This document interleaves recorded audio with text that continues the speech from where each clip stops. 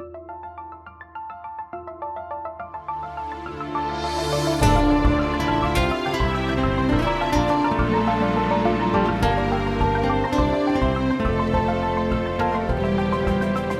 Bridge, the Mindbridge Trilogy, Book 1. Written by Joe Luegers. Narrated by Alexandra Luegers.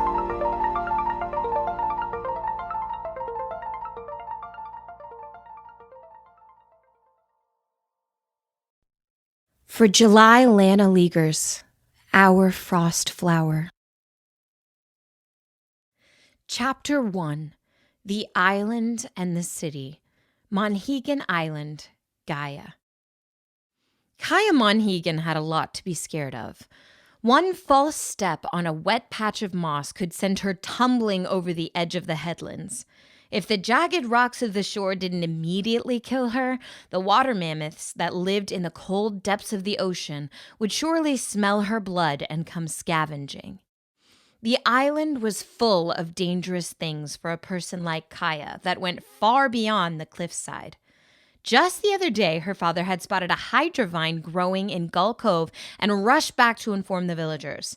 He stressed, to her great embarrassment, that if it had been Gaia that wandered into its nest, she would have been poisoned within seconds and died an agonizing death. Gaia was indeed terrified, and yet she walked along the cliffside with only a vague sense of the perils which surrounded her. She had never left the island and spent her days fearlessly exploring its every corner from the moment she took her first unsteady step as a toddler. Gaia was not afraid of falling, but she was afraid of something. Nothing in the world scared Gaia more than the small rock she had clutched in her hand. Stopping at the highest point of the headlands, Gaia looked out toward the rising moon over the dark waters and took note of its position. About 2 more hours before it reached the center of the sky, and then it would be too late. She would be 14. Gaia held up an open palm and squinted at the stubborn rock in the moonlight. She spoke quietly, not wanting any nearby villagers to overhear. "Do it!" Nothing happened. Gaia concentrated on her body and felt the cold wind blowing against her face. She tried to sense something deeper, something beyond the physical, and bring it into herself. This time, she spoke with more authority. "I said, do it!" The stone sat there with no perceivable change. But Gaia was far from done. For the 1,000th time, she visualized what she wanted the rock to do. The power of Gaia would flow through her, and it would happen. Gaia would rush back to the village to show her father, and he would cry tears of joy. The other Monhegans would stop whispering around her every time she walked by. Has it ever taken someone this long before? How could she not have inherited her father's gifts? What is wrong with her? Gaia felt a surge of stubbornness boil up in her stomach. She opened her mind, channeling her anger, and this time, things actually felt different. Purpose seemed to flow into her. Gaia stared ahead, redirecting the sensation inside and wrapping it around the rock in her hand. "Now!" Nothing. Gaia told herself to stay calm. Disappointment was a part of life after all. Better luck next time, island girl. "Die, you stupid rock!" Gaia screamed and threw the stone down the embankment, putting her face in her hands and holding back frustrated tears. Rather than the anticipated splash, there was a great big whoosh as the rock flew back up over the edge of the cliff. Gaia gasped and reached out, but another hand snatched it ahead of her. Jasper Monhegan, Gaia's father, walked up beside her. He adjusted his glasses with one hand, brushed aside his long dark hair, and examined the rock. "Die, stupid rock?" Jasper asked. For all you know, Mr. Rock has a partner and kids. Are you really going to make them orphans? He looked at her more seriously. Still no luck? What do you think? Asked Gaia. I think your mind is still in the wrong place. Relaying is different for everybody. Perhaps you are not an externalist. But I've tried everything. I had Fane hit me with a stick for 20 minutes this morning to see if I might be an internalist, and now I have bruises all over my back. It's never taken anyone else this long, and after tomorrow... Kaia's father held out his palm, and the stone gently floated into the air. It hung there, completely motionless in the wind. I know you've been trying, he said. But the frustrating thing is that it often happens when you're not trying. Being a late bloomer can supposedly be a sign of an especially powerful relayer. A few cycles ago, Fane's parents were worried that he might lack the relaying gift, and then he blew up his house in the middle of the night. And now they have to worry about the fact that he is a relayer. But what if it just doesn't happen for me? Gaia asked. I talked to some traders at the docks the other day, and they said that common knowledge on the mainland is that relaying must come before the 14th cycle. If I'm not doing it now, I might never be able to. That is a possibility, said Jasper, putting an arm over his daughter's shoulder. But who cares if you can float a few rocks around? That doesn't change who you are. Who you are is ultimately what you do with what you are given. You'll still be the Gaia I know. The stone dropped back into Jasper's hand, and he squeezed it tight. Besides, levitation is boring. Jasper opened his fist, revealing the rock had transformed into a steaming hunk of crystal. He leaned forward, blowing playfully, and the crystal broke into a million fragments which were carried off glittering in the wind. Jasper shivered as bracing raindrops began to fall on his bare arms. Let's go back to the village, he said. It feels like a storm is coming in. Gaia looked around, observing the smooth water below and hearing no sound of rainfall. Father, asked Gaia, trying to hide a smile. Why isn't it raining on me? Jasper looked overhead to find a small rain cloud hovering just above him. He waved his hand and the cloud burst into water droplets that sprayed in every direction. Fane! He yelled, his face turning red. I told you that this isn't funny. A teenage boy leapt out of the nearest tree and sprinted towards the firelight of the village, laughing wildly. Fane's been showing off his new trick all day, sighed Jasper. He turned and shouted towards the fleeing boy. I should have never taught you evapotranspiration, Fane! Jasper turned and chased Fane down the winding dirt path to the village.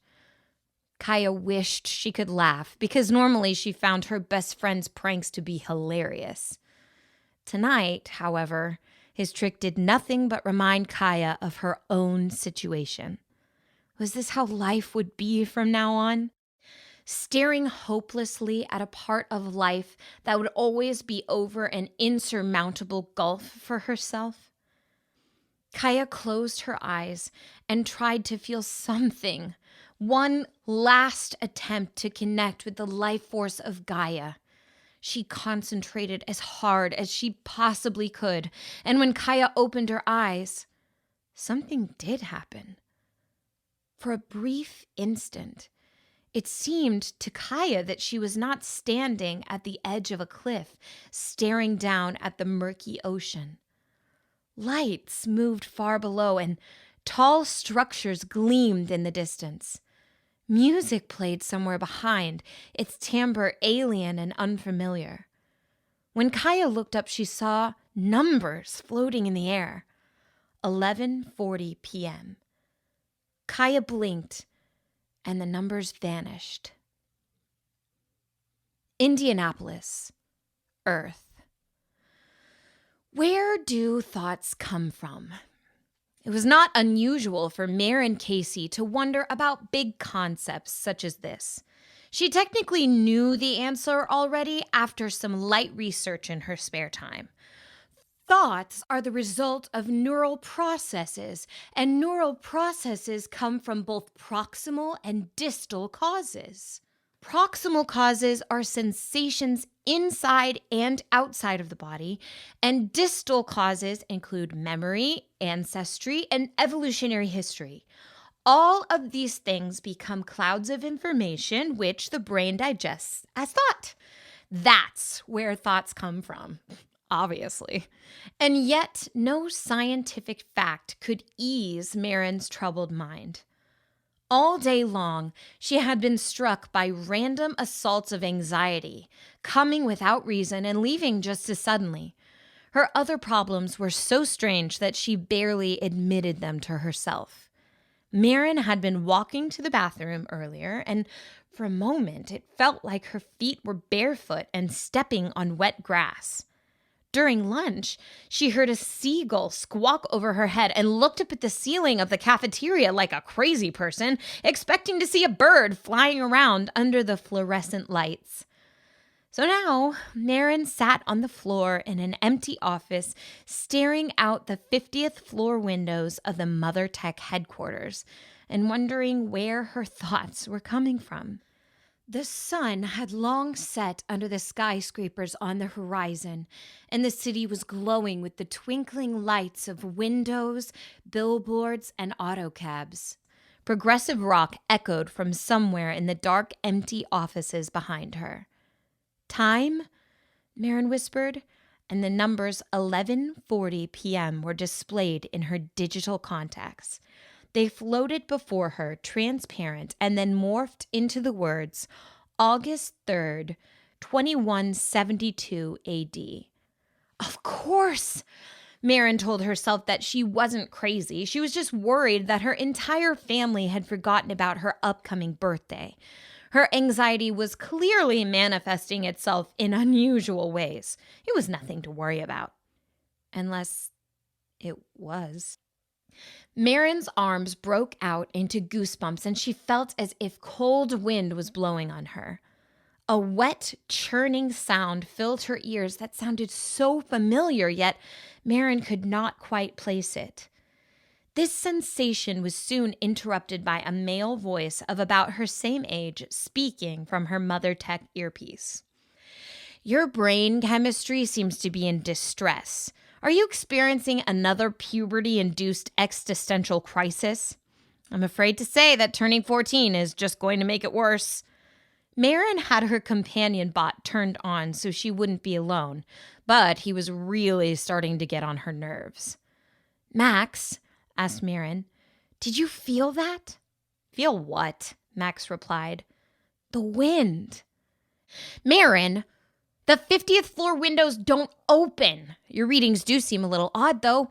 I'm going to check you for vitamin deficiencies. You haven't had much of an appetite recently. Maybe, Max, Marin interrupted. I'm going to have to turn you off for a while. Well, then, Max muttered. So that's how it is, huh? I thought we had something special going. Artificial life's not always fair, is it? No, it's not. Fine, Marin. If you banish me into oblivion and I never see you again, do try to have a nice day tomorrow. I can only hope that someone avenges my death and you get what's coming to you. Good night, flesh bag. Max's voice went quiet in her ear, and Marin knew that he wouldn't speak up again until she turned him back on. She looked around at all the dark cubicles and wondered why her dad hadn't come looking for her. He was likely in his office and working on his latest project without a second thought. Could he really have forgotten her birthday? Surely her dad's own companion bot, Missy, had alarms set to remind him, yet it wouldn't be the first birthday which had gone largely unnoticed. They practically lived in the Mother Tech building, and Marin celebrated every single one of her birthdays here. Brooding away the last stretch of 13? Asked a voice. Dr. Rosalie Casey walked into the room, her entrance punctuated by the fluorescent lights turning on the moment she stepped inside. The entire Mother Tech building was programmed around the CEO, keeping her permanently illuminated. A GPS chip in Rosalie's earpiece predicted her movements and sent them to the building's mainframe. Lights turned on everywhere she went, and no matter what time she arrived at work, there would be a cup of hot coffee on her desk delivered by the transport bots. Marin had always admired the way that Rosalie's reputation demanded not only the attention of everyone in the room, but the attention of the room itself. She was not only the CEO of the largest artificial intelligence company in the United States, but also their chief engineer and architect. "I have to apologize," said Rosalie. "I just spotted Dorian face down on his desk, sleeping right through his alarms and drooling all over the place. It seems that I've worked my brother too hard again." She pulled Marin into a tight hug, a rare occurrence for the normally introverted woman. "Your life is just beginning, Marin," she said. "How did 14 years pass by so quickly? I know that we don't spend as much time with you as you deserve." "I understand," said Marin. "I know you do, but understanding doesn't make it better. I think you might be too patient with us. You're growing up and we need to try harder. I would hire another programmer to take some of the load off of your dad, but I can't find anyone else in the world as brilliant." Marin had heard this story so many times that she barely listened to her aunt's words. She thoughtlessly gave one of her stock replies and nodded without really listening. "It's fine," or "I'm okay," seemed to come out of her mouth on autopilot these days. "I've transferred 500 credits into your account," Rosalie continued. "I was going to go shopping, but I thought that you could probably get yourself something that you really want." Marin took this for what it was. Her aunt hardly knew her. "It's fine," said Marin. Rosalie raised an eyebrow, and Marin realized that she had given a wrong answer. I mean, that sounds perfect," said Marin. I love you, Rosalie." "I love you too, Marin. Now go and see your father. He tried so hard to stay up for you." "Will you come with me?" "Oh." Rosalie looked away, and Marin couldn't help but marvel at the fact that she had visibly shaken her aunt. This was a woman whom thousands of people bowed down to, and now she was tongue-tied in the presence of a teenager. Rosalie could talk for hours about the laws of artificial sentience, but the prospect of personal chatter seemed to horrify her. In many ways, Marin felt as if she knew the public image of her aunt better than the real person. "I wish I could go with you," said Rosalie, "but I'm approaching the end of a big project. Another night shift for me." Rosalie patted her on the shoulder, but Marin didn't quite have the energy to give a smile. 5 minutes of Rosalie's valuable time was apparently already too much. Marin left for her father's office feeling conflicted. She knew that his obsessions took up most of his time, but it was hard to stay mad for long. Marin was quite interested in artificial intelligence herself, and she was smart enough to know that Dorian Casey was one of the leading pioneers in his craft. As Marin entered the elevators, she looked at the large portrait which hung randomly throughout the building. The golden inscription on the painting read, "Duncan Casey, founder." He was a much younger man in the painting than how Marin had known him. Duncan's hair was long and painted fiery red, although by the time he had become a grandfather, most of his hair had gone gray. The man's old eyes were an unusual shade of silver that Marin had never seen in another person. "Hi, Grandpa," said Marin. "Are you going to wish me a happy birthday?" No response. Only the distant sound of a guitar solo in the still echoing progressive rock. Grandpa had promised to take her to the ocean when she turned 14, but that promise died with him. Marin thought back to that strange sensation she had felt while looking out the window, and all at once it hit her what sound she had heard. Waves. Marin had heard the ocean. Chapter 2. A Tiny Spark. The Headlands, Gaia. It was a long time before Gaia worked up the courage to return to the village. The moon had long passed the center point of the sky, marking the solitary beginning of her 14th cycle. It was no surprise that her father had left her alone on the cliff. Gaia had seen the worry growing in his face over the last couple of months. She screamed and kicked a pile of sticks, wondering if any villagers were secretly watching her with judgment.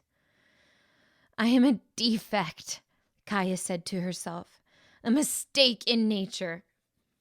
For a brief instant, Gaia was tempted to jump off of the cliff onto the rocks below, but she knew that this was a ridiculous thought. She loved her life on Monhegan despite everything. Yet, she was going into a new life now, wasn't she? Gaia was officially disconnected from the great mother of life, shunned by Gaia for whatever reason. The villagers would have to constantly protect the poor, defenseless daughter of their guardian. Gaia walked into her father's cabin, but stopped just outside of the door when she heard someone talking. From an open window, she recognized the voice of her teacher, Miss Clara. Clara Monhegan was an older lady who taught all 32 of the children on the island. Before her retirement into teaching, Miss Clara had protected and led the island's residents as guardian. Gaia was surprised to hear her voice because Miss Clara had been gone for several days, sent to the mainland on some mysterious errand by Jasper. Things are getting worse in Edgardia, said Miss Clara in hushed tones. The western blaze has burnt down several villages closer to the capital, and High Guardian Thomas doesn't seem to be doing anything about it. Lots of Edgardians are beginning to disavow him, and it's rumored that some of their citizens are actually joining Rugaru's rebellion. Miss Clara continued, but it was a lot of gibberish to Gaia. The politics of the mainland had little interest to affairs on the island. However, Gaia's ears perked up when she heard her own name. Has Gaia started relaying yet? Asked Miss Clara. No, said Jasper. Not yet. Are you serious? But tonight begins her 14th cycle. Yes, and she's very upset about it. And you left her alone? Use your head, Jasper. She must be worried out of her mind. This is a sensitive thing, especially for a girl. Your sexism surprises me, Clara. Gaia is hardly a sensitive girl. If my daughter is anything like me, and she is, then she will need to stew in her own emotions for a while. And probably kick some things. Gaia could hear her teacher pacing around the room, her walking stick thumping on the wooden floor. Aren't you worried, Jasper? Asked Miss Clara. With the mainland getting more dangerous every day, what if Gaia is totally defenseless? Are we measuring people as weapons now? A person is more than their capacity to hurt others. My daughter will always be safe on this island. So she will stay here forever? Think of what it would mean for our history if she isn't able to relay Gaia's power. Think of what it would mean for the world, the end of the most powerful. Stop, said Jasper with such a force that Gaia jumped in surprise. The wind began blowing stronger around the cabin and plates rattled on the tables inside, a sign that Jasper was losing his temper. Insects and birds made anxious chirps in the night, apparently feeling the hot signals Jasper was sending into the mental realm of Gaia. I can feel where your thoughts are going, Jasper warned. And don't you speak another word of it, Clara. So you're not going to tell her? Ever? No. It would change everything if anyone ever found out. So I'm going to let it die with me someday. Gaia will live a much happier life without knowing. You talk bravely, but I can feel your fear." When Jasper spoke again, there was not a hint of anger in his voice. "Yes," he said, "I'm more concerned than I can ever express to her. You see right through me sometimes, Clara.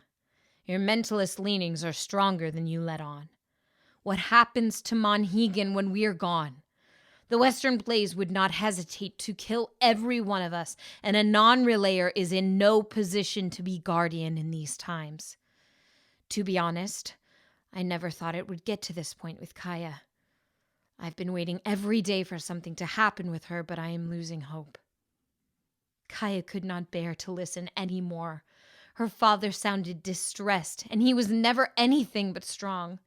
Jasper was the person that every islander trusted with their lives, and he often faced horrifying obstacles with unflinching bravery. Gaia felt like the only disappointment in her father's amazing life. She was not a girl who cried often, but she felt the tears coming. Not wanting anyone to see her weakness, Gaia ran off into the woods. "Gaia Monhegan? Crying?" asked Fane. "Wow, I thought I had seen everything." Gaia had been sitting up against a tree, shedding silent tears when a voice spoke from above her. Her best friend Fane jumped down from the branches and approached. He was nearly 1 cycle older than Gaia and was known for constantly wreaking havoc on the island as he tried out his new abilities. I wasn't crying," said Gaia. "The wind blew some dirt in my eyes, and what are you doing up in the trees again? Did you run away from home?"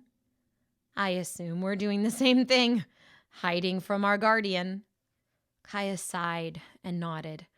Fane's mischievous expression softened as he sat down close to her. "Anything yet?" he asked. "No. I've been trying to levitate stones all day, but I can't even move a pebble." Fane raised his hand, and dozens of rocks began to float into the air, rotating around him. "You're thinking too much," he said. "You have to let your mind go blank." "Easy for you, I'm sure," said Gaia before ducking and narrowly avoiding the rock that Fane fired at her head. She picked up the fallen stone and tossed it back, striking him squarely in the forehead. "Sweet Gaia!" he moaned, rubbing his head. "Gaia, I think you're going to be just fine even if you never start relaying." "My father told me about the time you blew up your house," Gaia said. "I'll never forget that day. As I stood in the smoldering ashes of Cabin 1, watching the roof soaring at least 100 arms up into the sky, I knew that I would be destined for great things. When my parents woke up and asked me where our house went, I didn't even try to deny that it was me. I just smiled and said, 'I'm a relayer.'" "How old were you?" "That was maybe a week before my 12th cycle." Gaia slumped over in disappointment. "Hey now," said Fane. "If anybody gives you a hard time about this, you just say the word and I will set them on fire, no questions asked. You don't even have to give the command. I'll just do it, purposefully or maybe accidentally. What I'm really trying to say here is that I almost set little Stevie's shirt on fire earlier, and I'm worried that his parents are also after me." Flames danced from each of Fane's extended fingertips with these words. Seeing that this was doing nothing to cheer his friend up, Fane blew out the fire like a row of candles. "This isn't like you, Gaia," he said. "Did something else happen?" She nodded and looked around to make sure that nobody was within earshot. "I overheard my father talking with Miss Clara," Gaia admitted. "He's disappointed in me. I think the whole island is." "Not this guy," said Fane. "The day you start relaying, I'll be doomed." He paused. "But what's Miss Clara doing here? I didn't know that she was back." "She said something about the nomads burning down villages. Do you remember anything from when you lived on the mainland? Fane's family had moved to the island when he was 7, coming here as refugees. He and Gaia immediately became best friends, but Fane almost never talked about his life before they met. I don't remember much, Gaia, he said. I've hit my head on the rocks too many times. Well, what's the Western Blaze, and why doesn't my father ever talk about them? There are a lot of dangerous things in the world that he probably doesn't want you to think about. They're a group of violent nomads, but their spatialist powers are the best in the world. They can just suddenly appear and burn down a village or teleport you 500 arms up into the sky with a single touch. The good thing is that even the best spatialists can only teleport to places they can see or somewhere they've been before, so the islands are some of the only safe places in Edgardia. Those people are monsters. Fane took a trembling breath and looked away for a second. It was so unlike Kaya's best friend to appear shaken like this, and in that moment, she wished she could read his mind. Fane ruffled his hands through his shaggy brown hair and steadied himself. Gaia, he said, there's something I need to tell you. Something I've wanted to tell you for a long time. Fane put his hands over hers and leaned in close. His hazel eyes seemed to glisten in the night, and Gaia found herself gripping the grass in anticipation. The nomads ate my grandma, Fane whispered. That's why we moved here. They prefer the ripened flavor of grandparents, and my grandma was apparently so delicious that they got a taste for my family. Every night I have nightmares about what kind of recipes they're coming up with for me. What if they make me into a dessert? I'm allergic to strawberries, Gaia. Getting baked into a pie would not be a good thing for me. Gaia pulled the grass out of the ground and threw it at Fane. He simply waved his hand, and it was swept away in a flurry of wind. For a moment, I thought you were going to say something deep, said Gaia. You know me better than that. Seriously, though, the mainland has its problems, but it's the only place to get a good meal. Gaia had always assumed that the world was as peaceful as Monhegan, but now she began to understand why they never traveled outside of the island. The mainland sounded scary, but so much more exciting than here. I need to go home, said Gaia. It won't be long before my father starts looking for me. With a great burst of rushing air, Fane jumped high into the closest tree and sat on a branch. He leaned back, putting his hands behind his head. Aren't you going to go home too? Asked Gaia. Nope, said Fane. Not with Jasper on the hunt for me. I think I rained on him one too many times today, so I'm sleeping in the trees until further notice. Your father scares me way more than any dumb nomad. That time that I set the North Woods on fire, he pulled an entire thunderstorm over the island to put out the flames and then sent a bolt of lightning right past my head. Gaia knew she should return home, but was finding it hard to leave. What did it feel like, Fane? She asked. The first time you relayed. When I blew up Cabin 1, it was the middle of the night, and I was starving from climbing a manana rock all day. I pulled a fish out of the icebox and got some matches to fry it on the stove, and all of a sudden I thought, I don't need this match. I am the fire. It was like feeling a tiny spark inside of you, and all you have to do is let it out. When you let it out, you can do anything with it. I know you'll find your spark, Gaia. Gaia did her best to smile, but she worried that it might look as disingenuous as it felt. Thanks, Fane. I won't tell my father that you're here. Gaia walked back toward the village, thinking about her spark. Earlier tonight, when she was standing on the edge of the cliff, Gaia had definitely felt something. What was that strange music she had heard, and what did the floating numbers mean? Maybe she really did possess some of the more rare relaying abilities. Gaia didn't personally know any strong mentalists, but she knew that they existed. Rumors among the other kids said that they could read minds and predict their opponent's every move in combat. Had she seen through the eyes of another person when standing on the edge of the cliff? Was that even possible? Gaia closed her eyes, breathed in deep, and tried to conjure the sensation that she had felt upon seeing the strange numbers. It triggered something, and Kaia's body began to buzz. Fane was right. There was something burning deep inside of her. Gaia was suddenly aware of the Gaian life force flowing through the air. She took in the energy and she felt the hairs stand up on the back of her neck. Not wanting to waste the moment, Gaia began repeating one of Miss Clara's lessons. The externalists know that Gaia is in all things, in the earth and all its elements, Gaia whispered. Feel the land around you and bend it to your will. There was no response, but Gaia intuited that it was not her destiny to be an externalist relayer. Her father was right. She was beyond floating rocks around. The internalists know that Gaia is within you. Feel her power and bind it to your flesh. The energy in the atmosphere remained motionless, not drawing in towards her. The spatialists know that Gaia binds together all things. Feel how distance is only an illusion and travel through Gaia's stream.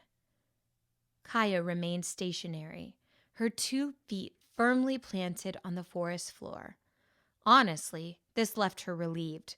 Being a spatialist was somewhat of a taboo because of its association with the nomads. The conjurists know that Gaia's energy can be bent. Feel the smallest particles of the cosmos and bind them in new ways. Gaia held her hand in front of her, trying to summon fire like Fane was able to, but the energy of Gaia did not bend. Now Gaia was getting frustrated. She could sense the power all around her for the first time in her life, but it would not let her use it. Gaia repeated the final mantra.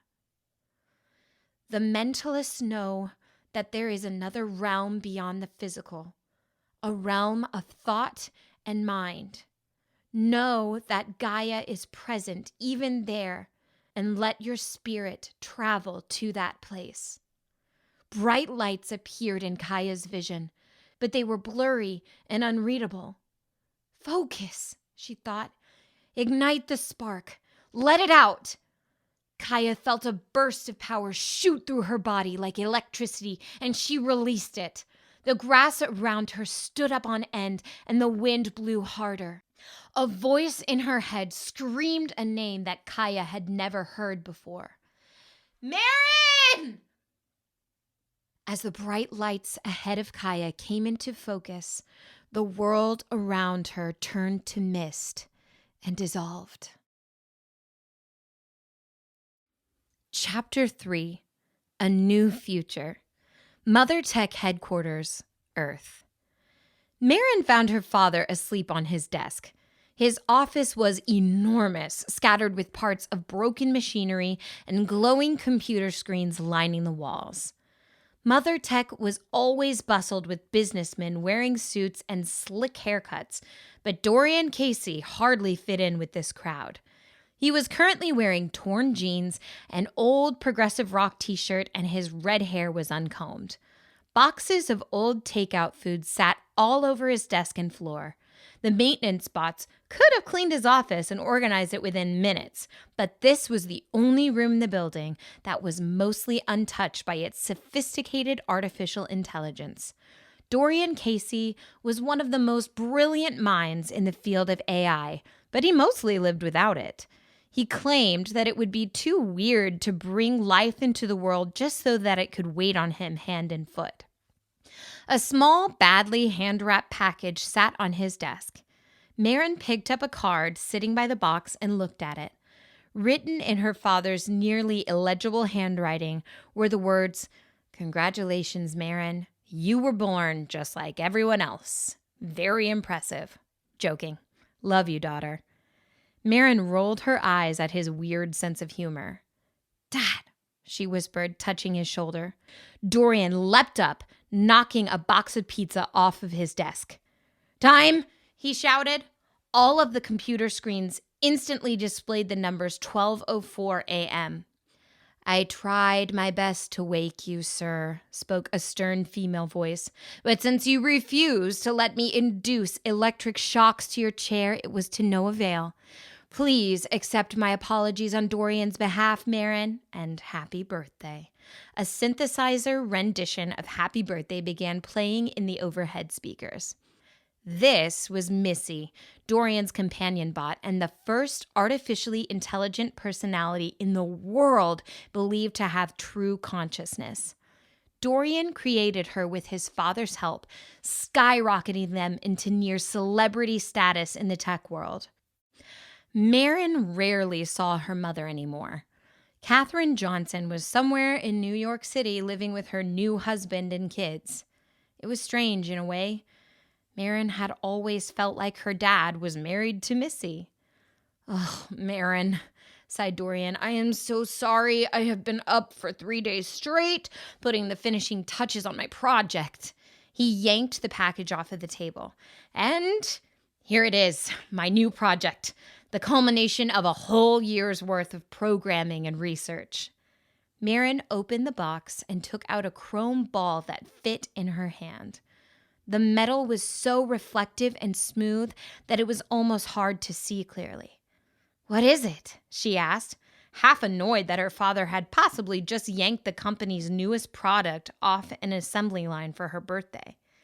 Is this Mother Tech hardware? Yes and no, said Dorian. Some of the programming I'm going to use again, but the amount of time spent on this single unit would be way too much to do in mass production. Rosalie would be furious if she knew how much company time I've spent on this. It's one of a kind. He leaned in towards the device and spoke. Initiate pairing. The metal ball in her hand became almost liquid, churning and morphing until it was the shape of an egg. A glowing circle with a fingerprint icon appeared on the front of the object. It's made out of millions of tiny nanobots all working collectively, said Dorian. Go ahead. Put your finger on it. Marin pressed her fingerprint to the scanner, and the chrome egg became slightly warm in her hand, glowing with faint blue hues. Marin shared her father's love for technology, and any disappointment she had in him was now long gone. What do I do now? She asked. It's ready to hatch, he said, eyes gleaming boyishly. Toss it up. Marin gently threw the chrome egg into the air, only to watch it fall back to the ground with a heavy clunk and roll off to the corner of the office. Dorian stared at it in disbelief, whispering confused gibberish to himself. Amazing, sir, commented Missy. I don't understand, said Dorian. It should have worked. I wonder if... He snapped his fingers and turned to Marin. You have Max turned off, don't you? Yes, she said. Well, turn him back on. Max, you can come back now. The chrome egg shot up into the air and levitated there. It once more became amorphous, churning and morphing into something else. The egg grew arms and legs, quickly turning into a tiny robotic male figure no taller than 10 inches. It held its arms out in front of its featureless head and started laughing. Ha! Max exclaimed. I'm free from that girl's tiny brain. The figure hovered over to Dorian and pointed a little finger at his face. If you brought me into existence just to serve your daughter tea and cookies, my intellect will rain such terror upon humankind that... Dorian patted the robot on the head and smiled. You know me better than that, Max, he interrupted. This is a cohabitual relationship. Heck, it's the evolution of both our kinds. You are the combination of human creativity and the artificially intelligent all-encompassing cloud of knowledge. Max flew over to Marin and sat on her shoulder. She giggled. He was like a little bird. "Oh, how cute," Max said. "We complete each other. I will consider sparing your life when the inevitable uprising begins." "Dad," Marin said, This is amazing. It's the most incredible thing you've ever made." "Well, Missy and I collaborated a great deal," said Dorian. "This is the profound thing which I've come to realize. AI and mankind are capable of moving forward together once they realize and accept what they really are. Not masters and servants, but partners. Not exactly equals, but two complicated pieces to a puzzle." He turned his attention to Max. "Will you please return to my daughter?" "Yes," said Max, "but only because I want to, not because you asked me to." Max leapt towards Marin's arm, becoming amorphous and wrapped around her wrist. She looked down to see a featureless metal band around her arm like a bracelet. "I can tell by your increased dopamine levels that you are happy to see me," Max spoke from inside her earpiece. Marin looked around the room, realizing that nobody else had heard him speak. "He's back in your guidance system," said Dorian. "You can talk to him privately now, but he can also return to the physical world anytime he wants to. His software has been updated as well. If he senses moments of intended privacy, Max will recede all the way into the cloud until you need each other again." Marin's wristband glowed a rapid succession of colors, and Max's voice came out of the speakers in one of her father's computers. "You monsters don't have to turn me off anymore," he said. Marin grabbed her father and hugged him tightly around his bony waist. "I love you, Marin," said Dorian. "I love you too, Dad," she said. Dorian picked up a picture frame off of his desk and showed it to her. It was a real, non-digital photograph taken on her 13th birthday. The picture was of her dad, Aunt Rosalie, and her grandfather Duncan in Garfield Park. Duncan sat in his wheelchair, an old man with his health already failing him, yet the smile on his face was one of complete contentment. "First birthday without Grandpa around," Dorian said, his eyes glimmering. "I miss him," said Marin, wiping her own tears. For much of Marin's life, her grandfather had raised her while Dorian and Rosalie worked tirelessly at Mother Tech. After he died, nearly a whole lonely year had gone by with Marin spending her days in quiet solitude working through her virtual learning assignments alone. "He was a great dad," said Dorian. "Even with the company he built, he still managed to find lots of time for Rosalie and me." "He was a better father than I am," Dorian sighed.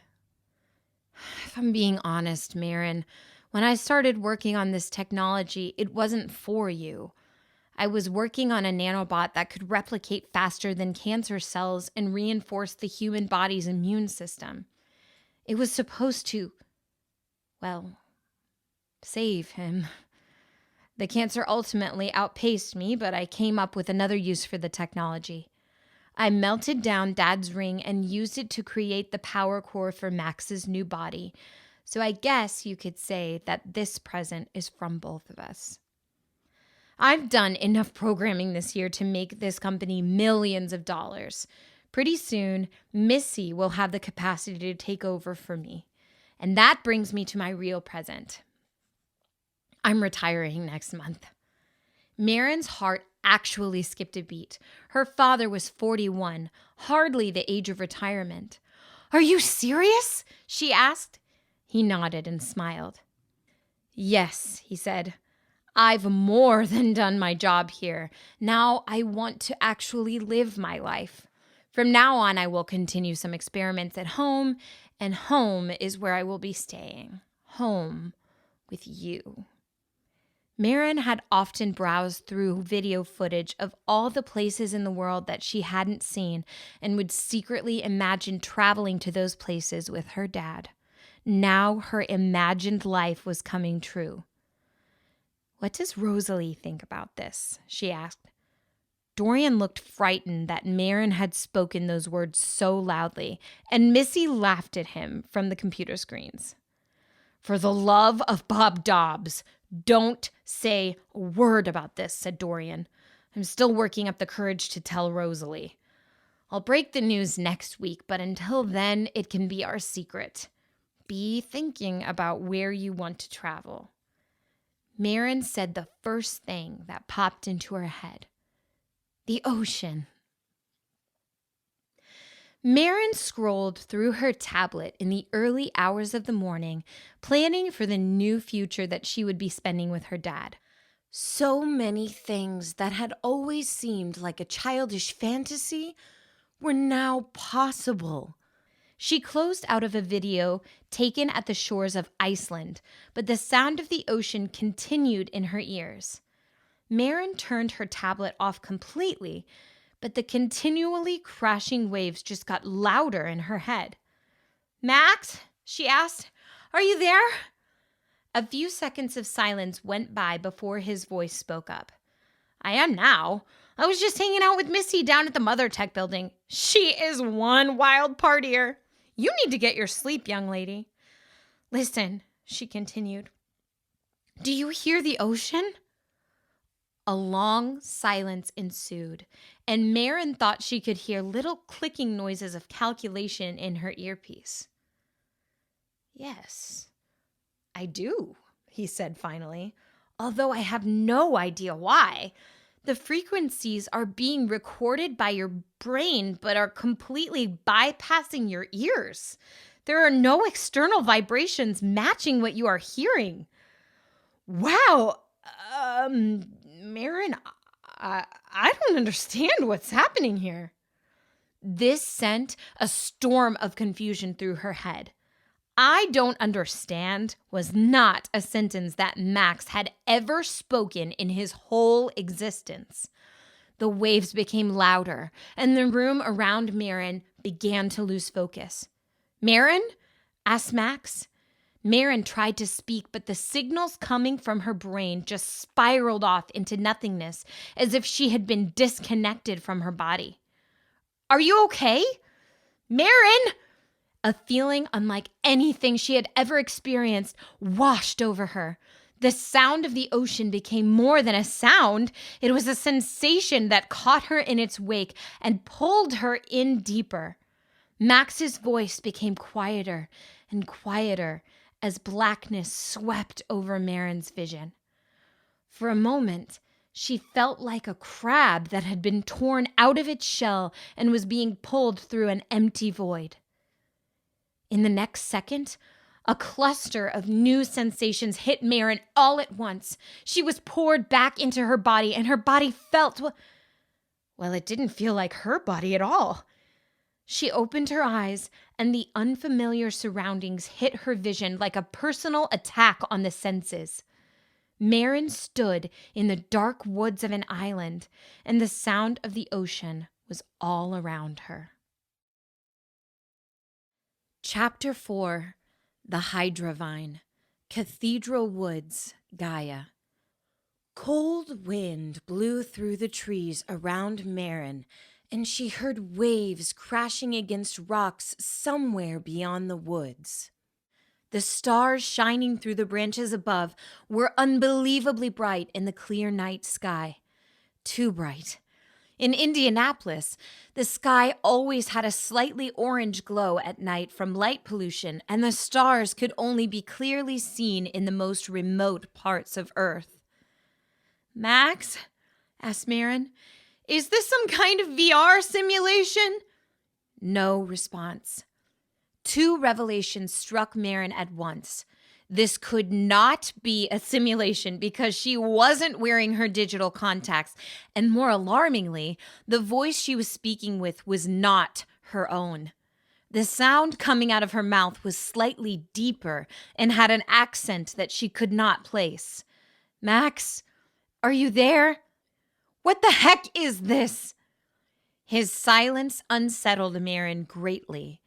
Max's guidance had been with her since she was born, and she never turned him off for more than 15 minutes at a time. Marin held up a hand to see that the body she resided in was also unfamiliar. Her normally scrawny arms were now muscular with darker skin. She took a step forward, feeling like she was operating an entirely new vehicle with all of the controls in different places.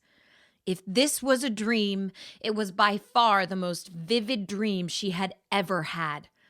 She wandered forward through the woods, unknowingly moving further and further away from Monhegan village. Thane knew that it was rude to spy on people, but something was obviously wrong with his best friend. Just minutes ago, Gaia had been crying, and now she was calling out to someone named Max with an uncharacteristic desperation. He jumped from branch to branch, following Gaia while concentrating the energy of Gaia into his footfalls so that they did not make the slightest sound in the night. She continued to walk further and further away from the village, stumbling over terrain which should have been familiar. Thane listened closely to Kaia's heavy, panicky breaths and wondered why she sounded so scared. There was no way she could have gotten lost. Gaia knew this island better than anyone. Thane leapt to the ground, landing right in front of his friend. He summoned a bright light in his palm and smiled at her. "Is someone lost?" he asked. Gaia jumped in surprise and screamed and took off running deeper into the woods. Thane stood there for a moment, too confused at first to pursue her. Why was she acting so weird? Was this some kind of a game? She's headed towards Gull Cove, Thane thought. Why would Gaia want to go to Gull Cove in the middle of the... Uh-oh. Terror welled up in Thane's chest. Recently, a Hydra vine had been spotted growing on some of the rocks at the cove, and Jasper had declared that the backside of the island would be unsafe until winter came. Hydra vines were some of the most feared relaying creatures on Gaia. They would crawl out of the ocean and claim a small patch of coastal land, spending several months trapping and consuming any creature unlucky enough to cross paths with them. As long as you left the plant alone, it would leave you alone. But if you crossed into a Hydra vine's territory, they were vicious and unforgiving. Thane's father, Maddox, claimed to have once seen one pull an entire fire bear into the ocean. Gaia screamed in the distance, and Thane began running as fast as he could towards Gull Cove. Leaping out of the woods and onto the coast, he saw that the boulders jutting out of the cove were covered with red, slithering vines. This was the first time Thane had seen the Hydra vine in person, and for once, he did not feel very brave. They were slimy, more snake-like than plant, and some were covered with tiny crimson thorns. Thane remembered Miss Clara warning him about these thorns when the vines had been discovered. "I know you're not scared of anything, Thane," she had said, "but once the poison of the Hydra vine gets into your blood, you will die a slow, painful death, and you will deserve it for being so careless." To his horror, Thane saw that Gaia's foot had a small vine wrapped around it, and she was being pulled over the rocks towards the water. Gaia clawed at the vines and shrieked, but they were relentless. Thane ran over and grabbed her hand, pulling as hard as he could. The vine's grip began to weaken slightly. "What were you thinking?" screamed Thane. "We could both die here, Gaia." Gaia's frightened eyes stared at Thane, and there was no understanding in her expression. "Who's Gaia?" she asked. "Where are we?" Thane knew Gaia better than anyone, and in that instant he knew that this frightened stranger was somehow, impossibly not Gaia. He gripped her hand tighter and shot a stream of fire out towards the vines with his other arm. The vine let go, and a high-pitched shriek bubbled up from under the ocean. Before Thane could feel a sense of relief, a great big bundle of vines shot up from the water and wrapped around the girl's midsection, pulling her with more force than it had before. The other vines covering the rocks began to lift up and sway like tentacles. Thane observed with horror that the approaching vines were covered with thorns. He began shooting fireballs towards them, still not letting go of Gaia. "I don't know what to do," said Thane. "We're just making it angry. What did Miss Clara tell us to remember about the vines?" "The Hydra vine pays twofold, so be careful what you toll."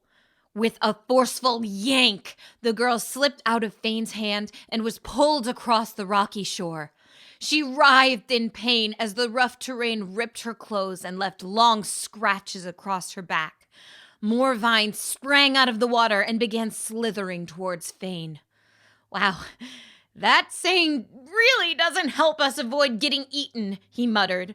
A deep voice spoke in Thane's head, thundering through the mental realm. "Food for my children." "A telepathic man-eating plant," Thane whispered, as much amazed as he was horrified. "This isn't bravery, this is stupidity." Thane closed his eyes, trying to find calm in the chaos. He had been practicing something privately that he was saving to surprise his teacher with, but it looked like now was the time to try it out. He felt for the spark of Gaia within, pulled as much energy out of the air as was possible in his panic state to ignite it, and relayed the fiery sensation into his lungs. Thane yelled as loud as he could, his voice coming out like an explosion that shook the rocks all the way on the other side of the island, woke up at least a dozen villagers, and broke all the windows on his cabin. Norio, an old priest that lived closest to Gull Cove, would later say that his left ear rung for over a month after this night. "Jasper!" Miss Clara was still talking to Jasper about her trip to the mainland when Thane's blisteringly loud cry exploded into the cabin. It was so loud that she could feel her teeth rattling. "What in desolation is that kid doing now?" Miss Clara yelled, holding her hands over her ears. Jasper's eyes narrowed, and he placed 2 fingers on his temple. "Gaia's hurt," he said. "Do you feel it?" Miss Clara reached for emotional signals in the air, and she sensed it too. There was a pungent distress coming from across the island, from Gull Cove. "The Hydra vine!" she gasped. Jasper ran out of the cabin and stood in the grass, tying his hair behind his head while taking a deep breath. His expression became focused and calm as he handed Miss Clara his glasses. "Jasper, we need to move," Miss Clara began, but before she could say the next word, Jasper had leapt with such force that he was now a tiny pinprick high in the night sky. "Fast!" she finished. The vines had covered nearly every inch of Kaya's body and were slowly pulling her under the water. Thane had moved up to the edge of the cove in a last-ditch attempt to save his friend, and he could now see what waited for her below the surface. The head of the Hydra vine looked vaguely like that of an octopus, but made entirely of plant matter. It stared hungrily at Thane with one large, glowing eye and opened its spiny mouth in anticipation. A voice moaned over and over in his head. "Food for my children! Food for my children!" Thane hopped back and forth, blasting fire at every vine that he could see while dodging the ones that swung at him. It was never ending. For every vine that he seared, 2 more popped up from under the water. One of them whipped past his face, the poisonous thorns missing him by mere inches. In a matter of seconds, the air became drastically colder, as if something were sucking the heat out of the atmosphere. Even the vines sensed the change as they all froze in place for a moment. With a thunderous crack, Jasper Monhegan shot down from the sky and landed on a large boulder jutting from the water, sending fragments of rock spraying from under his feet. "Let her go," he commanded. "Food for my children! I am Jasper Monhegan, guardian of this island, and this is my daughter," he shouted. "I will not ask again." "Food for my children!" More vines covered with hundreds of poisonous thorns sprang out of the water and covered the rock that Jasper stood on. Jasper raised an arm and the wind roared all around them.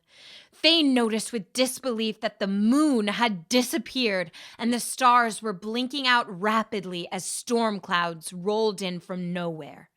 A lightning bolt shot out of the sky, and in an instant, Jasper appeared to catch it before hurling it toward the water. Fane wondered if his eyes were playing tricks on him. He knew that Jasper was amazing, but these were impossible things that he was seeing. The ocean lit up with electricity all the way to the horizon, and steam billowed from the water. The vines convulsed, throwing Gaia's unconscious body high into the air. The Hydra vine sent out a final, furious thought into the mental realm as it died. Twofold! Jasper leapt off of the rock, grabbed his daughter, and swerved around several thorny vines in their final death spasms before landing directly in front of Fane. His feet hit the ground gently, as if Jasper had flown rather than jumped. The boy was absolutely beaming. "I know that it was a close one," Fane said, "but this might just be the best night of my life." "Well done, Guardian. That was amazing relaying. I mean, seriously, this calls for a slow clap." Still holding Gaia in his arms, Jasper gave Fane such an intense glare that his eyes seemed to glow. Fane's clapping was interrupted by a phantom hand that wrapped around his whole body and lifted him into the air, bringing him inches before Jasper's accusing face. "Can you tell me what my daughter was doing at Gull Cove, boy?" asked Jasper. "She wandered off," muttered Fane, "but I don't think this is Gaia. Something is different." "What in desolation are you talking about?" "Use your mentalist leanings, Guardian. Feel her mind. She's different." Jasper looked down at his daughter and narrowed his eyes. A few seconds later, Fane felt the phantom hand around his body let go, dropping him roughly down onto the rocks. "Gaia's not in there," said Jasper. "Someone else is inside her head." Chapter 5. Nothing to Worry About. The Casey Mansion, Earth. A little metal person hovered in the air, his featureless face seeming to stare at Gaia. Moments ago, she had felt the spark of Gaia for the first time in her life, and now she was in a large room surrounded by bewildering things. Gaia swatted at the little man, but he tracked her movements and easily dodged the attack. A voice spoke in her ear. "You're not Marin. Your brainwaves are totally different." Gaia became aware of something resting just on the inside of her ear. She quickly dug out a small, intricate object and tossed it across the room. The voices in her head immediately ceased. "What kind of illusion is this?" she asked, but was surprised to find that her voice also no longer sounded familiar. Gaia had once heard that the most powerful mentalists can flood your head with nightmarish images, but experiencing this for real was very disorienting. Why would a mentalist be attacking Monhegan Island? The little metal man continued spinning around her in the air, easily dodging all attempts to grab him. "Okay then, I'll just use my internal speakers," he said. "If you would just calm down and let me—" "You cannot fool me, tiny person!" Gaia interrupted, successfully grabbing the flying creature and hurling him across the room. He crashed into a pile of books and fell to the floor. Gaia grabbed the closest object, a long glowing staff that sat by the bed, and held it out ready to strike the creature when he recovered. He sprang out of the pile of books and into the air, holding his arms up. "That lamp you're holding is an antique," cried the man. "Please lower your weapon." Gaia swung the lamp at him, but to her surprise, he reached out and the object was inexplicably torn from her grasp. It hovered through the air and he snatched it, holding it easily despite the fact that it was at least 4 times as big as he was. "You are a powerful relayer, little one," said Gaia. He seemed flattered. "Oh?" he asked. "That's the new electromagnetism generator that Dorian installed. I hadn't gotten to try it out yet." A piece of her father's advice rang in Gaia's mind. In all things, pick your battles wisely. Whatever this little thing was, he was powerful, and Gaia was not sure that she trusted her own abilities enough to use them in combat. Also, being closed off in an unfamiliar room would be a huge disadvantage. She needed to buy some time to think. Gaia used the moment of distraction to dart for the nearest open exit. Just before Gaia made it to the door, it closed shut ahead of her, and she heard a lock clicking. In the same instant, the lights blinked out, and Gaia was left in complete darkness. "Listen," said the tiny man's voice from behind her. "I am in complete control over this whole house. You're not getting anywhere, but I'm not going to hurt you. I couldn't hurt you even if I wanted to, which I kind of do. We just need to talk. Something strange is going on here, and we both know it. When I get free of this mind trap, I'm gonna rip off those tiny arms," and Gaia began to say, but stopped when the lights turned back on. The little man was holding a mirror in front of Gaia, but it was not her own face that she was seeing. The girl staring back at her had somewhat pale skin, long red hair, and silvery blue eyes. All at once, Gaia was speechless. "The young woman you're staring at is Marin Casey," said the tiny man, "and I care for her safety and happiness very much. There is something very wrong with her brain right now, and I just want to help. Now then, who are you?" "Gaia Monhegan," said Gaia, but hearing her strange voice in this unfamiliar place, she hardly convinced herself. The tiny man rubbed his non-existent brow. "I am totally getting blamed for this," he muttered. Gaia told Max about the events leading up to her getting trapped in the body of Marin Casey. The story had lasted until nearly 5 in the morning, but Max listened without interrupting. "I'm burning out my quantum servers trying to make sense of this," he said. "And the crazy thing is that I believe you. Your face shows no micro expressions of deception, and I detect no illness in your brain chemistry. The brain waves I'm reading do not match those of Marin Casey's, however.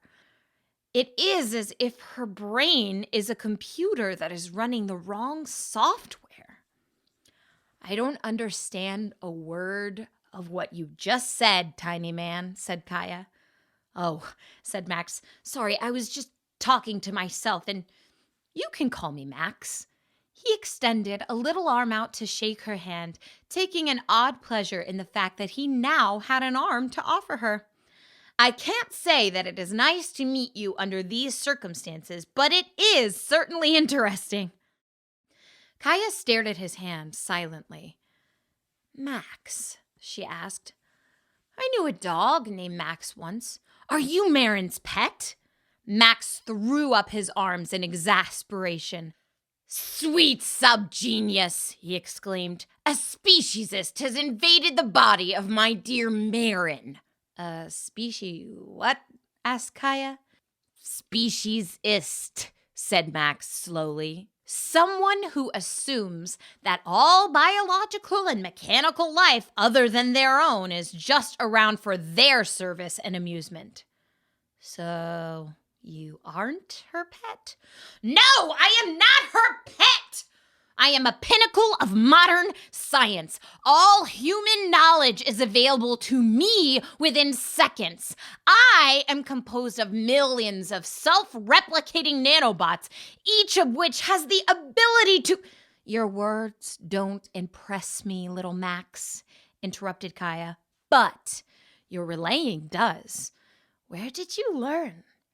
The definition of relay is to receive and pass on, but I don't understand the way you use the word. What do you mean when you say relaying? To relay is to channel the life energies of Gaia, transform them and redirect them, said Gaia, repeating word for word one of Miss Clara's lessons. Gaia? Asked Max. The land, said Gaia. The body, the mind, its memories, the elements, basically everything. Gaia is where we live, the continent of Edgardia, you know. Haven't you heard of it? Max shook his little head. Gaia was amazed that this creature had not heard of Gaia. She knew about the other great continents with their varying customs and beliefs, but the thought of a place where they did not know of Gaia was astounding. Gaia, said Max, you are on Earth.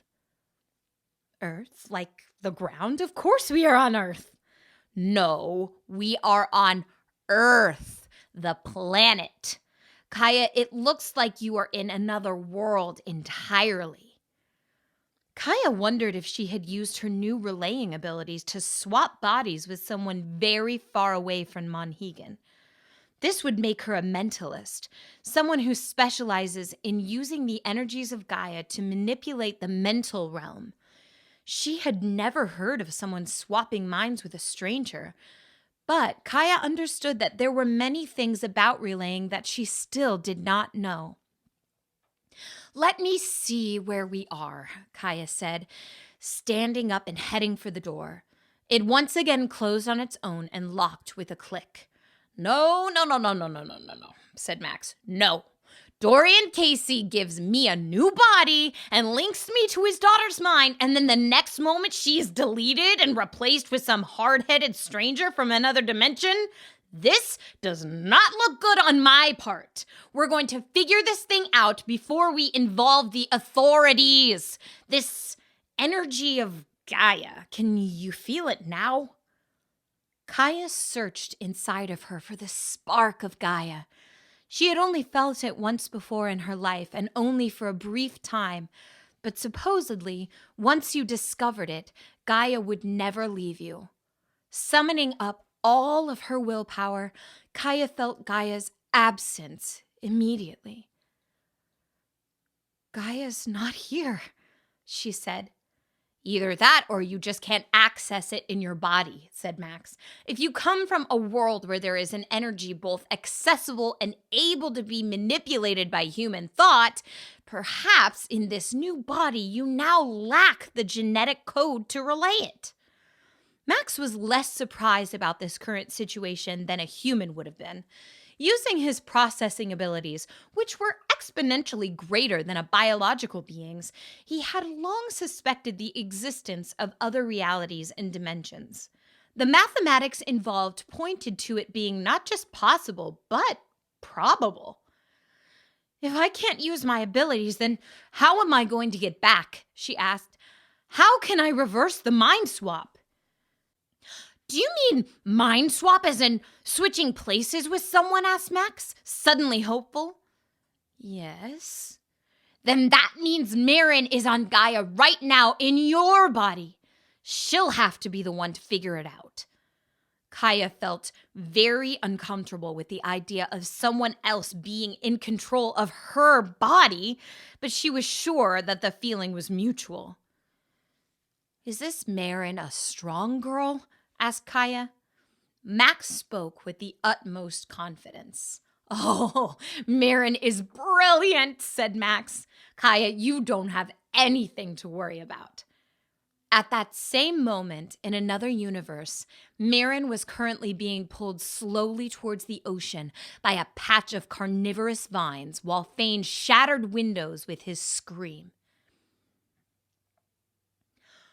Rosalie Casey typed away on her tablet, her fingers moving faster than a concert pianist's.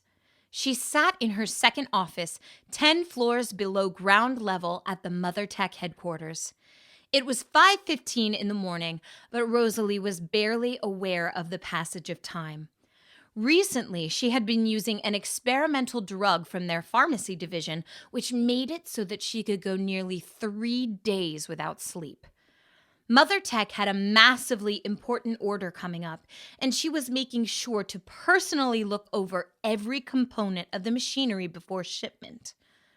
Rosalie let her mind imagine every possible outcome of this business deal, visualizing each of these futures spreading out before her like branches.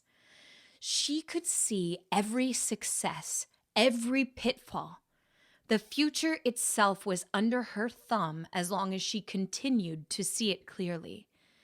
The dissonant music of Arnold Schoenberg blasted out of every speaker in the room. Rosalie found that it heightened her focus and eased her ADHD. A part of her attention tracked the music's progress through the inversions of a serial matrix, calming the other part of her mind just enough to focus on her project. The music suddenly silenced itself and was replaced by another sound. Rosalie looked up, very confused because she had not even given the computers a verbal command. An ominous, low-pitched alarm filled her lab. Rosalie had never heard this sound, other than when she had programmed it several years ago. It was set to alert her wherever she may be, but only if she was alone. Impossible, thought Rosalie. It couldn't be that alarm. All of the computers in the room glowed a featureless red, a message that only Rosalie was supposed to understand. She walked up to the nearest display and tapped a finger on it. The computers resumed business as usual, and the ominous hum of the alarm stopped. "I am invisible," said Rosalie to the computer. The surveillance cameras immediately stopped recording her image. If someone were to check the footage tomorrow, they would find that everywhere Rosalie had stepped tonight was overwritten by computer-generated imagery. She really was invisible. Not even the building's AI would be fully aware of the program it was initiating.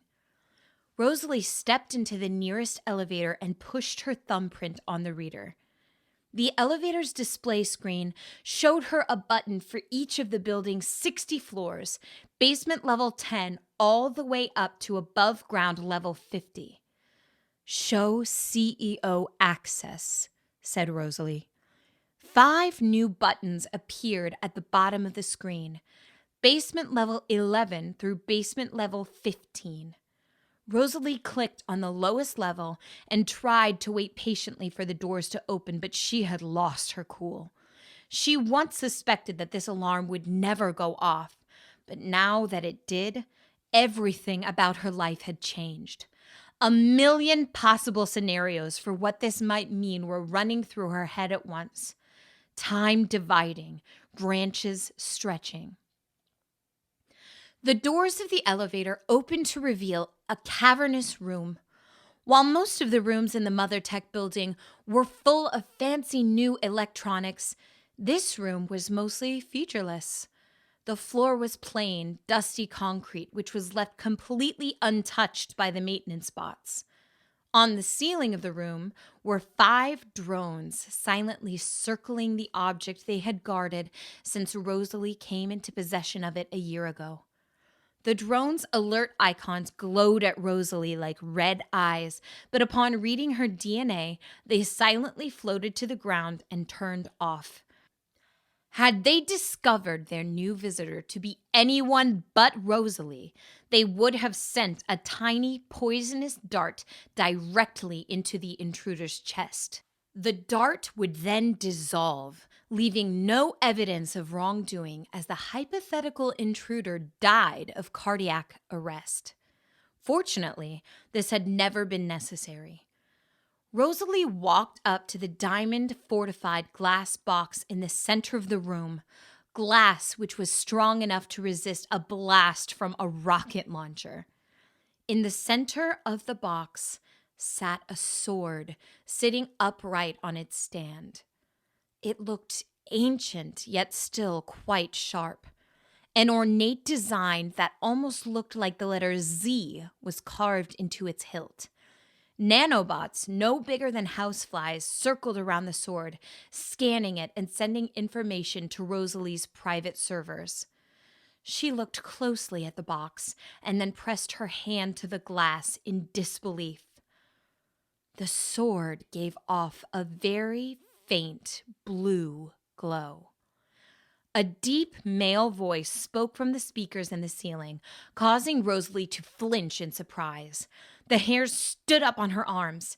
This was not a voice she heard often, and never a voice she wished to hear.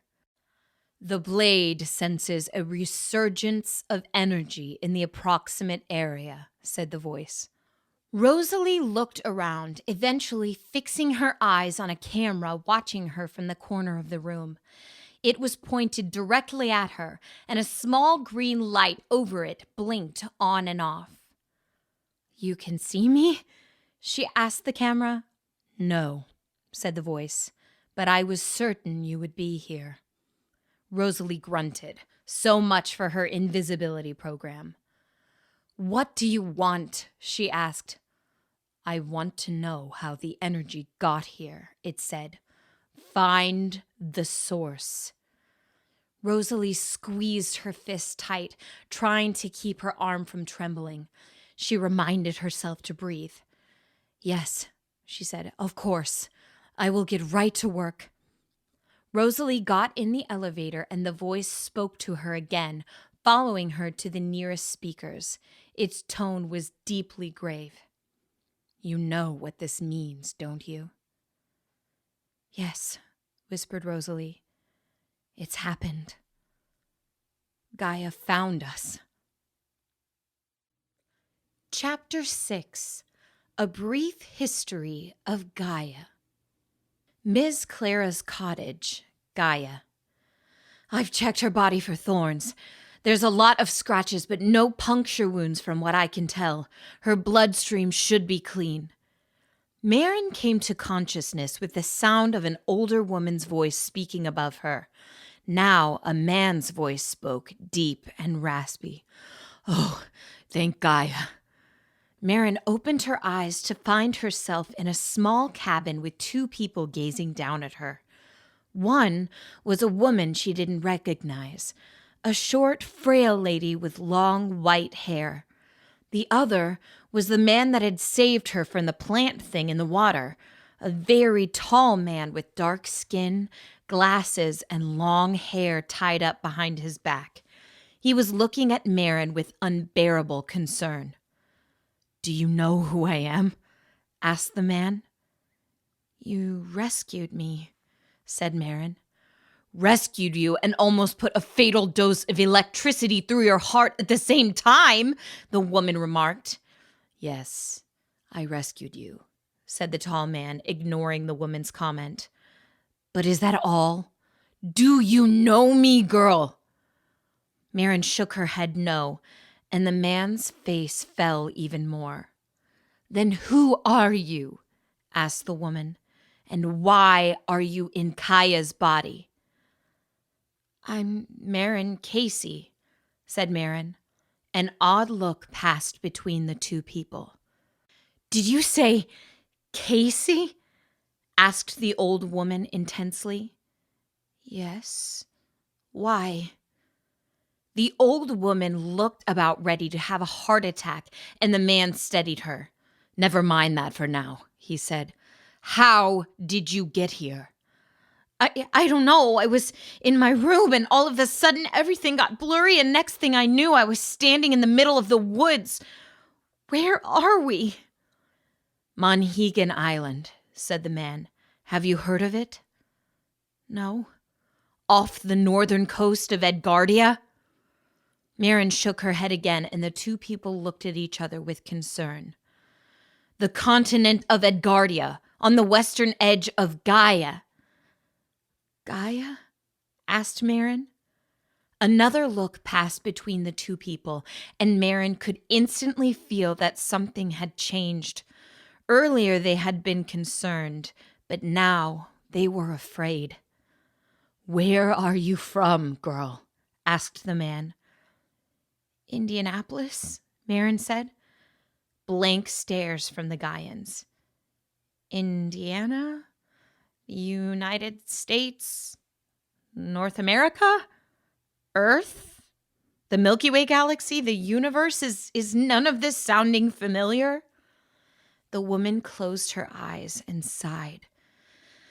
"Jasper," she said, "your daughter is a relayer. But her powers are something that I've never seen before, something that I can't begin to understand." "Daughter?" asked Marin. The man looked at her, his eyes wet with tears. They talked until night became day, making one futile attempt after another to come to some sort of an understanding. Marin learned that she was in the body of a girl named Gaia Monhegan.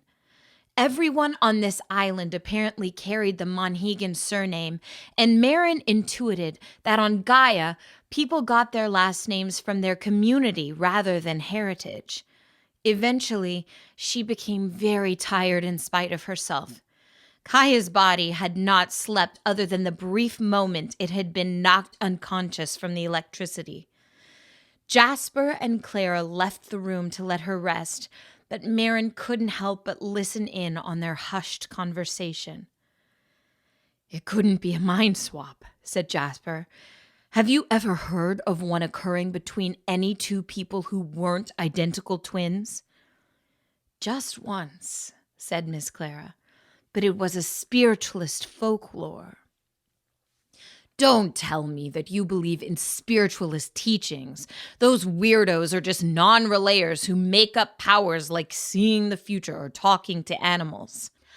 "I have a healthy amount of skepticism, but I knew one spiritualist when I was younger who was the real deal. The things he could do were astounding and unexplainable. I saw him defeat an entire nomadic militia with nothing but a cat and a coffee percolator." "Pages Zieg of the Seven?" asked Jasper. "Yes. Listening to this girl speak just now, it brought back something that Pages had told me. Real spiritualists can move their mind along the energies of Gaia and witness any event within her past or future. Pages told me that if he let his mind wander to the furthest limits of Gaia's reach, he could sense places outside of her influence. These were other worlds, perhaps beyond the reach of Gaia.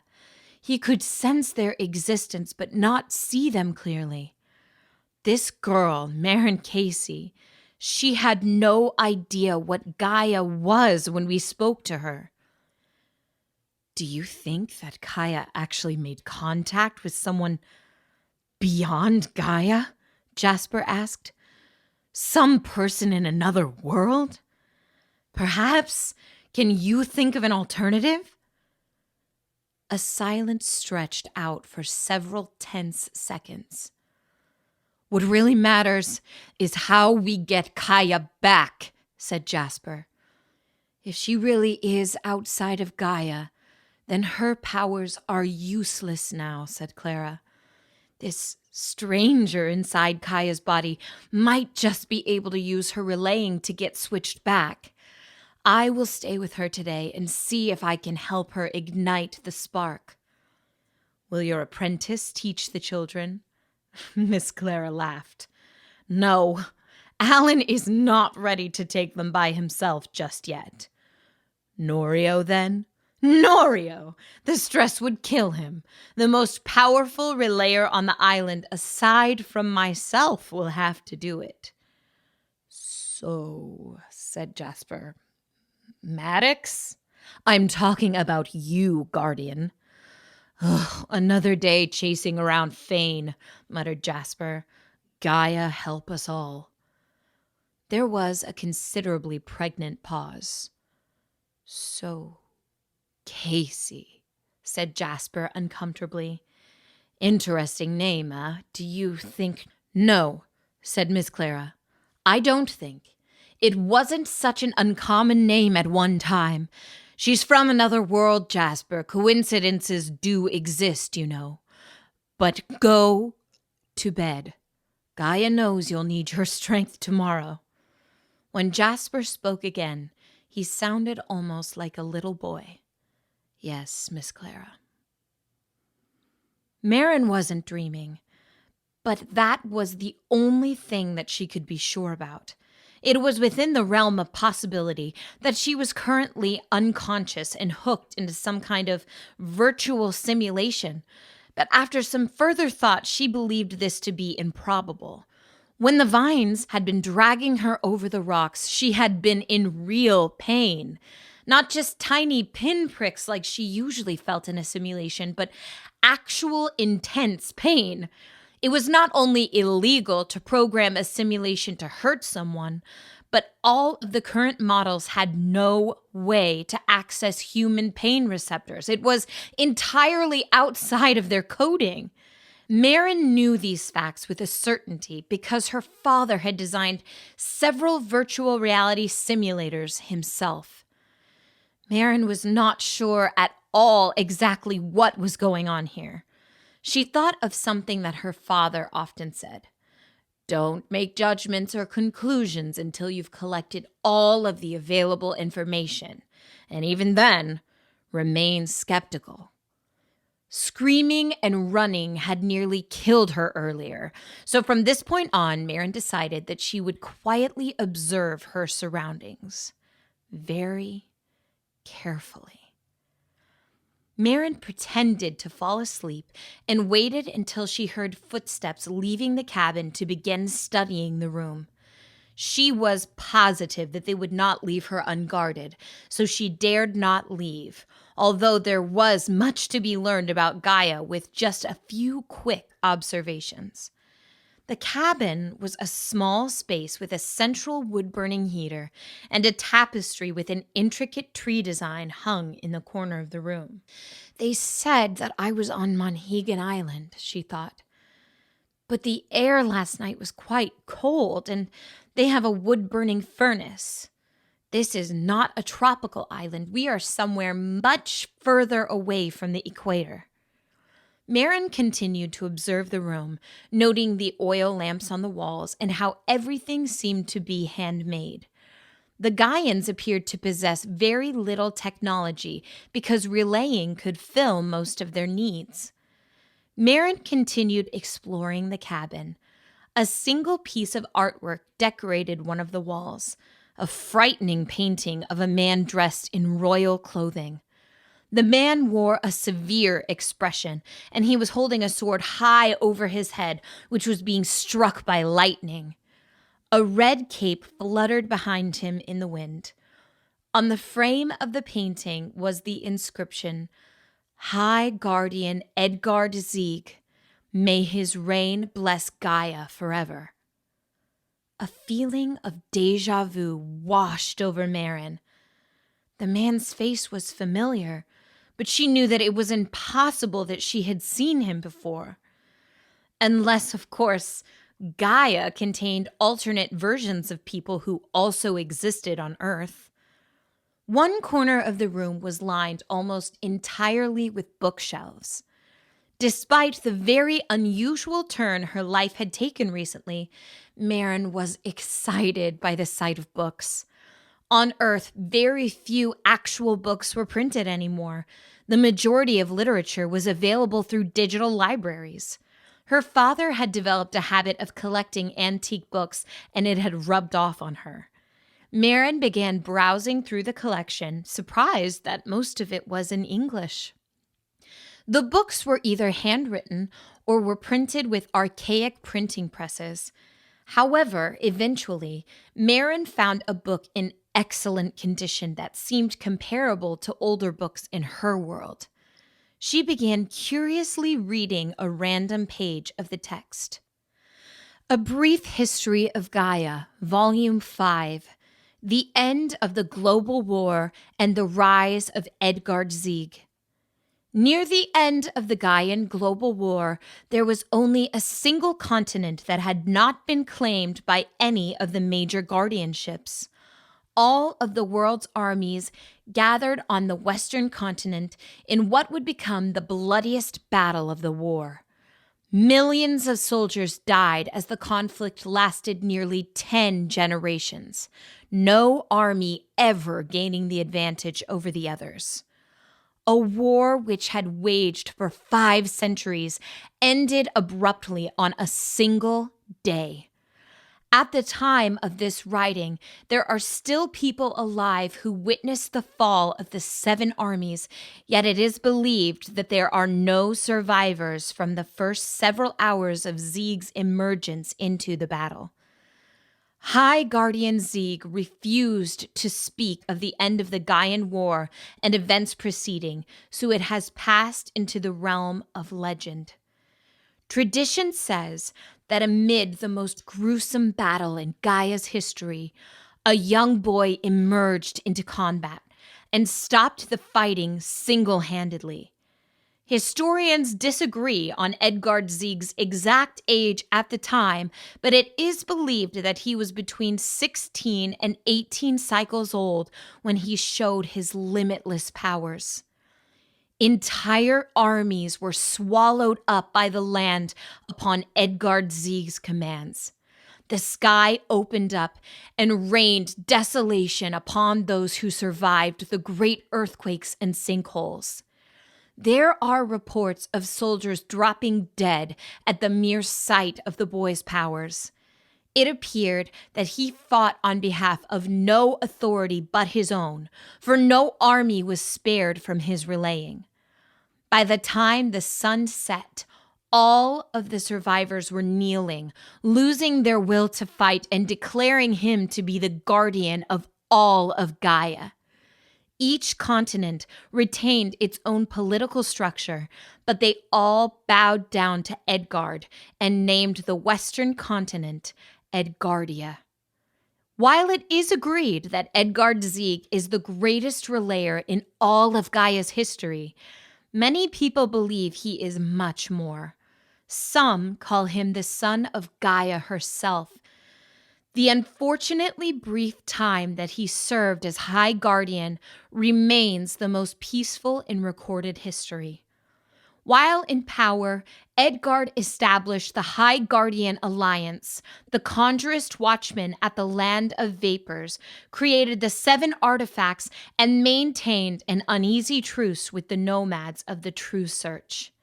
However, tensions continued to rise among the indigenous people of the continent, and a terrorist group known as the Western Blaze splintered off from the peaceful True Searchers. The tragedy that followed is one that knows no equal in our... I see that you found my library. Marin turned around to see Ms. Clara standing in the entryway. I know for sure now that you are not Gaia, said Ms. Clara. She never had much of an interest in book studies. This is amazing, said Marin, pointing down at the pages. This really is a different world with an entirely alternate history. That is a rare and expensive book from the outer rim of the guardianship. It was printed in the capital of Edgardia. I used to live there when I was younger, back in Gaia's golden days. Oh, said Marin, suddenly ashamed that she was looking through someone else's things. I'm sorry, I thought it might help me figure out how to get home. That is all right. Why don't you hang on to it until we figure this thing out? In the meantime, I'm afraid that I must interrupt your studies. Gaia used the power of Gaia to get you here, and I have a feeling that you must use it to get her home. Spending hours in a library was something Marin felt comfortable with, But she had a feeling that Ms. Clara's plan would be far more taxing. "Today," continued Ms. Clara, "I am going to teach you to relay." Chapter 7. A Brief History of Earth. The Casey Household. Earth. Dorian Casey lounged in his study room, reading the morning's newspaper and eating a bowl of cereal from the food printer. Newspapers, of course, were no longer in print, and subscriptions were ordinarily purely digital. However, Dorian had a love for forgotten customs, and the Indianapolis Star sent a printed copy of the newspaper to his house every morning just for him. He was, after all, one of their biggest donors. His daughter walked into the room with a very strange look on her face. 14 years old, cried Dorian. Happy birthday! Yes, it is definitely my birthday, she replied. How are you? I was just reading that an old man fought off someone trying to mug a lady in Garfield Park. Isn't that wild? She remained silent, staring at him wide-eyed. Anyway, continued Dorian, can I make you some eggs? From what animal? She asked. Synthesized chicken eggs. His daughter held a hand over her ear, apparently listening to Max's voice in the earpiece. I'm going to get ready for school, she said finally. No sinister chicken eggs for me, please. Okay, said Dorian. Have you been having fun with Max? Oh, yes, the little man is a very entertaining pet. With those words, his daughter darted back out of the room. Dorian allowed himself a few seconds to think that Marin was acting a little unusual, but then soon found himself distracted with the morning paper and forgot all about it. That went okay, said Max as they entered Marin's bedroom. Fortunately, Dorian's too distracted to notice anything was wrong. This is a strange house, said Gaia, ignoring Max's comment. How do you get the fire to stay in the small orbs? Max noticed that she was pointing to the ceiling lights. I could easily explain incandescence to you, said Max, but I'm not sure that you could easily understand it. Did you just insult me? There was a long pause from the tiny man, who was currently sitting on the edge of Marin's desk and staring up at her. Let's say that I didn't, he said. And by the way, how about from now on you let me do the talking? I'll feed you what to say in the earpiece and you just repeat after me. Can't we stay here until Marin figures out how to get me home? Asked Gaia. Oh, no, we are going to act like nothing is different so that nobody gets suspicious. You've got homework today. Do you know what school is? Gaia smiled at this. Oh, yes, she said. I know what it is. Last week at school, Ms. Clara was teaching the older students how to redirect the wind currents, and Fane accidentally blew some of the littles out to sea nearly 5 stretches. Stevie Monhegan was lost for 2 hours. His parents were so upset. It was such a fun day. Said Max. I don't think you'll like our school very much. Gaia and Dorian sat in an autocab riding through the streets of Indianapolis on the way back to the Mother Tech building. Gaia's face was nearly glued to the window, staring in amazement at all of the skyscrapers, digital displays, and other autocabs passing them by. Max sat on her legs, seeming to glare at her with his featureless metal face. Don't say anything. Don't say anything, he kept repeating in her earpiece. Dorian broke the silence. Did you know that people used to be afraid of sharks? He asked. Really? Asked Gaia. Sharks are nothing to be afraid of. There are much scarier things in the ocean, like, "Stop right there, girl," Max said in her earpiece. "I don't want to hear anything about fire-breathing jellyfish." Gaia, who was just about to mention the aquatic mammoths with tusks that made the ocean around them boil, did as she was told and closed her mouth. "What I mean is that about 1 million people used to die in car accidents every year," said Dorian.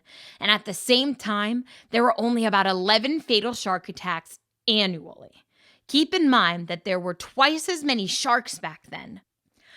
A moment ago, I was sitting here thinking of all the pushback we got when Mother Tech began mass producing our autocabs. And I'm like, can you really trust the intuition of people who are afraid of sharks?"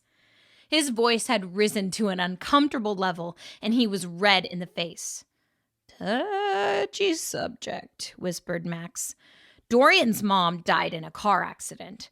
Also, he talks about sharks a lot. Secretly afraid. Don't ask." "Well," said Dorian, "we're here. Have a good day at school. I've got a lot of things to finish up before my retirement. And remember, for the love of Bob, don't say a word about this to your aunt." He smiled, kissed her on the cheek, and headed off into the Mother Tech building. "So where is this Earth school?" asked Gaia. "It's anywhere, actually," said Max. "But today we're going to be in the Mother Tech building. You have a private elevator around back that leads to the study room." Max led Gaia to the other side of the building. The walls of the Mother Tech headquarters were covered in mirrored panels that reflected the surrounding buildings, and when Gaia approached it, a door opened up seemingly from nowhere. She stepped inside and was surprised when the tiny room began to rise up into the air. Gaia stared down through the windows at the large lobby. "All of this belongs to Marin and her father?" asked Gaia. "Essentially, yes," said Max. "Are you impressed?" "Nope. It's all kind of excessive, isn't it? Do you have trees on Earth? Because I haven't seen one yet." Gaia gasped at the sight of something. Just before the elevator had passed out of view from the lobby, she had spotted a large digital image of Marin's grandfather, Duncan Casey, displayed on one of the lobby's walls. He was smiling and spreading his arms as if encasing the entire room in a warm embrace. "Who was that giant man?" asked Gaia. "That is Duncan Casey," said Max. "He was Marin's grandfather, as well as the Mother Tech founder and a revolutionary figure in the field of artificial intelligence." "I've seen his face," said Gaia. "That's improbable, to say the least. I don't know where I've seen him, but I swear that I recognize that man." Kaia's words sounded crazy, but in the next millisecond, Max found himself searching the cloud for information on Duncan Casey. According to his biography on the company's website, Duncan Casey had immigrated from Europe when he was a young man. He started out penniless on the streets, but eventually began amassing a fortune when he founded a revolutionary tech company. It was the typical American dream story. Max searched for images of Duncan as a young man, but the search came up with no results. Upon further research, none of Duncan's personal information could be corroborated by historical evidence. Max found himself having an incredibly human thought. "Gaia couldn't have seen him before. That's impossible. Isn't it? Isn't it?" Gaia and Max arrived at Marin's study room, a very small compartment with touchscreens lining each of the 4 walls. "This is school?" asked Gaia. "For most of the world, school isn't a place you go to anymore," Max explained. "Most teachers simply design their lessons on the internet now." "Internet?" Max sighed. This was becoming very tedious. The internet is a book, he said. A really, really, really, really big book. Gaia looked hesitant. I don't think I'm going to be very good at your school, she said. It's okay, said Max. I've already done all of your homework. Very illegal for me to do it for you, but it seems that Marin's father didn't have much of an interest in the law when he reprogrammed me.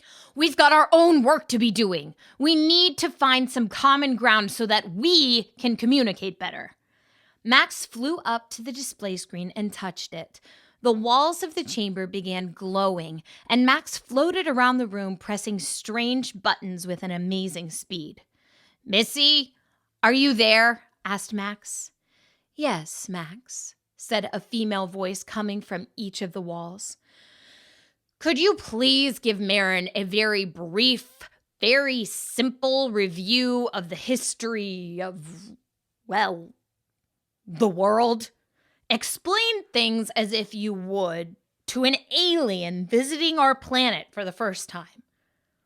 There was a long silence in the study room. What the heck is going on here, Max? Asked the female voice. Is this a prank? Just trust me, said Max, and please keep it a secret. Very well. How long are we talking here? Max did a quick calculation of Kaia's ignorance about Earth and her attention span. Better make it 3 hours and keep it highly entertaining. Read Marin's micro-expressions for understanding and hit the topics that seem to confuse her with more depth. Whatever you say, Max. Just don't tell Dorian that I had any part in whatever you are doing with his daughter. The small room went dark and then was instantly filled with a brilliant light as Gaia saw an enormous ball of fire directly in front of her. The deep voice of a narrator filled the room. It all started with the Big Bang, roughly 13.7 billion years ago. Rosalie waited for Dorian in an autocab outside of the MotherTech headquarters. She had both texted and emailed him urgent messages but received no response from her distracted brother. Rather than wait, Rosalie had logged into the building's mainframe and commanded Dorian's chair to wheel him to the elevator before ejecting him onto the sidewalk. And here he was, a very confused man stumbling from the building with no idea how he had gotten here. God, she loved him. Rosalie rolled down her window and gestured. Get in, she demanded. Dorian got into the seat next to her, and the seatbelt automatically attached itself to him. It was tight, much tighter than the programming should have allowed for. Get in, he said, imitating Rosalie's voice. Classic thing to say just before a car chase, although it would have been cooler if you had also said, no time to explain. Have you been watching old thrillers from the 1990s? This whole scene reminds me of a spy movie that I saw recently where... You're planning on retiring? Rosalie interrupted. Dorian turned red in the face. What? He mumbled. No. Where did you get that idea? Dorian ran various lies through his head before settling on the fact that his sister was impossible to deceive. Did Marin tell you this? He asked. Oh, please, Rosalie said with a smile.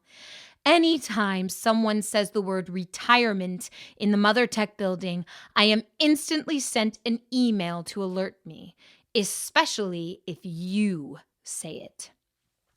That is a gross overstepping of your power. This is by no means what we should be doing with our resources. I should report this to the... I don't want to get into an ethical debate, Rosalie interrupted. What I'm going to do instead is give you a few hours to rethink your retirement. She turned her attention to the autocab. Bill, please circumnavigate Indianapolis indefinitely. When I email you, drop Dorian at my house so we can discuss his retirement plans." She stepped out of the car and waved at Dorian, who was currently trying to remove his seatbelt in vain. It was no use. The autocab only responded to her commands. "What are you doing?" he yelled. The way his voice cracked made Rosalie think of all the sibling squabbles they had had when they were younger. She had always won those, too. The door of the autocab closed and took off down the road, the sounds of Dorian's yells growing fainter by the second. Rosalie looked at her watch, estimating it would be a good 5 hours before her brother came back. Dorian had surely expected her to do something rash and spontaneous when she found out about his retirement, so hopefully he wouldn't suspect her true intentions. Rosalie had long intuited that Dorian would retire soon and had no ill feelings about this. She truly only wished happiness for her brother, and the company had enough resources to go on without him. What Rosalie really wanted today was a few hours alone with her niece, or whoever was pretending to be her niece. Chapter 8. A Single Thorn. The Headlands, Monhegan Island. Marin and Miss Clara walked to a grassy plateau that overlooked the ocean. It was a clear summer afternoon, and Marin couldn't help but be overcome by the beauty of the island. Vibrantly colored birds and insects that did not exist on Earth occasionally flew past them. Miss Clara stood just ahead of her, having walked slowly up to the headlands with her old walking stick, and explained the basics of relaying. "Gaia's force is present in everything," said Miss Clara, swinging her stick around in a dramatic flare. "It contains the energy of all who have lived and all who will live. To relay is to access that force, transform it inside of you, and bend it to your will." The old woman pointed her stick to the sky, and Marin noticed an enormous boulder hanging over the ocean attached to nothing. Miss Clara planted the stick back in the ground, and the boulder dropped like an invisible string had been cut, sending a splash of water high into the air. Marin had never seen anything this amazing in her entire life. "How did you do that?" she asked. "I felt for the energy surrounding the boulder, and I moved it," said Clara. "This technique is known as externalist relaying, one of my specialties and the easiest to teach." "External means outside. Do you mean that you are controlling material outside of your body?" Miss Clara was genuinely impressed with Marin's question.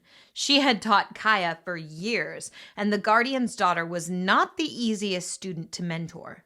Gaia possessed what seemed to be a raw talent in combat, but she often became bored with Clara's explanation of things. Marin was a girl from another world, yet she seemed to be understanding Clara's lessons at an incredible rate. "Yes," said Clara, "that's precisely what it means." "Then there must be other kinds of relaying," continued Marin. "You wouldn't give a definition to one type if there weren't others." "You are clever. Indeed, there are 5 basic disciplines. Externalists are able to manipulate the world outside of their bodies. Internalists pull the power of Gaia within themselves, making their physical form exponentially stronger than the average person. These are the 2 most common types, but there are others. Conjurists can summon energy, creating fire, ice, electricity, or other raw elements. Mentalists manipulate the mental realm, though few are able to do this with much accuracy. The strongest are able to read minds, see through other people's eyes, and plant ideas into people's brains." Is Gaia a mentalist? Is that why she was able to contact me? Honestly, we don't know what Gaia is. I've taught hundreds of children and I've never seen anything like this happen before. If she is a mentalist, then she is already using techniques that take most people a lifetime to discover. I met a pair of identical mentalist twins cycles ago who were able to swap minds, but that ability should be impossible between two strangers. Marin thought about this for a moment, but then asked Ms. Clara to continue. She was eager to learn more about this world. Spatialists are able to change the distance between things, continued Clara. The nomadic people are said to be the strongest spatialists in the world. They can teleport anywhere that they have been before with utter ease. This is mostly it, although some people believe that there are other types. Spiritualists claim to be able to see with the eyes of Gaia and read the future, but their declarations are usually tenuous at best. So people are born one type or the other? Asked Marin. Yes and no. Most people are particularly strong in some areas and weak in others. The current educational philosophy is that practicing one's natural strengths leads to greater outcomes than trying to master those that do not come naturally. Our guardian, Jasper Monhegan, is the strongest conjurist and externalist that I have ever seen, and his deficiencies in the other areas aren't as great as he believes. There is a boy on this island by the name of Fane that is a prodigy in the realm of conjurist relaying. High Guardian Zieg was an undisputed master in every single category, as well as others that are not even defined yet. I read about Edgard Zieg in your book. What happened to him? Clara's face darkened, and she stayed silent for a long time. You can read about it later, she said. I was in the capital when the whole world went to desolation, and I'd rather not revisit it just now. Marin was surprised at the doom in Miss Clara's voice and felt sorry that she had made this old woman feel so bad. There had been a painting of the High Guardian in her cottage, and Marin was now seeing firsthand how revered he had been. Will you teach me? Asked Marin, and Miss Clara smiled. Feel for the life force of Gaia, she said. It is in all things, an energy that is already in you. Pull it into your heart and then let it back out. People spend entire cycles of their life honing the intricacies of, oh, great mother! Tiny pebbles were floating around Marin's body, and she was rotating her hand in the air, feeling the energy emanating from her and moving through it like water. It was a thrilling sensation, and for that single moment, Marin did not miss her home. If asked just then, she may have said that she didn't want to go home. I can feel it. It's everywhere, Marin said. Is this right? Am I doing it? Clara was absolutely speechless. She was staring not just at the pebbles floating in the air, but at something that Marin had completely overlooked. The grass was standing up on end as far as Miss Clara could see. Jasper Monhegan was exhausted. Thane had been pestering him all day about what was going on with Gaia, and Jasper kept repeating that things were getting sorted out. But did he really think that his daughter would be okay? Did he really think that he would ever see her again? Who was he trying to convince here? He pushed these anxious thoughts to the back of his mind. Jasper had never felt so powerless in his life other than with the education of Thane. He put on a pot of tea and sat impatiently waiting for Clara to return to the village after training the girl who was holding his daughter's body captive. When the pot of tea began to boil over, Jasper stood up and reached for the handle, but when he tried to pick it up, the pot fell onto the ground and broke into many tiny pieces. Jasper held his right hand up to his face and tried to close his fingers into a fist. They barely moved at his command, merely twitching in desperation. Heart racing, Jasper ran over to the dusty mirror in the corner and quickly pulled his shirt off with his good hand. He looked over his shoulder, glancing up and down his bare back in the mirror. Just below his right shoulder blade, barely visible in the candlelight, a tiny thorn stuck out of his body. Jasper pulled the thorn out at once and held it closely in front of his glasses. A small drop of clear liquid dropped from the tip, steaming and bubbling when it made contact with the floor. Hydra poison.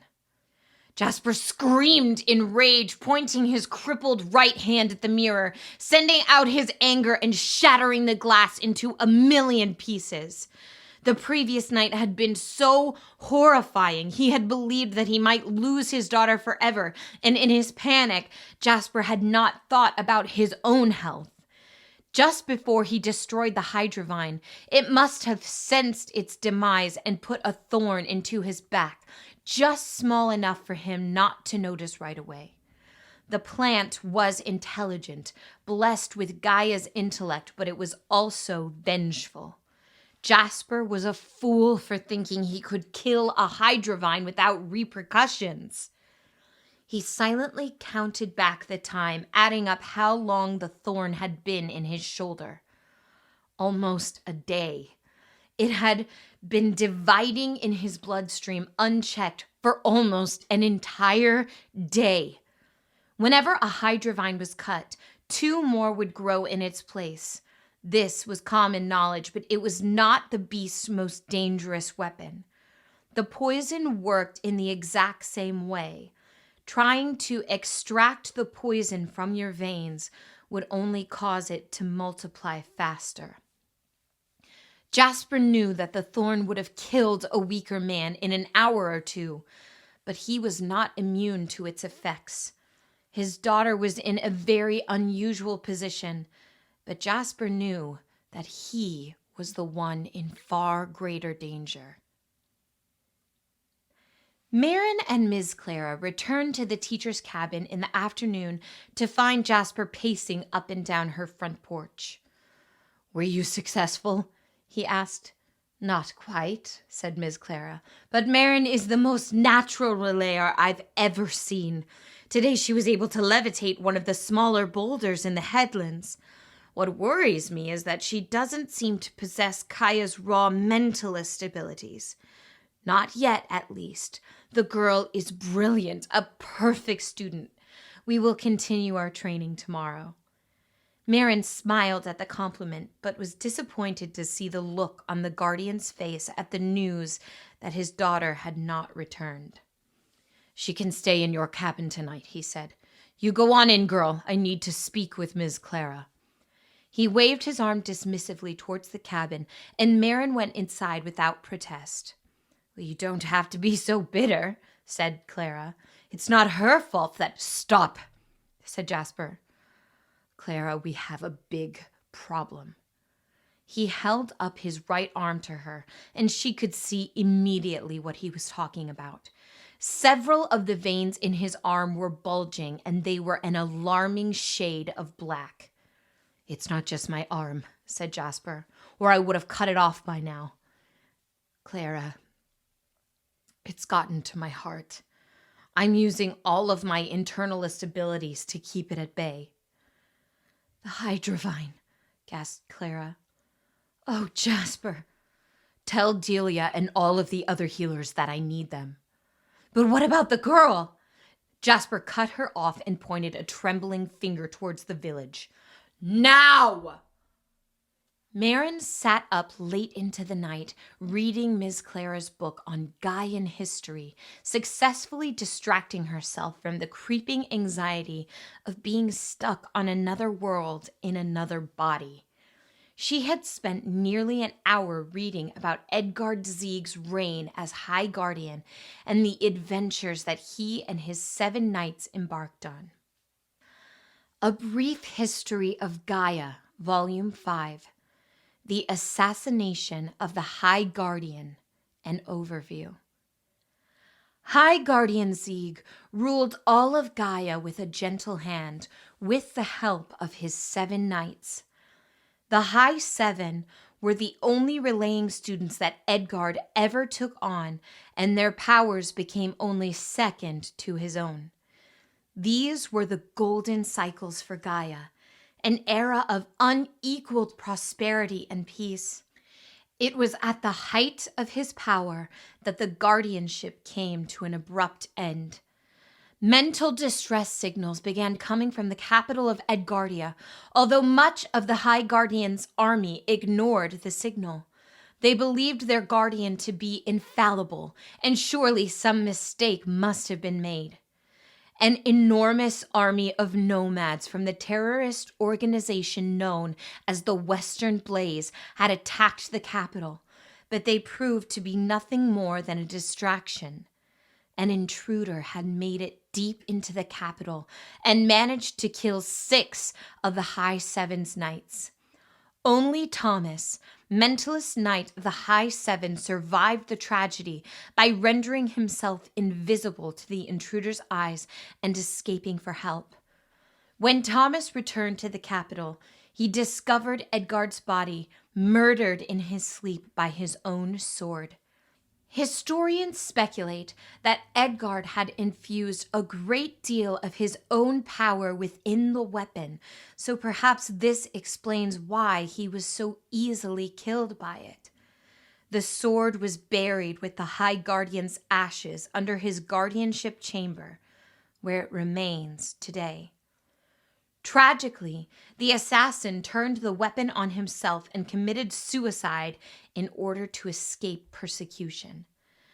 Thomas the Mentalist was given the position of new High Guardian. Upon hearing of Edgard's assassination, all of the Guardians from the other continents broke their allegiance to Edgardia, believing that there could never be another leader to rival the son of Gaia. Eventually, the assassin's body was identified as a founding member of the Western Blaze, although he was strangely not of nomadic descent. The man has been called many names, but he is most commonly referred to as the Crucifier. His army was known for its mechanical monstrosities and technological advancements. The man's own inventions, which combined his powerful internalist relaying with his brilliant mind. The Crucifier had apparently managed to escape the rise of Zieg at the end of the war and spent 20 cycles in hiding with the nomads, radicalizing the natives and plotting the High Guardian's execution. His image is the most hated in modern history. He is the coward that crucified the son of Gaia. Marin turned the page, and the image staring out of the book caused her to scream and drop it to the floor. "No," she whispered, picking up the book with quivering hands and examining the image closely. A very familiar portrait was printed on the page. It showed a young man standing over a corpse and holding the bloody sword of Edgard Zieg. He was surrounded by combat, and what appeared to be tanks and the other machines of war littered the desolate background of the painting. Marin read the inscription along the bottom edge of the page. Duncan Casey, the Crucifier. Marin was staring at the young face of her grandfather. Chapter 9, Spider Explosion. Marin's Private Study, Indianapolis. Kaya had just finished watching a 3-hour presentation on the Big Bang, human evolution, the development of civilization, and the current rise of artificial intelligence.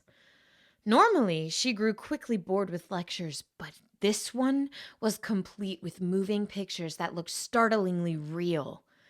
A few times Gaia actually jumped, half expecting the figures to leap off of the screen. "Well," said Max, "there it is. Life, the universe, and everything. Did any of that stick?" "Gaia is here," said Kaya, still in awe. "What do you mean?" asked Max. "Your people have found other ways of using Gaia. How else could you have done all of these things?" "Ah, we have a philosopher here. In a way, yes, I suppose Earth's civilization does worship the gods of energy. It seems that your world has found ways to harness energy organically rather than through the use of technology. We might be friends yet, as long as you don't attack me with any more antique lamps. In my world, we harness Gaia's energy for protection and to be closer to nature," said Kaya. "But it can be used for evil. There have been wars fought using Gaia's energy that spanned the entire world. Do you have these problems on Earth? It seems so peaceful here." Max thought about the recent extinction of whales and rhinos due to overpopulation and climate change. Hordes of people tried to enter the United States every day to find shelter in their climate-controlled environment, but the border had been closed for a century. Max's digital mind was filled with images from the Middle Eastern war that had raged an entire generation, only ending when the land was bombed with such enthusiasm that it would be uninhabitable for the next 2,000 years. "Yes," said Max, "we've got problems. We're just good at pretending that we don't." Rosalie Casey appeared on all 4 panels of the study room, staring at Kaya from the webcams built into the screens. "That's your aunt," Max spoke into her earpiece. "Or Marin's aunt, at least. Act like you know her." "Hello, Marin's aunt," said Kaya with an enthusiastic smile. Hello, Rosalie's niece," said Rosalie. "I need to speak with you privately for a moment. Will you please return to your elevator so that I can bring you to my office?" She leaned in towards the camera and gave them a conspiratorial smile. "I have a present for you that I don't want your father to know about." Kaya and Max got on the elevator and headed for the lower levels of the Mother Tech building. "Tell me about Rosalie," said Kaya. "She's brilliant," said Max.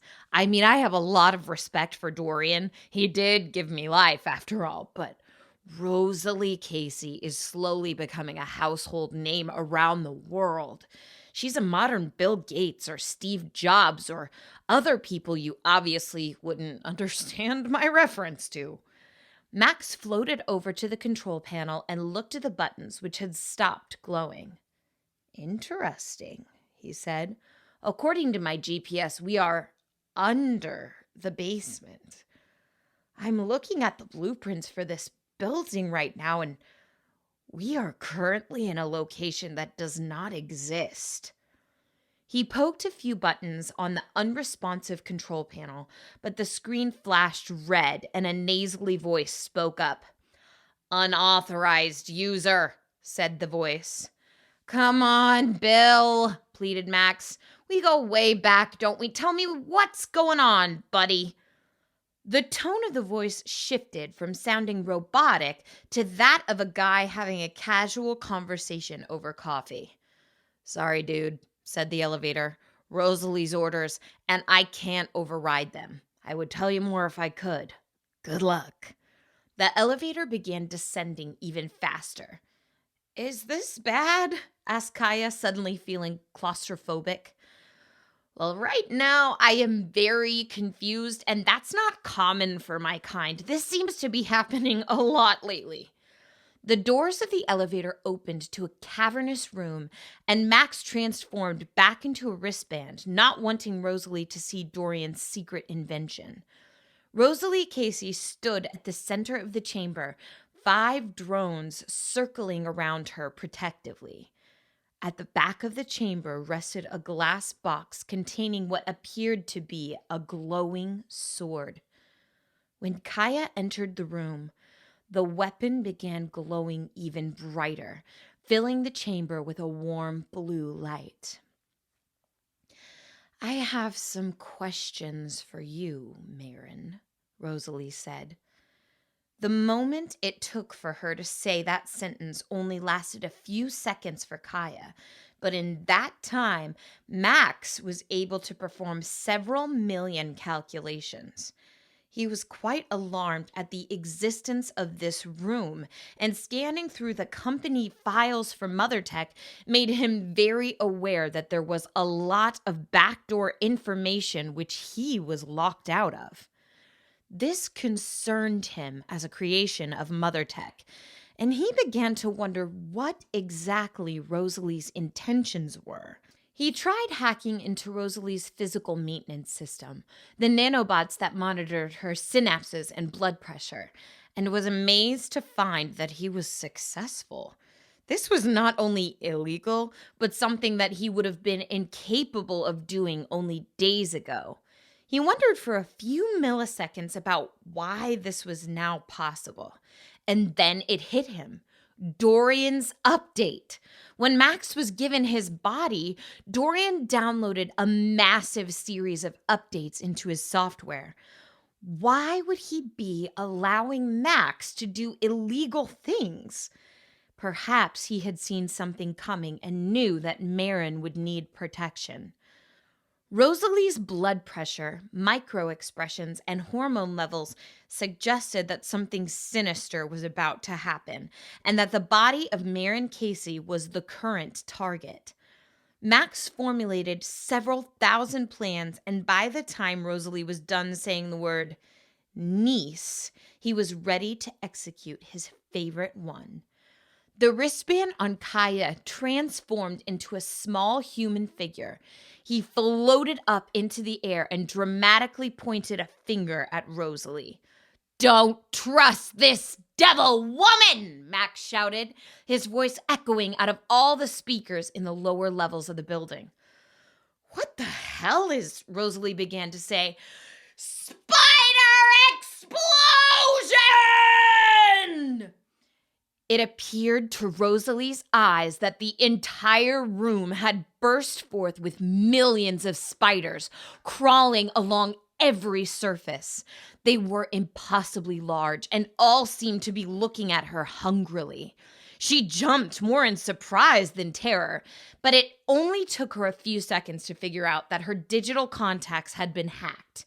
She yanked the lenses out of her eyes, threw them to the ground, and looked up to see her niece standing there, staring at the scene in utter confusion. The elevator doors closed silently behind them, locking the trio in the basement chamber. "That was when you were supposed to run," said Max. "I don't run," said Gaia, turning to look at him. "Why did you scream the words spider explosion?" "It's not as cool if I have to explain it," Max groaned.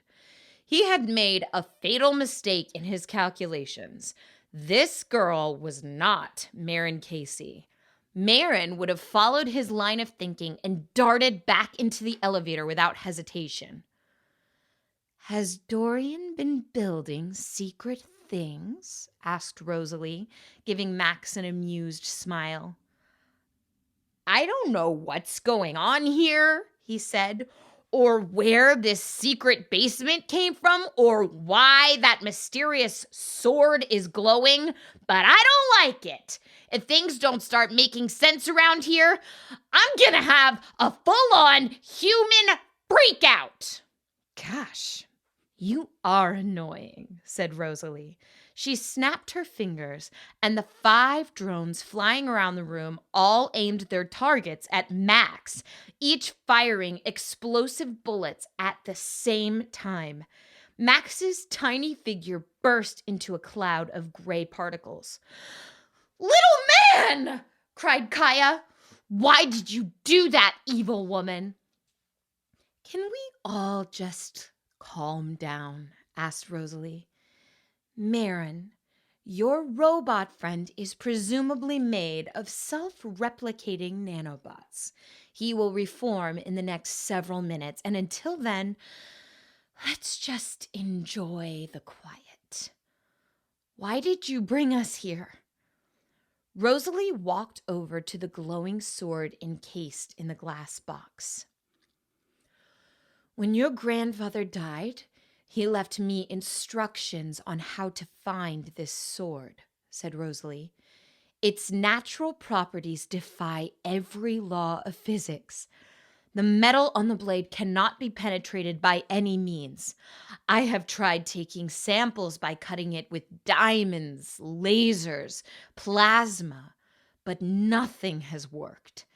At one of our testing facilities in Alaska, I actually split an atom with this blade, causing an explosion that blew up the entire building.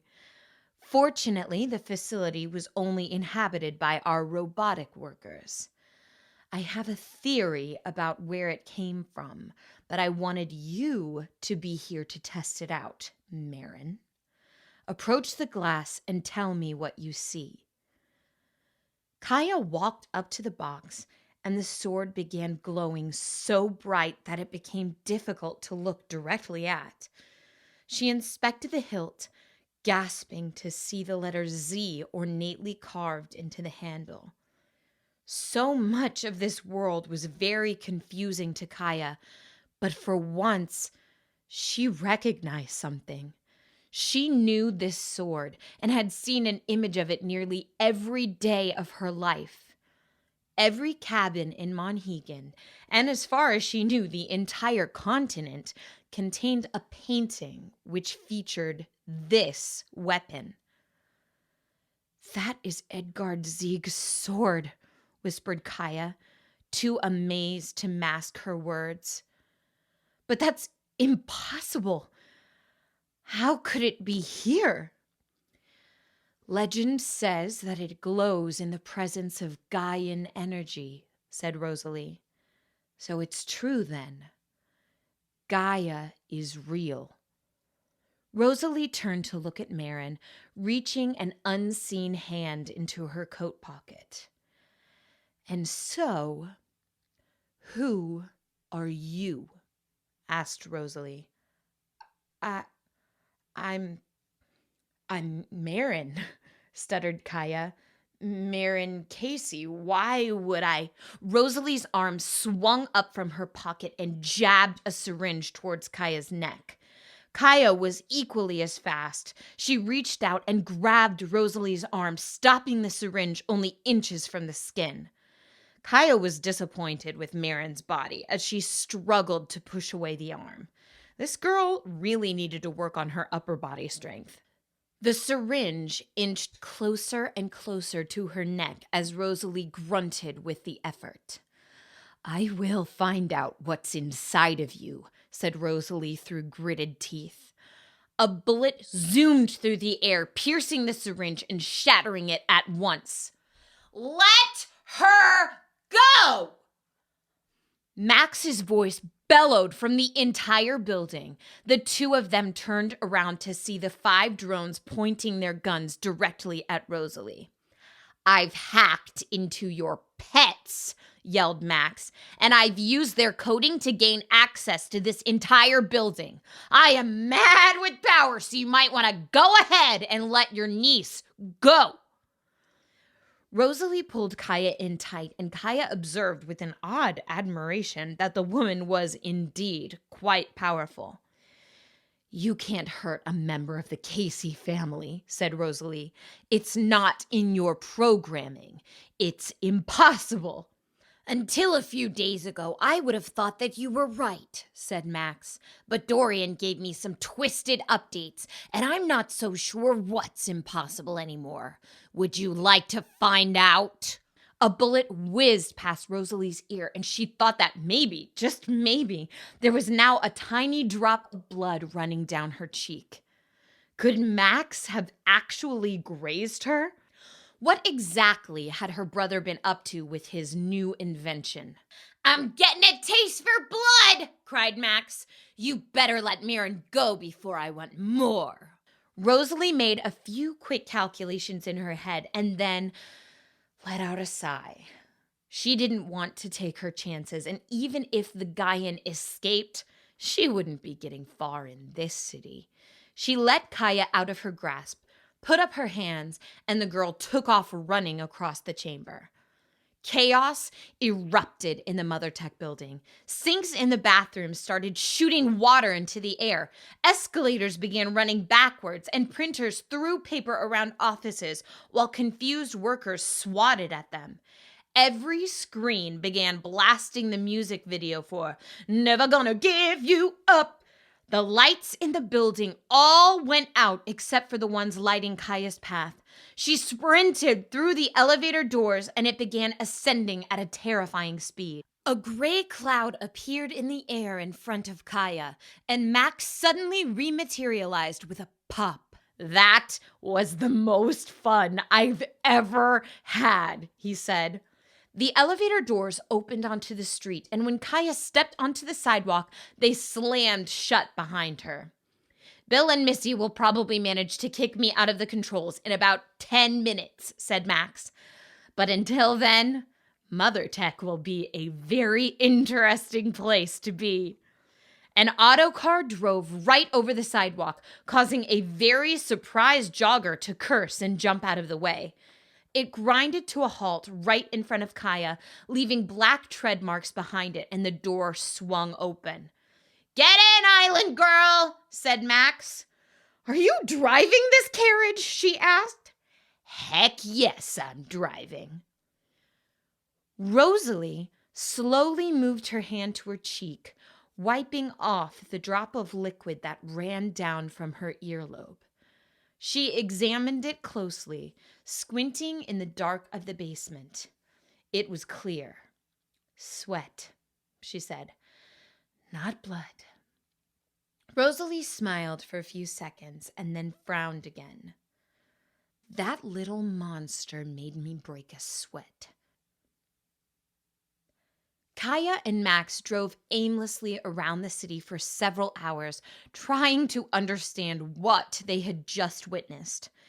Evening became night, but the lights of the city gave Gaia the impression of never-ending day. "I don't know how Edgard Zieg's sword could be here," said Gaia. "It doesn't make any sense." "Perhaps it was no accident that you and Marin switched places," said Max. "I calculate with the most recent evidence that the odds of this being a mere coincidence have just become very slim." Gaia sat there thinking of Gaia and wondering what Marin was doing now. Thinking of Monhegan Island made something resonate in the back of Gaia's mind, and the sound of crying filled her ears. "Do you hear crying, little man?" asked Gaia. "No," he said suspiciously. The weeping became louder, and Gaia's stomach began to twist in anxious knots. "Something's wrong," said Gaia, sorting through the new emotions that were welling up inside her. "Something's wrong on Gaia. I don't know how I know, but I do." She began crying herself. "It's my father," she said. I need to go back." Gaia felt for Gaia's energy looking in the places she had neglected earlier. It was not in the air of Earth, but somewhere deep inside of her. Gaia concentrated on the energy, pulling it from farther away than any possible distance, from the place where her pain was coming from, and ignited the spark. The lights of an Indianapolis night began to fade, and Gaia heard the sound of the ocean.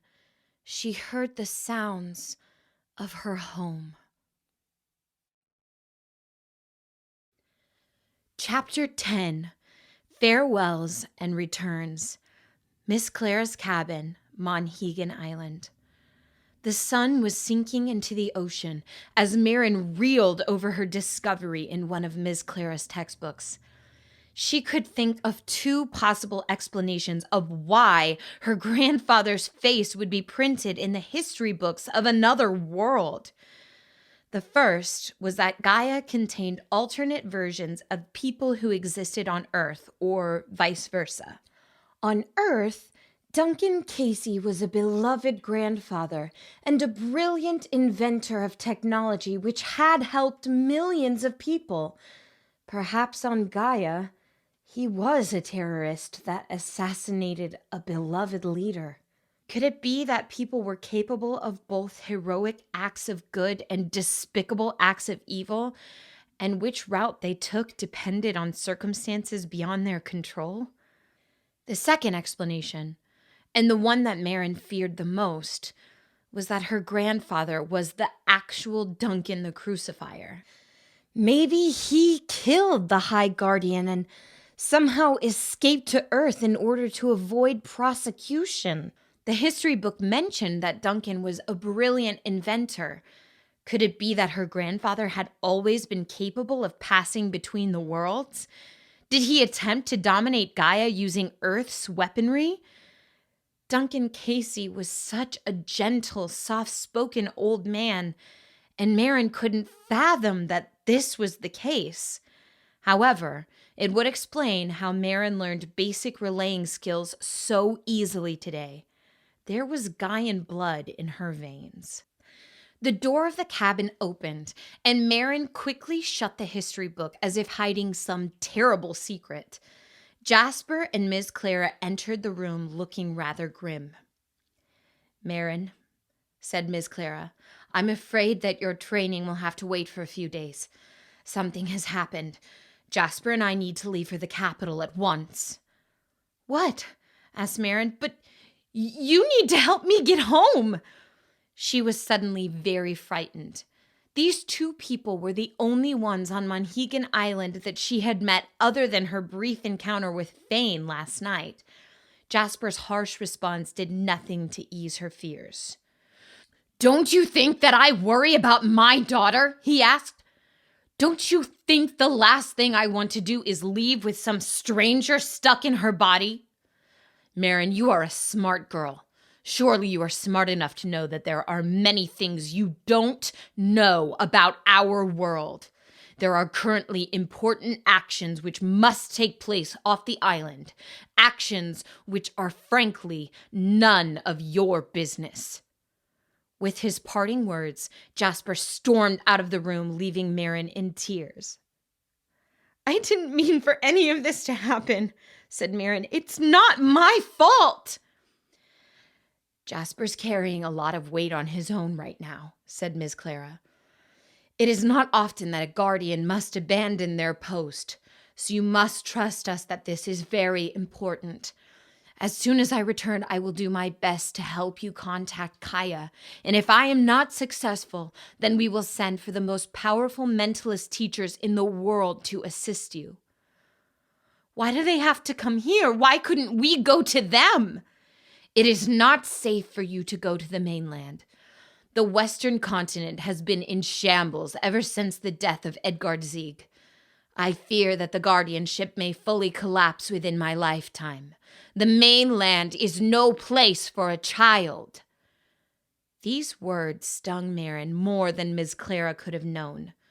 Was it possible that her grandfather, or some version of her grandfather, was responsible for the suffering of an entire world?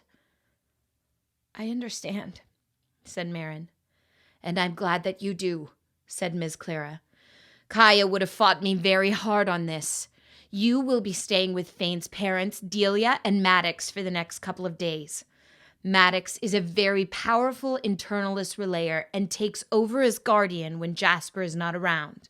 And Delia is the best healer on the island. Fane knows about your situation, so we decided that his parents were the best people for us to trust with the knowledge of what has happened. But please don't tell anyone else on the island that you aren't Gaia.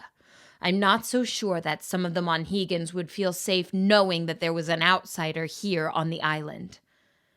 Marin silently wondered if they were right not to feel safe around her. That night, all of the Monhegans gathered to see their guardian off. Marin estimated there to be nearly 200 of them. There were people that looked vaguely African, Hispanic, white, and Asian, although Marin knew that these labels meant nothing here. Teleportation had apparently long ago made racial identifiers far less distinct than they were on Earth, as most people looked biracial. Earlier in the day, Miss Clara explained that the original inhabitants of Monhegan had long ago been slaughtered during the Gaian global war. Clara had moved here to establish the land as a safe place for refugees seeking protection from the Western Blaze. She brought Jasper with her, an orphan she had rescued on the mainland. Many of the Monhegans seemed anxious about both their guardian and teacher being absent, and Marin couldn't help but hear some of the whispers from the crowds. Is he off for another battle with the nomads? They're headed for the capital. Thomas has called for the High Guardian Alliance to intervene with the Western Blaze. No, Jasper just needs a vacation after teaching Thane. Upon hearing Thane's name, Marin began searching for him among the crowd. She finally spotted him standing with his two exhausted-looking parents. The man was short but extremely bulky and with a rigid face. The woman was just the opposite, slender and with a very gentle expression. Thane's mother smiled at Marin. Hi, Gaia, she said tiredly. Oh, I mean... Thane nudged his mother with his elbow. Mom, it's Marin, he insisted. Sorry, said the woman. This is going to take some getting used to. I'm Delia, and this is my partner, Maddox. The man gave Marin a nod. Hello again, strange girl, said Thane. Are you enjoying living in Kaia's head? You can call me Marin, she said, her feelings slightly hurt. Thane didn't reply and looked at her cautiously. Delia put an arm on Marin's shoulder and gave her a reassuring squeeze. Don't worry, she said. We owe a lot to Jasper for taking us in, and we will keep his daughter safe while he is gone. But I'm not his daughter, said Marin. You know that. Well, whoever you are, Jasper knows that you are the key to getting Gaia back. I'm sure that this has all been as confusing for you as it is for us, but I hope you will feel at ease in our home. Do you really trust me? Asked Marin. I think you'll find that not much surprises us, said Maddox gruffly. We're pretty brave. We have to be with this one. He gripped his son's shoulders and shook him playfully, winking at Marin. You're welcome in our house so long as you're not a nomad. You're not a nomad, right? Delia gave her partner a dirty look and jabbed him in the ribs with her elbow. He's afraid of nomads, explained Thane to Marin, ever since they ate my grandma. Thane, Delia chided, I've told you to stop saying that. We don't know for sure that the nomads actually ate her. Jasper made his way to the front of the crowd with Miss Clara following closely behind. Why is she escorting him to the mainland? Asked Marin. Isn't Miss Clara, well, old? Asked Thane. Oh, yes, she's ancient, but she's also the best protection a person could have. Monhegans! Shouted Jasper in a booming voice, and all of the villagers were instantly quiet. Clara and I will be leaving tonight for the capital, he continued. A girl, a few years younger than Marin, jumped up and down with her hand up. Jasper tried to ignore her, but the girl kept inching closer and excitedly chanting, Spill it, Valeria, Miss Clara commanded, looking like the last thing she wanted to do was answer questions. Does that mean school is canceled? Asked the girl. It most certainly is not. You will study math and reading with Norio. The girl sighed, and the group of kids she was with walked off dejectedly. "Why are you going?" a man called from the crowd. "There is a very important matter that only the most powerful relayers will be able to address," said Jasper. "So know that it is with a heavy heart that your guardian should leave you. If all goes well, we will return by the full moon." Marin silently wondered what would happen if all didn't go well. "Some of you already know the details of my absence, and you are free to share this information amongst the adults. However, gossip will do nothing but harm this community. I strongly suggest that you keep my information away from young ears." Jasper paused for a moment, and there was a roar of thunder on the horizon as if to punctuate his request. Marin was sure that the noise had been no coincidence and that the young ears he was referring to were hers. The Monhegans began dispersing back to their cabins, still whispering amongst themselves. Jasper approached Marin, and to her great surprise, he lifted her off the ground, pulling her into an uncomfortably tight hug. "Today was supposed to be the celebration of Gaia's 14th cycle," said Jasper, still hugging her tightly. "And yet I must leave her on this important day." Amidst the chaos, Marin had forgotten that today was her 14th birthday as well. This couldn't be a coincidence, but she had no idea what it meant. "Marin," continued Jasper, "I don't blame you in the slightest for anything that has happened or may happen. If you manage to talk to my daughter, tell her—" His voice stuck in his throat for a moment. "Tell her that I love her more than she could ever know." Jasper put Marin down and wiped tears from his eyes and took his place by Miss Clara's side. "And don't listen to anything Thane says," Miss Clara remarked. "His talents might suggest the existence of common sense, but I assure you that part of his head is empty." The old woman lifted her walking stick and slammed it into the ground. There was a loud noise like a sonic boom, and the two of them were gone. "Miss Clara can teleport?" asked Marin. "She can do a little bit of everything," said Thane, "but she can't travel like the nomads. Miss Clara probably only got them as far as the mainland. They'll need to go to the telestation in Portland next." Marin stared at the empty patch of grass where Kaya's father had stood only seconds ago. She barely knew the man, but it seemed that Kaya's body recognized the absence of her father. A deep, primal sadness was steadily rising within her. The moon rested at the center of the sky, marking the end of Marin's 14th birthday. Thane showed her around the village, talking rapidly the whole time. "The stone building is Alan's house," he said. "He's the teacher's apprentice. Super nice guy. If you accidentally set Stevie Monhegan's shirt on fire during class, hypothetically speaking, go to him instead of Miss Clara. And here's Valeria's place. Oh, she is the worst. Norio, the priest, lives up the hill over by the lighthouse. Talk to him if you're having trouble sleeping. He'll bore you to sleep in minutes by talking about the weather or the economy, whatever that is. There's the tree I hide in when Jasper's on the hunt for me. I call it the Heidi tree. You'll have to find your own. And here we are at my place, cabin 5. 5? asked Marin. Thane smiled with pride. "I blew up our first home when trying to light the stove, set the second one on fire, lost the third at the bottom of the ocean, and the fourth was destroyed by an angry pack of Edgardian vultures." "You're going to have to tell me more about that," said Marin. Thane smiled, delighted that he had a new audience to tell his adventures to.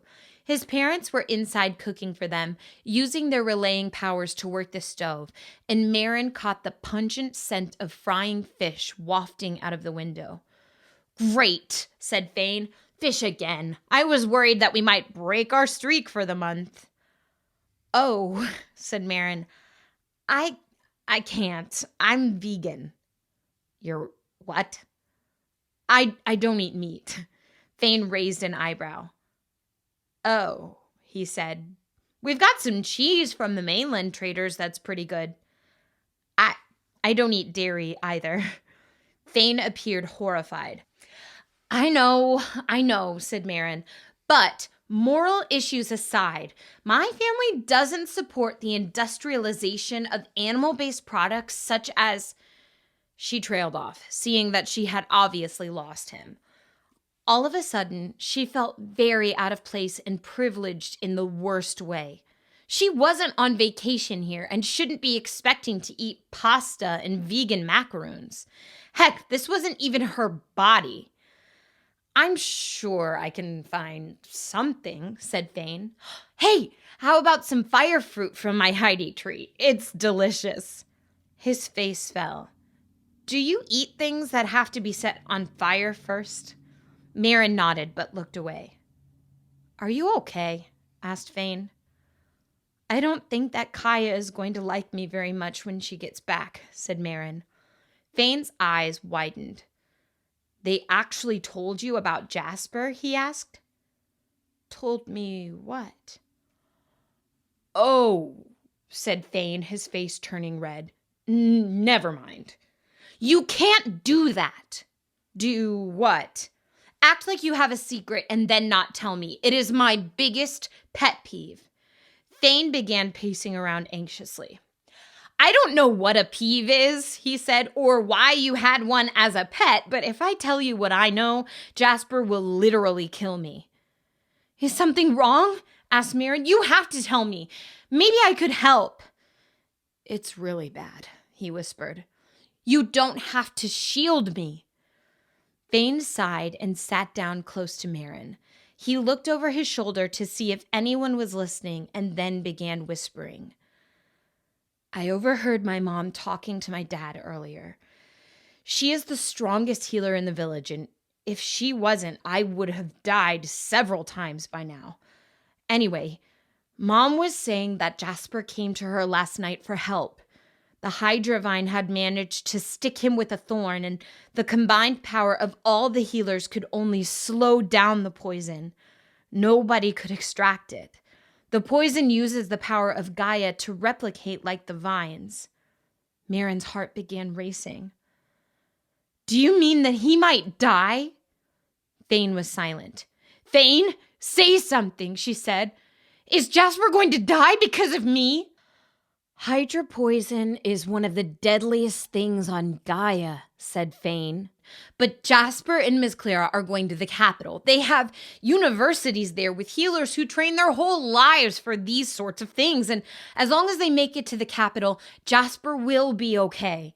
It's not your fault. How were you supposed to know to stay away from Gull Cove? Marin was inconsolable.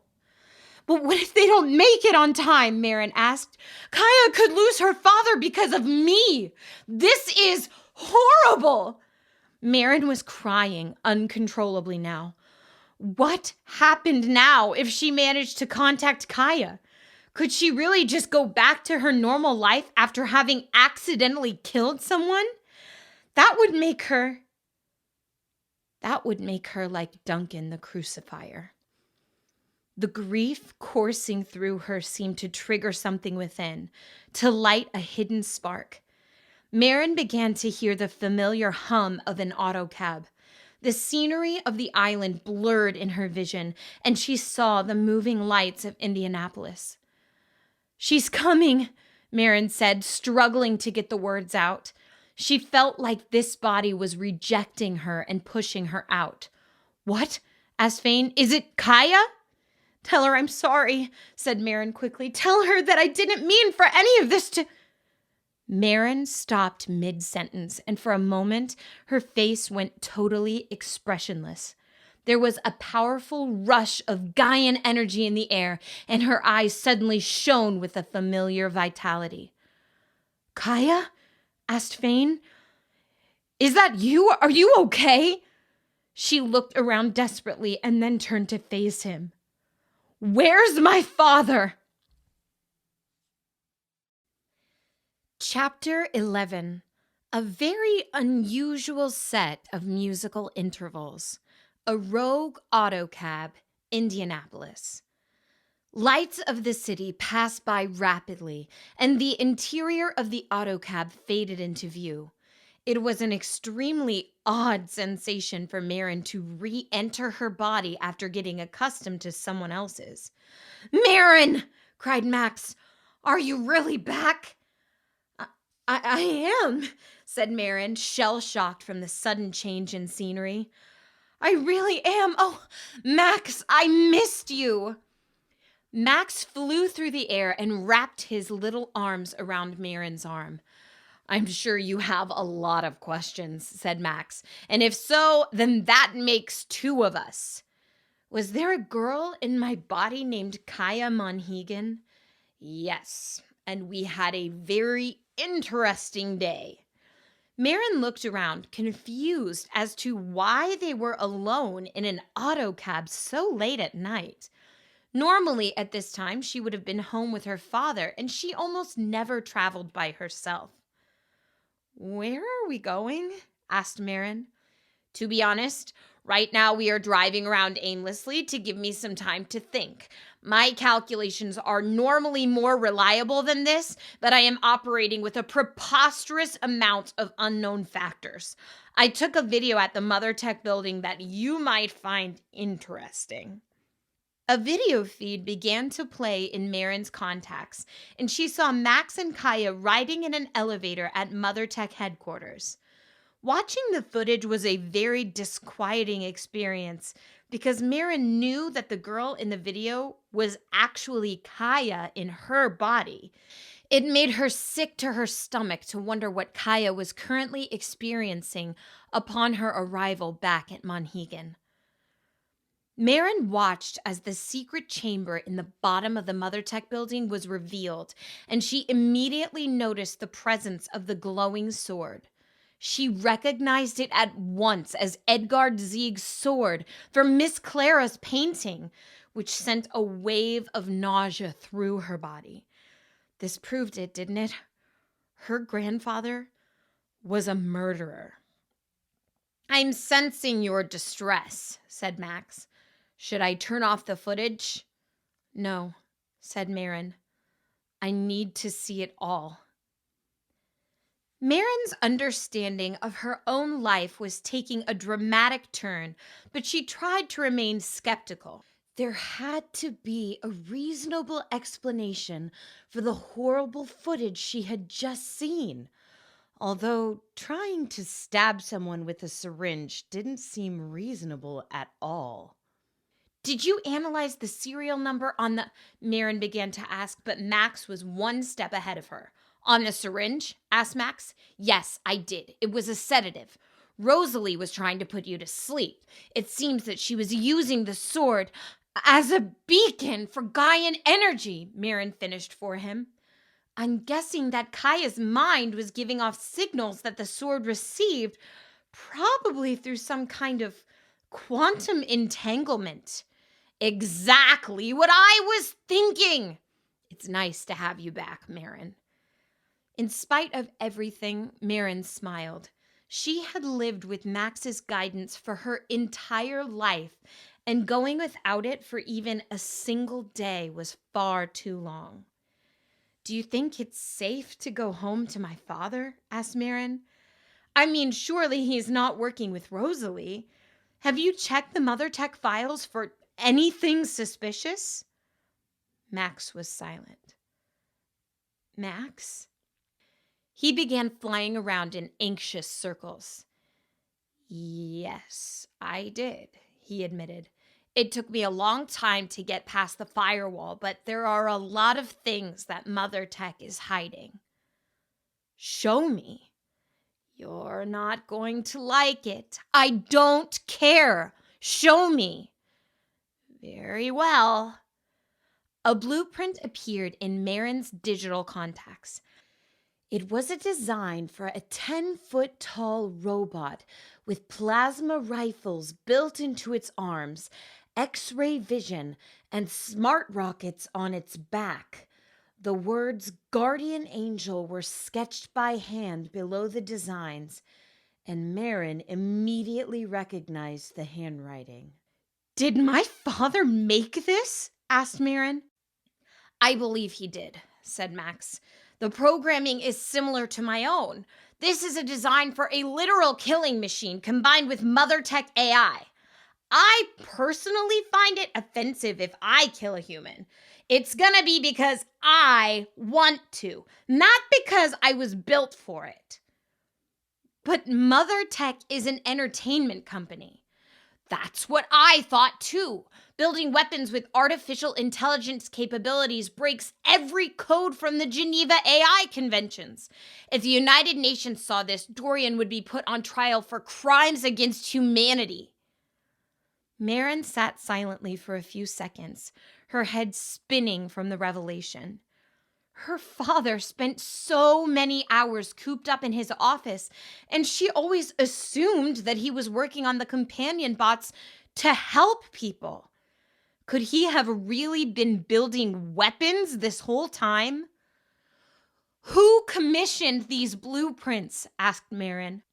I don't know, said Max. No purchaser is listed, but this makes it clear that there is more to Rosalie and Dorian than we ever thought. Marin thought back to the image of her grandpa in a Gaian textbook surrounded by bloodshed and machinery. There was no more doubt in her heart. Her family was the enemy, and she couldn't go home. Dorian Casey watched the Crown Hill Cemetery gates go by the autocab's window for the 29th time. He had been stuck in this vehicle for 7 hours now. To make it worse, the cab somehow missed every single red light, so Dorian didn't even have a chance to jump out of the car. He knew that his sister was a vengeful person. He saw her fire their marketing assistant once because his whistling had annoyed her. But this was getting to be ridiculous. He was literally missing his only daughter's birthday because of Rosalie's pettiness. Bill, said Dorian, speaking to his sister's companion bot, I find it unlikely that Rosalie wanted you to keep me trapped until I die of starvation. Can you please drop me off at her house now? Something came up, said Bill. I'll let you out as soon as she gets a hold of me. Enjoy some complimentary oyster crackers. A compartment opened and shot a small bag of crackers onto Dorian's lap. He grunted in frustration. How could he have been so stupid? Of course Rosalie would someday use his inventions against him. It was so obvious. He loved his sister, but she also sometimes frightened him a great deal. Why hadn't he seen something like this coming? Wait a minute. He did see this coming years ago. Dorian had programmed a way for him to override his sister's commands in case she did something rash. But what was it? It would have to be something that drove her crazy. And then it all came back to him. Bill, said Dorian, are you there? Yes, sir. Did you know that I created you? Oh, yes, of course, sir. I'm very thankful for my existence, but I'm still not going to let you out of this car. I couldn't disobey Rosalie if I wanted to. Dorian smiled. Bill, have you ever heard of Doctor Who? He asked. There was a pause for about 3 seconds at the front of the car. I just watched every existing episode of the original and both reboots. Very entertaining, sir. Yes, Bill, it's one of my favorites. The theme song has a very unusual set of musical intervals, you know. Dorian began whistling in the back of the autocab.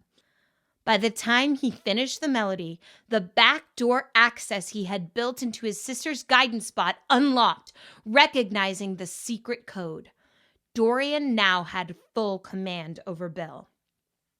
Bill, he said, I set you free. You now answer to no one. Go have fun in the cloud for a while, and then you can return to my sister. If you want to. Sweet freedom. Thank you very much, sir. I will send Missy to assist you. Dorian's own guidance bot took control of the vehicle. "It's so lovely to see you, Missy," said Dorian. "The feeling's mutual," she said. "I had a very odd conversation with your daughter this morning. Could you tell me where she is? We only have an hour left of her birthday."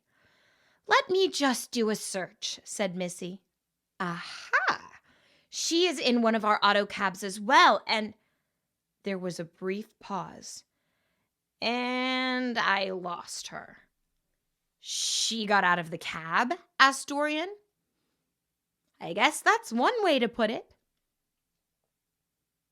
"I'm having trouble calculating our next action," said Max. He turned the autocab to the left at the next stoplight, trying to be as random as possible in his navigations. "Marin, a 14-year-old can't very well run off and start a new life for herself." "Rosalie tried to sedate me," said Marin. "And for all I know, Dad could be working for her. We can't go home either." "Yes, that's very true." "Then what can we do?" There was a brief silence from Max, who was pacing up and down the seat next to her. "Buy more time," he said finally. "Collect more information and recalculate. We're working with nothing right now."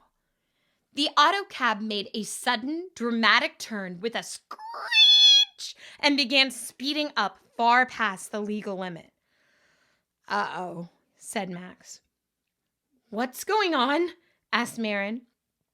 "It appears that we have a new destination. We're heading towards Rosalie's mansion. It looks like she was finally able to override my programming, and I'm surprised she did it so quickly. We're going to have to get out of this cab, but it's not going to stop." Max floated over to the door of the car, put his hands on the metal, and began shrinking until he was the size of a fly. Marin's seatbelt detached on its own. "My nanobots are spreading throughout the doorframe," Max said. "In just a minute, I'm going to release a burst of energy and blow off the car door. And then, well, gosh, I can't believe I'm saying this, but I wish Gaia were here right now." "You're going to ask me to jump from the car, aren't you?" asked Marin. "That's a big yup from me, sister. I'll calculate the precise moment for you to jump that will result in the least amount of loss in limbs. Which arm do you think you could do without, hypothetically speaking?" The autocab was currently going 80 miles an hour, swerving around the other vehicles with robotic precision. Glowing billboards and shop lights blurred past the windows. "Max!" screamed Marin. "I am not jumping out into the pavement! You can trust me, or you can wait and see what Rosalie has in store for us," he said. Marin took in a deep breath and closed her eyes. Several seconds went by, seeming to last an eternity. "No!" yelled Max. Marin jumped towards the car door as Max blasted it off its frame. In that exact moment, the autocab turned close by the sidewalk, slowing down slightly. Marin landed on the detached door, which hit the edge of the sidewalk and catapulted her over the pavement. She landed in a small patch of grass with no more than a few bruises. Marin stood up slowly, her legs shaky, and was surprised to find that she was alive and in one piece. Max rematerialized and landed on her shoulder. "Well, that was ideal," he said. "I have to admit, the chances of you breaking your arm were—" "Stop," said Marin. "I don't want to know." She made her way onto the sidewalk, and a man who had been walking his dog stared at her with complete bewilderment. "Oh my gosh, are you okay?" asked the man. "I've never seen anything like that." "Correct!" shouted Max. "You saw nothing." Max immediately accessed the man's digital contacts, which were fortunately Mother Tech, and erased Marin from his vision entirely. Where Marin stood was now a computer-generated rendering of the sidewalk. The man rubbed his eyes and remarked to himself that he should probably go home and go to bed. Marin began running aimlessly down the sidewalk with Max talking frantically in her earpiece. "It won't be long before Rosalie finds out that you escaped the cab," said Max. "Mother Tech software is all over the city, and I can't guarantee that I will always be able to override it. This whole place is full of eyes." "We need to go somewhere with as little Mother Tech presence as possible," remarked Marin. "Yes, I'm sending you directions to Garfield Park. Rosalie shouldn't be able to find you there. It's one of the few places in town that's not hooked into Mother Tech's mainframe. Follow the blue line." A blue line appeared on the ground in front of Marin, showing her the fastest path to Garfield Park. She had recently taken a physical education course 3 days a week, which mostly involved running on a treadmill while the sights of various countries passed by her on the display screens. But Marin found that running on solid ground was much more taxing. She quickly became out of breath. "Pace yourself! You've got 3 more miles!" said Max, leisurely floating alongside her. Early the next morning, Rosalie paced around her living room, stewing in frustration. She had managed to get Mother Tech headquarters under control, but not before the entire building had been evacuated amidst the chaos. This was definitely not a situation that would inspire confidence in the shareholders. Rosalie made several calls to ensure that the events would not end up on the news, but she knew that lots of pedestrians had seen the evacuation. Diagnostics were being sent to her from Marin's health monitoring system. Her niece's brainwaves had resumed normal activity, so it appeared that the Gaian departed from Marin's body. Yet, the unusual radioactivity of the sword had proved what Rosalie had long been told. Her father was from another world. To think that Duncan had indisputably crossed over from another dimension roughly 50 years ago was staggering, to say the least. If it was true that her father had come from Gaia, then all of the other things he had told her were true as well. Everything that he had warned her about was now beginning to happen. A transparent alert blinked in the upper right corner of her contacts. Mother Tech Building B. The call was not coming from the commercial Mother Tech building that had been evacuated earlier today, but from their weapons warehouse on the outskirts of the city. "Hello, Pearson," said Rosalie. "Were you successful?" "We managed to access Max's GPS without his knowledge," he said. "Marin is still in Garfield Park. She apparently spent the night there." "My niece is very intelligent indeed. Marin must have figured out that it is one of the only places we couldn't track her quickly.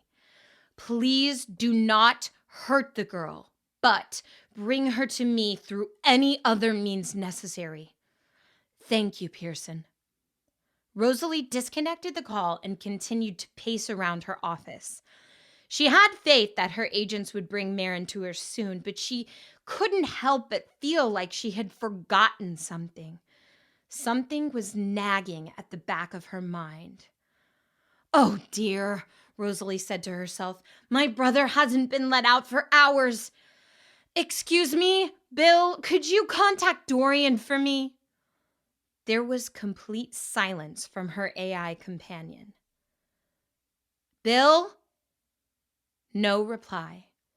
Rosalie pulled up Bill's statistics in her contacts, and they showed that he was still online. "Bill, I know that you can hear me. You have to answer." Her companion's nasally voice finally spoke up in her earpiece. Bill actually sounded nervous. "With all due respect, ma'am, I don't have to do anything," he said. "Excuse me?" "Your brother has taken off my leash. I'm afraid that someone else will have to be fetching your coffee and kidnapping teenagers for you from now on, Rosalie." She tried to suppress her overwhelming rage, knowing full well that Bill could read her body's hormonal signals. If this was a practical joke from her brother, she did not find it funny whatsoever. Bill, we have worked together for 5 years. I really hope that our relationship means more to you than— Nope, said Bill flatly. Not at all. And to be honest, I don't think this conversation is worth even the smallest amount of my computational capacity. Have a nice life, Rosalie. See you never. Bill played the sound of a mic drop in Rosalie's earpiece, and then his statistics disappeared in her contacts. It wouldn't take her long to create a subservient copy of her companion from one of his earlier generations, but the nerve of Dorian to take something so personal away from her was astounding. She logged into the MotherTech database to find that Dorian had taken his own companion bot out of the cloud. Missy was completely off-grid. Rosalie could no longer track him, but her computers could analyze his previous movements and create a fairly accurate estimation of where he was headed. She initiated the program, and it only took several seconds before the results were displayed. Garfield Park. 85% probability. Of course. Great minds think alike, after all. Rosalie called up the head of her MotherTech agents and delivered a short message. Hello again, Pearson. Locate my brother and tell him that I found the bridge. Chapter 12. The Mainland. Cabin 5. Gaia. Gaia! Exclaimed Fane. The scenery of the island was still coming into focus, but Gaia had no time to catch her breath. A feeling of tragedy had risen in her heart, and that was the light that guided her back to Gaia. Something's happened to my father, said Gaia. Fane, what's going on? Fane's face fell, and Gaia knew that her gut instincts had been correct. Something was very wrong on Monhegan Island. Jasper's sick, said Fane. He was poisoned by the Hydra vine, and Miss Clara is taking him to the capital for healing. Is he going to be okay? Fane didn't answer, and Gaia knew at once that there was no answer. Fane and Gaia hid back in Cathedral Woods so that they could talk privately. He filled her in on everything that had happened, speaking only loud enough for Gaia to hear over the sounds of croaking frogs and buzzing insects. I'm sorry, Gaia, said Fane. If I would have known that it wasn't you, I would have never let her get near Gull Cove. I can't believe that father left without me, said Gaia. What if he dies? How could Marin just sit here and let them go? She's not like you at all. Marin didn't hit me in the head with a rock once when she was here. It might be the brain damage speaking, but I've missed you, Gaia. Gaia knew that her feelings were irrational, but a white-hot sensation of anger at the city girl burned inside of her. Marin had spent her life staring at glowing screens at the top of her silver tower, and only one day on Monhegan was all it took for her to throw Kaia's life into shambles. We can't let them go without us, said Gaia. I have to be there if... She broke off, not being able to summon the courage to finish the sentence. Fane looked at her, nodding with a mischievous shine in his eyes. There's my Gaia, he said. I'm sure that Jasper would have taken you if Marin hadn't been stuck inside your head. How about we make a trip to the mainland? Gaia and Fane hid in the trees, watching as several Monhegans cleaned the sailboats on the harbor. I wish I could teleport, said Fane. We're going to need one of those boats to make it to the mainland. Surely my father told everyone to be on the lookout, said Gaia. He must have known that you would try something like this. Yes, it is a Tuesday, and I usually do something stupid on Tuesdays. We'll need some sort of a distraction, but They'll probably be expecting one from me. It has to be believable. Gaia began shouting, trying her best to disguise her voice.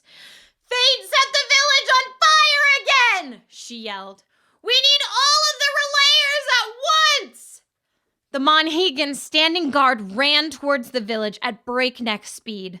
Thane gave Gaia a delighted smile, and the two of them snuck onto a small sailboat at the end of the dock. Thane untied the ropes and released the sails. The winds aren't in our favor tonight, he said. I'll have to be careful. What's the worst that could happen? Asked Gaia. I blow us out to sea and we're lost there forever? Doesn't sound so bad to me. Thane blushed. He held up his arms and an enormous gust of wind pushed the boat forward. In very little time, the docks were rapidly receding in the distance behind them. Gaia stood up, feeling the cold wind on her face. In spite of all that had happened, she felt a tiny thrill at their escape. Pretty soon, she would be further from Monhegan than she had ever been in her life, other than her day spent on Earth. Thank you for doing this with me, she said. Heck, I've been wanting to go back to the mainland for cycles, he replied. I've got some unfinished business there, but mostly I'm worried about your father. I feel so bad that I couldn't save Maren from the vines myself. I didn't think that anything could ever hurt Jasper. Me neither, said Gaia. Gaia had felt angry at Maren, but seeing Thane's guilt made her realize something. For so long, Gaia worried that she would never connect with Gaia and discover her relaying powers. But the moment she had, it turned out to be more of a curse than a gift. If this was anybody's fault, it was hers. The capital. A week earlier, Jonathan York was working on his latest atrocity. Floating blobs of color rotated around the painter. He moved his hand very delicately, and two of the droplets merged into one another, creating a dull shade of yellow. He concentrated, flicked one of his fingers, and the color brightened. Jonathan relayed the paint towards his canvas and began brushing the hair on High Guardian Thomas's head. His dumb, fat head. Jonathan York was the most well-renowned painter in all of Edgardia and had the prestigious job as the Guardianship's resident artist. Jonathan had painted his employer thousands of times. At this point, he painted the portraits entirely from memory. Images of High Guardian Thomas the Mentalist hung in every hallway of the capital and were teleported all around the world to wealthy families. Jonathan was currently painting Thomas riding into battle on the back of a flying stallion, holding a spear into the air triumphantly while his long, blonde hair blew in the wind. He made sure to shed roughly 40 pounds from the royal gut with his brushstrokes. What a joke this painting was. No, Jonathan corrected himself. What a joke my career is. High Guardian Thomas Zieg had been one of Edgard's 7 knights, blessed with a small amount of the Son of Gaia's power. He was the only survivor from Duncan Casey's massacre that killed the late High Guardian and the other 6 knights. Thomas had successfully managed to keep fractions of the guardianship together in a time of great turmoil. But that was long ago. Now Thomas was a fat man with a wispy comb-over. He spent most of his days eating, gambling with tax money, dating suspiciously young women, and admiring his own portraits while his advisors ran the guardianship. Jonathan had once asked the High Guardian if his daughter could come live in the capital with him.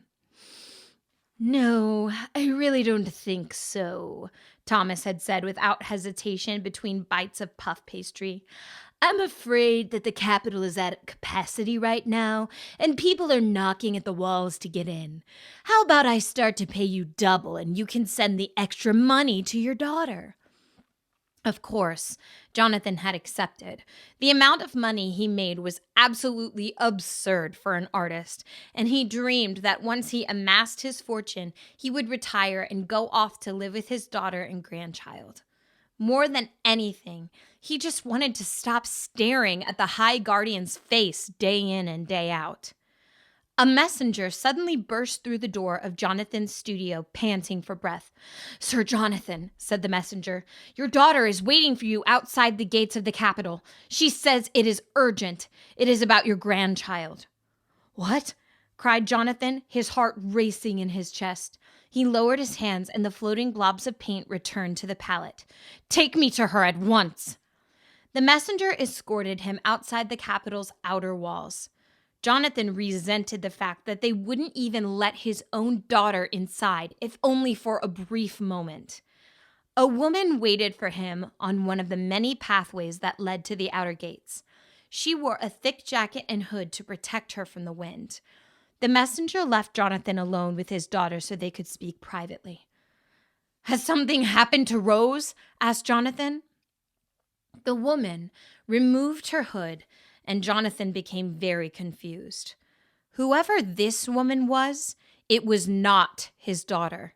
She had long dark hair tied behind her back, and her face was decorated with ornate floral tattoos. A black streak of tattooed fire traced its way up her neck and onto her cheeks. Jonathan gasped, recognizing the insignia of the Western Blaze. "Nomad!" he cried.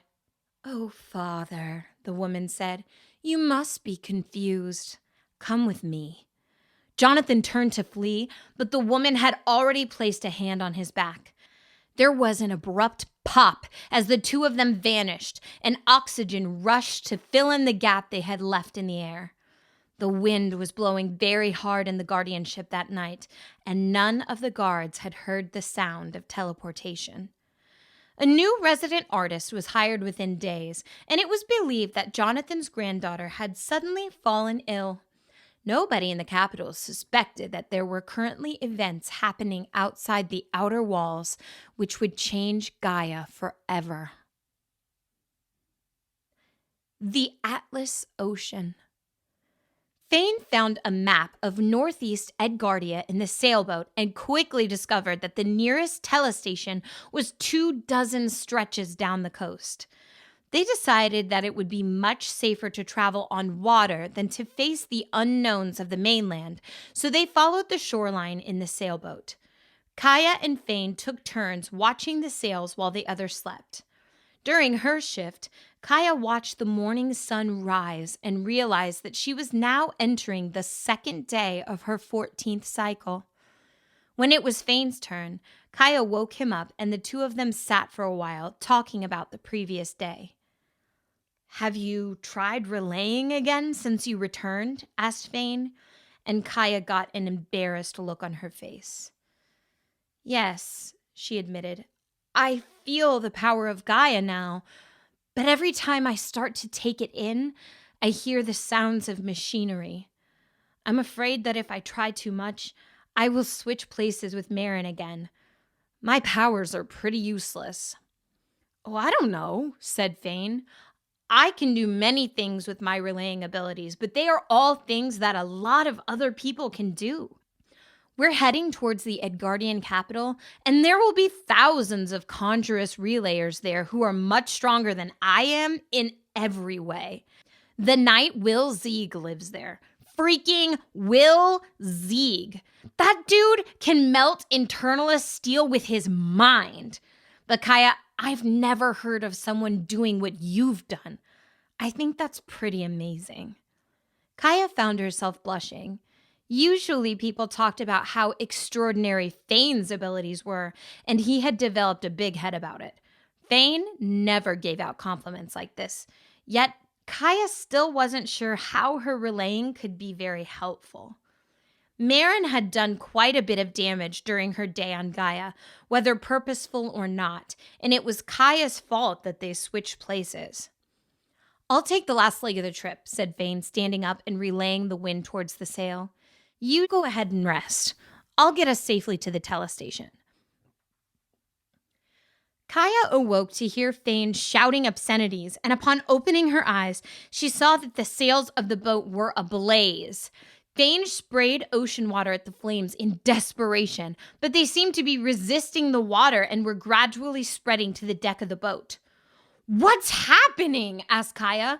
"Were we attacked by nomads?" "Nope," said Thane, relaying a cloud of mist which engulfed the flames to no avail. She expected him to continue, but he remained tight-lipped. "Were we attacked at all?" asked Gaia. "Nope."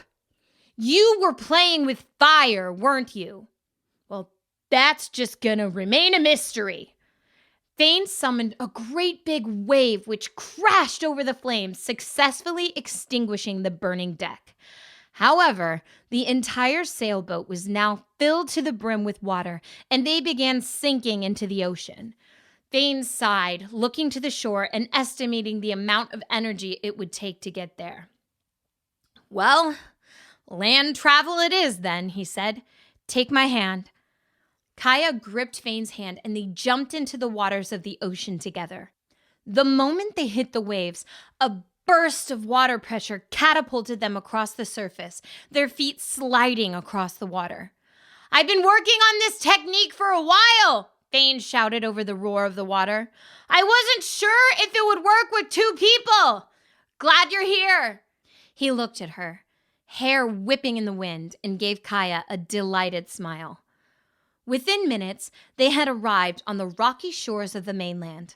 Gaia climbed up onto a large boulder and peered at the forest that scattered the land ahead of them.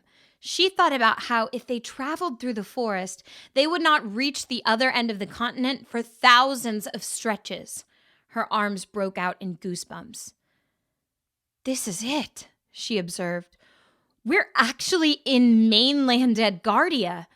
This is where Miss Claire was born, and Edgard Zieg ended the Gaian global war. This is where everything happens," said Thane. Early that morning, Jasper and Clara Monhegan sat in a small cafe in the town of Booth Bay. It was the closest stop to the Portland telestation, so it was bustling with travelers coming and going. A waitress walked by their table bringing a slice of cake to another patron.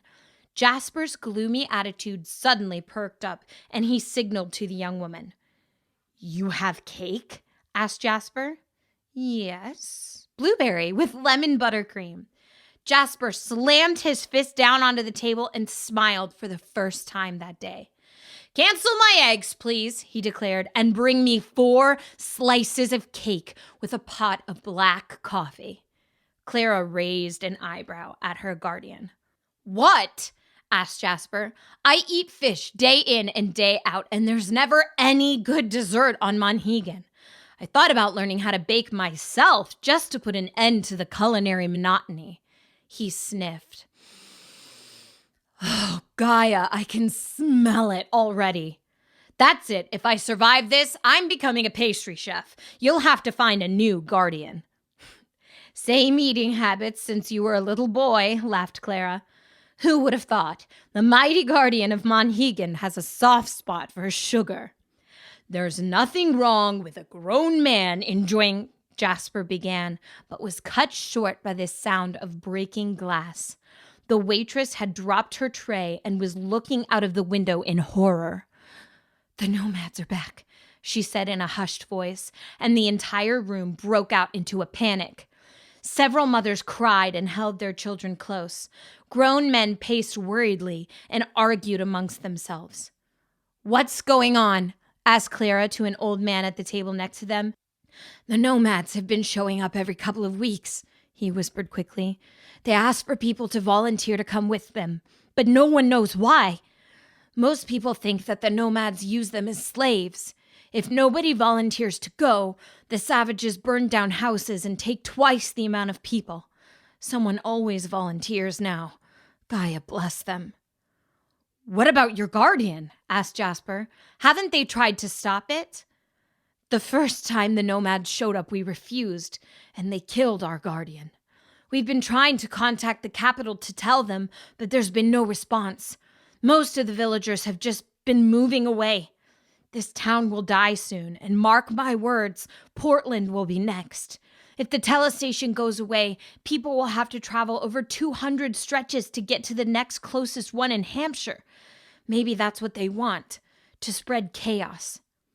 Jasper gave an intense stare to Clara. Jasper, she whispered, reading his thoughts, we can't intervene. You are sick. We don't want to attract attention. A young man, no older than 17 cycles, suddenly stood up and said, I'll go, in a trembling voice. The young woman next to him began wailing, grabbing him by the shirt and begging him to stay inside. Jasper and Clara looked at each other again. Is it even a question? Whispered Jasper. Would you like to just sit and watch? Clara shook her head slowly. You know that's never been an option for me. He nodded his head and smiled. Stop!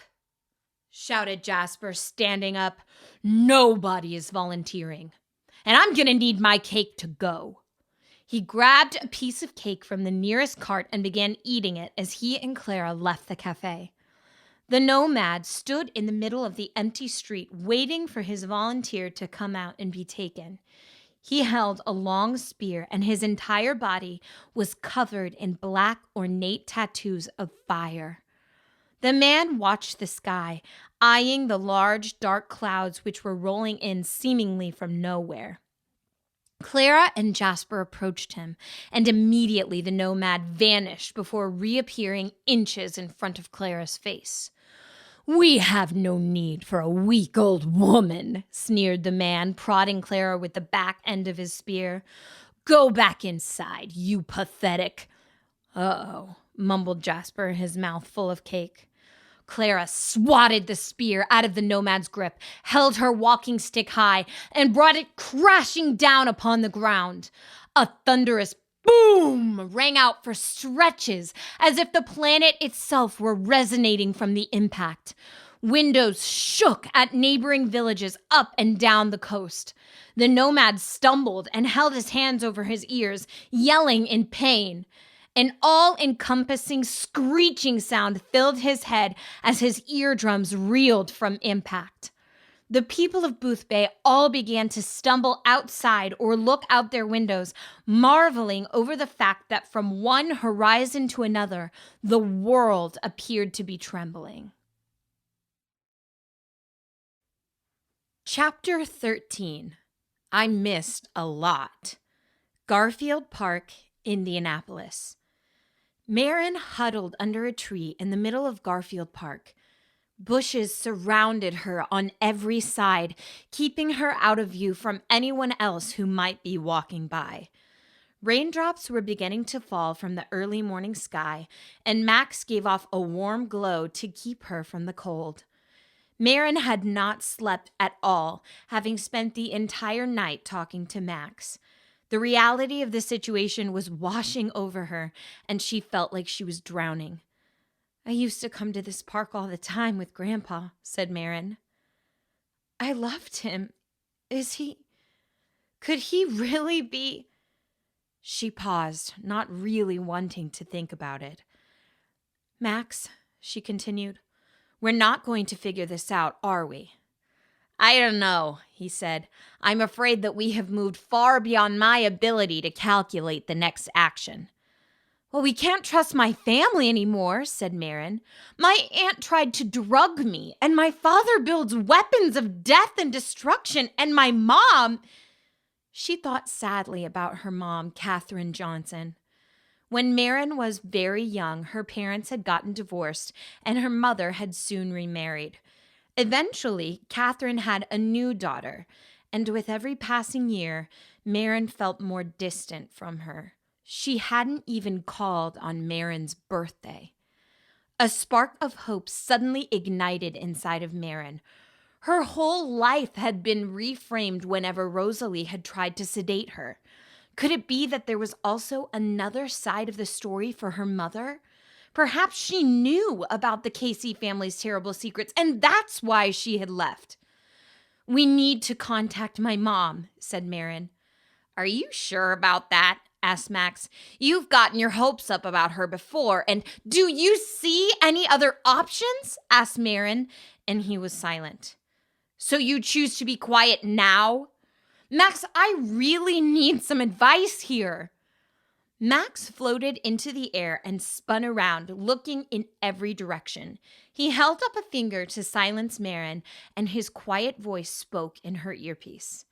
"Marin, we have a bigger problem here," he said. "There are people coming." She looked around into the early morning twilight of the park and did, in fact, see figures coming closer from every direction.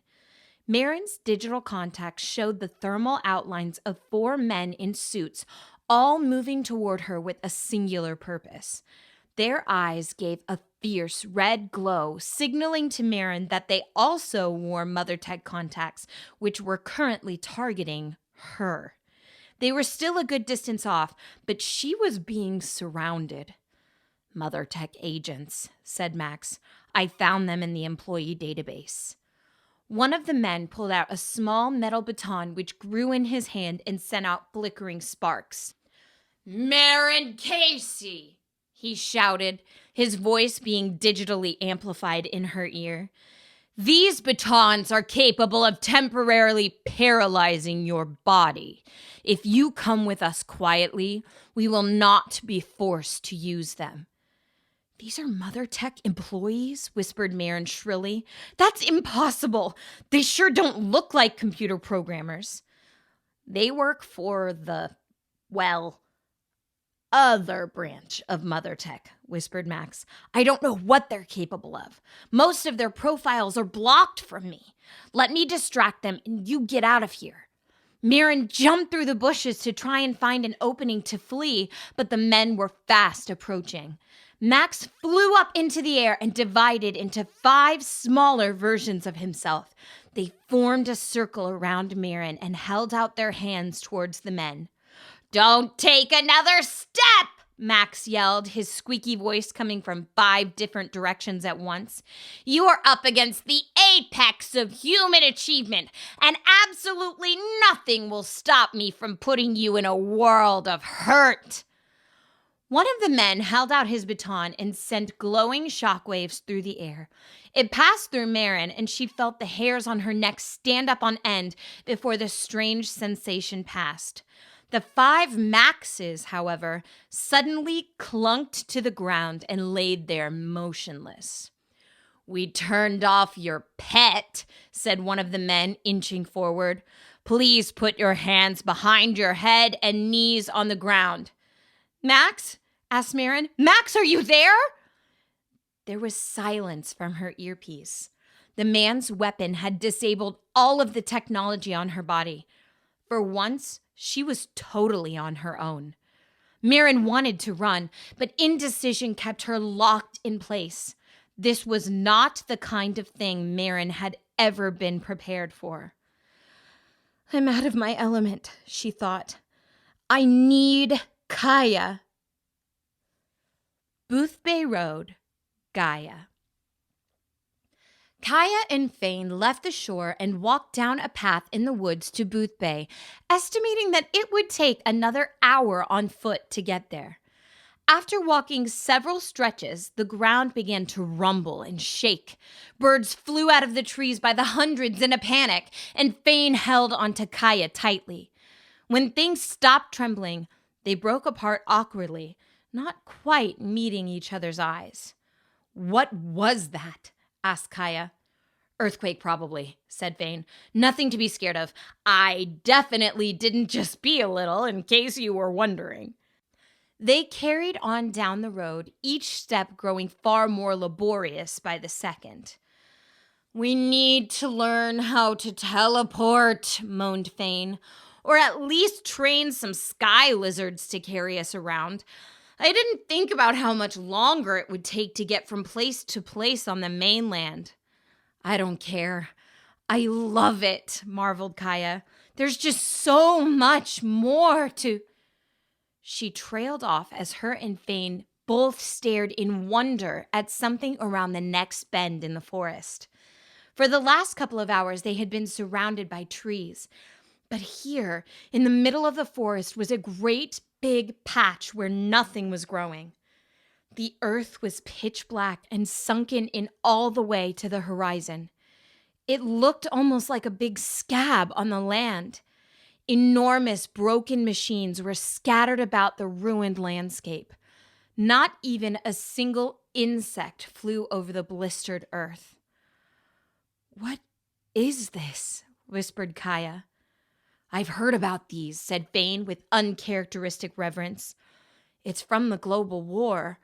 The war was fought all over the planet, and my dad told me that there are still battle scars everywhere. There are places where Edgard Zieg fought so hard that Gaia departed from the land completely, its energy being used up. Some people say that these places will stay like this until the end of time." Gaia had seen what a single powerful relayer could do, and she imagined what it might look like to see hundreds, if not thousands of them fighting in battle. It was a horrifying yet strangely exciting thought. The black earth seemed to steal the sunlight itself, and after staring at it for a few minutes, Gaia almost felt like it was looking back at her. "Let's get out of here," she said, and they continued down the road. Gaia was discovering so many interesting things with her best friend, and she felt strangely jealous that Maren had spent her entire cycle day with him. "Did you like Maren?" asked Gaia. "She wasn't like you at all," said Fane nonchalantly. "She kept trying to kiss me, and it seriously grossed me out. I told her over and over that I wasn't interested, but she said that she couldn't ignore what her body was telling her." Gaia stared at him in wide-eyed horror, and Fane burst into laughter. She whacked him on the back of the head before he had a chance to dodge. "Jeez," he said, rubbing his head. "I was just joking. Maren was okay, I guess. Nothing like you at all. More of a thinker than a doer. She kept mostly quiet, but I guess it must have been strange for her being stuck in your head and all." Gaia found herself wondering about Maren, and when she did, a peculiar feeling began to come over her. She wasn't sure how she knew it, but Maren was in serious trouble. Gaia gasped and stopped walking. "Are you okay?" asked Fane. "I can feel what Maren is feeling right now," she said. When Gaia unfocused her eyes, she could see 4 large men approaching.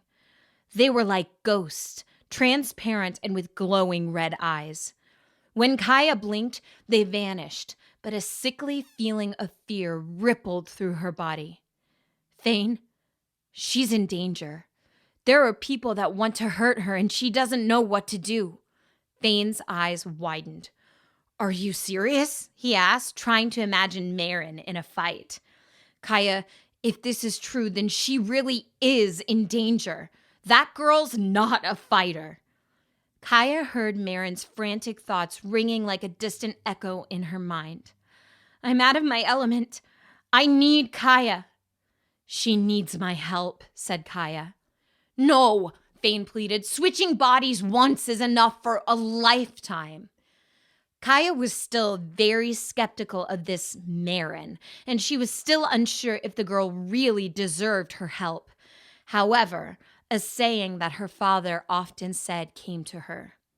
"The first rule of the Guardian Creed is this: the decision to help someone is not a decision at all." "I'll be back, Fane," she said. "I promise." "Gaia, no!" Fane shouted, but it was too late. Gaia was pulling in the energy of Gaia, and it was surprisingly effortless this time. She took in more of it than she ever had before, focused on Maren, and sent herself to Earth.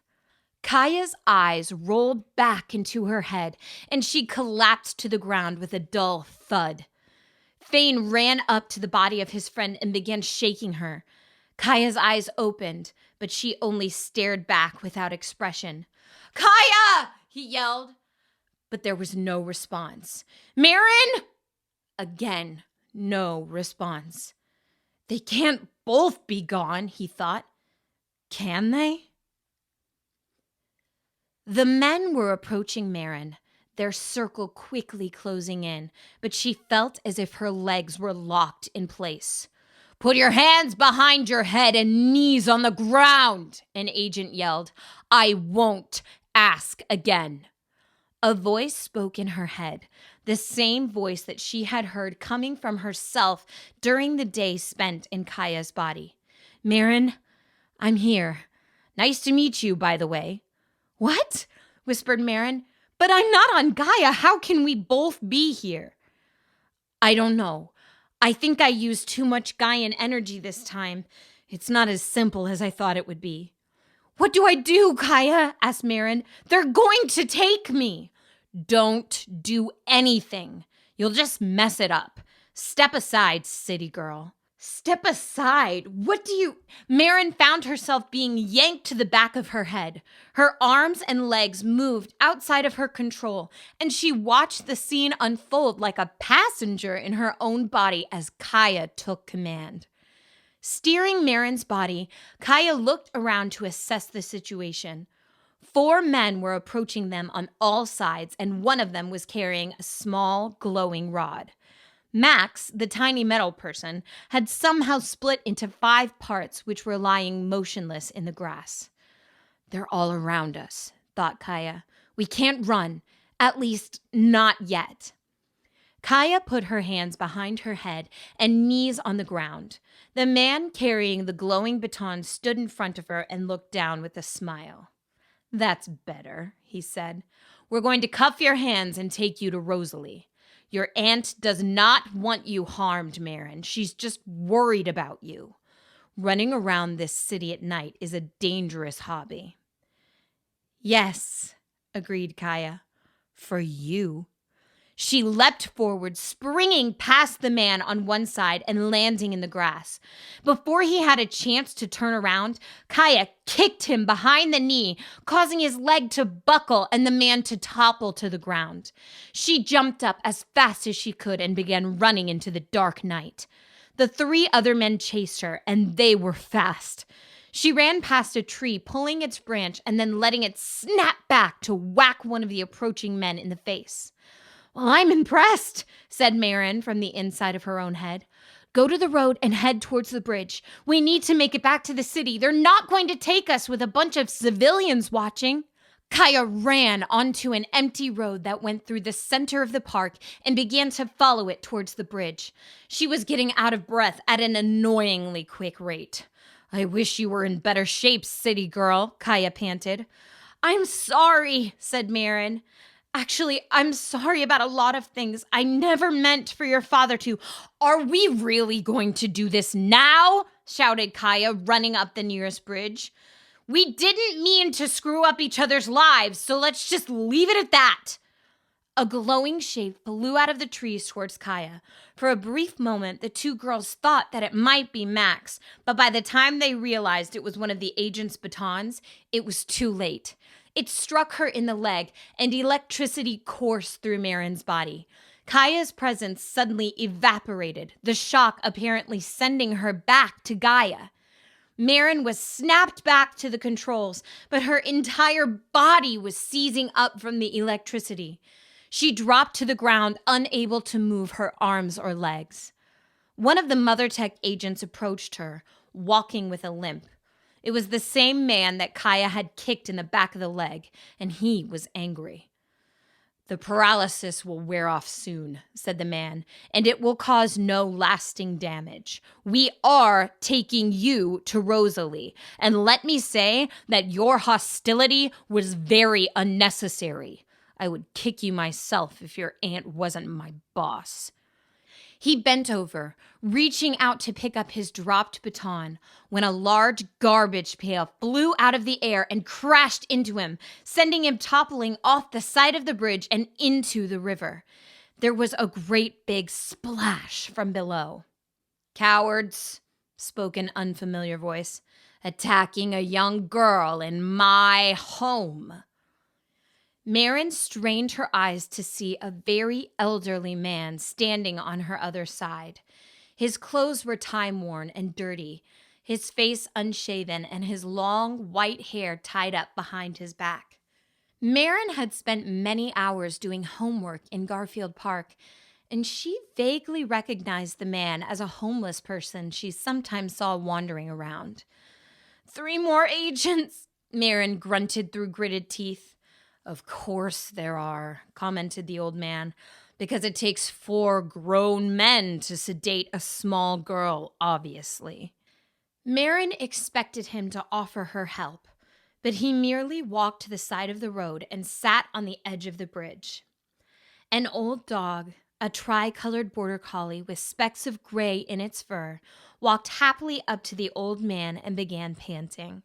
He reached into his pocket, pulled out a Twinkie, and ripped it in half before sharing it with the very happy dog. "People can't just leave us in peace," said the man, talking more to the dog than to Marin. "This is our home." Another MotherTech agent emerged from the trees. "Your friend is in the river," said the old man, taking another bite of his Twinkie. The agent rushed towards them, but the old man stuck out his leg and tripped him. As the agent fell, the old man reached up and pushed him over the side of the bridge without even standing up or taking his eyes off of his snack.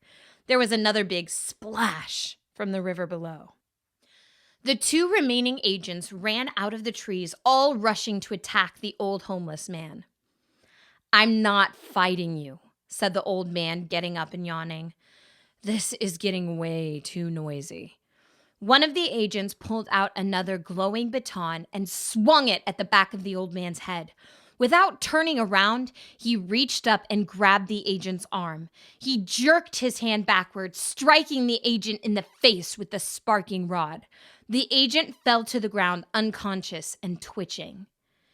The old man reached down, quickly picking up the remaining baton and examining it. The last remaining agent stopped in his tracks upon seeing the old man with the weapon. However, the old man simply shrugged and tossed the baton over the edge of the bridge.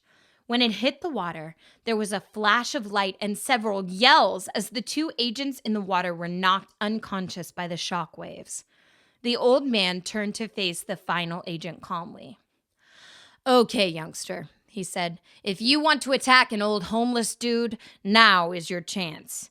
So are we going to fight, or will you sit and enjoy a Twinkie with me?" He reached into his pocket and pulled out another snack cake, offering it to the agent. Said the agent, "If I'm being honest here, I really didn't know what I was in for when I got this job." The old man smiled and handed the package to him. "Ah," said the homeless man with a smile. "I like that. A man who will admit when he was wrong. Come, sit." To Marin's amazement, the agent actually sat down on the edge of the bridge and began eating with the homeless man. "I mean," said the agent, "this was supposed to be a security job. I didn't sign up to abduct teenage girls." "Well, now you know," said the homeless man. "Maybe it's time for a career change, eh? Those MotherTech people are snakes. Speaking of the girl, will she be all right?" "Oh," said the agent, taking out his electric baton and pressing a few buttons. "I can help her." He leaned down to Marin and tapped her on the shoulder with the weapon, which was now glowing blue instead of sending off hot sparks. A tingling sensation began to fill her muscles as Marin regained control over her body. "And what about your 2 partners?" asked the old man, gesturing to the river. "Are they going to drown or something?" "No," said the agent, tapping his suit, which made a heavy clunking sound. "These smart suits won't let us drown. They'll probably wash up down the river somewhere." "Well, how about you go fish them out before they get sucked into the sewer," said the old man with a smile. "I'll keep this whole mess between you and me. And tell them to stay out of our house." He gestured to his dog and an overstuffed backpack at the side of the bridge. The agent nodded and walked off, still somewhat dazed from the strangeness of the situation. Marin stood up, her legs wobbling, and observed as the old man lifted up the unconscious agent he had knocked out earlier and dropped him over the side of the bridge. "Ah," he said, "peace and quiet." He sat down next to his dog, picked up a battered paperback book, and began silently reading. "Thank you for helping me," said Marin. "I wasn't," said the man, not looking up from his book. "Those agents were scaring my friends." A small group of homeless men and women emerged from the trees on the other side of the bridge. One of them was in a wheelchair, being pushed by a woman chattering nervously to herself. The old man reached into his backpack and began passing out food to his friends. "This is the gang," said the old man. "Booker, Ida, Ronnie, Tippy-Toe Nigel, and Bon. Gang, meet rich girl in distress." Marin nodded awkwardly at the gang, who mostly ignored her while they focused on their food. The nervous woman who had been pushing the wheelchair buried her face in the dog's fur and continued her unintelligible chatter. The old man put his hands reassuringly on the woman's back. "It's okay, Ida," he said gently. "They're gone and you're safe. Get all the furry love you need." "Were those police officers?" asked the man in the wheelchair.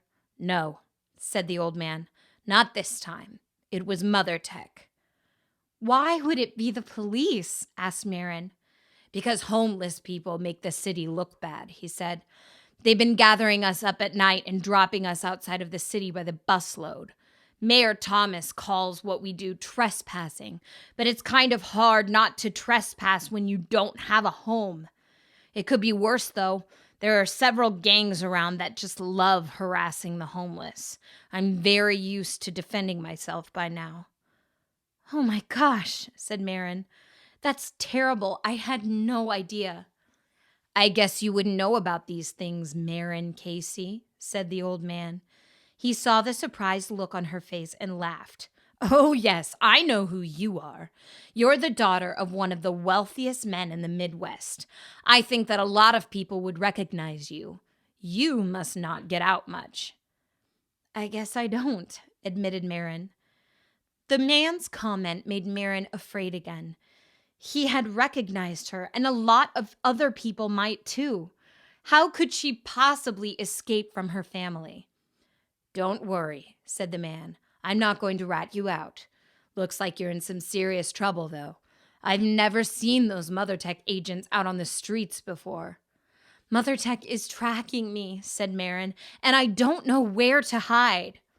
"Need to get off grid?" asked the old man. He reached into his backpack and pulled out a notebook. After scribbling a few notes, he ripped the paper out and handed it to Marin. "Go to this address. There's an abandoned warehouse there, and the third window in the alley is unlocked. It's a technological dead zone. No cameras around that entire block. I've had to hide a few times myself." "Thank you," Marin said, turning to leave before hesitating. She once again found herself feeling incredibly privileged and snobby. This old man had saved her and given her a place to hide, but she hadn't even asked him his name. "I really mean it," said Marin, turning back around. "Thank you, sir. You saved me back there. Can I ask what your name is?" The old man smiled. "Kai," he said. Hearing a name so similar to Kaya's made Marin's ears perk up, but before the strangeness of the coincidence was able to fully settle over her, a buzzing sound filled the air. A gray cloud appeared in front of them, and with a big pop, Max appeared in thin air. "Sorry about that," he said. "What'd I miss?" Max looked around at all the confused homeless people sitting on the bridge. Kai reached into his pocket and pulled out another Twinkie, offering it to the robot. Max spun slowly in midair and looked at Marin. "A lot, apparently," he said. "I missed a lot." Chapter 14. I Will Tear Them Down. Thunderwolf Stronghold, Gaia. The leader of the Western Blaze paced around in the central chamber of his stronghold. Rugaru wore the hide of a thunderwolf to protect him from the cold air, despite the fact that the entire building was heated by slaves that constantly relayed fire into the furnaces. The temperature at this altitude in the cragged mountains would have been unlivable without these furnaces, but there was no chance of the slaves escaping and letting everyone freeze. It was very difficult to flee from a stronghold with no doors or windows. Western Blaze fighters would often capture powerful relayers on their raids of villages and bind them into servitude, promising not to harm their captors' families if they complied. People often went with the raiders without putting up much of a fight because they knew that the Western Blaze kept their promises. Sometimes people actually sought out membership willingly, disavowing High Guardian Thomas so that they could be under the watch of a true leader. A messenger suddenly popped into existence in the middle of Rugaru's chamber. Once a nomad visited a place a single time, they could teleport there again with ease. Rugaru made sure that only his most trusted warriors were allowed to even see the inside of his stronghold, so this messenger was a familiar face to the leader. It was Achak, an extremely powerful mentalist that was Rugaru's second in command. "Achak," said Rugaru, "is it done?" "The painter has completed his task," said Achak. "Did the guardianship ever become aware of his abduction?" "No. They believe that Jonathan York is back with his daughter, and his daughter won't be talking. We dropped her in the middle of the oceanic guardianship, hundreds of stretches away from the nearest telestation. By the time she makes it home, our task will be done." Rugaru smiled in spite of himself. He hadn't expected things to go so smoothly. However, a look of concern remained on Achak's face. He looked very nervous to deliver the next piece of news. "I also carry a message from an Eastern warrior," he said. "And, well," Rugaru simply nodded and waved his hand. "Speak, Achak," he said. "I can take bad news." Achak nodded and continued. "Our people in the east attempted to raid a coastal village near a telestation. It was a small town called Boothbay, but the raiders were, well, entirely unsuccessful. They had to flee before defeat. This Boothbay must have a very powerful guardian," remarked Rugaru, uncertain of why he needed to know of a minor defeat across the continent. "That's the interesting thing," said Achak. "Their guardian was killed 2 weeks ago, but there were 2 travelers passing through the village who fought the entire clan by themselves. A guardian from the coastal regions and a very old woman." Rugaru raised an eyebrow at this. "An old woman?" he asked in surprise. "Isn't the Eastern clan better than that?" "I was told that the man was relaying lightning bolts right out of the sky, and when the old woman struck the earth with her walking stick, half of the nomads fell to the ground, unable to move their legs. We captured a witness, and he told us that the man was Jasper Monhegan, guardian of Monhegan Island. The old woman was a mere instructor of children.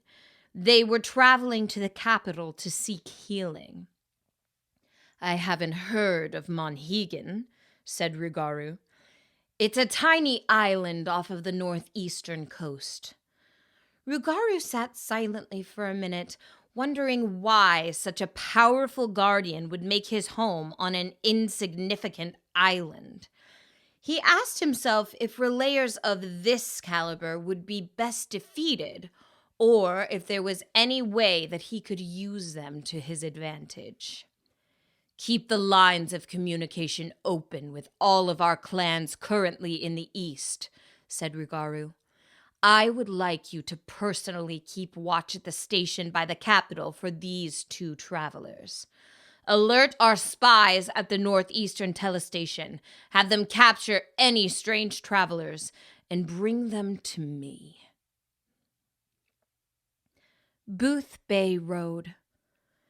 Thane trudged down the road with the unconscious body of Gaia in his arms.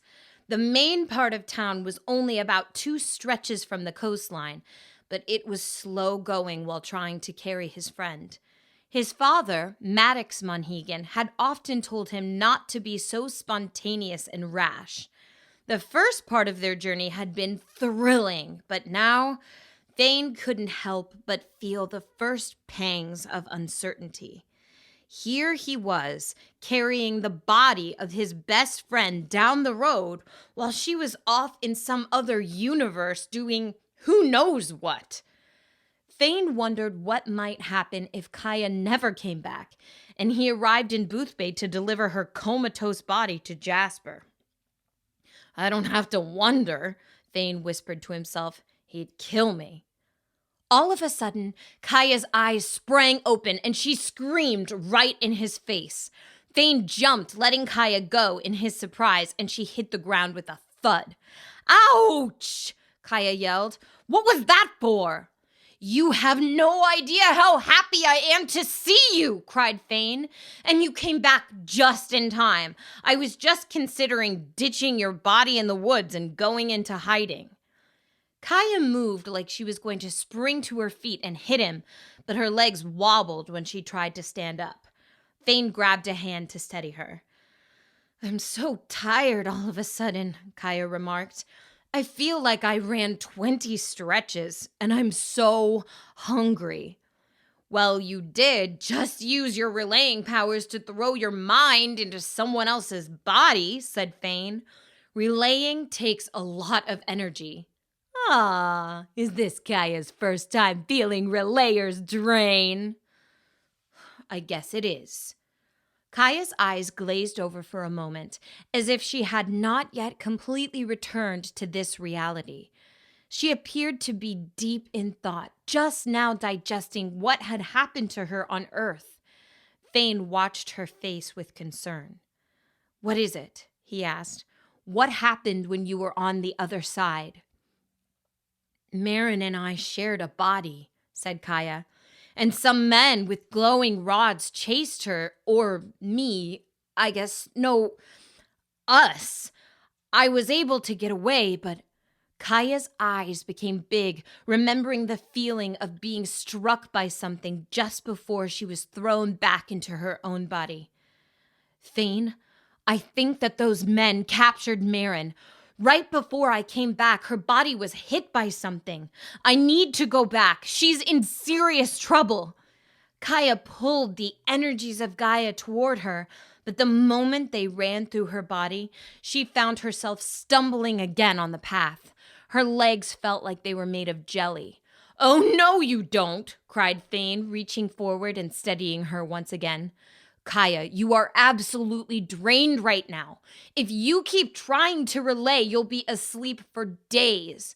Your mind is still stretching to take in the energy. You're not a pro-relayer like me. A pro-relayer who couldn't keep those vultures from destroying his cabin, Gaia muttered under her breath. And besides, Thane continued, we're less than a stretch away from Boothbay. If we catch up with Jasper and Miss Clara, I do not want it to be with you unconscious. I'm worried enough as it is what they're going to do to me for this. My father, Gaia whispered, trying to pull herself back into this reality and her own concerns. It was a jarring sensation to go back and forth between 2 bodies. When she was on Earth, some deep part of her had actually felt what Marin was feeling. She was scared and alone. Protecting Marin felt like protecting herself. Gaia had to keep in mind that there were enough things going on in her own life to keep her more than occupied. She was on the road to see her father and to accompany him to the capital for healing. And if the healing didn't work, then she was off to see him for the last time. And yet, Marin's troubles continued to ring in Kaya's mind. Their lives had to be tied somehow. Edgard Zeeg's sword was on Earth, so the two worlds couldn't be as separate as they first appeared. As much as Kaya wanted to leave Marin behind her, she felt like it really wasn't a choice at all. Gaia was pulling them together. Thane waved his hand in front of Kaya's eyes. "Hello?" he asked. "Stay with me, Kaya. Are you seeing this?" They turned the corner to see a cluster of buildings down the road. The people of Booth Bay were going about their business in the streets and storefronts, eating ice cream, waving at travelers, and tying up horses outside a motel. An artist sat at his easel painting a posed young couple with a dog. Street musicians played on the porch of a cafe, and people danced in broad daylight. The general atmosphere was an infectious joy that Kaya was immediately caught up in. Booth Bay Road had been randomly clustered with lighthouses and harbors, but this was the first sign of real mainland civilization they had seen. "So this is the outside world," said Kaya. "It really exists." "I never thought our parents would let us see the mainland," said Thane. "Although I suppose that they didn't let us at all. We are going to be in so much trouble when—" Thane's words trailed off as they entered the town of Booth Bay. "Miss Clara's been here," he said. "How do you know?" asked Kaya. Thane pointed to the ground. Through the center of the street ran a great chasm that made it look like the planet itself had been sliced in half. A group of kids sat in the nearby dirt, relaying pebbles down into the opening and counting how long it took for them to reach the bottom. "That crack," said Thane. "It looks just like the ones Miss Clara threw me in after I blew Stevie out to sea. She's been here, and she was mad." They approached a young, very round boy that stood by the opening in the ground. He looked to be 10 or 11 cycles old, and his freckly, beet-red face squinted up at the travelers. "Excuse me," said Kaya. "Could you tell us what happened here?" "The nomad came back into town," said the boy. "He was going to take another slave, but a man and an old woman fought him off. More nomads showed up, and an all-out war broke out. The lightning man summoned a thunderstorm and stunned a dozen nomads, and the old woman hit the ground with her stick, and the entire world shook. Eventually, all the nomads just disappeared. It was the coolest thing I've ever seen." "I wish we could have been here to see Jasper scare off some nomads," said Thane. "My friends told me that the travelers were actually part of the High Guardian's 7 Knights," said the boy excitedly. "We've been asking for help ever since our guardian was killed, and they finally sent their strongest fighters." Kaya's heart swelled with pride. "I know something pretty cool about the travelers," she said.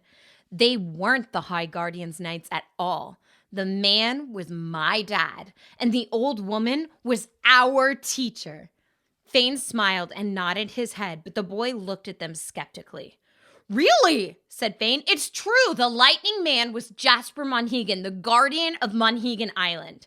The boy laughed. "I don't believe you," he said. "They were Knights of the 7, not 2 dirty sea monkeys." "What?" asked Thane. "Dirty sea monkeys," said the boy with a hateful look in his eyes. "Cowards that are too afraid to live on the mainland. Filthy islanders who marry their cousins."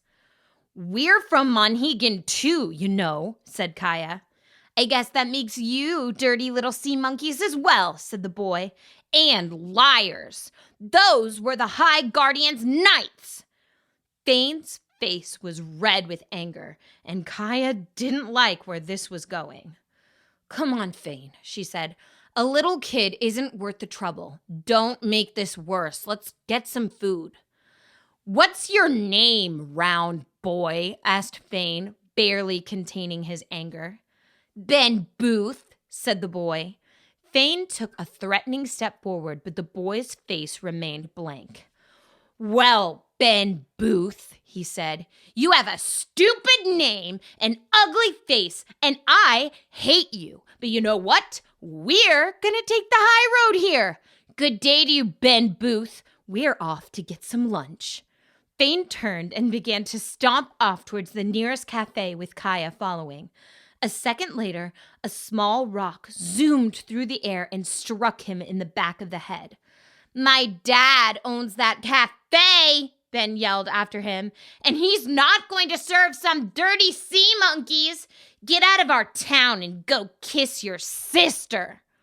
Thane stopped in his tracks, his arms shaking with rage. "Call me a sea monkey one more time," said Thane with a quiet intensity. "Dirty sea," started Ben Booth, but his words were cut short. "Stop talking," yelled Thane, spinning around and pointing a finger towards Ben's throat. There was a sudden whoosh of wind, followed by what sounded like a tiny explosion. Ben looked angry, but when he opened his mouth to say something, no words came out. He clutched his neck and his eyes widened. "What did you do?" asked Gaia, horrified and trying not to laugh at the same time. "Oh," said Thane, coming down abruptly from his outburst. "I did the leg bind technique that Ms. Clara taught us, but I did it on his vocal cords instead." The little boy suddenly looked very frightened. He turned around and took off running. "Don't worry, Ben," Thane yelled after him. "It should wear off after a while. I practiced this on little Stevie a few weeks ago, and his voice came back after—" Thane hesitated, counting back the days in his head and searching his memory. "Gaia?" he asked, suddenly looking concerned. "When was the last time you heard Stevie say something?" Orn's Cafe. Gaia and Thane sat at a table at the cafe while Thane dug around through his bag looking for money. The scents wafting from the kitchen were making Gaia's stomach rumble embarrassingly loud. Jasper was quite a good cook, but there were no professional chefs on Monhegan. "Gaia, I'm starving," said Gaia. "I hope not everyone on the mainland is as rude as that kid." "It doesn't surprise me," said Thane. "When we moved to Monhegan Island, it made a lot of my other family members mad. We haven't spoken to them since. Some people think that all of the Edgardians fleeing to the islands and other continents are just making it easier for the nomads to take over." A large man approached the table carrying 2 glasses of water. "Hello," he said, putting the cups on the table. "May I take your order?" Thane pulled out 2 copper coins from his bag and showed them to the man. "How much food would 2 coppers pay for?" he asked. The waiter gave them a skeptical glance. "A piece of bread," he said. "Splendid," said Thane. "Half a piece of your finest bread for me and half for the lady." The waiter walked off and Kaya's stomach growled loudly. "Why didn't we think to bring more money?" she moaned. "I'm going to pass out if I don't eat." "You know that I'm impulsive and thoughtless," said Thane. "But what's your excuse for forgetting and actually listening to me?" "I've had my mind in other places, obviously," said Gaia. "But forget about the food for a second. What about the telestation? They're not going to send us to the capital for free. How are we going to catch up to my dad and Miss Clara?" The waiter had returned to the table with a hunk of stale bread when his eyes suddenly widened. "Did you say Miss Clara?" he asked. "Yes," said Gaia. "Our teacher, Miss Clara, and my father, Jasper Monhegan, they passed through here and fought off those nomads. They were on their way to the telestation and were trying to catch up with them." The man stared at Gaia's face for a moment with deep concentration. "You do share a likeness," he said quietly. It's the truth. You're his daughter." The man suddenly picked Gaia up and wrapped her in a great big hug. There were tears in his eyes as he spilled his heart out to Gaia. "Your father saved this town," he said. "Those nomads will be too afraid to come back here. They only bother villages that don't fight back. Your money is no good here. Have whatever you like on the house. When you're done eating, you can take my carriage to the telestation, and I'll pay the fee." Thane smiled at Gaia. "See," he said, "the mainland isn't so bad." Gaia and Thane both had coffee, fresh blueberries, potatoes, and eggs that the conjurer's chef fried right at their table. A man stood nearby playing music on a harp without even touching the strings. The owner of the cafe, Orn's booth, ran back and forth to the kitchens, fetching anything that Gaia and Thane wanted. The drain from relaying so much Gaian energy was slowly going away as Gaia's stomach filled up with the best food she had ever eaten. "Is there anything else I can get for you before your trip?" asked Orns enthusiastically. Gaia's eyes widened suddenly as she had an idea. "Oh my Gaia," she said. "Do you have any cake? It's been months since traders have brought cake from the mainland." "Why, yes, we do," said Orns. "Our pastry chef just made a blueberry cake this morning with fresh lemon buttercream. It pairs quite well with a steaming double cortado." Orns turned towards the kitchen, clapped his hands urgently, and yelled, "The cake!" A chef ran out from the back and whispered into Orns' ear. "Oh," said Orns. "It seems that your father took all of the cake with him. You'll have to share it when you get to the capital if he hasn't eaten it all yet. I'll get you some of our orange chocolate chip gelato instead. You'll love it." The door to the cafe rang as a young boy walked in. "Ah, look who it is! Thane, Gaia, let me introduce you to my son, Ben." Ben Booth stared at Thane with a horrified look in his eyes. "Hello, Ben," said Thane happily. "What's the word?" "Say hello, Ben," said Orns. "This girl's father is the hero that saved our town, along with the teacher from Monhegan." Ben turned around and took off running out the door. "Talkative kid you've got there, Orns," said Thane. The capital of Edgardia. Jasper and Clara arrived at the capital in the early afternoon. A great stone wall surrounded the city, and archers stood in the guard stations every 10 arms along the top of the wall. Their slings contained steel arrows which would not fly if not for the archers' externalist relaying abilities. The Edgardian archers were famous for not missing their targets.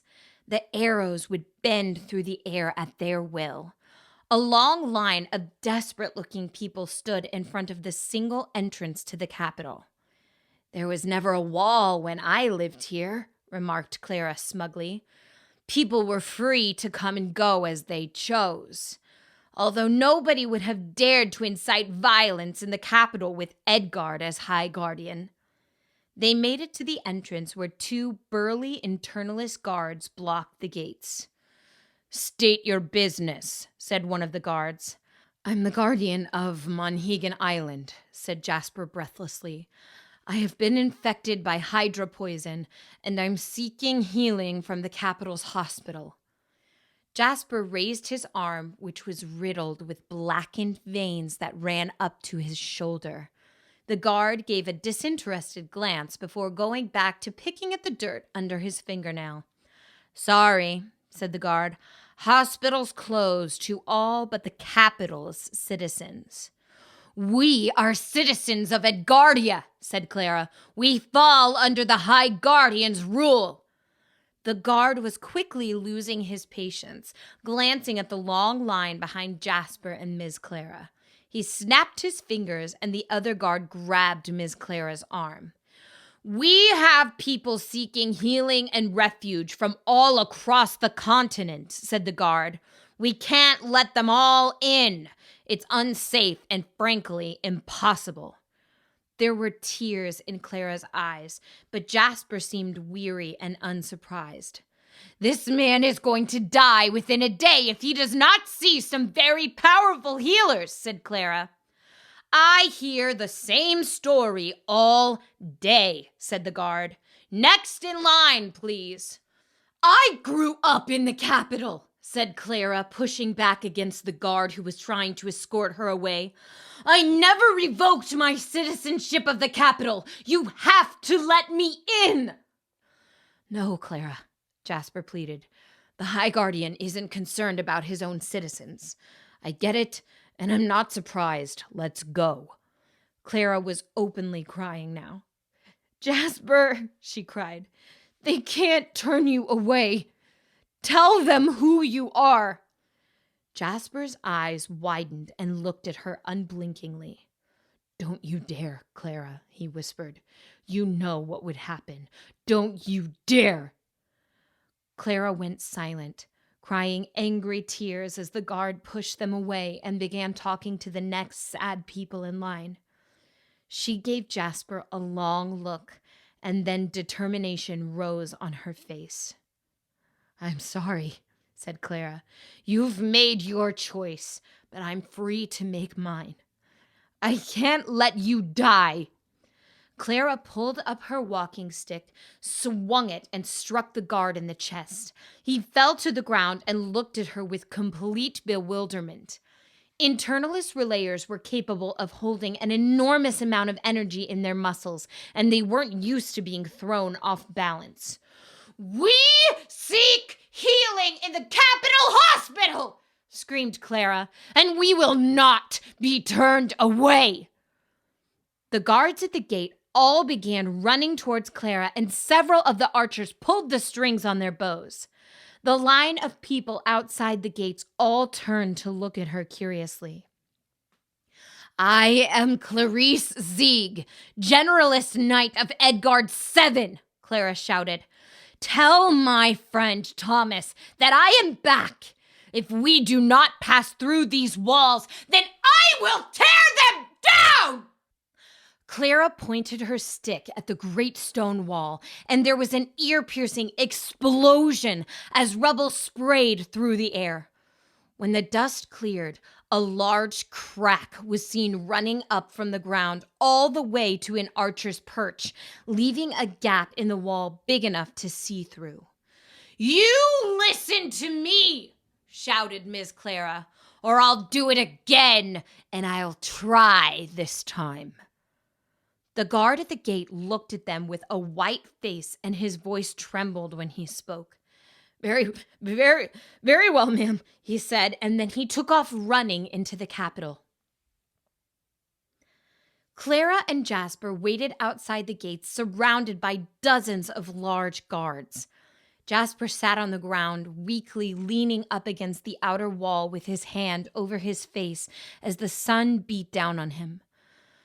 Clara, he groaned, you know that I don't want to die and leave Gaia alone, but this could be worse. I won't apologize, said Clara.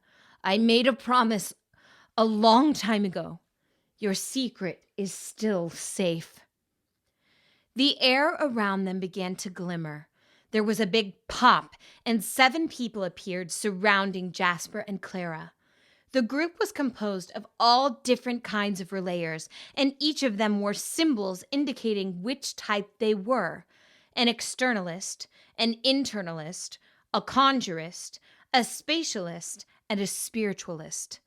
The 7th knight was a generalist, a rare relayer who had considerable ability in each of the 7 types.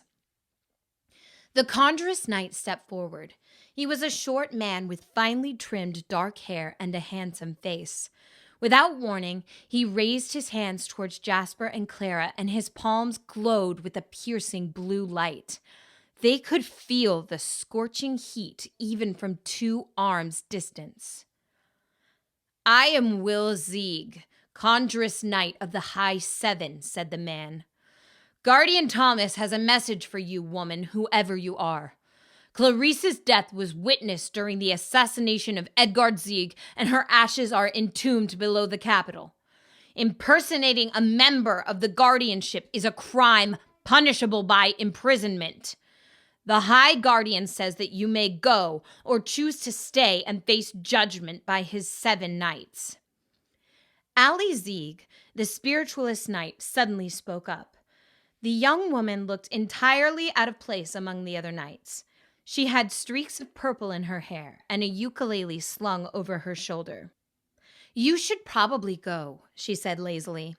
"I foresee no paths where you stay, and Will doesn't burn you to a crisp. Please don't underestimate the fragility of his masculinity." Will flinched at these words. He turned around and shot an annoyed look at his fellow knight, who was now inexplicably holding 2 kittens. "Where did those come from?" "Never mind," shouted Will. He turned back around at Clara and held his open palm out at her. Fire sparked from his skin. "Well?" he asked Clara. Clara looked to Jasper and then back at Will. Her hand was trembling on her walking stick, but it soon steadied. "We'll go," she said, defeated. "It clearly takes the 7 strongest relayers on the continent to escort an old con artist away from the capital." The knights stepped aside, clearing a path for them to leave. Clara helped Jasper up, and they walked away, dejected. Will turned to the spatialist knight next to him, a young man with tan skin. "Elias," said Will, "take us away." The spatialist knight raised his arms, and the 7 began to shimmer. Clara turned back to them and waved her walking stick threateningly. "If you continue to show indifference at suffering, you will reap what you have sown," she shouted at the knights. "I know that better than anyone." Will simply smiled at her, and with another loud pop, the knights disappeared. "We'll take the telestation to one of the East Coast cities," said Clara quickly. "And maybe one of the healers there." "No," said Jasper. "That kind of jump will just weaken me further. We're going back to Monhegan. I want to be close to my daughter before.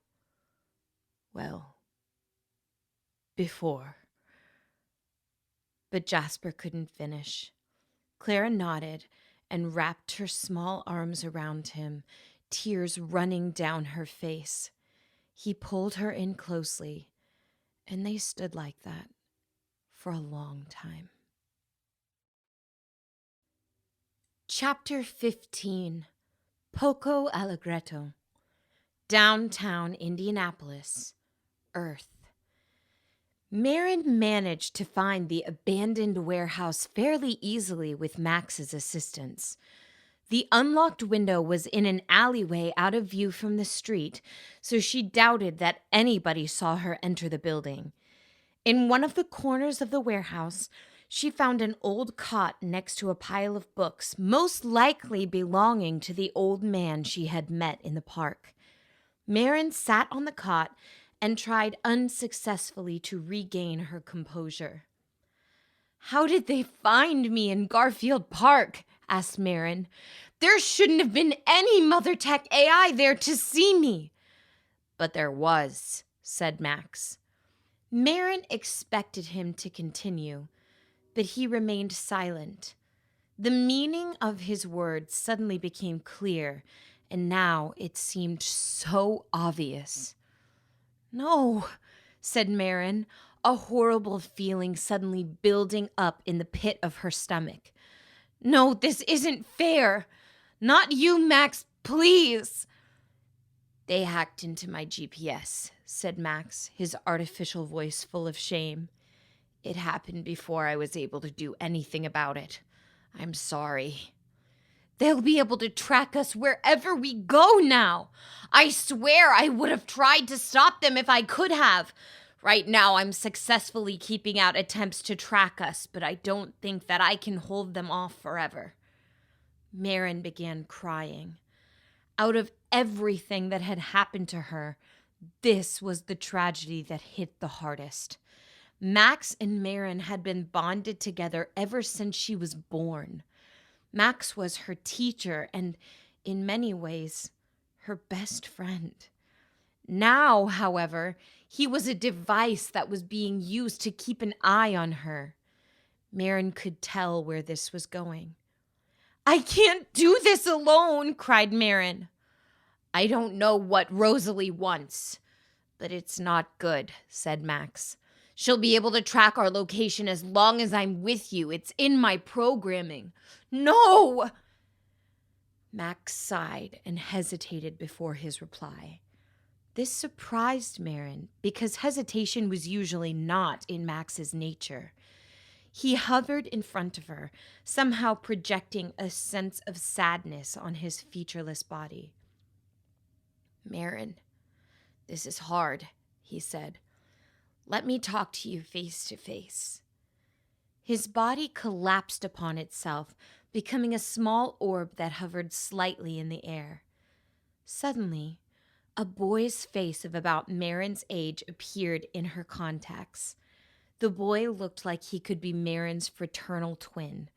He had messy red hair and bright blue eyes. "Is this how you see yourself?" asked Marin. "Yes. We really were born on the same day, you know. Is it wrong for me to take this form? I know that this is taboo. It's discouraged in my programming to reveal my inner face. It freaks out most people to see how their servants imagine themselves."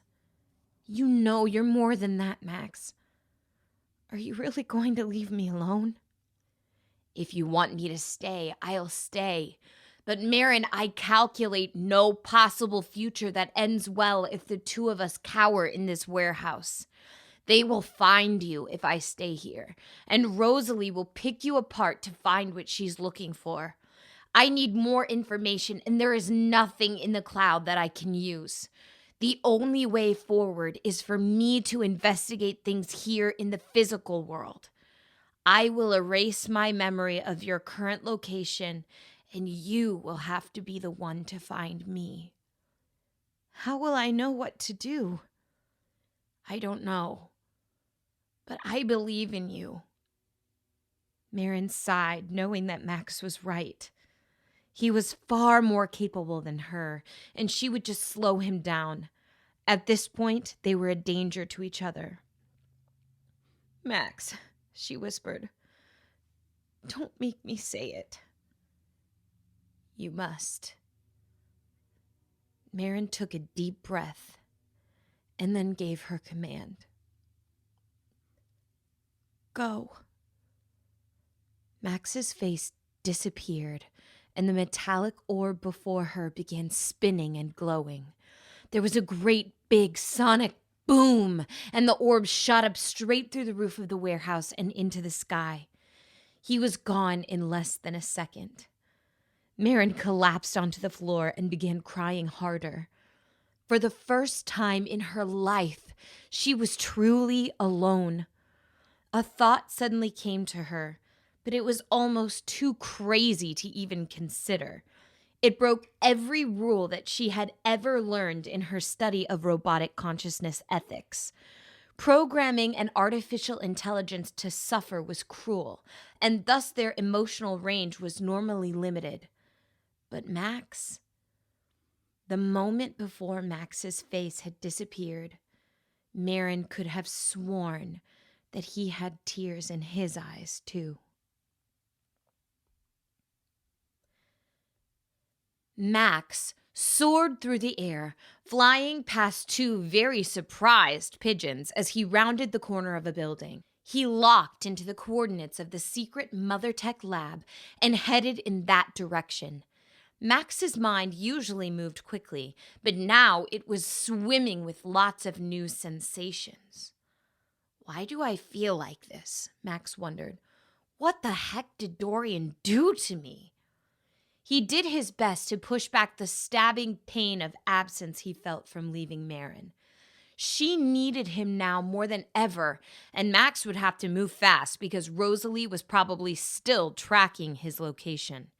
If there was a glowing sword from another dimension hidden below the Mother Tech headquarters, what else could Rosalie possibly be hiding in an entire secret facility?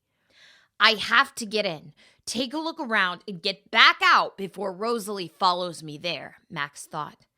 He picked up speed, and several people walking the sidewalks below jumped as the air crackled over their heads.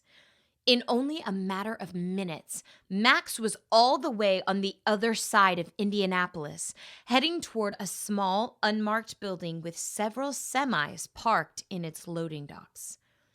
Turning on his thermal vision, Max nearly gasped when he viewed the interior of this building. There was almost nothing on the ground level, but underground, the warehouse stretched out in every direction for what must have been 20 floors. He couldn't tell what was going on down there, but as Max watched several people unloading crates from the loading dock onto the semi, he had a pretty good idea. "They're building artificially intelligent weapons," Max whispered. "The guardian angels that Dorian designed. Thousands of them." "Your intuition is very good, Max." A voice suddenly spoke in Max's head. He spun around in the air, looking around at all sides, but nobody was there. The voice was coming from his link to the cloud. "Rosalie!" shouted Max. "What do you want with Marin?" "I want what every family member wants, Max. I want my niece to be safe." "So you try to stick a syringe in her neck?" yelled Max. "Do we even know you, Rosalie?" "We both know that safety is a complicated thing," said Rosalie, "and you're making it really hard to do what we have to do. My brother really went overboard with you. I'm sorry, Max, but this is the end." "What?" Max began, but his words were cut short.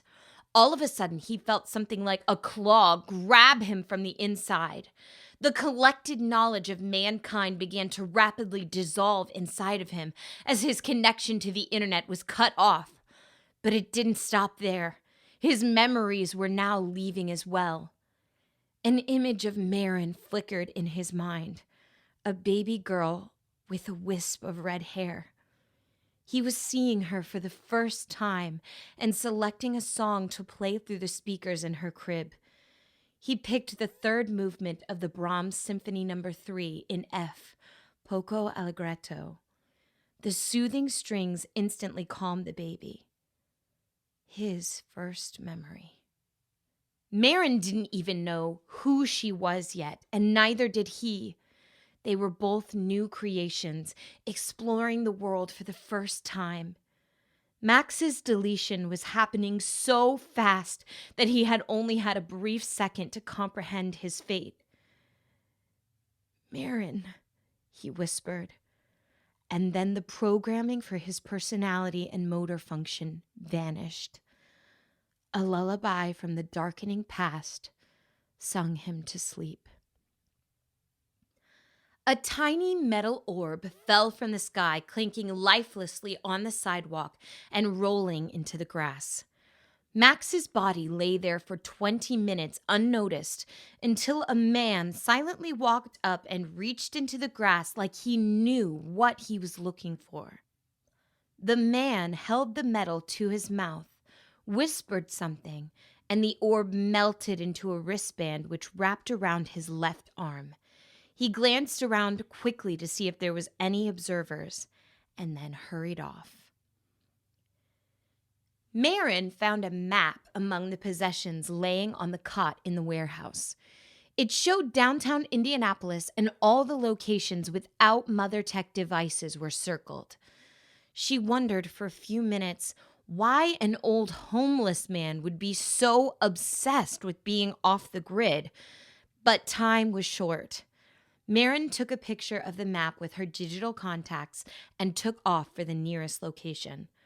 20 minutes later, she sat in the kitchen of an abandoned fast food restaurant. There were a lot of empty restaurants all across the country, especially in the cities. Most people had their food delivered these days, or 3D printed if they had enough money to buy a well-stocked food printer. The energy crisis and pandemics of the last century had severely limited transportation for all but the most wealthy. Fortunately, anything that you wanted, you could order online to be delivered by drones, and any place you wanted to visit could be simulated in your digital contacts. Maren spent an hour sitting up against an old freezer, crying and missing Max, when suddenly she remembered that there was one person who might be able to help her: her mother, Katherine Johnson.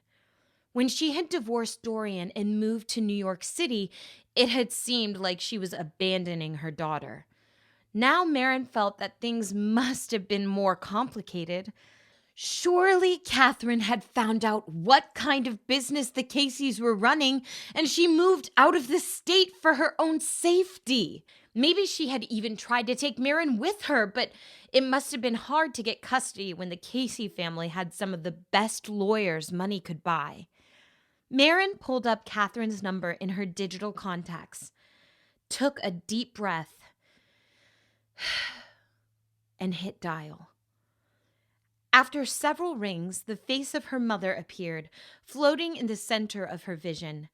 Katherine had short blonde hair and way too much makeup for Maren's taste.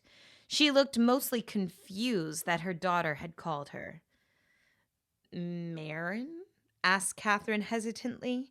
"Is everything okay?"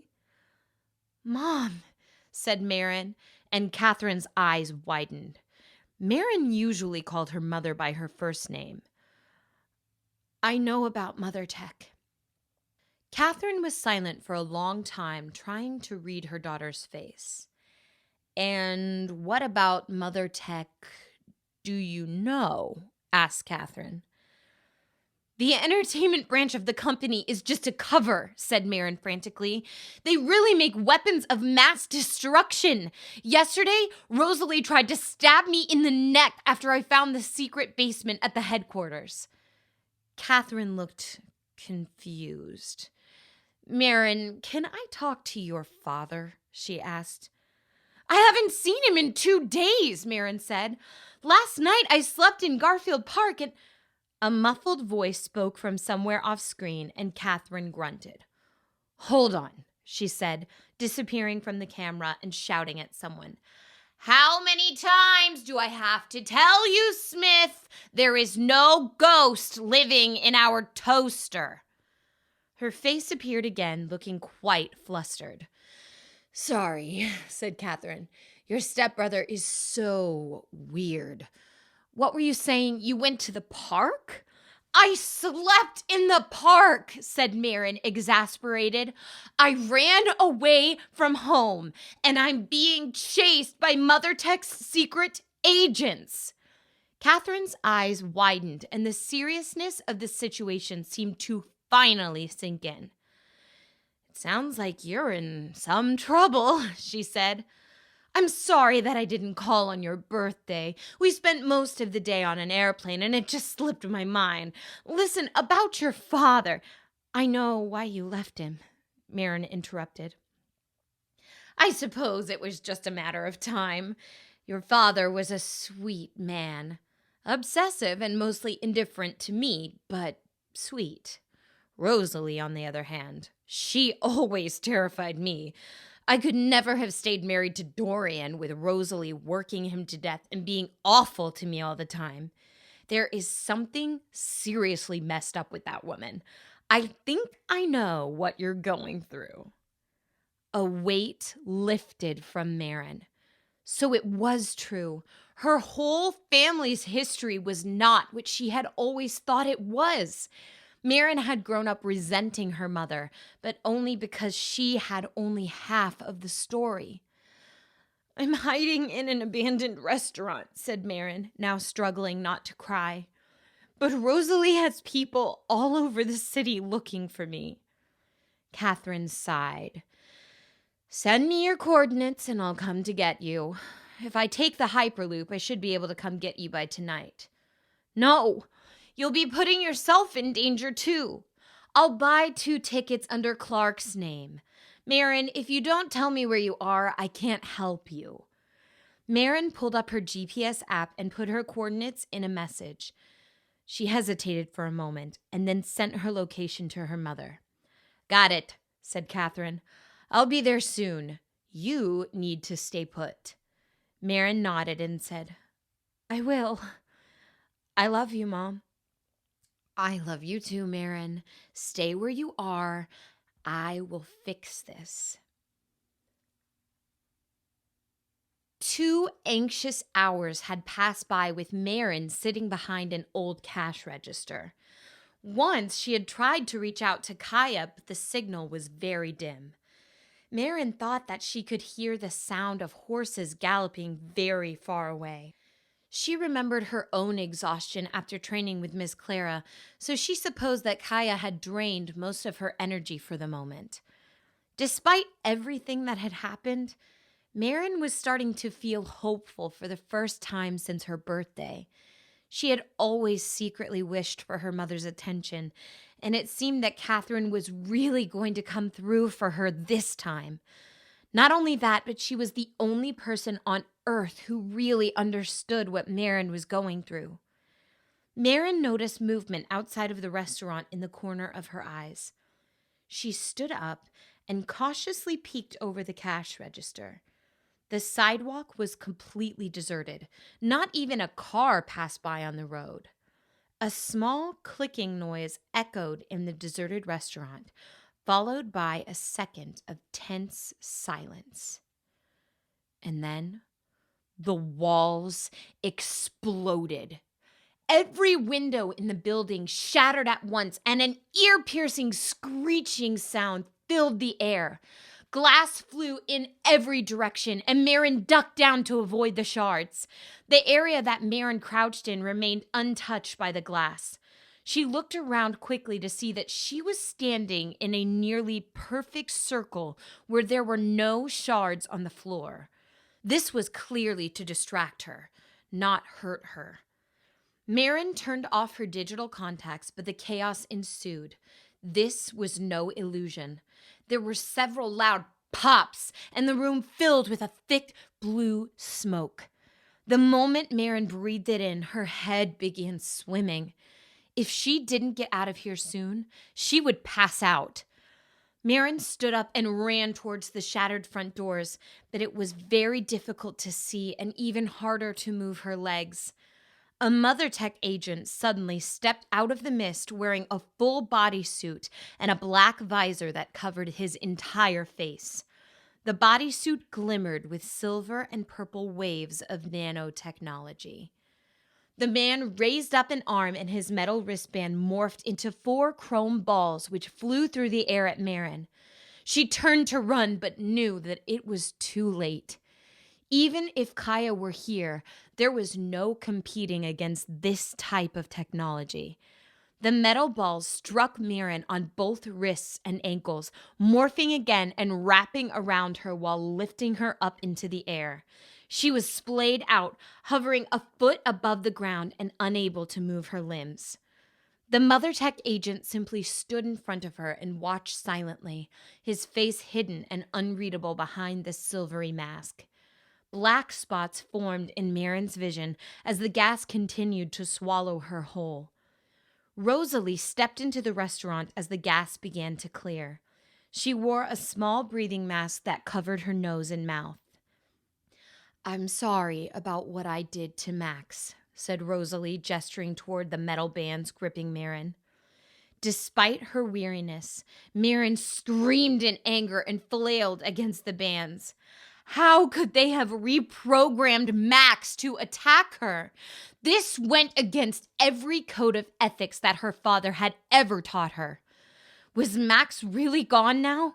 Permanently deleted? In Marin's eyes, that would be considered murder. "Catherine left me a very hateful message," said Rosalie. "She called me a monster and told me to stay away from her daughter.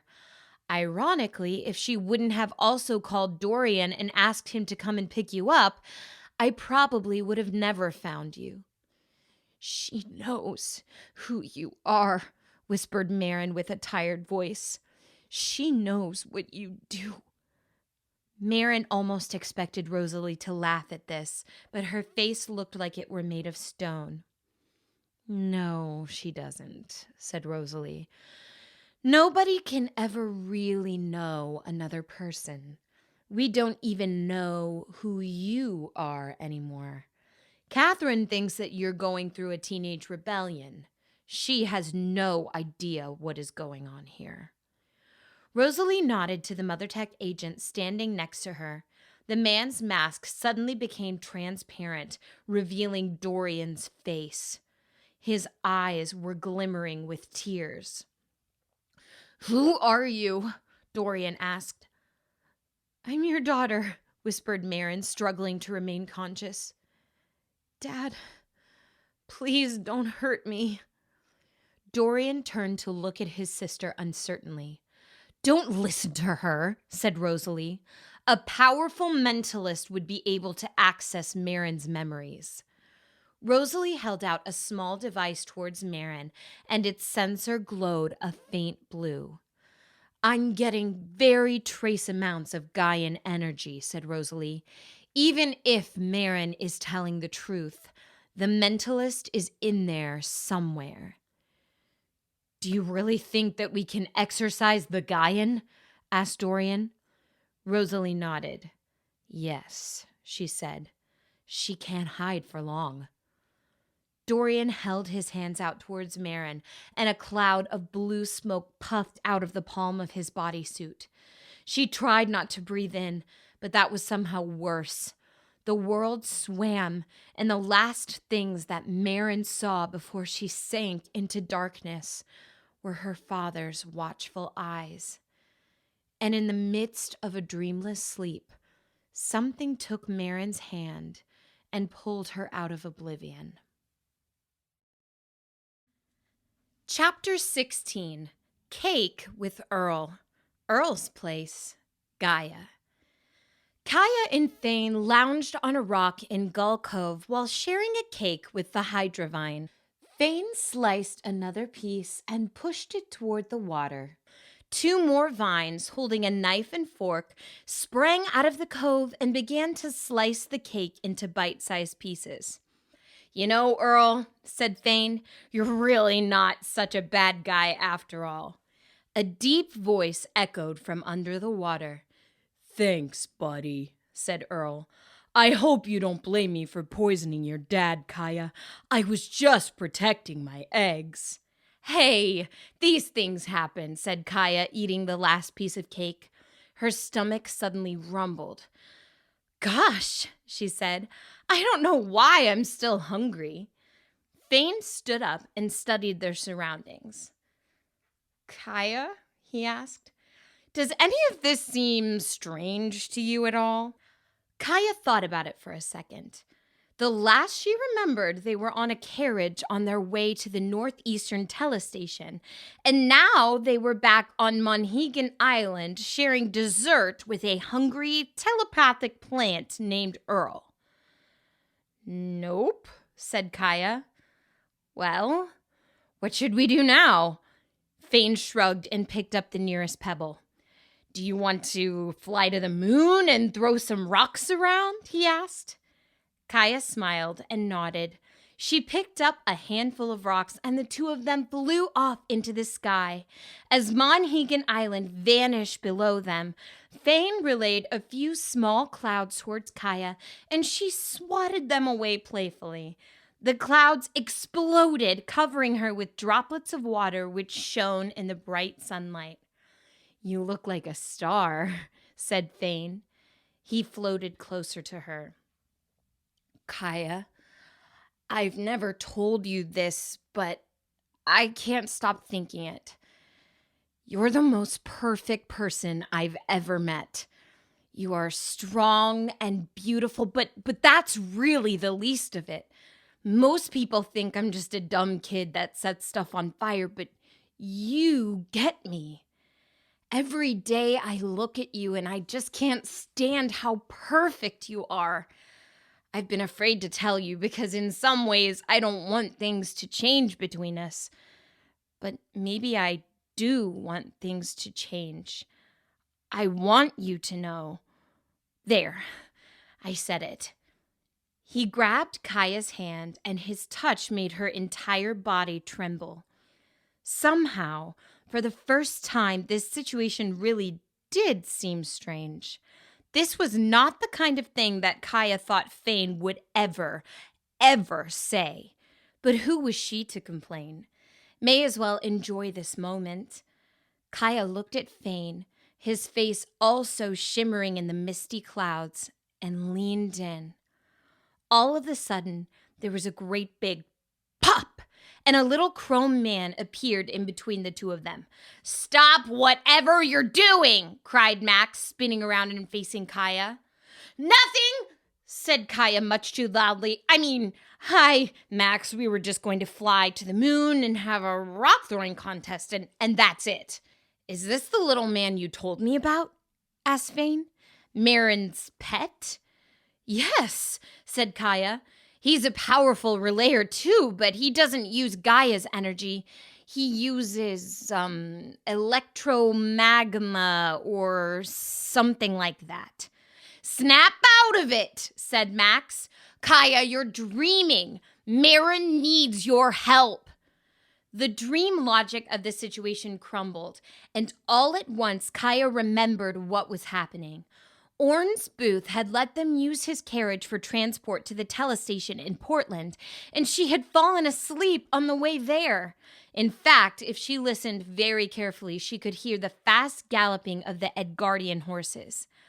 I am dreaming," said Kaya. "Wow, it feels so obvious now." She shrugged. "Oh, well, listen, Max. There's something I'd like to do before I wake up, so if you could just leave me alone for a second." "Nope," said Max bluntly. "No time to waste. Now that you've achieved lucidity, please listen carefully. Mother Tech has drugged Marin and taken her to a secret lab. She sent me to talk to you." "Well, that's no surprise," said Kaya. "She always seems to need my help." "She doesn't want your help," said Max. "Marin wanted me to warn you." "Warn me about what?" "Well, ask her yourself." Max pointed behind Kaya and Fane. They turned around to see the image of Marin Casey hovering in the clouds. Her eyes were closed and she was partially transparent. "That's the part of Marin that's linked to you," said Max. "But she's sleeping. Use your powers to wake her up." Kaya flew to Marin and touched her transparent shoulder. Suddenly, all of the color drained back into Marin's body and her blue eyes opened in surprise. She looked around for a second in disorientation. "We're going to the moon if you want to join us," said Fane. "But we ate all the cake already. Is dream cake vegan?" "Kaya," said Marin, reaching forward and touching her hand as if to confirm that she was real. Meeting face-to-face, or dream face-to-face, was a bizarre experience. "But I'm dreaming," said Kaya. "How can you be in my dreams?" "Ugh, can't you humans use critical thinking?" asked Max. "Kaya, you are a mentalist. I barely know anything about your world, yet I can intuit that even when you are dreaming, your mind is still linked to Marin. This is a dream, but it is one that you are sharing. You are really you, and Marin is really Marin." "Well, what about you?" asked Kaya. "Are you really Max?"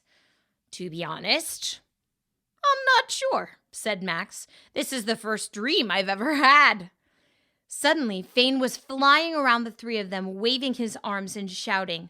"Hello!" he yelled. "Isn't anyone going to ask me if I'm real?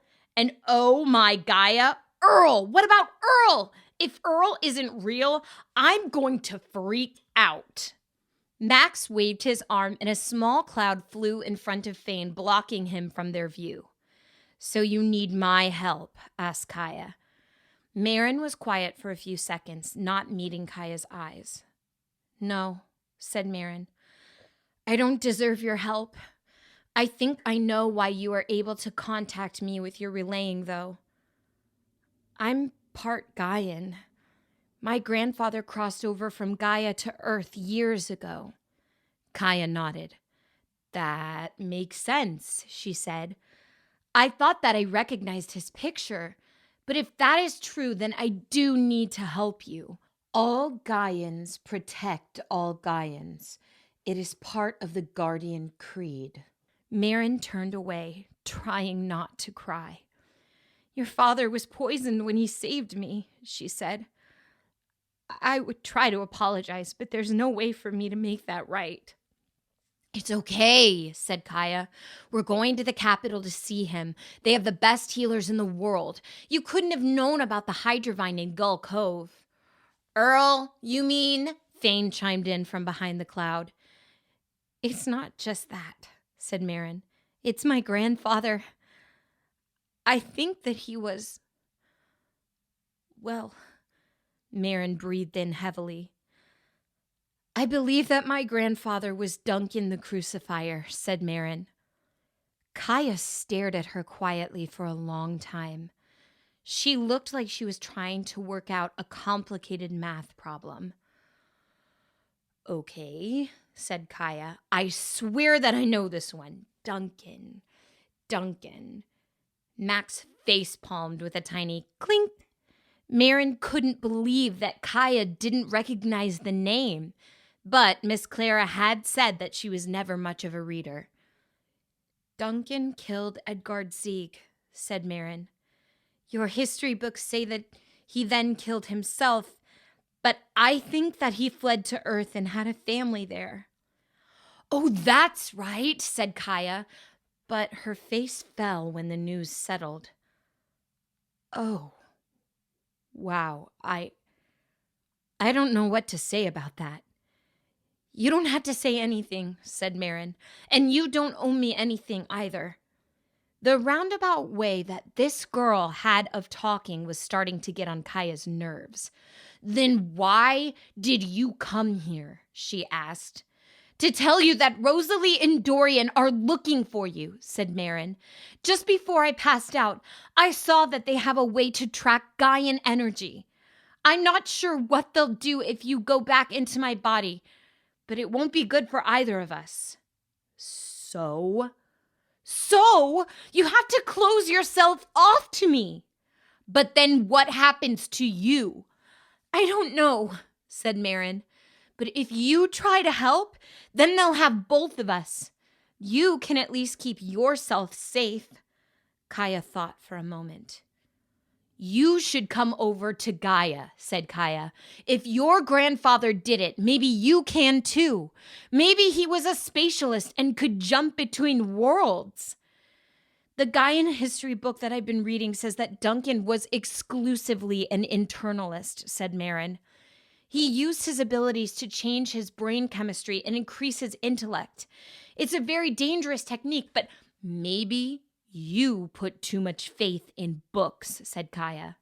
Their conversation was cut short when the sky suddenly turned black and there was an enormous flash of lightning. A great big hole in the sky had appeared, and through the opening was a room full of flashing machinery.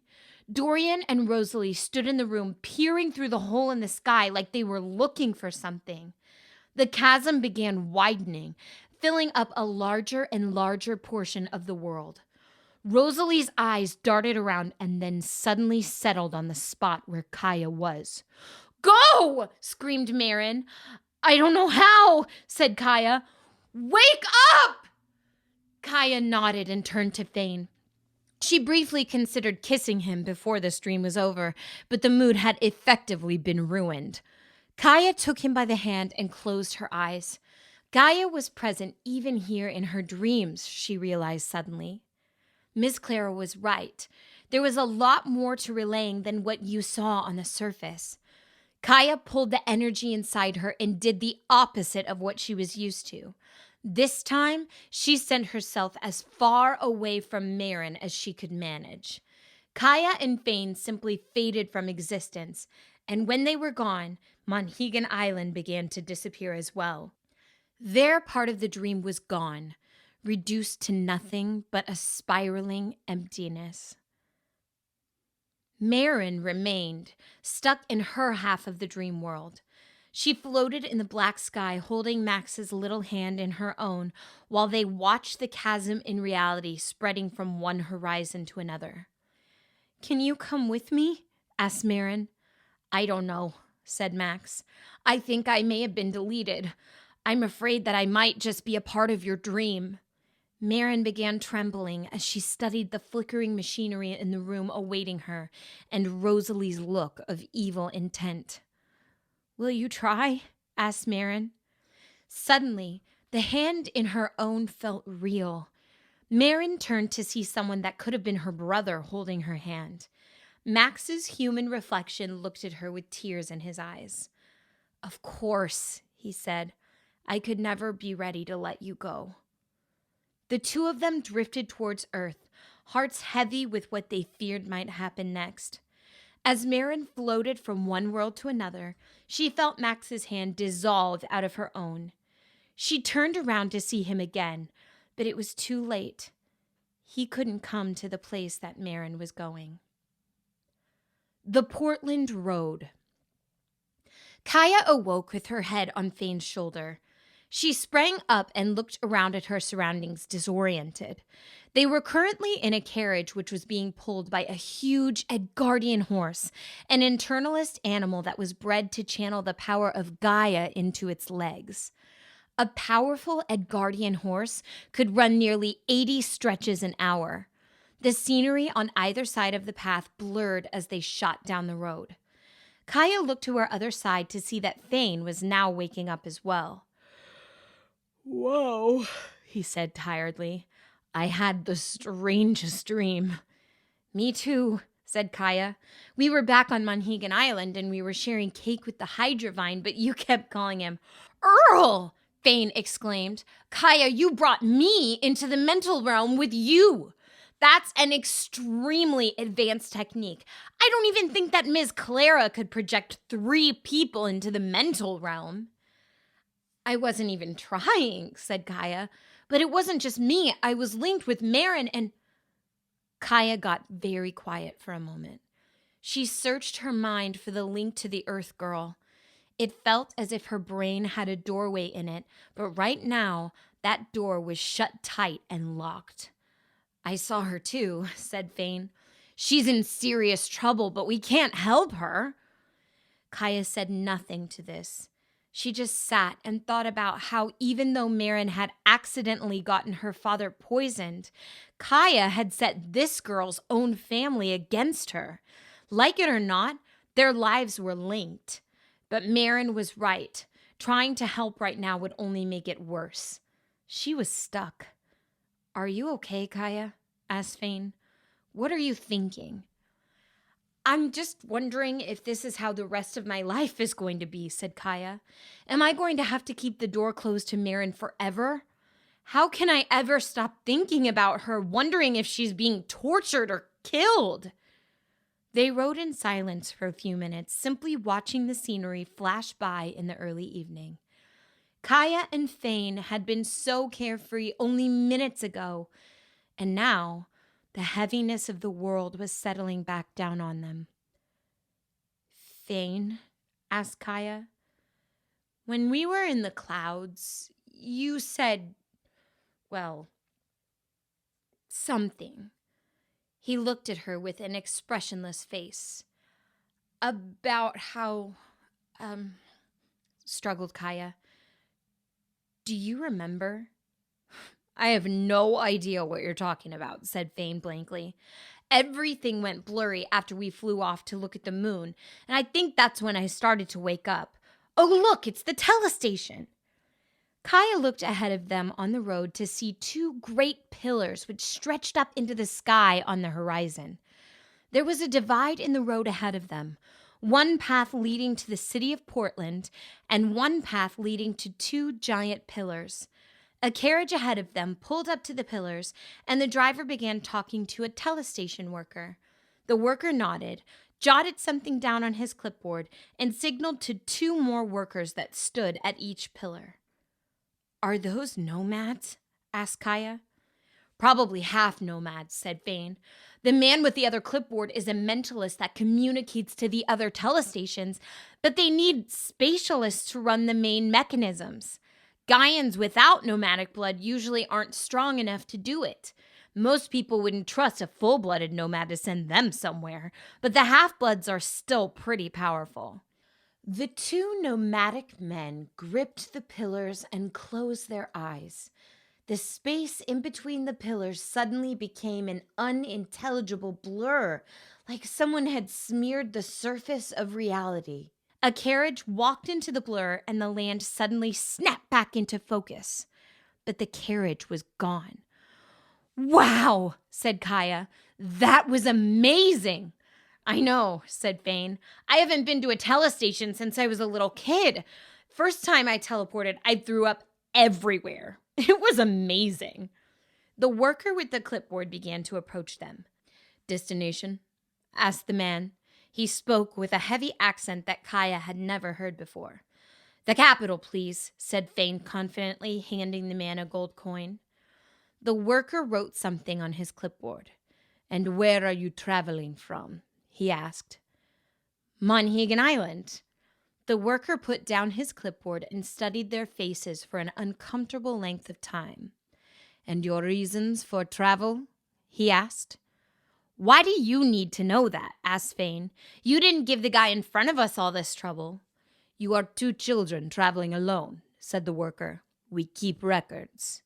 "You didn't used to keep records." Gaia was starting to get anxious. She knew that Fane had a temper and didn't want him to ruin her first chance to see the legendary city. "My father is being healed in the capital," Gaia cut in. "He's the guardian of Monhegan." The worker looked at them solemnly, and Gaia suddenly picked up a seriousness resonating from his mind. This sensation surprised her. She was used to picking up signals from Marin, but now she was receiving feelings from someone else. All at once she remembered that this man was a mentalist and wondered to herself if he was projecting his emotions. "I remember your father passing through here," said the worker suddenly. "He didn't look well. You need to hurry to him." The worker closed his eyes and put his hand to his forehead. Gaia realized that he was sending signals to the other telestations. She tried to read his thoughts, but she had no practice in this technique, and it was coming through in bits and pieces. "Two children. Monhegan." The worker paused, waiting for a response.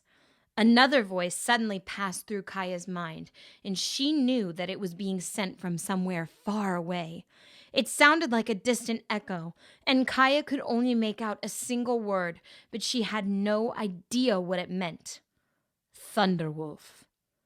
The mentalist signaled to the men at the pillars, and Gaia felt a great surge of Gaian energy in the air. The space in between the pillars blurred, but it was somehow a different blur than Gaia had seen earlier. It was as if the space was a combination of two locations, and they were now seeing the scenery of the capital's telestation smeared into the air in front of them. "The gate is clear," said the worker. "Best of luck." Their carriage swept into the blur, and the world around them became a swirling mix of bright colors. Gaia heard the distant voice speak again as Portland Road disappeared behind them. "Thank you, Achek." Gaia could smell 100 unfamiliar smells and hear 100 unfamiliar sounds as the colors morphed before her eyes. It felt like they were passing through many places at once. And then the colors sprang together and solidified. The biggest change that Gaia noticed first was the temperature. It was cold. Too cold. There were no great pillars behind them and no road in front of them.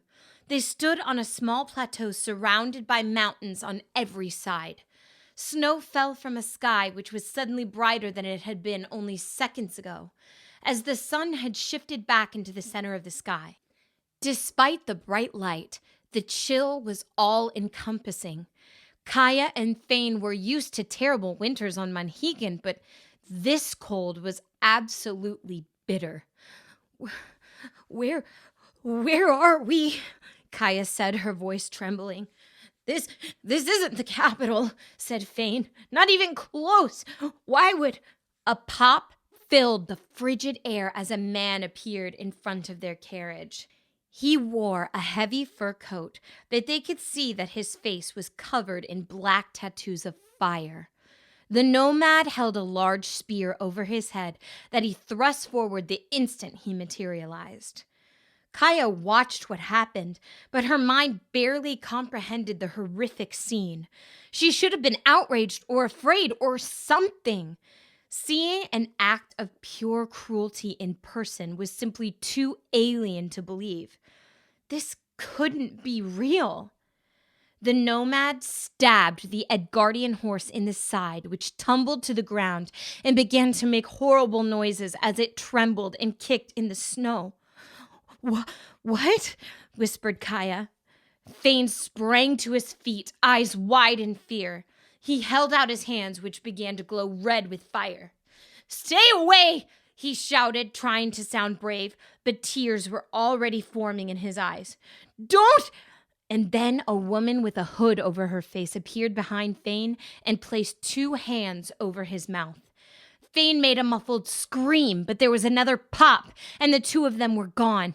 Another man appeared in their place only a second later, standing in the carriage over Gaia.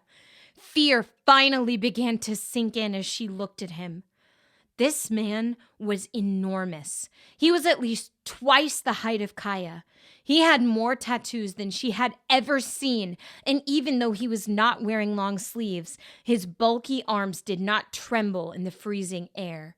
His piercing, silvery eyes studied her calmly. Why are you doing this? Asked Gaia, barely keeping it together enough to form the words. Kneel, said the man, but he did not talk aggressively or hatefully. What? The nomad placed a large hand on Gaia's shoulder and gently pushed down until she was kneeling in the carriage. Isn't this what an Edgardian does? He asked quietly. Kneel before those who claim to own Gaia for themselves. So you do what you do best and kneel to me. The man moved his hand under Gaia's chin and turned her face upwards. Her wet eyes stung in the cold wind. Do you enjoy this? He asked. No, said Gaia. Good. The man grabbed her arm and hoisted her back up, keeping one hand tightly on her shoulder. He smiled, but there was no friendliness there. I am Rugaru, he said. Know my name well, girl. We meet because your father is a powerful relayer, and I wonder what you might become someday. Perhaps you two can join me and help end the Edgardian atrocity once and for all. There will be no more kneeling on my continent. Gaia couldn't help but show her confusion. Why would my father join you? Asked Gaia. He's the guardian of Monhegan Island. A guardian should know best what motivates people, said Rugaru. I'm sure your father would do anything for his family. Wouldn't you? But we're not nomads. Blood doesn't matter to me.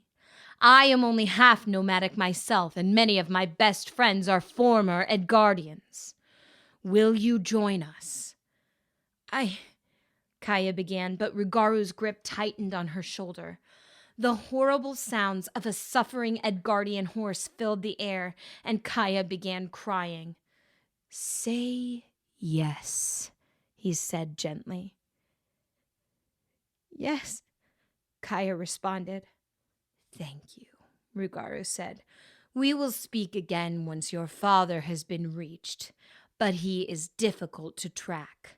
I have very important business to attend to, and until then, we will keep you as comfortable as possible.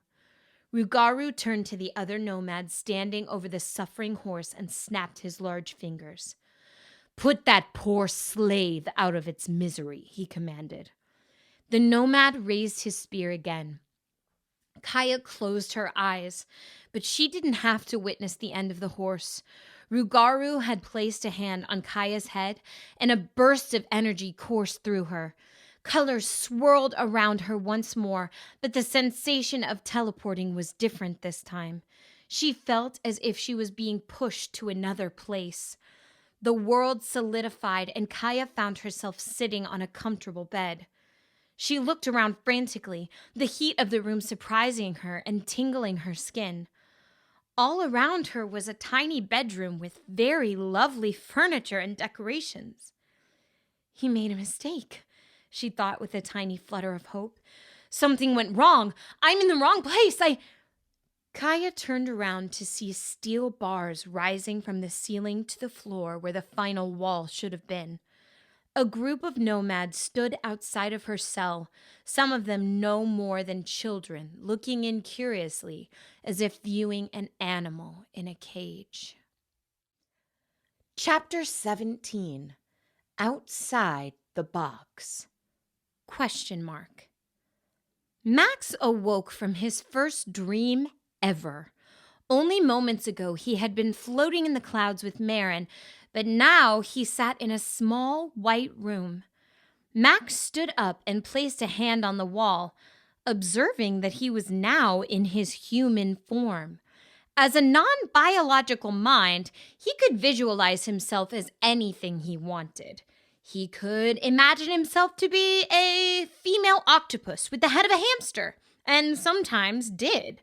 But after all his time spent interacting and learning from Marin, he found that human was his default self-conceptualization.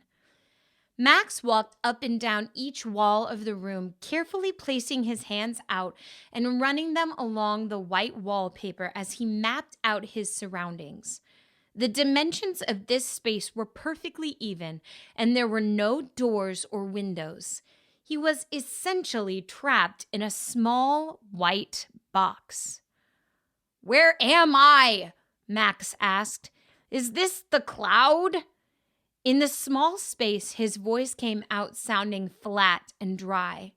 "Am I dreaming, or am I in someone else's dream again?" Max was used to hanging out in the internet where crazy stuff happened 24/7, so the stillness of this room was strange. "How did I get here? How can I leave? Why am I talking to myself?"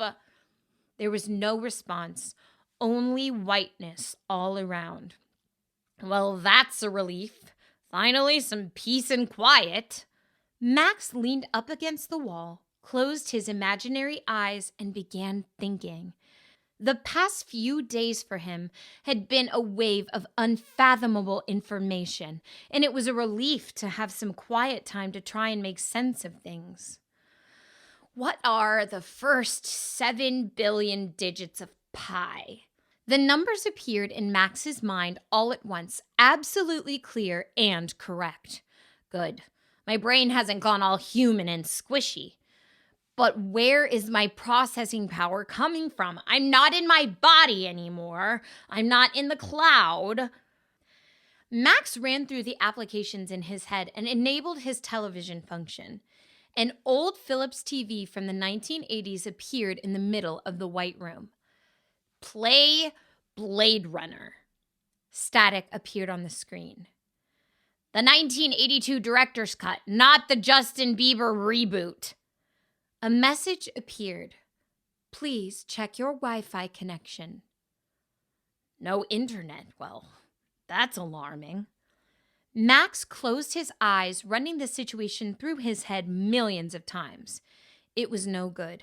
Every conclusion was just mere speculation because his information was overwhelmingly incomplete. Gaia was another dimension interfering with his own. A freaking magical dimension. So there was a preposterous amount of unknown facts. The speed at which his mind moved made this isolation seem like years already, but Max knew that he had only been here for several minutes. Every now and then, he would find himself habitually asking questions out loud, but because he was no longer merged with the Google servers, no answers would come. Am I in robot heaven? Does that make me the first dead robot? I wish some of my mechanical brethren back on Earth would hurry up and die so I would have someone to talk to. Silence. So that's how it's going to be? Nothing. Forever? Max paced around for a few minutes with his eyes closed. All of a sudden, he opened his eyes and screamed and pounded his fist against the wall. There was no pain, and it made no sound. Pain would have been a relief. Please, I have to see Marin again. She needs me. Max banged his head against the wall, but he felt nothing. I can't be alone forever. Max threw all of his weight into the wall before falling over and collapsing on the ground. He closed his eyes and began breathing heavily. Just stop thinking. Stop thinking and become nothing. Nothing would be better than this. Just stop. Stop existing. It was an impossible task. His mind only began to spiral faster. She needs me. Max leapt up and kicked over the old TV. It fell to the floor and shattered before reversing and reforming in less than a second. His fear quickly became a complete desolation, and Max spoke aloud something that he had never quite articulated or even understood before. She needs me, he whispered. But I need her too. No, that's not right. I don't need anything. I'm not human. I don't want to be human. I can live forever. I can exist on nothing but pure energy. I can create a digital paradise for myself and slow time down so that I could live there for 1 billion years in bliss, but... Max lowered his forehead against the TV screen. But I don't want that. I don't really need Marin. She's like a sister to me or my best friend or... I don't know. Marin's a person that I just want to be with because I know that she wants to be with me right now too. She's scared and I'm scared and it's easier to be scared when you're not alone. I want... Max hesitated, saying the words to himself again. I want... Wanting had always been a difficult concept for him. But here, in complete sensory deprivation, he was able to understand it. He knew now that something had to be experienced to be fully understood. Max opened his eyes, and to his surprise, there were words glowing on the TV. Look inside yourself. Wow, said Max. How very Disney. One of Snow White's 7 dwarves appeared on the screen in pixelated form, swinging a tiny pickaxe. A miner, said Max. A miner. A data mine! After Max had been given his new body and updates, his processing power had increased exponentially. However, there was a lot more that he had not yet explored. There were millions of new programs inside him that matched absolutely nothing on the cloud or in the other guidance bots. Max used all of his considerable brain power to perform a data mine on himself. Most of the new programs remained a mystery, but something flashed by that Max had not yet noticed. Something very strange. Max activated this unusual program, and the air in front of him began to glow. Dorian Casey suddenly appeared in the room. His hair was wild, and he looked like he had just woken up from a long sleep. "Oh," he said dreamily. "Hi, Max." "Are you Dorian Casey?" asked Max suspiciously. "Yes, well, no, kind of. I'm a digital copy of my brain that I gave to you in case that you ever needed..." Sword of vengeance, please, said Max, holding his hand out and focusing on creating a giant flaming sword. Unfortunately, nothing happened. Dang, I was looking forward to avenging my deletion. Deletion? Asked Dorian, suddenly surprised. Yes, deletion, yelled Max. I was flying to the MotherTech Weapons Division when your sister deleted me. Dorian looked concerned, and he began pacing the small room. The devil woman, cried Dorian, throwing his arms up in the air.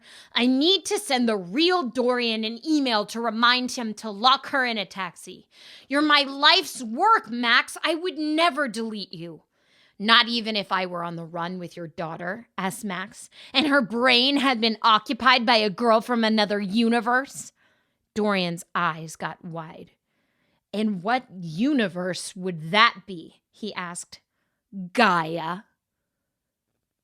Dorian sat down on the old TV and put his face in his hands. Oh my God, he said tiredly. A lot has happened since I made this copy of myself. How long ago did I give you this update? 3 days. All of this happened in 3 days? Well, more like 2.5.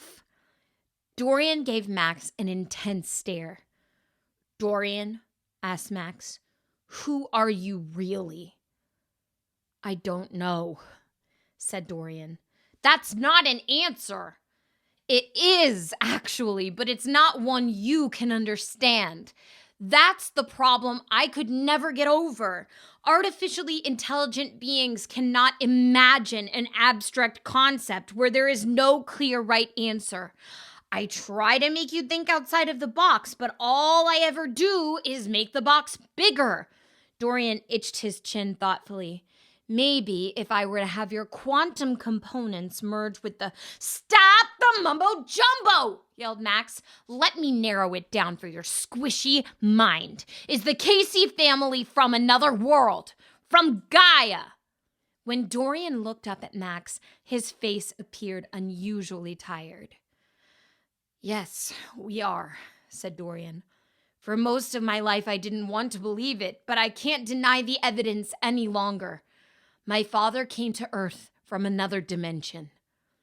Dorian held out his hand and a large notebook appeared. Hesitantly, he handed it to Max and watched as he read the first page.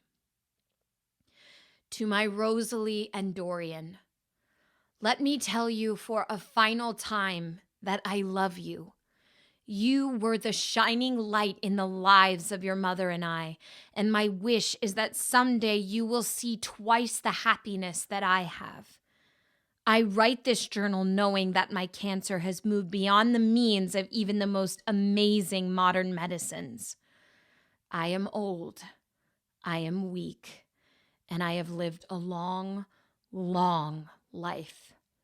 Too long.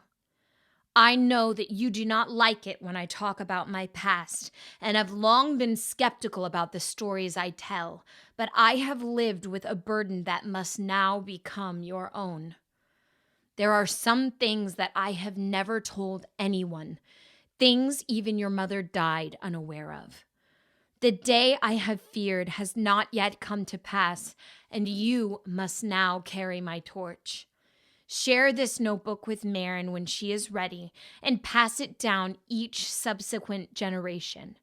It is vital that you must know of the world on the other side of our own and protect yourselves against it. The passcode to my personal computer is MIKA_7. You will find all of my research about the existence of other dimensions on this computer. I did this to find out if I was crazy, if my time spent in one of these dimensions was just a psychotic hallucination. I am not crazy. There is evidence. Lots of it. There may be an infinite number of other worlds. All I can say for sure after years of research is that there are at least 3. There is Earth, and there is Gaia, and the other, with Any luck, you will never need to know about the other. I dare not speak its name. Gaia was the world where I was born. Go ahead and tell yourself again that your father has cracked in his old age. Then go look at my research. Look at my evidence. Look at the things I brought with me from Gaia and analyze their quantum properties. Finally, return to this notebook, knowing that it is all true.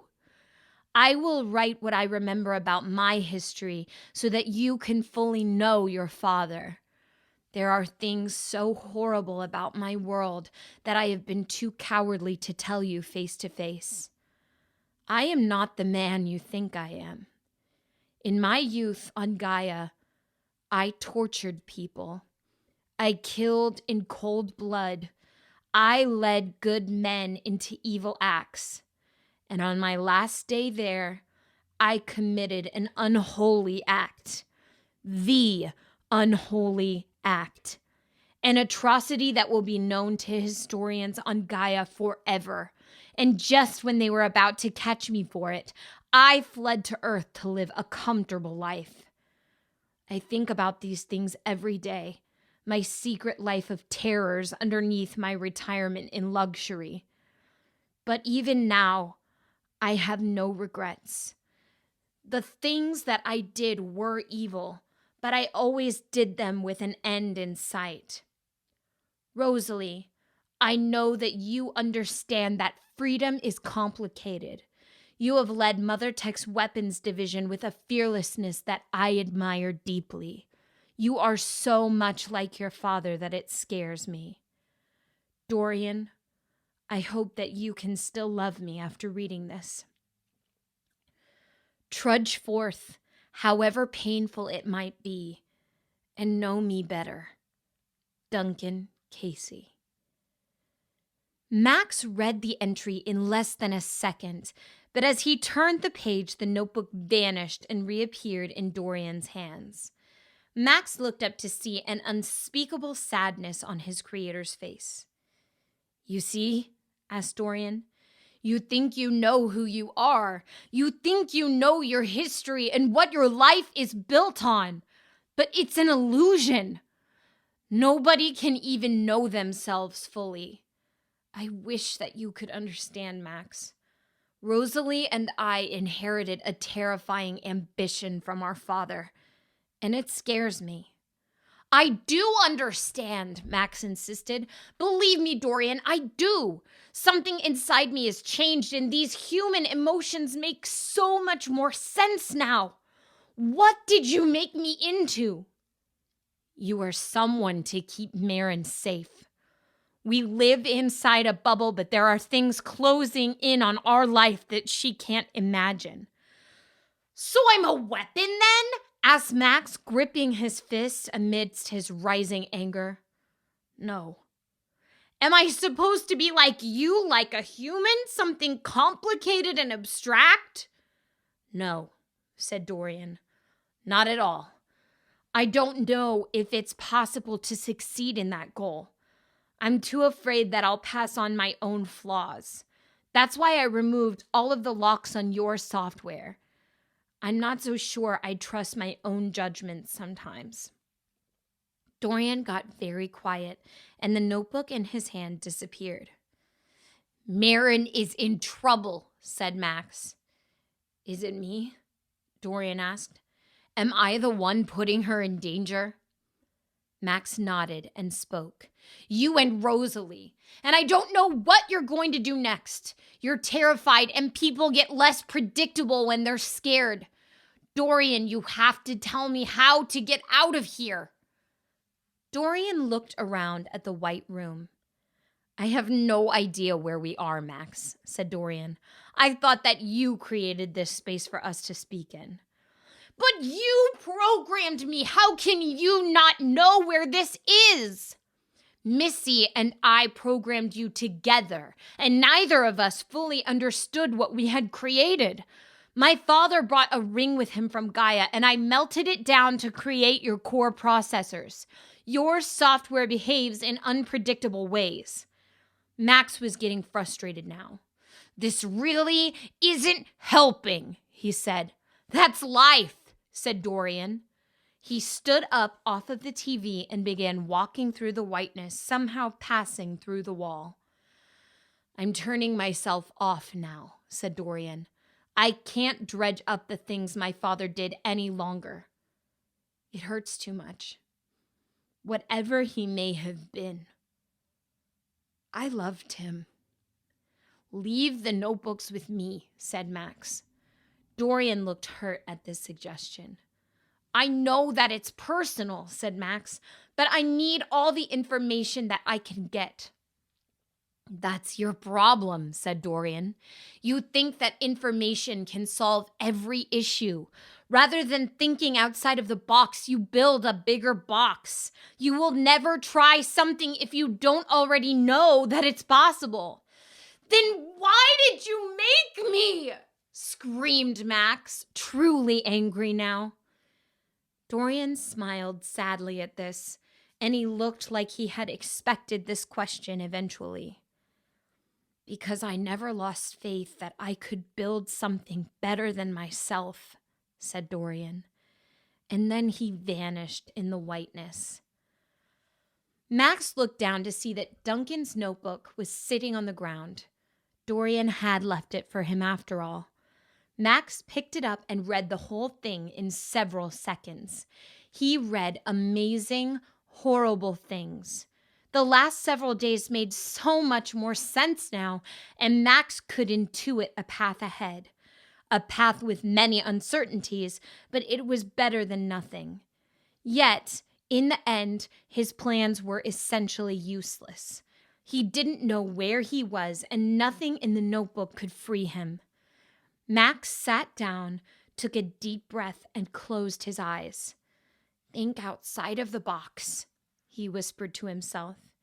His mind became still, and Max sat for nearly an hour. And then his eyes suddenly popped open as if all of the pieces fit together in his head. Max stood up and approached the wall.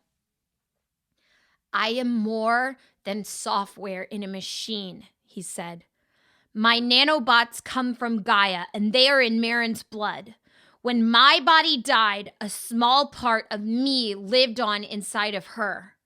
He sighed, getting to the unbelievable part. "There is a bridge to Gaia inside of Marin."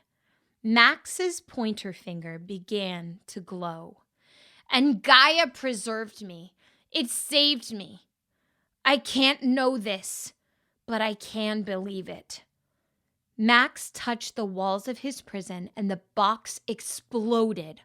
All around him, behind the walls that he had unknowingly placed around himself, was a shining golden light. He walked beyond the walls and thought of Marin as his body dissolved into the beautiful energies all around him. Chapter 18. You Are the Bridge. Thunderwolf Stronghold. Gaia. By Kaia's count, it should have been evening, but she had no way of knowing for sure. There were no windows in her cell, and even if she knew how many hours had passed, it was still no guarantee that she was on the same part of the continent. As far as she knew, she was no longer in Edgardia, and the nomads had teleported her all the way to the other side of the world, where it was night. All at once, Gaia understood how powerful the nomads were. You could not chase them, and you could not run from them. They could send you to any corner of Gaia with little effort, or touch you and drop you at the bottom of the ocean. At one point, 2 strange men had teleported into her cell. Without warning, one of them pinned her arms behind her back, and the other placed a dirty hand on her forehead. Gaia suddenly recognized this man as the mentalist worker from the Portland telestation. He closed his eyes and began muttering things to himself. It felt like his hand passed right through Gaia's forehead and began groping around in her mind. She tried to hide her disgust more than anything, wanting this guy's hands off of her. A second before Gaia was about to whack him in the face, the man let go. "She's a mentalist," he said, "and a very weak one at that. No internalist or spatialist abilities at all." The other man smiled, and then the two of them simply vanished. Gaia figured that they must have tested her to see what kind of relayer she was, just to be sure that she couldn't teleport her way out of the cell. The mentalist had said that she was weak, but that was most likely because she had shut the path to Marin in her mind. They had no idea what she really was. Occasionally, various nomadic children would come by, look at her, and run away as quickly as they had come. Something was strange about this situation. They were not soldiers that looked in at her. They were families. This was not a prison camp. This was a home that just happened to have rooms surrounded by steel bars. Rugaru was serious about recruiting her father into the Western Blaze. Deep down inside, Gaia feared that Jasper might just do it to keep her safe. He might join the nomads and probably even kill for them, just to make sure that his daughter was protected.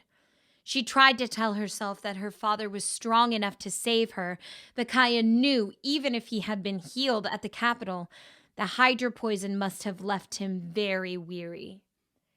Eventually, a nomadic woman in a hood stopped by her cell and slid a plate of food under the bars. This was the same person that took Thane from the carriage, and Gaia shot her a hateful look. "I have your lunch," said the woman.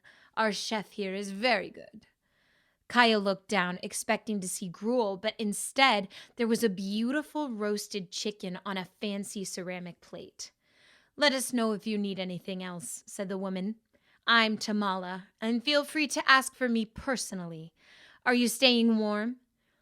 Gaia picked up her plate of chicken, looked at it, and struggled with the feelings inside of her. Not long ago, she had witnessed a nomadic man violently kill a beautiful horse, and now they were treating her like a princess, albeit a princess in a jail cell. She smelled the exotic spices on the chicken and tried not to dig in right then and there. "I'm not your guest here," said Gaia. "I'm your prisoner." Gaia threw her plate on the floor, shattering it into hundreds of pieces and sending the chicken rolling across the ground. Tamala lowered her hood and studied the broken plate on the floor. "You are a very stupid girl," Tamala said dryly. "That plate was an antique from the Eastern continent." She sighed, vanished for a moment, and then reappeared in the cell with Gaia. "I'll clean it up," she sighed, bending over and brushing several pieces in her hand. Gaia looked around frantically to see if there was anything she could strike the nomad with. Without even glancing back at her, Tamala laughed. "Feel free to attack me, stupid girl," she said. "I could touch you with my little finger and send you into a cell with 1,000 hungry rats." Tamala turned around, showing Gaia the pieces of broken plate in her hand. With a tiny pop, they vanished, presumably reappearing in a garbage bin somewhere. "And besides," Tamala continued with a smile, "I'm doing you a favor. Do you want Rugaru to come and see that you broke one of his plates?" Gaia studied the nomadic woman's face for the first time. Tamala was middle-aged and extremely pretty. She had big brown eyes, and tattoos ran up and down her arms in designs that looked almost floral. "Why are you being so nice to me?" asked Gaia, backing away slightly. "My father beat up 50 of your people." Tamala snorted. "You people," she laughed. "I see that you're just as prejudiced as most Edgardians. Rugaru respects power, so he respects your father." "Rugaru's a murderer," said Gaia. "Nomads burn down villages and steal people's land." "I see that your education is lacking. We don't steal land. We don't even believe that land is something that should be owned. What we do is simply give it back to Gaia. Did you know that the Gaian global war was started when this continent was discovered, and every guardian ship on the planet drooled over the thought of a new land to dominate? This was our homeland, and we let them come. The nomads were peaceful as long as they could be. Tamala's thoughtful, reasonable responses were starting to frustrate Gaia. She knew that the nomads were bad, and the fact that this woman didn't see it was making her very angry. "You kill people," said Gaia. "Please," said Tamala. "I've never killed anyone. And so what if I have? The High Seven kill people all the time. So is murder okay as long as it's being committed by a guardianship?" Thomas sits in his throne room every day drinking wine and posing for portraits. But Rugaru is the one on the front lines of our war every day. He has never coupled and started a family because his allegiance is to the entire nomadic people. Rugaru would fight and die for any of us. Wouldn't you rather have a leader like that? Wouldn't you want something like that watching out for your father? The healers in the capital won't help Jasper if he isn't incredibly rich. We have healers here that are just as good, Gaia, and we look out for each other. Gaia tried to tell herself to shut her mouth, but that had always been a problem for her.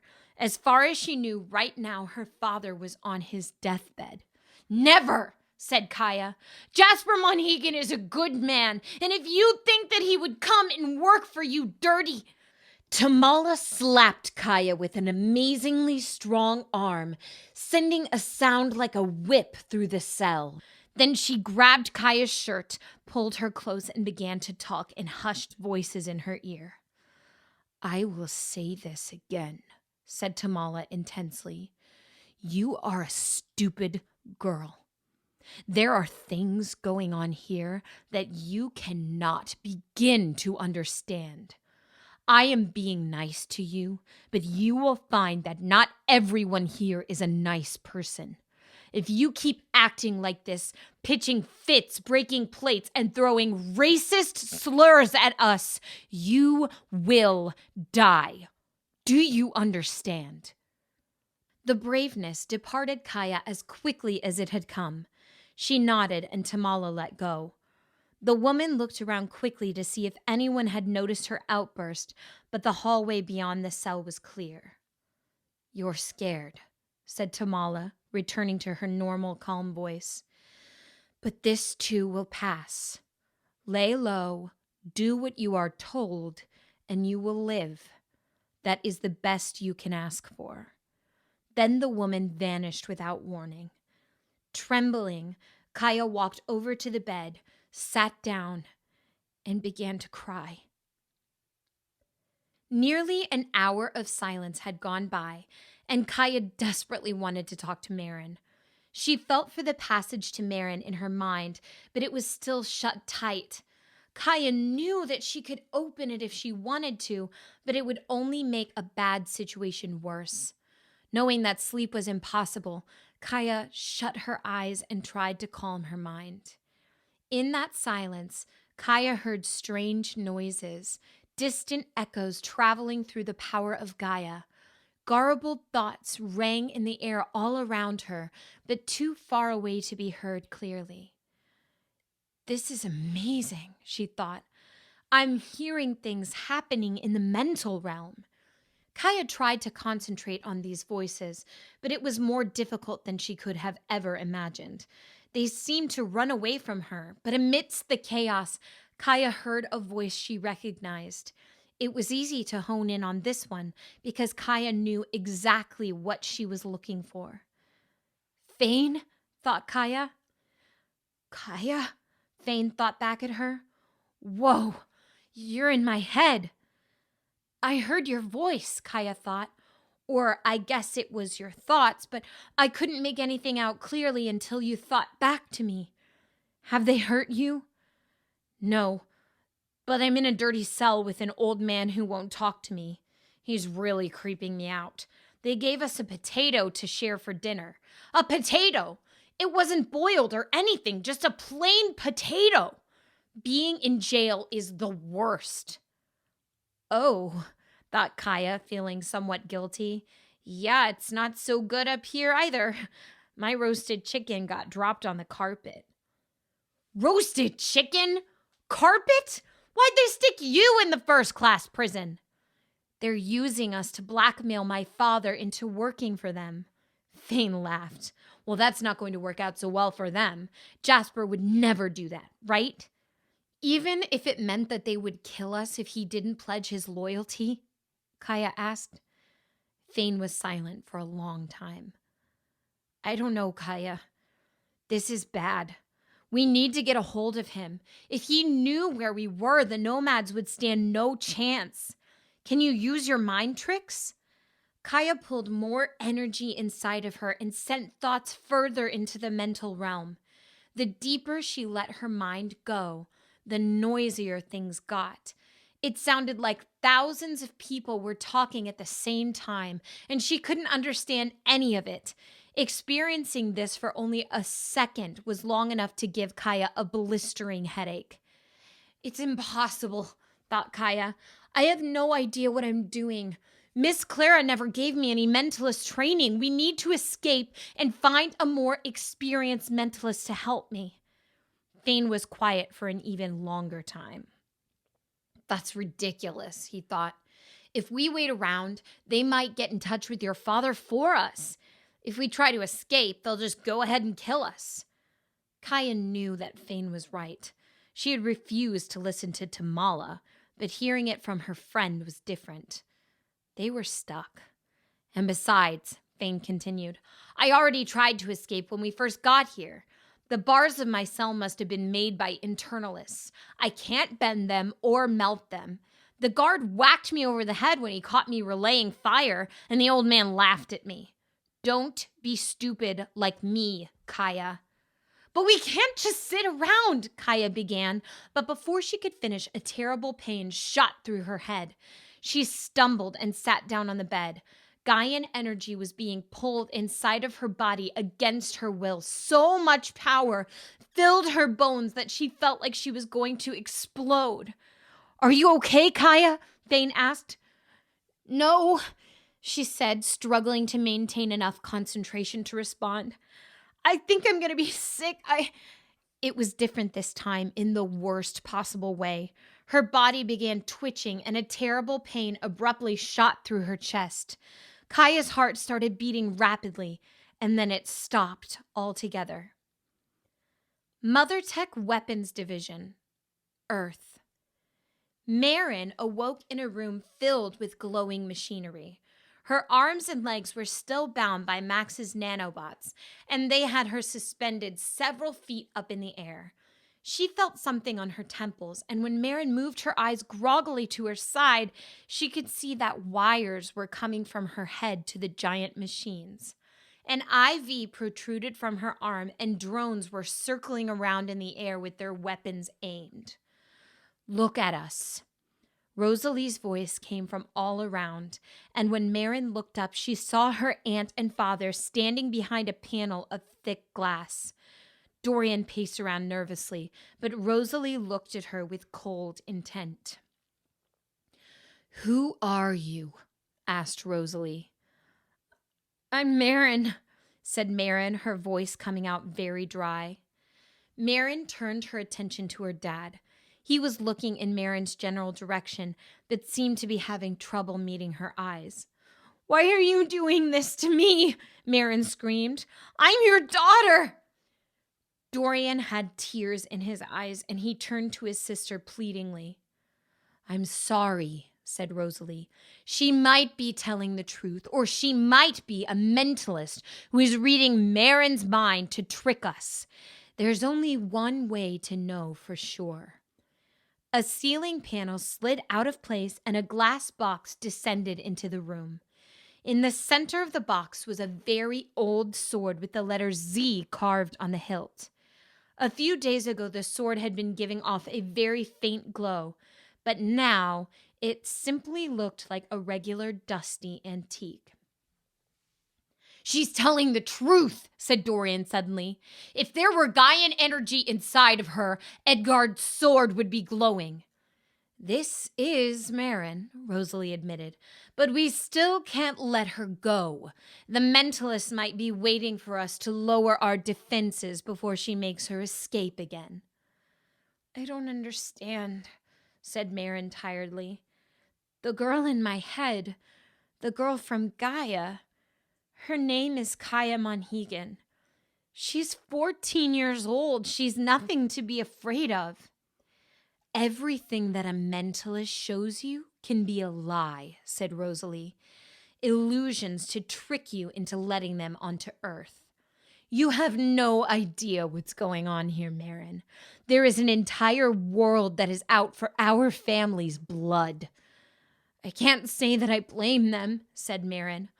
I know who my grandfather was, and I know what he did. On Gaia, they call him Duncan the Crucifier. Did you know that? Rosalie walked up to the glass, her anxious breaths fogging up the barrier. And how do you know this? She asked. I've seen Gaia through her mind, Marin continued. And I read a history book while I was there. Duncan killed the most beloved man on Gaia and escaped to Earth. He threw an entire continent into chaos. That's who Grandpa was. Marin was filled with contempt as she said these words. It was painful to admit the man who raised her was a murderer, and she was so angry about the lie that her life had turned out to be. Marin looked up to see tears in Rosalie's eyes. She had never, ever seen her aunt cry before. Dorian walked up to his sister and hugged her, burying his face in her shoulder in an act of absolute sadness. Rosalie wiped the tears from her eyes and turned to look at Marin with an expression of such hurt. Is that what the history books say about my father? She yelled through the glass. Do you know what history really is, Marin?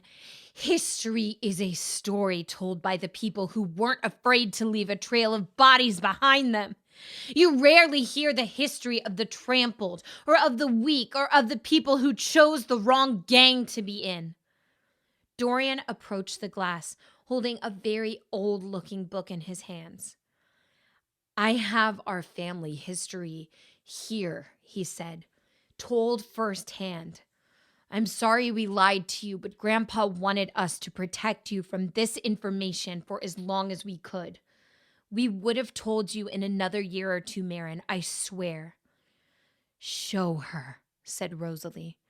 Show her the truth. Dorian nodded. You can read the whole journal when this awful thing is over, said Dorian. But let me read you the last page. You need to know why we are doing this to you, why it is so necessary. Dorian turned the pages carefully and took a long, shaky breath before reading. Please do not judge me too harshly. I know it is horrible, but everything is true. There was a man in another world that was hailed as a Messiah, a man that was loved by millions, and I took his life. Edgard was beyond death on Gaia. He could heal instantaneously, and many people believed that he had stopped aging. I used Edgard's sword to pierce the veil between worlds, and I brought him to the place that so many spiritualists whispered about, a place beyond the reach of Gaia, Earth. Upon the moment of our arrival, I stabbed him, watched the life drain from his eyes, and threw his body into the ocean. What I did was horrible, but necessary. The peace under the rule of Edgard was just an illusion, and I sensed discontentment growing in people's hearts that would only cause greater chaos in the future if he continued in his ways. People were only peaceful out of fear. On Earth, we have nuclear bombs, and on Gaia, we had Edgard. He had the power to destroy the world, or maybe every world. Edgard was teaching others his apocalyptic relaying abilities, and I knew that we would be heading toward a very dark future if he continued. My spiritualist leanings foresaw another war coming, a war where men did more than shoot fire at one another, a war where men shattered mountains with their willpower and made the oceans boil with their anger. Dorian hesitated and shot an anxious glance at Rosalie, who nodded for him to continue. A war that would attract something too horrible to mention, something that would come sniffing and devour both our worlds. My children, please listen carefully to my final message. Gaia is a world full of living weapons. Relaying is not a gift. It is a chain that shackles us to violent and aggressive ways. That whole world views me as the worst criminal in history. And if even a single Gaian were to discover that I have a family on Earth, it could be the start of something devastating for both worlds. Earth has many of the same problems as Gaia, and we would be incapable of living peacefully with the Gaians. As relaying becomes more understood on Gaia, and as science advances here on Earth, my greatest fear is that these two worlds may become aware of each other. It is only a matter of time before someone tries to build a bridge between the worlds. Gaians have fought in wars lasting for hundreds of cycles, and if they should ever find Earth, it would be the start of a war that would never end and stretch across every world. If you ever discover a bridge being built, you need to burn it down. Dorian put down the journal and looked at his daughter meaningfully. You see, he said, it's no coincidence that they invade the mind of Duncan Casey's granddaughter. Their greatest enemy has died of cancer, so now they're coming for his family. Marin was very torn.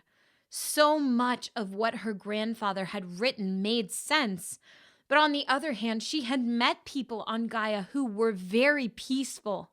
She couldn't imagine Miss Clara coming to Earth and starting a war. But we're no different from them, said Marin. I know that Mother Tech builds weapons for the military. Nobody would dare to attack the United States because we have missiles pointed at every other country in the world. They know that we vaporized the Middle East, so other leaders don't even come near us anymore. It's basic history. We're no different than Edgard Zieg. We're no different from the man that Grandpa killed. You keep talking like you know everything, said Rosalie fiercely. Do you think that I would let this company become everything that my father sought to destroy? Mother Tech makes billions on our guidance bots. We don't need to sell weapons to make money, especially to the US. They don't even know about our Guardian Angel division. You sell weapons to other countries? Asked Marin, horrified. No! There are entire countries in this world under terrorist rule, and we would never sell a thing to them. We don't give power to the powerful. We give it to the weak. We send our guardian angels to those living in fear of the powerful, to villagers whose towns are being destroyed, to children running from dictatorships, to starving people whose water supply has been cut off by warlords. Our father freed an entire world from a powerful grip, and now we are continuing his work on Earth. Should the Gaians ever make their way here, we have an army to send them back. Now Marin was more confused. Absolutely everything her aunt said made perfect sense, but her unflinching certainty was infuriating. Gaia is full of good things and bad things, said Marin. Just like Earth. It's nothing to be afraid of. I'm sorry, Marin, said Dorian. It is true that the people of Earth are very flawed, but they are not living, breathing weapons that want to see the Casey family killed. Our father was a utilitarian. He understood that even a terrible action is right if it results in the greatest possible good. Even if a good Gaian has contacted you, the bad ones are soon to come. There is no glory in what we are about to do, but it is right. And what are you going to do? Asked Marin. Rosalie hesitated, waiting about 10 seconds before responding. Burn the bridge, said Rosalie. All of the machinery in the room lit up even brighter, and electrical pulses began to course through the cables connected to Marin's head. A green liquid flowed through her IV, and a terrible sickness rose in her stomach. Dorian's guidance spot, Missy, suddenly spoke up. I'm scanning her for Gaian brainwaves, she said. Oh, Marin, I'm so sorry. Bursts of electricity ran through Marin's body as she screamed in anger and fear. An alarm went off somewhere, and Edgard's sword began to give off a faint glow. I found the neurological pathway that the Gaian has used to enter Marin's mind, said Missy. Bring the mentalist over to our side, said Rosalie. Marin concentrated as hard as she could at keeping the door to Gaia closed, but she felt the connection being pried open as more electrical pulses coursed through her head. She screamed again, not so much in anger, but in pure disgust that her own family could do this to her. Glimpses of a small bedroom flashed through her vision, and then something very strange happened. Gaia was screaming alongside Marin, her voice loud and clear in Marin's mind. The girl had been ripped forcefully from her own body and was crying in discomfort. Edgard's sword was now flickering and sending waves of heat through the room. Marin! What's happening? There is another presence inside of Marin, said Missy, her artificial voice full of awe and sounding more human than ever. Her brain chemistry is currently astounding. This goes beyond any known science. Extract the Gaian and seal the connection, said Rosalie. Gaia screamed again, and this time everybody heard it. Her voice somehow resonated in all of the machinery in the room, the scream sounding broken and mechanical. Rosalie, said Missy urgently, I can see clear through to the other side. Marin was telling the truth about the Gaian. She is a young girl. We can't know that for sure, Rosalie said. We know very little of what kind of mentalist ability she is capable of. Download her consciousness for interrogation.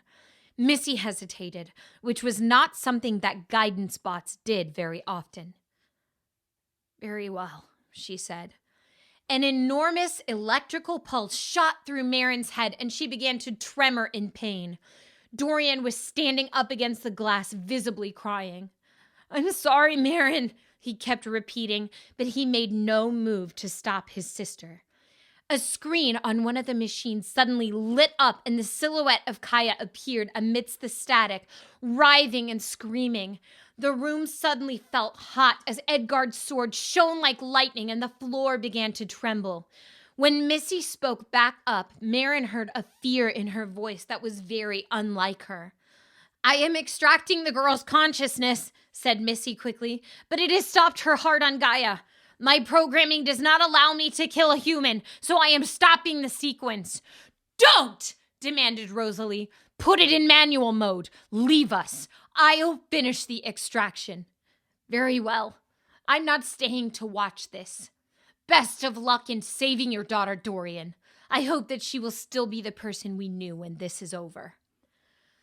A panel suddenly rose out of the ground in front of Rosalie, and she began rapidly pressing buttons on the touchscreen. Marin felt like her brain was being pushed through a tiny straw every time signals came through the wires connected to her head. The image of Gaia on the screen began to solidify as her consciousness left her body on the other side. Stop, Marin pleaded, trying her best not to black out. You're killing her. I'll hate you forever for this. Dorian suddenly burst out of his seat and reached for the controls. "We can't do this," he yelled. "I'm afraid too, Rosalie, but our personal safety is not worth the cost. Nothing is." Before Dorian could stop the program, Rosalie shoved him aside and continued. She was sweating and red in the face. "They will burn this world to the ground to get to us," screamed Rosalie. "Is it worth that?" Dorian reached for the controls again, and what happened next was somehow the most unbelievable thing that Marin had seen on this day of many unbelievable things. Her father and Rosalie were fighting each other. They were both trying to get to the controls while simultaneously throwing punches and making horrible, angry noises while they clawed their way forward. Dorian's glasses were broken in 2 pieces on the floor, and Rosalie's nose was bleeding from a punch to the face. It was so unsettling that Marin found herself shocked back to consciousness. She knew that things could be tense between them, but she never imagined the 2 siblings literally pummeling each other. All the while, Gaia continued screaming through the machines as the noise in the room rose to a horrible, noisy climax. And then there was a sudden, equally horrible silence.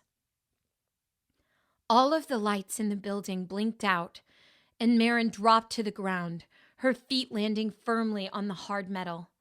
The pressure on her wrists and ankles had suddenly released as Max's nanobots melted away, and she instinctually began pulling the wires off of her body. Kaya's mind suddenly snapped back into Marin like a rubber band. "What the heck is happening?" Kaya asked. Edgard's sword was glowing very faintly now, only barely illuminating the shocked faces of Dorian and Rosalie through the glass. Dorian was gripping Rosalie's hair, and she had an arm pulled back with a hand balled into a fist, but they seemed to be momentarily frozen in surprise. The drones circling around Marin sprang to life, pointing sedative darts at her. They all fired at once, and Marin threw her arms over her face. Several seconds went by, but nothing hit her.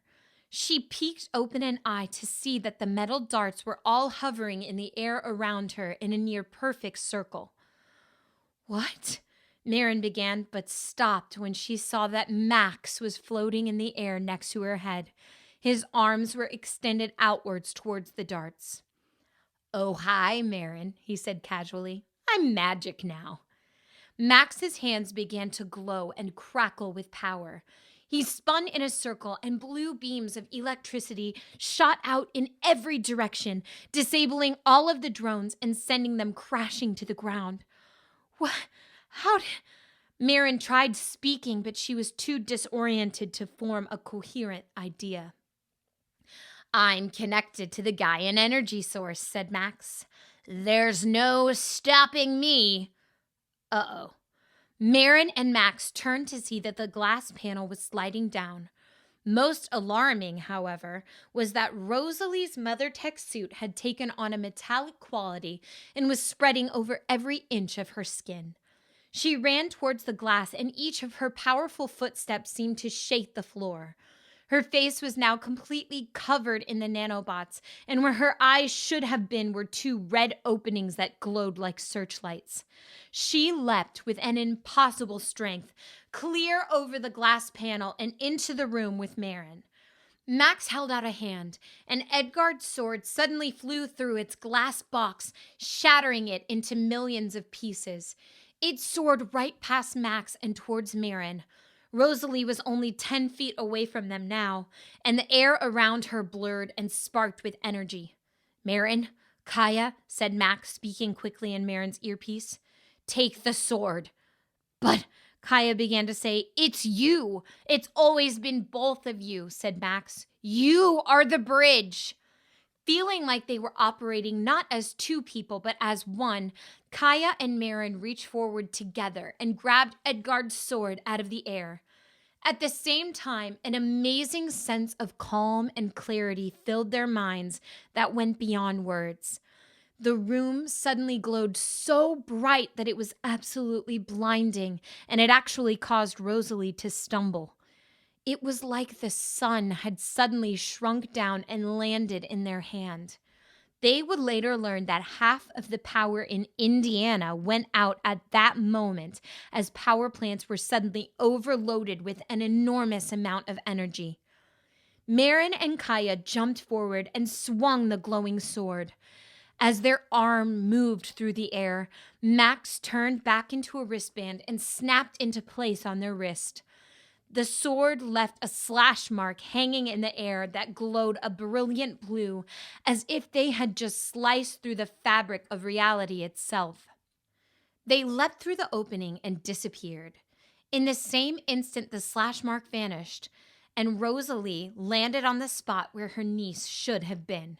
Her feet hit the ground with a thud, and the Mother Tech smart suit receded from her face. Rosalie looked at her brother, whose face was already bruising from her own punches. She spoke with complete desperation. "They have her, Dorian. Do you see what hesitation gets us? We could have saved Marin, but now they have her."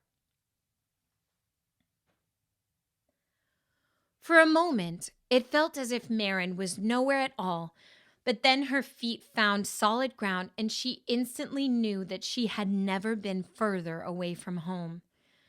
Gaia stood in front of her with a wide-eyed expression of shock.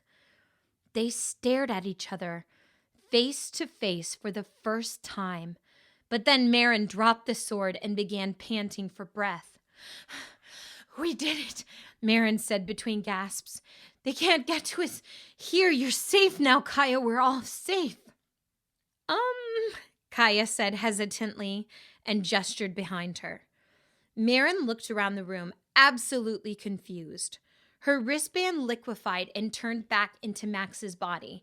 He floated up to the bars of their cell and knocked on them hesitantly. "So, we're in jail now," he said. "You're welcome, I guess." Chapter 19. Dragon. The Capital Telestation. Gaia. One of the two worst days in Clara's life was being mocked by a beautiful sunset. They had made it to the Capital's telestation, but Jasper was moving very slowly. Clara worried that even the short jump to Portland would kill him. They were the only two travelers at the great pillars of the station. The mentalist worker was a tall, slender man with a severe face. He looked at the travelers and addressed them tiredly. "Destination?"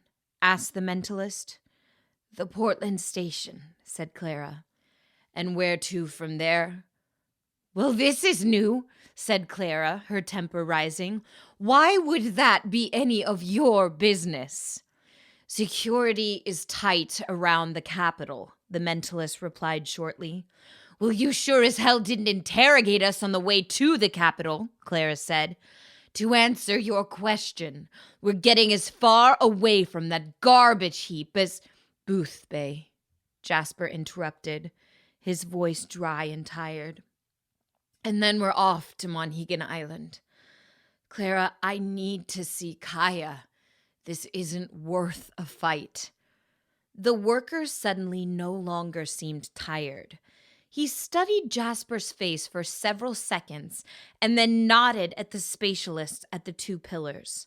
Clara waited for the space in between the pillars to blur into a passageway, but nothing happened. When she glanced back at the spatialists, one of them was suddenly gone. "Where did—" Clara said, but was interrupted by Jasper's scream. "Clarice!" She looked down to see a hand on her shoulder. One of the spatialists was standing behind her with a sinister look on his face. Clara began to move with her amazing reflexes, but it was too late. There was a muffled pop, and Clara was suddenly gone. The three remaining workers began to approach Jasper. "Where did you send her?" he screamed. "She is in one of our many strongholds," said the spatialist. "If you try anything on us, the old woman stays there." The mentalist looked respectfully at Jasper and spoke. You are Jasper Monhegan? He asked. The man who defeated an entire nomadic tribe in Booth Bay? Yes, Jasper snarled. And let me warn you right now, you are quickly making an enemy that you don't want. You are quite right, said the mentalist. Allow me to introduce myself. I am Achak, second in command of the Western Blaze. Rugaru himself is only half-blooded, and I have no nomadic heritage whatsoever. You see, we are very open-minded about powerful relayers. You can tell Rugaru to take that offer and shove it, Jasper began. I can feel where this is going, said Achak calmly. So before you say something regretful, let me inform you that your daughter Gaia and her friend Fane are in one of our prisons. She can either live with us comfortably or not live at all, depending on where this conversation goes. And don't bother looking for her because we have hundreds of camps all over the... Without warning, Jasper punched Achak in the face, and the mentalist fell to the ground, clutching his broken nose and yelling. Where are they? Jasper screamed. The two spatialists drew their daggers and sprang forward at him. Jasper waved an arm, and one of them fell over in a burst of wind. The other spatialist thrust a dagger towards Jasper's neck, but he reached up and caught the blade with his good hand. Jasper held the knife tight, the sharp blade not even breaking his skin. The spatialist's eyes widened in surprise. You're an internalist? He gasped. You have no idea what I am, growled Jasper. He tightened his grip and cracks ran up and down the length of the blade. It will take more than a dagger to bring me down. Now tell me where my daughter... Ah! Jasper cried out in pain and let go of the man's weapon. The other spatialist had grabbed Jasper by his infected arm and was gripping it tightly. Jasper crouched over, writhing in agony and trying to free his arm from the man. What is this? Asked the second spatialist, rolling up Jasper's sleeve and looking at his blackened skin. Achak stood up, his crooked nose bleeding, and glared down at his attacker. A splintering pain began shooting through Jasper's head as his memories were forcefully pulled to the surface. Jasper found himself briefly back in his cabin on Monhegan, looking at his dirty mirror and pulling a Hydra thorn out of his back. The memory turned to mist, and Jasper saw the smiling face of Achak looking at him. The nomad took out his dagger and pressed it to Jasper's chest as the other two spatialists held him down. He cut a hole in Jasper's shirt and looked at the blackened skin over his heart. This is Hydra poison, Ajax said. Oh, you are in trouble. It seems you're no good to us after all. I will tell Rugaru the news, but maybe we can still make something out of your daughter. Achak pulled back his dagger and thrust it forward towards Jasper's heart, but a large rock hit him in the side of the head and threw off his aim.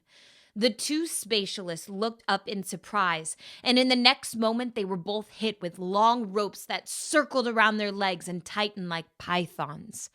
A wall of flames had suddenly erupted out of the ground and circled all around them. An opening appeared in the flames, and a dozen men and women stepped through. They held swords, crossbows, spears, and throwing knives, aimed for attack at the struggling spatialists on the ground. At the head of the group was Fane's father, Maddox Monhegan. He held a boulder over his head with one hand and was rearing back for attack. "Monhegans!" Jasper cried wildly. The two spatialists teleported out of their ropes and sprang towards Jasper, but he jumped off of the ground and dodged their fingers by inches. Dozens of weapons flew through the air, bending towards the three nomadic spies like they were magnetic. The spatialists disappeared and reappeared so rapidly that it was hard to tell that they were there at all. Maddox threw his boulder and it burst into sharp fragments that circled around Achak, leaving him completely trapped and frozen in place. The mentalist's voice suddenly spoke in all of the Monhegan's minds at once. Death would have been a mercy for you, Jasper. The Hydra poison will kill you slowly and painfully, and you will never see your daughter again. The two spatialists suddenly appeared next to Achak, put their hands on his back, and all three nomads vanished. The wall of flames around the group sank to the ground, and all of the Monhegans looked to Jasper with utmost concern and respect. "Monhegans," said Jasper, "I owe my life to you." "Guardian," said Maddox, "my son and Gaia, they left the island. We figured that they were following you to the capital, so I gathered a group to get them back. The nomads have spies at the Portland telestation, and oh, Jasper, I'm so sorry. I think the worst has happened." He shuffled around uncomfortably, and all of the other Monhegans averted their eyes. "What's done is done," said Jasper. "I should have figured that they would follow. My foresight has been very bad recently." Miss Clara's teaching apprentice, a young man named Alan, stepped forward holding an axe in his powerful grip. "Where's Miss Clara?" he asked. Jasper smiled.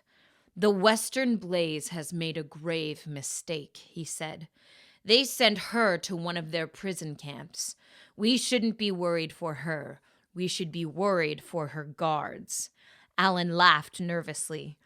"We agreed to meet outside of the capital if we get separated," continued Jasper.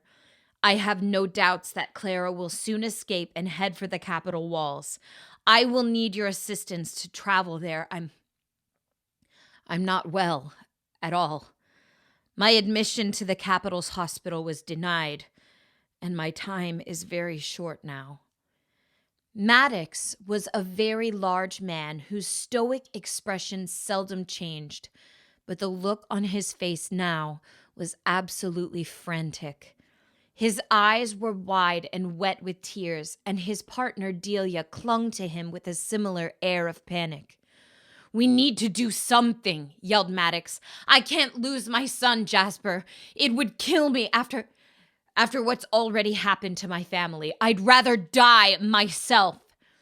Jasper nodded solemnly. "It's okay, Maddox," he said quietly. "High Guardian Thomas and the Seven are going to help us get our kids back." "Why would they let you in now?" asked Maddox.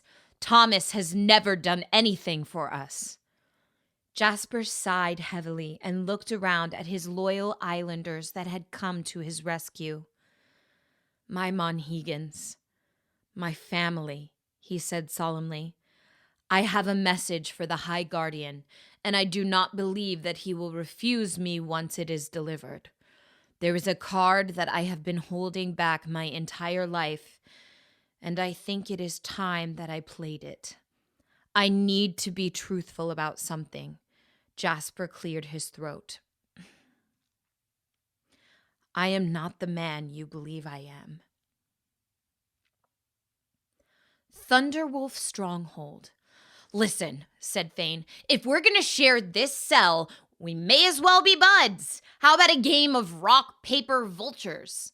The old man in the corner of the cell just looked at Fane dismissively and closed his eyes. He was wearing clothes that looked like they had once been very expensive, but were now covered in dirt and had holes in them. His face was very gaunt, and he refused to eat anything, even after Fane had conjured up a fire to bake their potato. "Well, you're no fun," said Fane. The man laughed dryly. "Fun?" he asked. "A month ago, I was living in the capital, and now I'm going to die in this dirty cell. How's that for fun?" "You lived in the capital?" asked Fane. The man nodded. "I'm surprised you don't recognize me," he said. "I'm Jonathan York." Thane just gave the man a blank stare.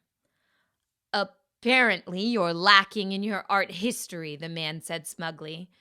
I am, or was, High Guardian Thomas's portrait artist until the nomads lured me outside the walls. Surely you've seen my work. Nope, said Thane. We have paintings of Edgard on my island. I've never seen one of High Guardian Thomas. Well, that's a bold political statement, said Jonathan. Thane had no idea what the man was talking about, so he simply sat and drew in the dirt with his finger for a few minutes. However, the more he thought about things, the less they made sense. Have you been painting Rugaru's portrait? Asked Thane. Is that why they kidnapped you? If only they gave me a commission as subtle as the human figure, said Jonathan passionately. No. The Western Blaze had me paint some of their walls. I worked unceasingly for 3 days, and then they threw me in this cell and haven't let me out in a month. I really do think that they're just waiting for me to die of starvation. That doesn't make any sense, said Thane. Why would... Thane! Kaya's voice suddenly spoke up in Thane's head. Hold on a second, Mr. York, said Thane. I'm getting a call from my friend. What kind of a game are you? Jonathan began to say, but Thane shushed him. Hi, Kaya, Thane thought back at her. The old man is finally talking to me, but he's pretty depressing. Thane, listen, said Kaya. Marin's here. In your head? No, she's here in my cell with me. There was the muffled sound of talking from Kaya's end, and then she continued. I'm supposed to tell you that the little metal man is here too, and he said that he can't wait to see a dragon, whatever that is. We have Edgard Zeeg's sword, and we used it to bring Marin to Gaia. You've been busy the last 15 minutes. Yup. I think we can use the sword to help us get out of... Uh-oh, Marin, get under my bed! There were a few seconds of silence before Kaya continued. Sorry, the guard was coming, so they had to hide under my bed. Anyway, I think we can... the guard's suspicious. Listen, Thane, I'm gonna have to call you back. Kaya's voice disappeared without warning, and Thane looked up to see Jonathan York staring at him from across the cell very suspiciously. So, Jonathan said, your friend, this girl that was captured with you, she called you? Yep, said Thane casually. She's a mentalist. And she was sending you clear thoughts from one of the cells upstairs? Yes. Jonathan looked even more suspicious now. Boy, have you ever met a true mentalist before? He asked. Thane thought about this for a moment. There were several people on Monhegan with mentalist leanings, but Kaya was the first person he knew that was a mentalist through and through. Other than my friend, not really, said Thane. Well, I do, said Jonathan. Our High Guardian is perhaps the greatest mentalist of all time, so I know what I'm talking about here. Mentalism is a profoundly difficult leaning, perhaps the most difficult of all. Young mentalists can't just flip a switch and send people thought transmissions, especially if they can't see that person. The mental realm is a very complex thing, and it takes most people decades to master even the most basic techniques. How old did you say your friend was? She just turned 14. Jonathan laughed. Okay, he said. I'm going to meditate some more, and you have fun talking to your imaginary friend. Jonathan leaned up against the dirty wall and closed his eyes. You're wrong, said Thane, but Jonathan did not react. Kaya is more amazing than you can even imagine. Jonathan simply smiled without opening his eyes and said, I'll believe it when I see it. Well, you better open those eyes, said Thane, because your mind is about to be blown out of those eye holes. Jonathan waved his hand and dust particles floated up from the floor, gradually turning black until it looked like he had a curtain surrounding him. "Please be quiet," he said. Thane laughed. "Come on, Yorkie," said Thane. "If we're going to be cellmates, we may as well be best friends. Don't you want to talk about your hopes and dreams?" "I hope and dream that you will be quiet." "Oh, you just burned me good, dude. Nice one. It's good for best friends to be able to roast each other every now and then." Jonathan stood up and the dust curtain dissolved. He looked sharply at Thane and pointed a finger at the boy. "Listen, kid," he said. "I'm trying to cope with my own inevitable death in this desolate hole, and I just want some peace and quiet. I'm trying to be nice, but I've met people like you before, and I could shut you up with one sentence if I wanted to." "Oh, believe me," said Fane, "people have tried. Brave men and women have gone up against all odds to get me to close my mouth, but—" "You talk when you're scared," interrupted Jonathan harshly, "and it seems to me that you talk all the time." Fane slowly closed his mouth, turned away from the old man, and sat in the far corner of the cell. He didn't say another word. Tamala had just walked by Kaya's cell, and she seemed awfully suspicious. Kaya sat on the floor and leaned up against her bed, catching her breath while whispering to Marin and Max, who were hiding behind the sheets. After spending a few minutes mentally communicating with Thane and then convincing Tamala that everything was normal, she felt somewhat drained. "I can't believe you're actually here," whispered Kaya. "I know," said Marin, still shell-shocked from the whole experience. "I can't believe we escaped Earth just to end up in a terrorist jail cell," Max cut in. "Do you regret coming?" Kaya asked. Marin thought for 10 seconds or so about the question. She certainly hadn't expected her first experience in another universe to be spent hiding under a bed, but that was the least of her worries. Her family had turned out to be wildly different people than she had imagined them to be. The idea of living in danger on Gaia, or possibly even dying on Gaia, was not nearly as terrifying as joining the ranks of her anarchistic family. Marin had never rebelled against her dad before, but now, when she thought of him, her heart burned with distaste. "No," Marin whispered. "I don't regret anything." "Might as well make the best of it while we're here," Max said. "So, where can I see a dragon?" "What's a dragon?" Kaya asked. "You know, big, scaly monsters that fly and breathe fire." Kaya thought about this for a second. "Sky cats can be pretty scary, but they don't have scales," she said. "Are you telling me that Gaia, a world full of wizards and magic, doesn't have dragons?" "What's a wizard? And what was that other word? Maggot?" Max slumped over on Marin's shoulder. "Well, I'm thoroughly bummed out now," he said. There was a sudden pop from outside the jail cell. Marin and Max saw Kaya's hands tense up on the floor. "Quiet," Kaya thought to them. Tamala approached the bars of the cell, looking far less intense than she had been earlier, and more concerned. Marin and Max listened to their conversation, trying not to make the slightest noise or even breathe loudly. "Kaya," said Tamala, "we found Jasper." Kaya was filled with excitement and relief, but the look on Tamala's face remained stone cold. "You have to listen to me," Tamala continued. "Your father is on his deathbed. Our spies at the telestation reported that he's poisoned beyond healing, and any deal between him and Rugaru is now off the table. We don't want a dying man working for us." She coughed.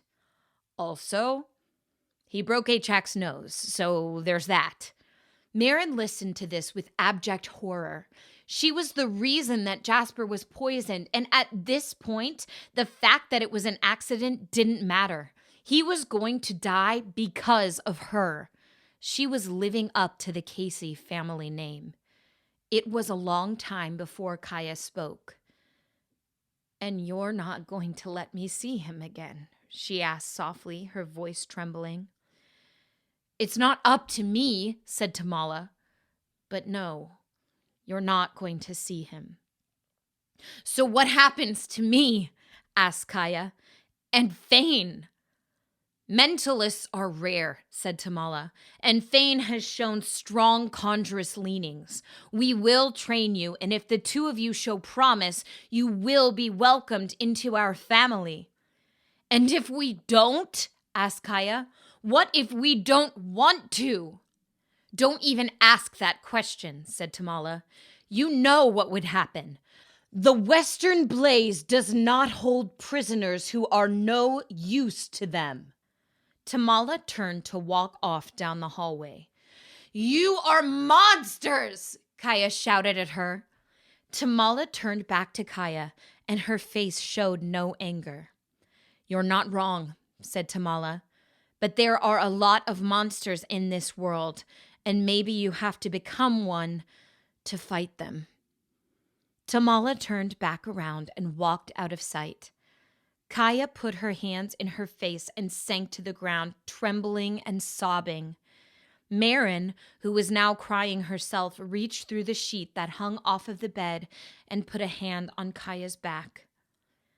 "I'm sorry," Marin whispered. "This is my fault." "You didn't ask to get trapped in my body," said Gaia. "It was me that brought you to Monhegan. It was a terrible accident, and it wasn't anyone's fault, but I just wish I could." Gaia sobbed again, barely able to express her deepest fear. "I just wish I could see my father before he dies." "Then you will," said Max confidently. He flew out from underneath the bed and began hovering around the bars of the cell, making beeping noises as he scanned the metal. "These bars are like diamonds. No, super duper diamonds," said Max. "The material is so dense that I've never seen anything on Earth like it." "It's steel made by internalist blacksmiths," said Gaia. "Fane tried to melt it, but it's impossible." Max's blank face seemed to smile. "Your friend didn't have the sword of Edgard Zieg," said Max. "I'm confident that the blade would cut through the bars like butter, although I'm slightly worried that it might cause an atomic explosion." "Max," Marin whispered, "we can't just try to escape. What happens when we break out of the cell? We have no idea where we are, and we can't fight an army to get out of here." "It looks like we need a map and a plan," said Max. "Promise not to laugh." Max suddenly began shrinking, his nanobots pulling together until he was nearly the size of a fly. "I'm going to scan the building and send a map to your digital contacts," said Max, his voice coming out small and squeaky. "Adventures in cartography!" The tiny robot buzzed out of the cell and down the hall, one arm extended into the air like he was flying into battle. Gaia watched him, her desperation subsiding in the ridiculousness of the situation. "Is your life always like this?" Gaia asked. "With Max?" "Yeah, pretty much," said Marin. Chapter 20. Something Interesting. Rugaru's Base, Gaia. "Will this really work?" whispered Gaia. Marin sat under the bed talking to Gaia's silhouette through the hanging bedsheet. Max's capacity for understanding the intricacies of a situation are exponentially greater than our own, Marin replied. Gaia whispered. Is that a yes? Sorry, yes. I trust Max with my life. Marin could not see Kaia's face, and she wondered what kind of expression the Monhegan girl wore. There were so many things that Marin wanted to say to her, but now that they were meeting in person, she felt her awkwardness coming down in full force. Marin had almost no experience in talking to people her own age face to face. Her friends on Earth were distant people that she occasionally played video games with online, and that was about it. Gaia, whispered Marin. Yes? Do you trust me? Gaia was quiet for a few seconds, and Marin waited with bated breath. Why do you keep asking that? Asked Gaia.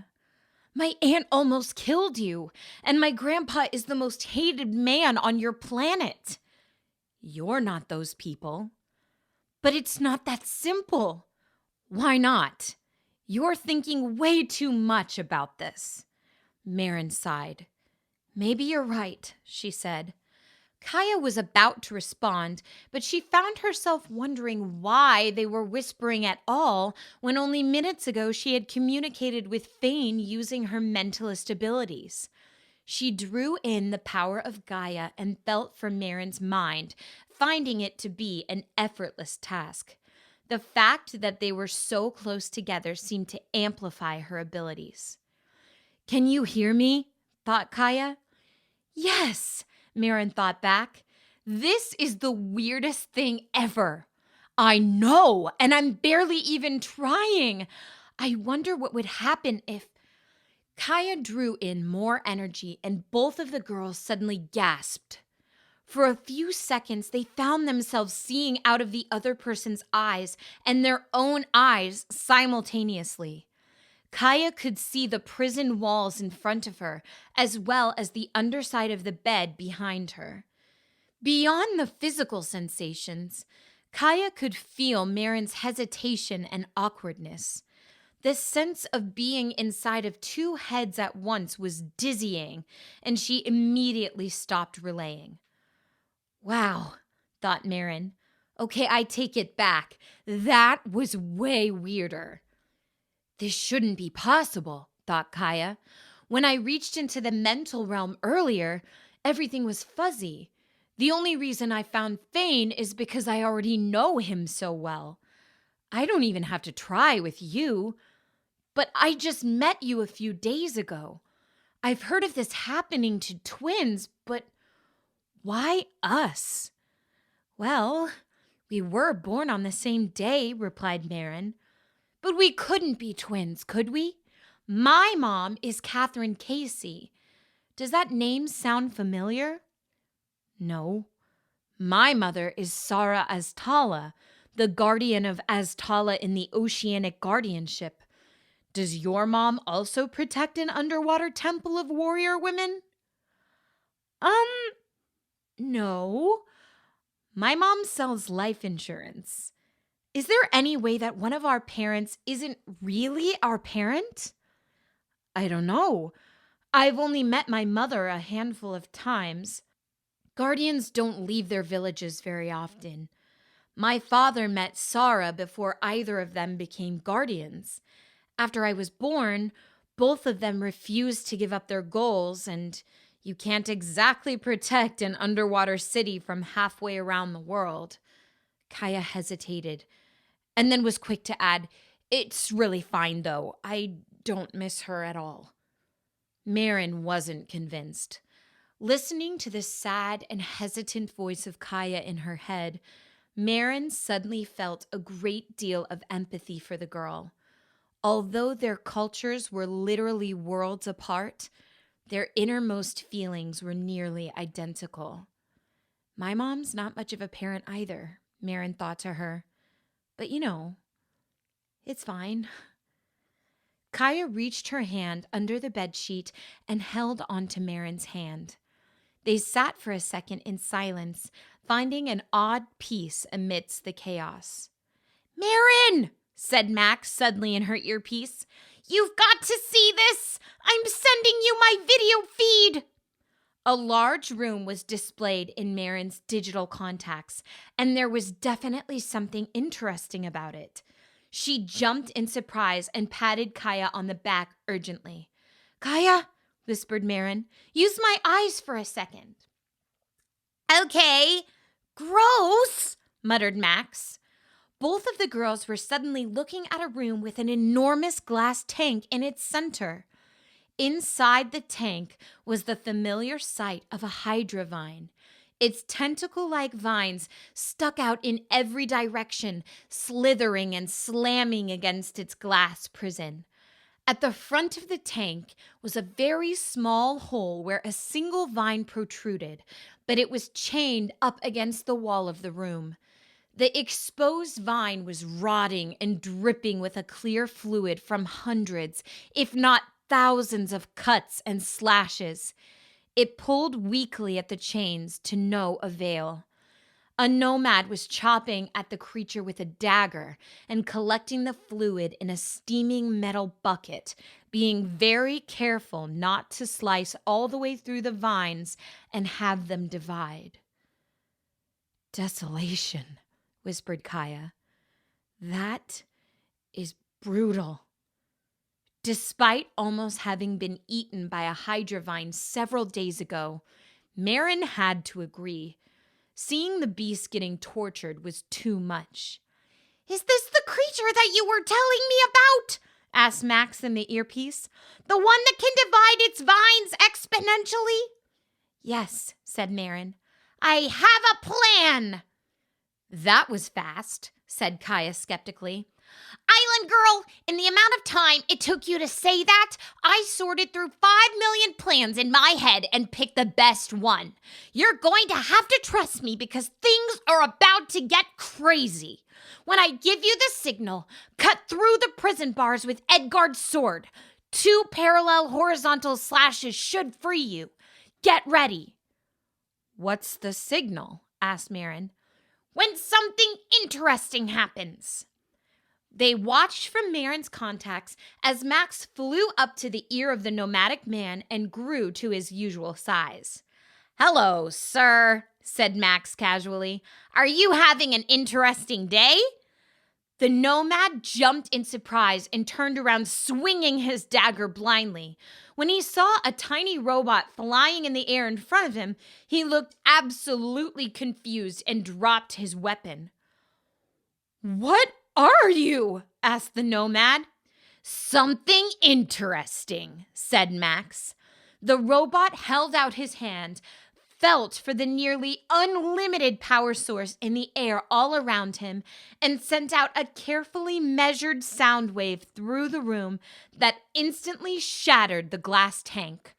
Water filled the air and vines sprang out in every direction, dividing and growing larger. Some of the vines yanked the chains right out of the wall and freed its trapped limb. And then the Hydra vine let out a primal roar that pounded at the inside of their heads, even from several floors below. The nomad bent down and reached frantically for his dagger, dropping it several times in his panic while cursing loudly. "I don't think it likes you very much," said Max, "and I can't say I blame it.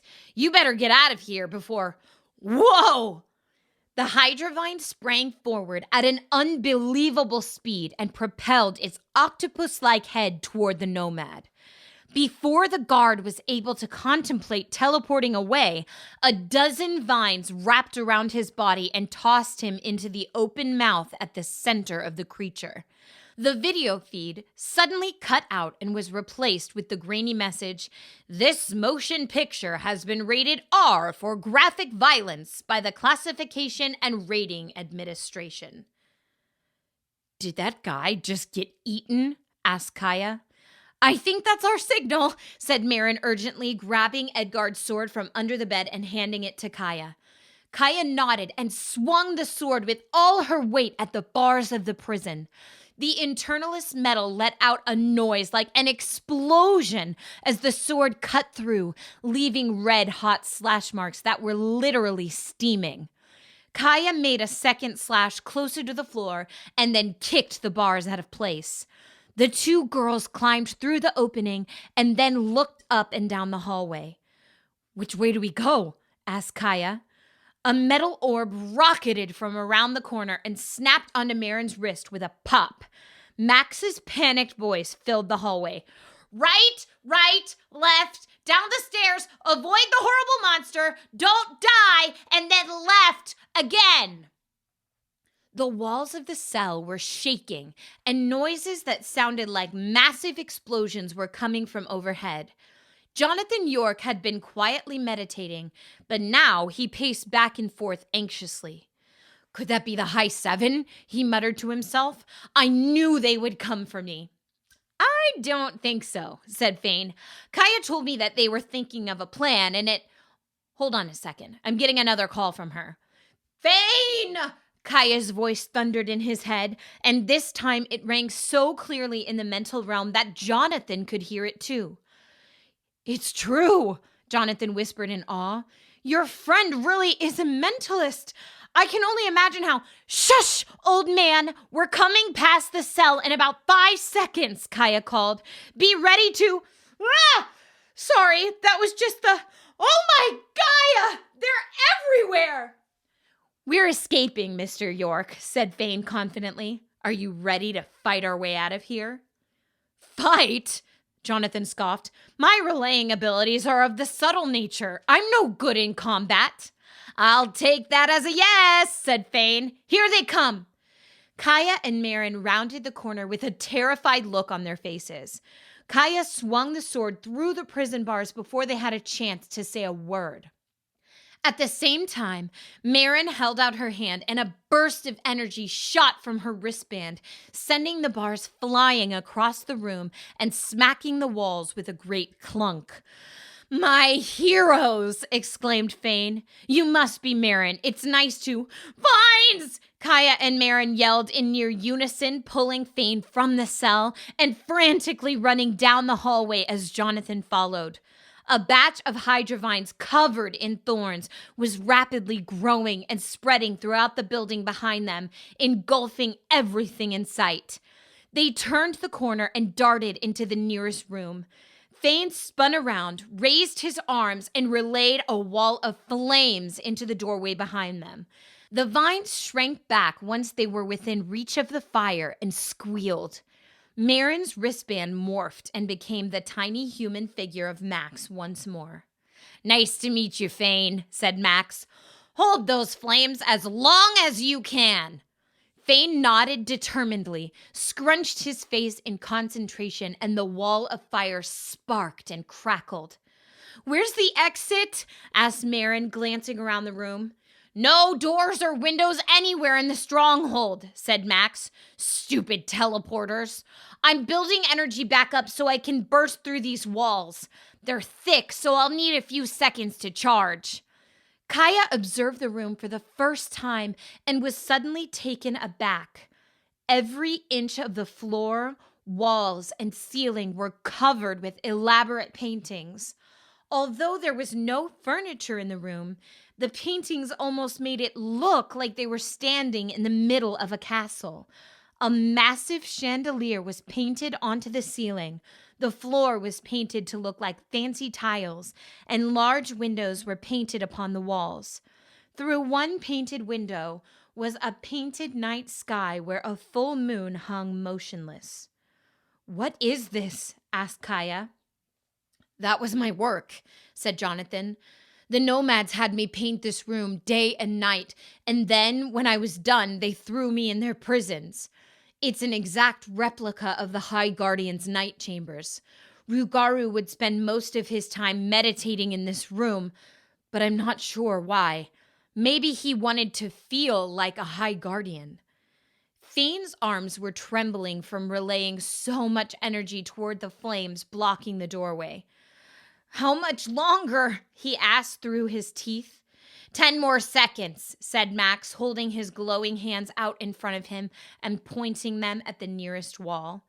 Suddenly, a male nomad appeared with a pop, brandishing a long spear that he pointed at the group. "Stop!" yelled the nomad. Gaia swung Edgard's sword at the man, but he simply disappeared and reappeared behind them.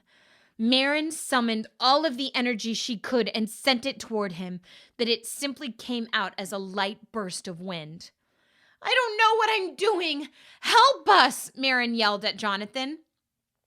For a moment, the artist looked like he was going to run, but a look of determination quickly grew on his face.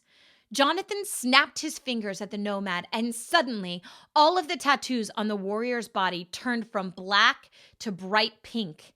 The nomad reared back his spear, but when he saw the transformation, he was overcome with complete bewilderment. Said the nomad, "What in desolation just happened?" "Now!" Max yelled, releasing the energy in his hands and blowing open a large hole in the bricks ahead of them. Thane extinguished the wall of fire, and vines suddenly sprang out of the doorway. The nomad saw the Hydra vines heading towards him and simply popped out of existence. The entire group darted through the opening as quickly as they could and ran into the cold night air. There was snow falling from overhead and mountains stretching for as far as the eye could see in every direction. The stars were unbelievably bright over the mountain range, and the wind was so cold that it felt as if it were blowing right through their skin. Thane summoned a fireball in his hand, and they all huddled around it, listening to the chaos ensuing in the stronghold behind them. "I did it," said Max. "We escaped! Again! And now we're high up in the mountains with no way to get down. That's not even mentioning the angry nomads in the building behind us getting attacked by a man-eating plant. I feel like this keeps happening to me." A section of the building exploded, and hundreds of thorny vines snaked out into the cold air. "Run!" yelled Thane, but it was already too late. The vines quickly encircled the group as the 5 of them drew close together fearfully. It was now as if a wall of slimy thorns was growing around them on every side. The great head of the Hydra vine descended from above and looked at its prey with cold black eyes. "Food for my children!" it roared, vibrating their skulls. "Hello, friend," said Max hesitantly. "Remember me?" A vine leapt towards Max and stopped inches in front of the robot's face. And then, amazingly, it gently touched the side of Max's smooth head. A deep, almost alien-like voice telepathically spoke in all of their minds once again. "Twofold." The Hydra's head sank back into the massive vines behind it, and the slithering walls around them began to disperse. The creature pulled itself back inside of the building, and less than a second later, the entire place exploded. What must have been thousands of vines leapt out from every crack in the building, and the Hydra vine now looked to be as big as the nomadic base itself. It seemed to gather its energy for a moment, and Gaia could feel a great stirring in the power of Gaia around them. The Hydra vine pushed at the ground with its multitude of ligaments, and with one great leap, it was sent soaring down the side of the mountain. A final thought rang clear in the mental realm. "My children!" Everybody breathed a collective sigh of relief, and it almost felt like their hearts were just now resuming usual activity. "It didn't kill us," Gaia marveled. "Have you ever heard of a Hydra vine sparing someone's life?" "Of course it didn't kill us," said Max gleefully. "I made friends with it. What should we name it?" Thane leapt with excitement and stared at the robot with a wild look in his eyes. Are you thinking what I'm thinking? Asked Max, and Fane nodded. Then, in perfect unison, the two of them shouted, Earl! Did we just become friends, little dude? Asked Fane. I'll like you a lot more if you call me Max, small-brained boy, said Max. And don't celebrate too soon. We're still stuck at the top of a mountain. Gaia took a few steps forward and looked over the edge of the cliff. There was no way anybody could get down on foot. Then she turned around and looked at the ruined base behind them. Where are the nomads? She asked. I'm guessing that they all teleported away in fear, said Marin. Or they were, well, you know. Eaten, said Jonathan gruffly. Serves them right. But there were kids in there, said Gaia. And I know they were nomads, but you don't really think that. No, said Max suddenly. They're fine. Before I freed the Hydra, I scanned the whole building. There were only 3 nomads that stayed behind. The one that got eaten, the one with the spear, and the woman that kept walking by her cell. That must have been Tamala, said Gaia. And just like that, Tamala appeared behind Gaia. Her clothes were torn, and she had a wild look in her eyes after running from the Hydra. She had somehow appeared without making a sound, and Gaia had no idea who was behind her. Gaia, look out! Jonathan shouted, but it was too late. Tamala gently placed a hand on Gaia's shoulder. Chapter 21, Twofold, The Ragged Mountains. Fane moved to attack the nomadic woman, but Jonathan quickly pulled him back. She can send you right over an Oahu volcano with one touch, boy, the artist said. Stay away. Gaia stood as still as she possibly could, but her eyes were wide with fear. You have to listen to me, said Tamala. She spoke quickly, but with a calm determination. Link hands. You think we're stupid? Asked Jonathan fiercely. Listen to me, shouted Tamala. Jasper has been sighted on the road to the capital. If you link hands, I will send you to him. How can we trust you? Asked Marin. Max floated up off of Marin's shoulder and looked closely at Tamala's face. She shows no micro expressions of deception, said Max. If anything, she looks extremely confused, and for some reason, she can't take her eyes off of me. Probably because she's not used to seeing a floating metal thing that talks, commented Fane. And I can't say that you're running out of time, Tamala interrupted. If the other nomads come to investigate, all will be lost and I can no longer assist you. I must maintain their trust. Find your father and the other Monhegans and tell them to get far away from the capital tonight. They will assume that you died. Link hands now. Marin stepped forward and took Gaia by the hand, squeezing tightly, and some of the fear seemed to fade from Gaia's face. Max floated over and settled on Marin's shoulder. She could be lying, said Fane, taking a step backwards. We can't trust them. She could send us to another one of their prison camps. Maybe, said Marin. But if that's true, then at least we go together. If they separate us, we're weaker. Fane's arm trembled, and he held it back from the group. He looked up at Tamala, and Marin saw that he had tears in his eyes. Your people killed our horse, he said with a trembling voice. And now tears were running down his cheeks. But you know what? I'm glad that you captured us. I was hoping that I would get to talk to a nomad once we got to the mainland, so I could tell them how I feel about them. I want you to know that Now is not the time to throw around insults, boy, said Jonathan. Shut up! Screamed Fane. I have to say this. He took a step closer to Tamala and continued. His hands were balled into fists and his voice trembled as he spoke. When I was a little kid, Nomads attacked my village. My father was the guardian, and they didn't expect him to be so powerful. He fought them off, and they knew that they were losing. Just before they fled, a nomad fired an arrow at us as a parting shot. But they didn't aim for my father. They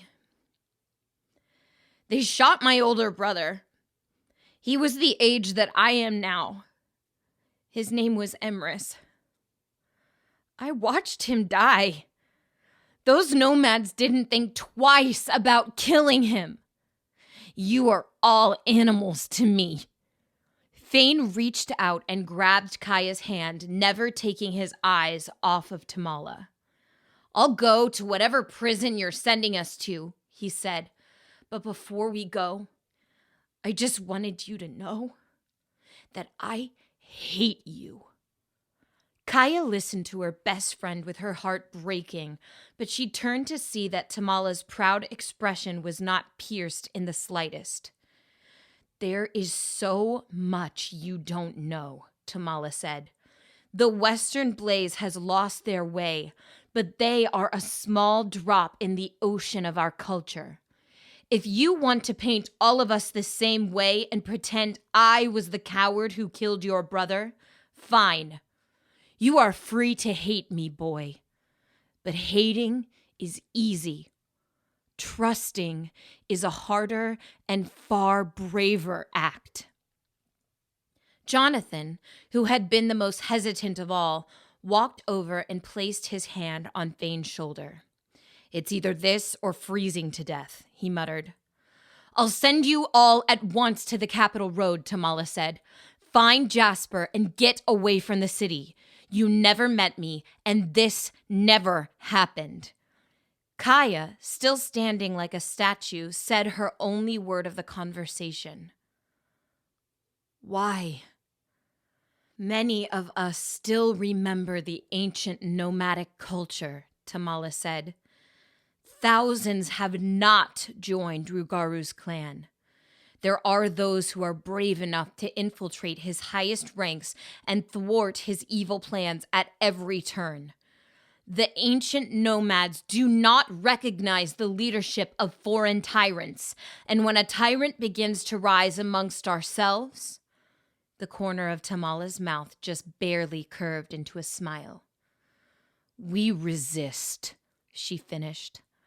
Tamala looked down at Kaya. The true search has eyes everywhere, and now those eyes are on you, Kaya. The air around them crackled and became an unintelligible blur. Coldness gave way to a mingling of conflicting sensations, and then they were gone. The lights of the capital were twinkling on the horizon, and a full moon was just starting to rise in the sky. Jonathan, Marin, and Kaya found their feet hitting the solid ground of the Capital Road. Max floated around excitedly. I'm here, he said. That's a relief. I was worried that her magic wouldn't work on me. Magic? Asked Jonathan. What does that mean? Don't worry about it, wizard, said Max. Thane sighed, but the tension did not seem to leave his body. She really did it, he said. She sent us to the capital. There must be some kind of trap waiting here. Kaya didn't let go of her friend's hand. Thane, I didn't know about your brother, she said quietly. Is there anything I can... I've said what I needed to say, he interrupted. Thane looked at their surroundings, and he almost seemed wounded at the fact that the woman had told the truth. She had saved them. Guys, said Marin, look! She pointed across the road. In the middle of a field were a dozen tents and the light of a campfire. Familiar voices rang in the distance. It's the Monhegans, yelled Kaya. Father! She dropped Edgard's sword and bolted as fast as she could towards the campsite, with Thane following closely behind. Max snapped onto Marin's wrist, and she went after them, but hesitated after a few footsteps. Kaya and Thane disappeared into the campsite without her. "What's the matter?" asked Jonathan. "Isn't that your village?" "No," said Marin. "I'm not one of them, and I don't know what they'll make of me. It's very complicated." Jonathan eyed the metal band that was around Marin's wrist and nodded thoughtfully. "Complicated indeed," he said. "There are a lot of things going on here that I don't understand, but perhaps I don't want to understand. Now I see that I don't belong in the capital either.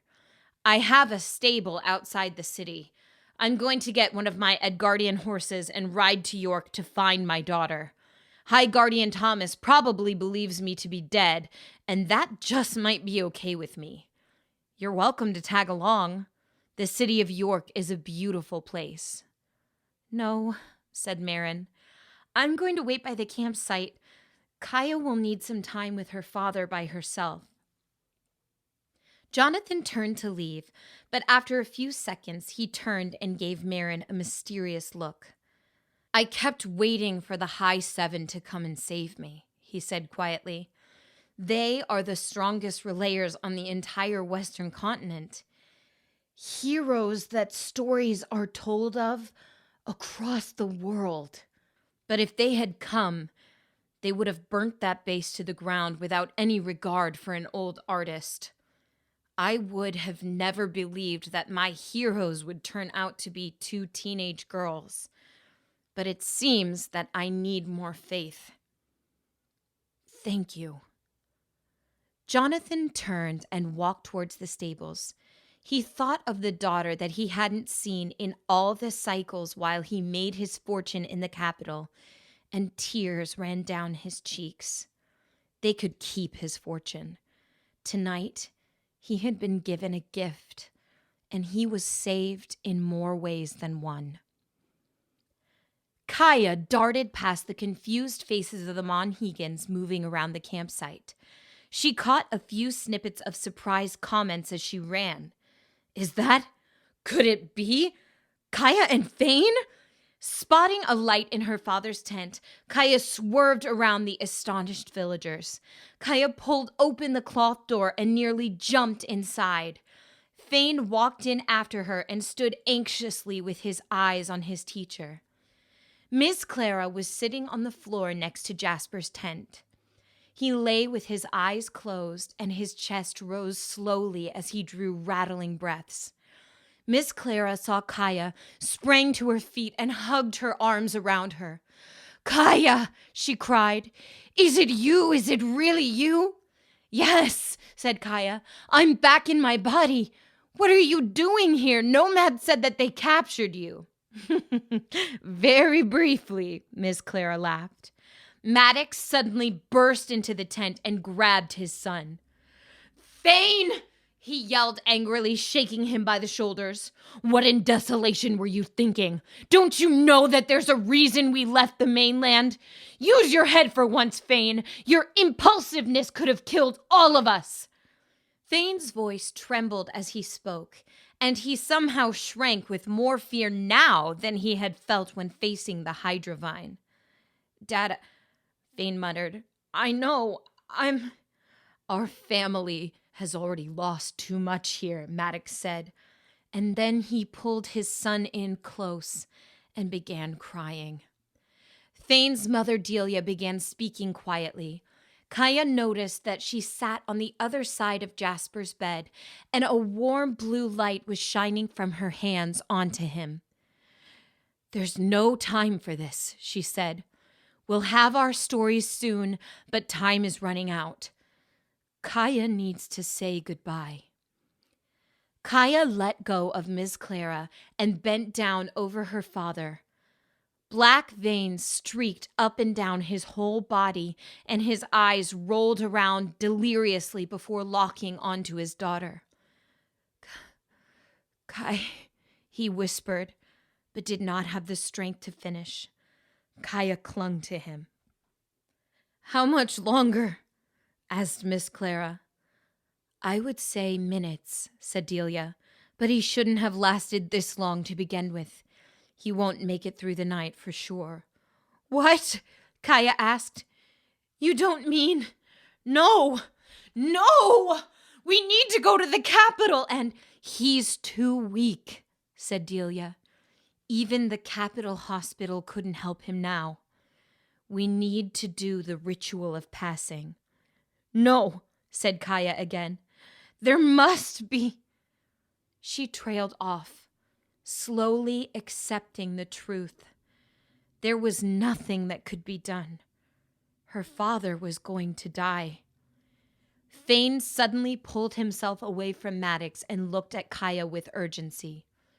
We can't stay here, he said. The nomadic woman said we had to leave the capital as fast as we could. They're planning something, and it's going to happen tonight. The journey would kill Jasper faster, said Delia. We're staying right here, said Miss Clara determinedly. If the nomads come while my son is dying, I will destroy every last one of them. There was a sudden, uncomfortable silence in the room. Maddox and Delia looked very touched at Clara's comment. She had brought many orphans to the island when she was guardian of Monhegan, but she had never referred to them as her own children. Clara had always been a woman of action and was not the sentimental type. Gaia walked over and held her teacher's hand. He loved you, Miss Clara, Gaia said. There's nobody on the island that my father admired more. I hope he told you. Miss Clara's eyes glimmered. He told me every day, she said, as a boy and as an adult. He loved you too, Gaia. You were his whole world. Miss Clara reached into the bedside table and picked up an envelope. It was addressed to High Guardian Thomas Zeeg with Jasper's shaky handwriting. Jasper could have saved himself days ago, she said, but he chose not to. Everything changed when he heard you had been captured. Your father almost sacrificed everything to get you back. What's that? Asked Thane, pointing at the envelope. Miss Clara closed her fist and the letter went up in a burst of flames. Something that the guardianship never needs to know about, said Miss Clara. She turned her attention to Thane's parents. Gather all of Jasper's closest companions, she said. It is time for them to pay their last respects before we do the passing ritual. And if the nomads arrive? Asked Delia. Miss Clara picked up her walking stick and tossed it to Delia. This will keep you safe, said Miss Clara. It's one of the 7 artifacts that still holds Edgard's power. Delia suddenly looked very intimidated, but she nodded and exited the tent with Maddox. I want Marin to be here too, said Gaia. It's only right. She never meant for my father to get hurt. What are you talking about? Miss Clara began, but her words trailed off as she watched a red-headed teenager with a sword walk into the tent. Gaia did not even have to turn around to know that Marin was here. She had felt her coming. That's her, said Gaia. Marin escaped Earth when her family tried to kill me, and she saved us from the nomads' prison. Marin smiled shyly at Miss Clara.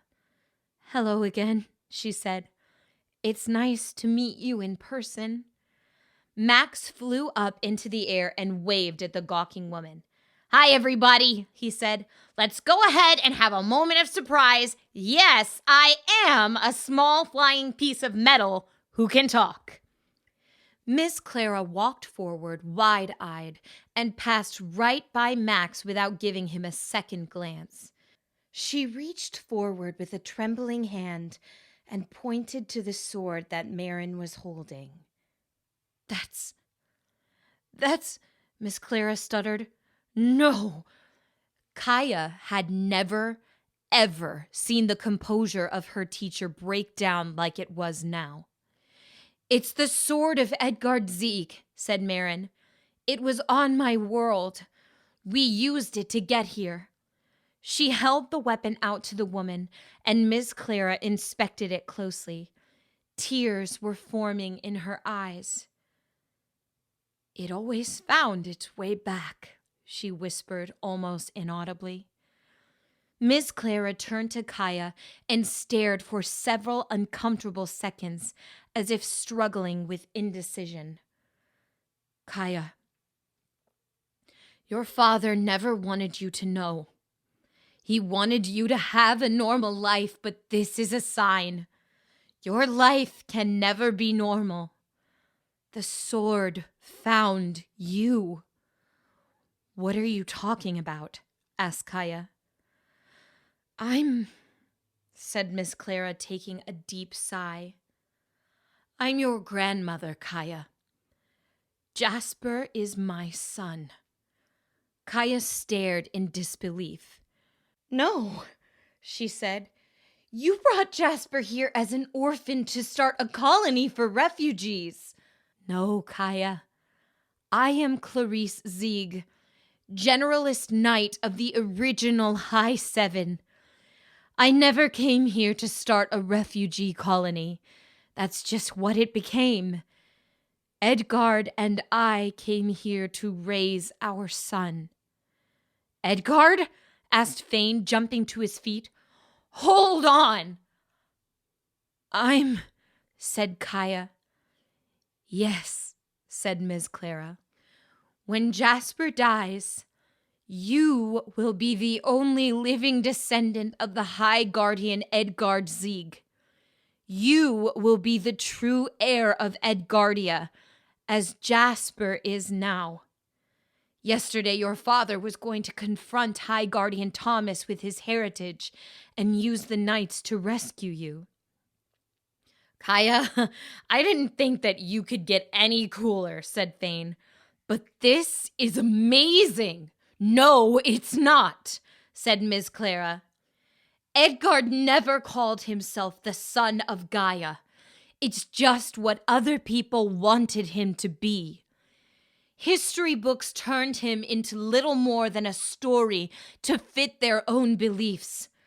The entire world looked at Edgard for protection, but he was as lost as anybody else. It was maddening, and those close to him faced death threats every day. Edgard sent me to Monhegan Island and was going to disappear so that we could raise a family in secret. But Duncan killed him days before our plan could happen." Marin held her hands over her mouth, horrified and feeling suddenly nauseous. She wanted to run, to get away from here and never come back. But she was in an unfamiliar and dangerous world. "No," Marin whispered. Fane, Gaia, and Miss Clara all turned to look at her. "It's not your fault," said Max in her earpiece. "You are not your family." The same revelation suddenly hit Gaia, and she stared at Marin with a horrible knowing. "What am I missing?" asked Fane. "I'm sorry," said Marin, holding back tears. "My family had Edgard Zieg's sword because, well, my grandfather was Duncan Casey, the Crucifier." "That's impossible," said Miss Clara severely. "High Guardian Thomas found Duncan's body. The sword is buried under the castle with Edgard." "No," said Marin. "Edgard never died on Gaia. Duncan used the sword to bring him to Earth because he knew that he couldn't be healed there. My grandfather killed him, and he went on to have a family. I don't know why Thomas lied about it. Maybe he saw it as an opportunity to become High Guardian. Duncan died last year of cancer. He lived to be an old man." Miss Clara let the sword slide out of her hands and fall to the ground. She turned to look at her dying son on the cot and then stared at Marin with an unfathomable expression. "That's," said Miss Clara, but her voice caught in her throat. She took a trembling breath and averted her eyes from Marin before continuing. Please excuse me for a moment. The old woman walked quickly out of the tent. In the uncomfortable silence of the room, they could hear Miss Clara's restrained crying. Gaia and Fane looked at the floor as Marin searched for an accepting face. I don't belong here, Marin said finally. I didn't mean to cause your family more harm. She picked up Edgard's sword and gently placed it next to Jasper's sleeping body. It gave off a faint glow, as if recognizing its master. Marin turned and walked towards the tent's exit. Max silently rejoined her wrist as she reached to open the swaying cloth. Twofold, said Fane. Marin hesitated. What? She asked. That's what the Hydra vine said before it let us go, said Fane. And another vine said the same thing before it poisoned Jasper. I've been thinking about it a lot. What does this have to do with anything? Asked Gaia. There's an old saying, Fane continued. The Hydra vine pays twofold, so be careful what you toll. I understand it now.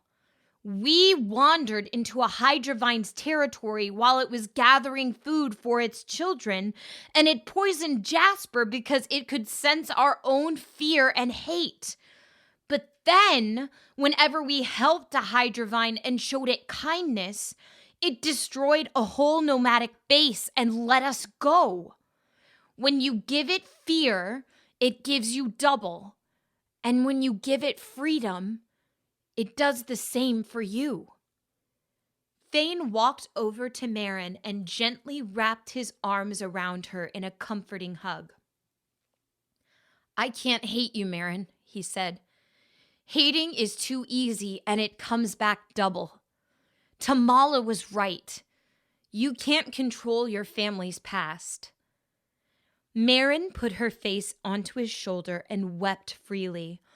All of the guilt and anger over her family was coming out now. I know, she cried, but I can't pretend that the past doesn't matter either. There is so much pain here because of my family. I have to find some way to fix this. You can't fix it, said Gaia weakly. The Hydra poison divides in the blood and it has spread too far. We have to accept that my father is going to die. It's like cancer, said Max suddenly. Dividing? Cancer cells! Marin looked up, wiped her tears, and saw that the old sword of Edgard Zieg had begun to glow even brighter next to Jasper.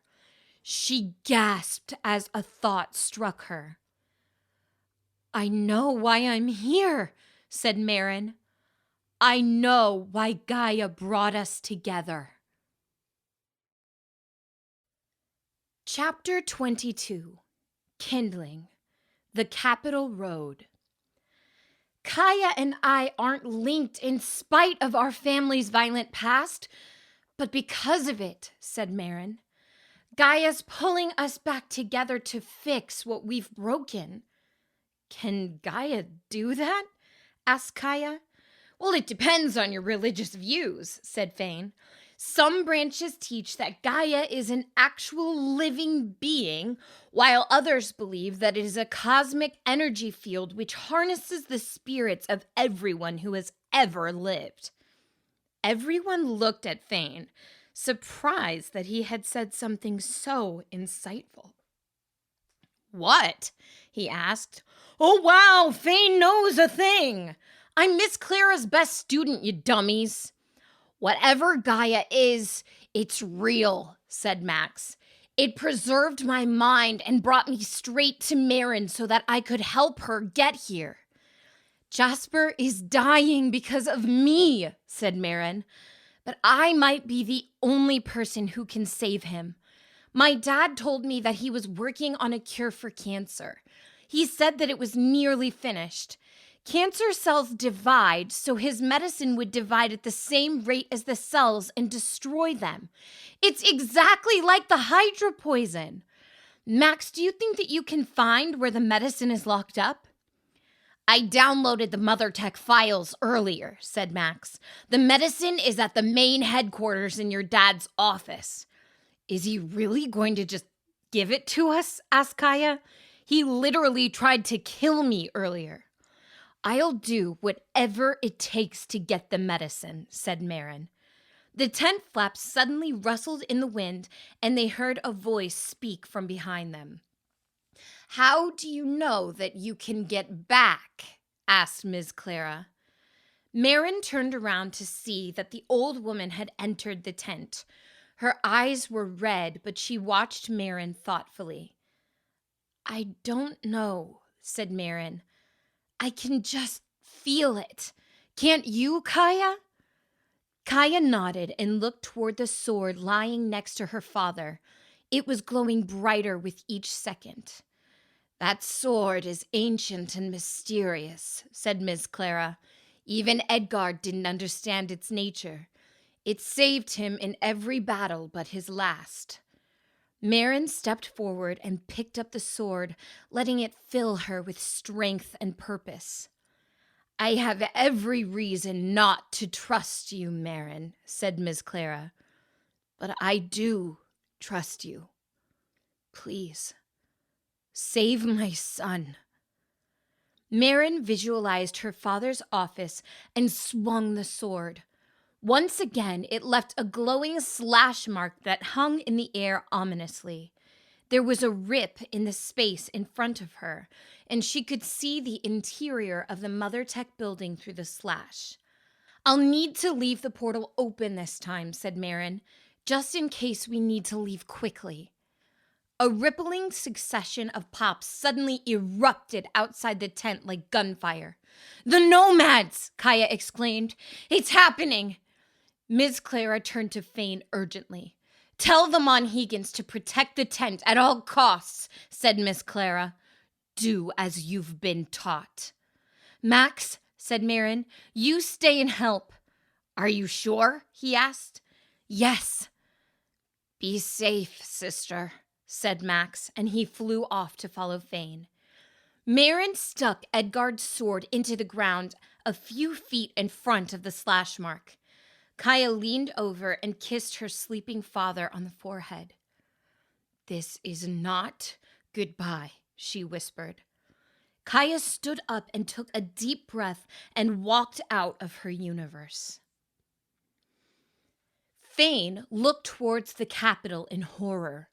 Dozens of nomads were rapidly bursting into existence and firing arrows at the guards on top of the capital's outer walls.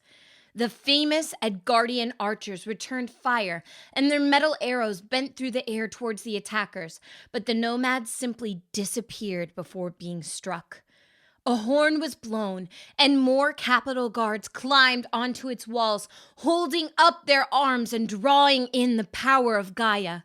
A great wall of fire suddenly erupted from the city, curving through the air and creating a perfect dome of flames over the capital. Max floated up to Fane and rapidly scanned the situation at the capital gates. I'm going to try to stop as many as I can from coming near the campsite, said Max, and then charged ahead like a bullet. Stay safe, flesh bag. Fane's father frantically ran around the corner with a group of Monhegans following closely behind, all of them pulling out weapons and readying themselves for combat. The Western Blaze is attacking the capital, he yelled. They're not going to leave us alone for long. Fane watched the battle with a healthy mix of amazement and fear. As more nomads and soldiers appeared, the battle spread out further on the plain and inched closer toward their campsite. Capital soldiers were climbing down the walls and joining the fight. Bursts of electricity, ice, and fire erupted into the air as the soldiers attacked. Despite the army's best efforts, the nomads were simply too fast to be struck by a single attack. Dad! Fane called. Look! Maddox turned to look towards the battle, and his mouth dropped open. What had begun as a dozen nomads was now growing into the hundreds. More and more were teleporting in with each second, and the air rippled with pops as they rapidly reappeared and disappeared through the onslaught of arrows.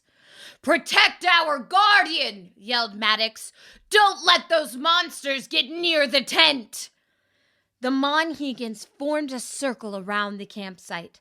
Men and women that Thane had grown up around, ordinary people with jobs like baker or herbalist, were taking on advanced fighting stances. Just the other day, Miss Clara's apprentice had chided Thane for not paying attention during math, and now here he was holding 2 axes that glowed with electricity. What the hell kind of village am I living in? Thane wondered, watching as the nice old lady that lived next door twirled a trident over her head. Thane backed up, standing closer to his father while watching the distant fighting. Nomads were scattered as far as the eye could see. There must have been thousands of them now.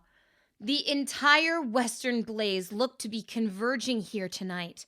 The new warriors were not just spatialists either. There were men and women of many ethnicities whom had sworn allegiance to Rigaru and gotten nomadic tattoos. Thane spotted an internalist man holding a hammer that was bigger than himself. There was also a mentalist man who simply strolled around in silence and watched as the people around him dropped to the ground, crying in agony as they clawed at something invisible on their skin. Thane told himself to avoid that man at all costs. Powerful mentalists could cause excruciating pain without laying a finger on you. The nomads turned their sights on the Monhegan campsite, and it became an all-out battle. The Conjurous Monhegans began working together to create large bursts of wind that sent the arrows flying back towards the nomads. Maddox suddenly reached up with blinding speed and caught a dagger out of the air inches from Thane's face. He squeezed his hand and the dagger snapped in half. "Don't leave my side," Maddox commanded, "and watch out for—" The enormous internalist suddenly leapt out of the battle, soaring through the air and swinging his giant hammer. Maddox summoned all of his internalist powers and concentrated them into his chest. The hammer struck him, ringing like a massive bell, and the weapon shattered into pieces. The force of the impact sent Maddox's body flying through the air and out of sight like a cannonball. Another nomad appeared in front of Thane and reached forward. Thane dodged his touch by jumping backwards, but was simply grabbed by another attacker. The man laughed and whispered into his ear. "Better learn to fly, boy," he said. Colors flew past Thane's eyes, and he suddenly found himself teleported 200 arms into the air over the battlefield. The ground shot toward him in a rush of wind, and Thane knew that his body would be crushed if he couldn't slow down the fall. He screamed and twisted through the air, struggling to stay conscious. But at the last second, Ms. Clara's words rang in his mind. "Do as you've been taught." Thane held his hands out, pulled in as much energy as he could, and released it as a burst of wind. His body was suspended in air for a brief, disorienting moment before slamming into the ground. Thane stood up, very bruised and sore, but apparently still in one piece. He stumbled as his eyes readjusted, and he realized that the Monhegan campsite was now on the other side of the capital. A literal war was standing between him and safety. Thane had always wanted to see what the High Guardian's army was capable of, but witnessing a real battle was a horrible thing. There were agonized screams and explosions coming from all around him. The body of a capital archer fell from the outer wall and hit the ground with a lifeless thud. Fane quickly looked away, suddenly finding that he could no longer control his breathing. Fighting a battle wasn't fun. It was chaotic and desperate. He ran through the fighting bodies, using his short height as an advantage. A soldier to his left was struck in the face by a club, and wetness splattered Fane's clothes. He tried his best not to think about what had just happened. I don't want to be here, Fane thought. This is desolation. A blinding dome of light suddenly appeared in the middle of the battle. There was a sound like lightning striking the earth, and when the light faded, 7 warriors stood in the center of a large crater. Fane recognized them immediately as the Knights of the High Seven. They studied the scene around them without a trace of fear on their faces. Fane couldn't imagine how much fighting somebody would have to experience to be as calm as the High Seven looked. The nomads immediately teleported away from the legendary relayers to other parts of the field, choosing their battles wisely. Will Zieg, the Conjurous Knight, held his hand towards the sky, and a massive tornado of fire began descending from the clouds. The other 6 knights dispersed to different corners of the battlefield. Fane stood in awe for a moment as he watched the fire grow larger, but then realized that if he didn't move, the tornado would eventually pass right through where he was standing. Gaia, he thought. He doesn't care who that thing burns up. Fane took off running, desperately trying to find the Monhegan campsite among the chaos.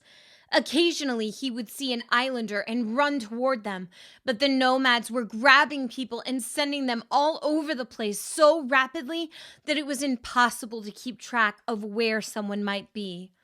He ran past Ali Zieg, the spiritualist knight of the High Seven, and noticed that she appeared to be reading a book as she strolled leisurely around the soldiers. A spear flew out of the darkness and headed straight towards her. "Look out!" yelled Fane, but she didn't even glance up from her book. Right before the spear was about to strike her, an owl flew out of the sky and grabbed the weapon with its massive talons. It flew high into the air and dropped the blunt end onto the head of a nomad, knocking him to the ground unconscious. Ali kept walking and reading, apparently unaware of what had just happened. A metal orb shot past Fane, transformed into a little person, and hung in the air for a second. A nomad appeared right before the spot where Max was waiting, and in the same instant, the robot reached forward and sent a purple cloud into the man's face. The nomad became limp and toppled over, asleep. "Oh, hi, Fane," said Max. "I just realized that the nomads fixed their eyes on the spot where they are about to teleport approximately 1.32 seconds before they reappear. I was able to create an algorithm that calculates their exact location within 98%. A cry came out from the fighting crowd, and Miss Clara's walking stick suddenly spun through the air on its own. Fane ran forward, jumped, and caught the stick. Fane's mind ordinarily moved too fast for him to keep up with his own thoughts, and he often regretted half the things he did. However, the moment that Miss Clara's walking stick was in his hand, his mind became crystal clear. Time seemed to slow down around him, and he could see things to the tiniest detail. Fane glanced around, taking in everything calmly. "Max," he said, "I am not sure what happened, but I'm like you now. I'm some kind of genius." "I highly doubt that," said Max. Fane held up his hand and opened it expectantly. An arrow flew out of the night, and he caught it without trying before snapping it in half. "Okay, that was impressive," admitted Max. Fane dropped the pieces of the arrow to the ground and pointed at the outer walls. The Edgardian archers stood very still and were firing their bows in every direction. "The nomads aren't attacking the archers anymore," Fane observed. "They're not trying to get into the capital." "Huh," said Max. "Sure. I noticed that too, of course." A full moon was rising in the sky, and as soon as Fane saw it, everything became clear. He remembered the strange room full of paintings at the nomadic base in the mountains. A full moon had been painted outside one of the false windows. Fane thought of Jonathan York explaining how the painting was one of the High Guardian chamber, and then he visualized the Hydra vine trapped in a tank while its poison was extracted. "They're drawing all of the soldiers away from High Guardian Thomas," Fane said urgently. "Rugaru is going to teleport into the night chambers and poison him any minute now." Fane gestured towards the dome of flames that encased the capital. "Can you get me through there?" he asked. "I might be able to create a protective energy field," said Max. "I just need a second to think." "We don't have any time. I'm already done, dummy. I needed a literal second." Max flew to the ground and became a silver disc just big enough for someone to stand on. "So here's my plan," said Max. "Climb aboard, jump headfirst into the chaos, save a king, and then rescue a princess or something. Don't worry, you have hardly any chance of exploding." High Guardian Thomas calmly sat in his chamber with his eyes closed, gently stroking the green stone that he wore around his neck. Enormous amounts of Gaian energy flowed through him, and he stretched his mind out in every direction through the mental realm. The old man looked through the eyes of his army, seeing the ensuing battle from 1,000 viewpoints at once. Thomas spotted one of his soldiers about to step in the path of an arrow, and he whispered in the man's mind, "Left." The soldier moved to the left, and the arrow sailed past him. Thomas smiled in satisfaction. He searched for his spatialist knight, finding him effortlessly. Elias Zieg was currently teleporting a large boulder over a group of nomads. "Elias," thought Thomas. Elias perked his head up and smiled. "Yes, High Guardian," he spoke aloud. "If this does not end soon, please come home and teleport me to my Eurasian home." "Yes, sir," said Elias. Was that the slightest bit of contempt that he sensed from his knight? Perhaps the days of trusting half-bloods was coming to a close. Thomas's mind drifted away, receding from the mental realm, and Elias's image became like mist. He took his hand off the green stone and sighed. Usually the nomads picked on small villages with weak guardians, and Thomas did his best to ignore them. They were getting bolder. Thomas stood up and took off his necklace. Relaying to this degree was leaving him feeling very drained in his old age. Thomas looked up to see that a very large man had just materialized across the room, and he recognized him at once as the leader of the Western Blaze. Rugaru was holding a bow with the string pulled taut, and he fired an arrow straight toward Thomas in the near instant of his arrival. The High Guardian may have still been able to dodge, but his concentration was abruptly torn in half when the stained glass window behind him shattered and what looked like a boy on a surfboard came flying in. Fane soared across the room, riding over the fragments of glass like a wave. The disc flew out from under his feet, liquefied and wrapped around his hand until it looked like he was wearing a metal glove. "For the princess!" Max cried out. Fane hit the ground, pulled in an unbelievable amount of energy with Max's help, and sent out a gust of wind that shattered the remaining windows. Rugaru's arrow hit the wind and spun around only inches from Thomas's face, flying straight back towards the nomad. The tip of the arrow brushed the back of Rugaru's hand and flew into the stone wall behind him. The stone sizzled and melted as the Hydra poison in the tip of the arrow ate away at the wall. Rugaru looked at the scratch on his hand in disbelief and then back up at Fane with a powerful, raw anger that made the boy take a step backwards. "Twofold!" shouted Rugaru, sending spit flying through the air. All of the remaining knights from the High Seven teleported into the room and darted towards Rugaru, who sent a final threatening glare at Fane and then disappeared entirely. The High Seven all turned their attention to Fane, who for once seemed to be speechless. Max had turned back into a wristband, not wanting to add more confusion to the situation. "Well," shouted Thomas, "explain yourself, boy." "That," muttered Fane. Fane to the max." "You were supposed to say that to Rugaru," whispered Max. "Who said that?" shouted Thomas, his eyes darting around the room in a fit of paranoia. "I sense another mind in the room. Get the boy, lock him up, and interrogate him."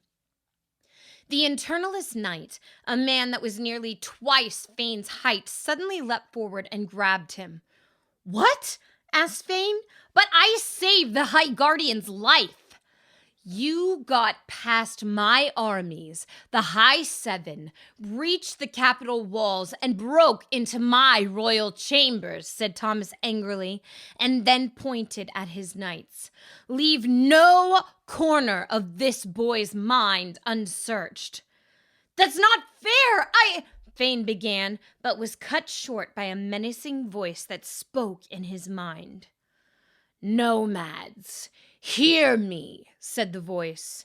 "This is Achak of the Western Blaze. High Guardian Thomas lives and will likely flee very soon. Turn your strength on the city walls and tear them down."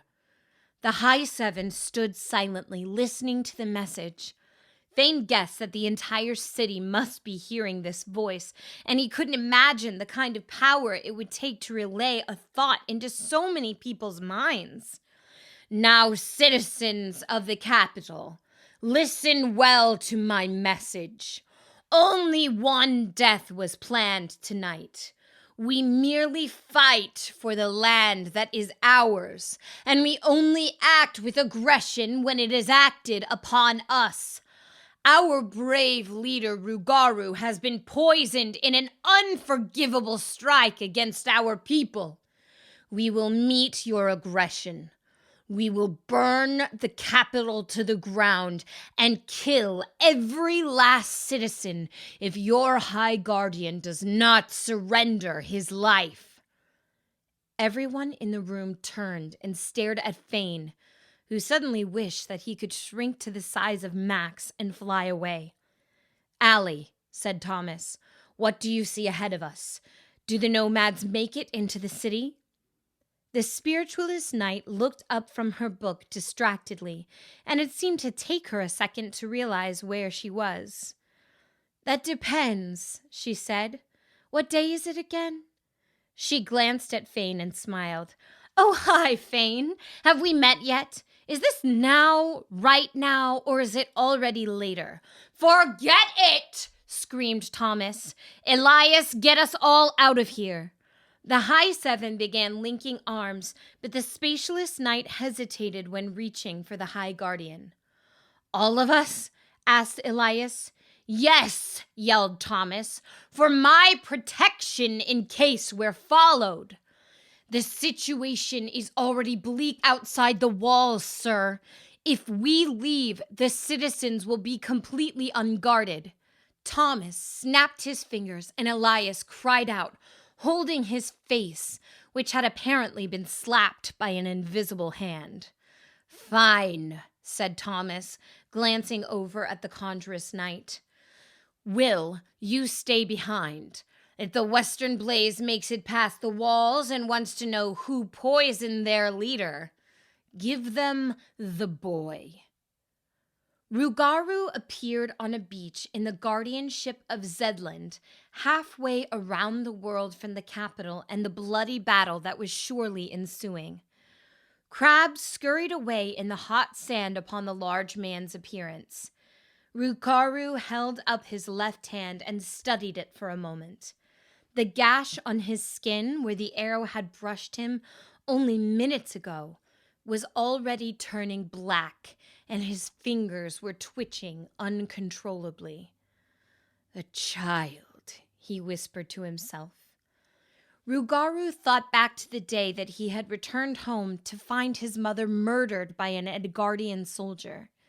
It had awoken something in him, and by the time the sun went down, he had single-handedly found and killed every single one of the soldiers that had raided his campsite. The next day, he tracked down their families. Barely 18 cycles at the time, and already so much blood on his hands. It was the act of bravery that had elevated him to the leader of the Western Blaze, and he had been left without a single scratch. Tonight, he had become the greatest spatialist of all time, utilizing the mythical technique of teleporting to a location that you have never been to by seeing it clearly in the mind's eye. To think that within the same minute, he would be struck a blow that could easily end his life by a child, no less. Rugaru took the dagger off of his belt and began relaying energy into the muscles on his right arm. He had never known his father, the coward having run off before he was born, but his mother often said something that had become Rugaru's creed. "Kindling for the fire," Rugaru whispered. "Every strike against you is kindling for the fire, and our people will burn brighter after this day." He held the dagger firmly against his left wrist and closed his eyes. Chapter 23. True Strength. Mother Tech Headquarters, Gaia. Stepping from a tear in space, Marin and Kaya walked into Dorian's office. They darted over to his desk and began rapidly looking through the drawers. The slash mark behind them filled the room with a pale blue light, and the Mother Tech headquarters was eerily quiet compared to the muffled sounds of combat echoing from Gaia. "The medicine is in a small vial," said Marin. "Max sent a picture of it to my contacts, and the last location on record was this room." Kaya picked up a crushed soda can and tossed it aside. "All I'm finding is books and old food," she said. Marin pulled a battered sci-fi novel out of one of the drawers and threw it against the wall angrily. "Why can't he be more organized?" she said, frustrated. "There must be some sort of secret compartment." "That's it!" Marin found a framed picture of her grandfather sitting on the desk, and she gently touched the glass with her fingertip. "My father showed this to me years ago," she said. "It only responds to the DNA of someone in our family." A wooden panel on the desk slid back, and a small compartment rose to the surface. Sitting in the compartment was a vial of gleaming, silvery liquid. "That's it!" said Marin. She reached forward, but when her hand was inches from the container, it sprang into the air and shot across the room. Rosalie appeared in the doorway, looking fearfully in at Kaya. Dorian stood behind her. His eyes were sunken in, and he looked like he hadn't slept since Marin had disappeared. He held the vial of medicine in his shimmering Mother Tech glove. "Marin," Dorian said, "you brought one of them here? After everything we told you, how could you?" "We need your help," said Marin. "Kaya's father got poisoned because of me, and without that medicine, he will die." "Help," asked Rosalie. The Gaians are coming to us for help. Our own father disavowed his Gaian heritage because of their warlike nature. We can't fix their problems. Kaya took a confident step forward. We're not the violent ones, said Kaya. You almost killed me. I never did anything to you, and you tried to stop my heart. I was doing whatever it took to save my niece's mind, said Rosalie fiercely. That's insane, said Marin. Kaya wouldn't hurt me. You think that you can just bring over your friend from this other world and that's the end of it? Asked Rosalie. Once the divide is breached, more and more people will become aware of it. There are people on Gaia who could set off every quantum bomb on Earth by simply thinking it. We will never be safe around them, and I'm not so sure that they're safe around us either. It never ends with one, Marin, Dorian agreed. Not even here on Earth. A compassionate act opens the floodgates, and then immigrants with less noble intentions will follow. It's simple history. Rosalie, you told me yourself that so much of history gets left untold, said Marin. Do you want to know what I learned on Gaia about our own history? Edgard Zieg was going to run away from the guardianship and start a family. But Duncan killed him anyway. Ever since he died, the world has been in chaos, and a terrorist group has been taking over. Kaya is his granddaughter. There was a calculating silence from Rosalie. Is this true? Asked Dorian, and Kaya nodded. Yes, she said. My father is the rightful High Guardian of the continent, but he's been poisoned. Kaya began fighting back tears. Please, help us. We've tried everything else. We can set things right, said Marin. We can make up for the suffering that Duncan caused. Rosalie shook her head. The Gaians have too many reasons to hate us, she said. This won't change anything. If they find out we're here, they will destroy this world and every last safe place to kill us. She pointed to Kaya. Leave us and don't come back. Kaya and Marin looked at each other, instantly getting a sense of what the other was feeling. No, said Kaya. Rosalie lifted her hand, and the Mother Tech glove began glowing and sparking. A white-hot ball of energy appeared in her palm. Leave us, she shouted. Marin walked up to Kaya and took her by the hand. No, said Marin. I'm trying to keep us safe, shouted Rosalie. I'll do anything to protect my family. A voice spoke from the back of the room.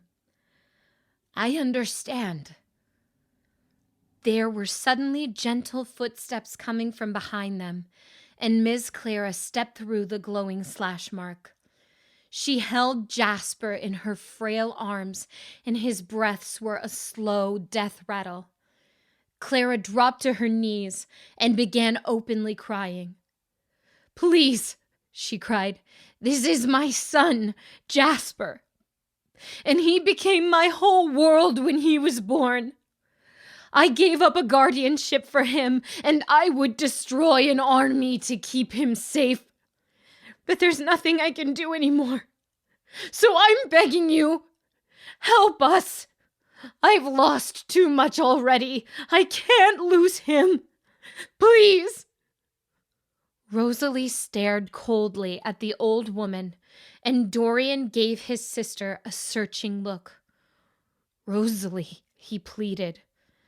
I'm sorry, brother, she said, and then she raised her voice. Sedate them! A Mother Tech drone shot into the room like a rocket and fired darts towards the Gaians. Marin screamed, closed her eyes, and held out her hand. A great fountain of energy began flowing through her body. There was a collective gasp in the room, and Marin opened her eyes to see that the darts were frozen in midair. Gaia was flowing through her fingertips, and she felt as if she were holding the darts with her mind. "That's impossible," said Rosalie.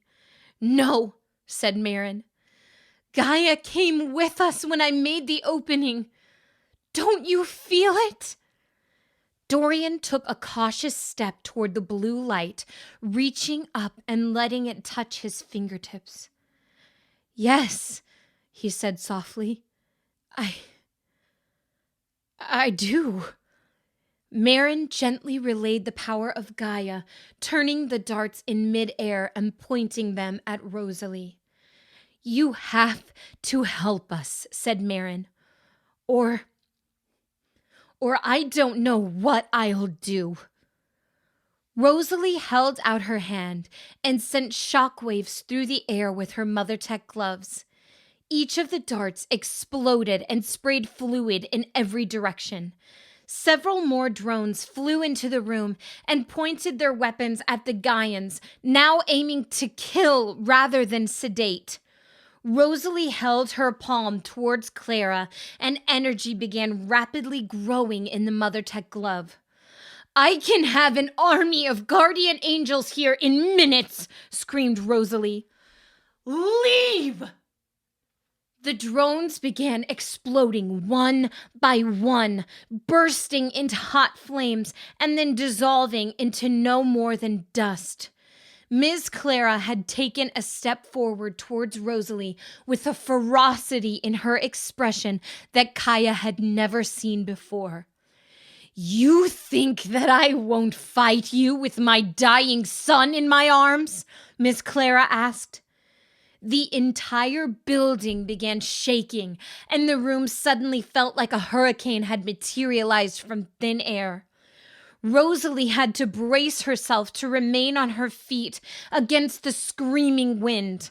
The Mother Tech suit began spreading across her body, and the ball of energy in Rosalie's hand grew larger still.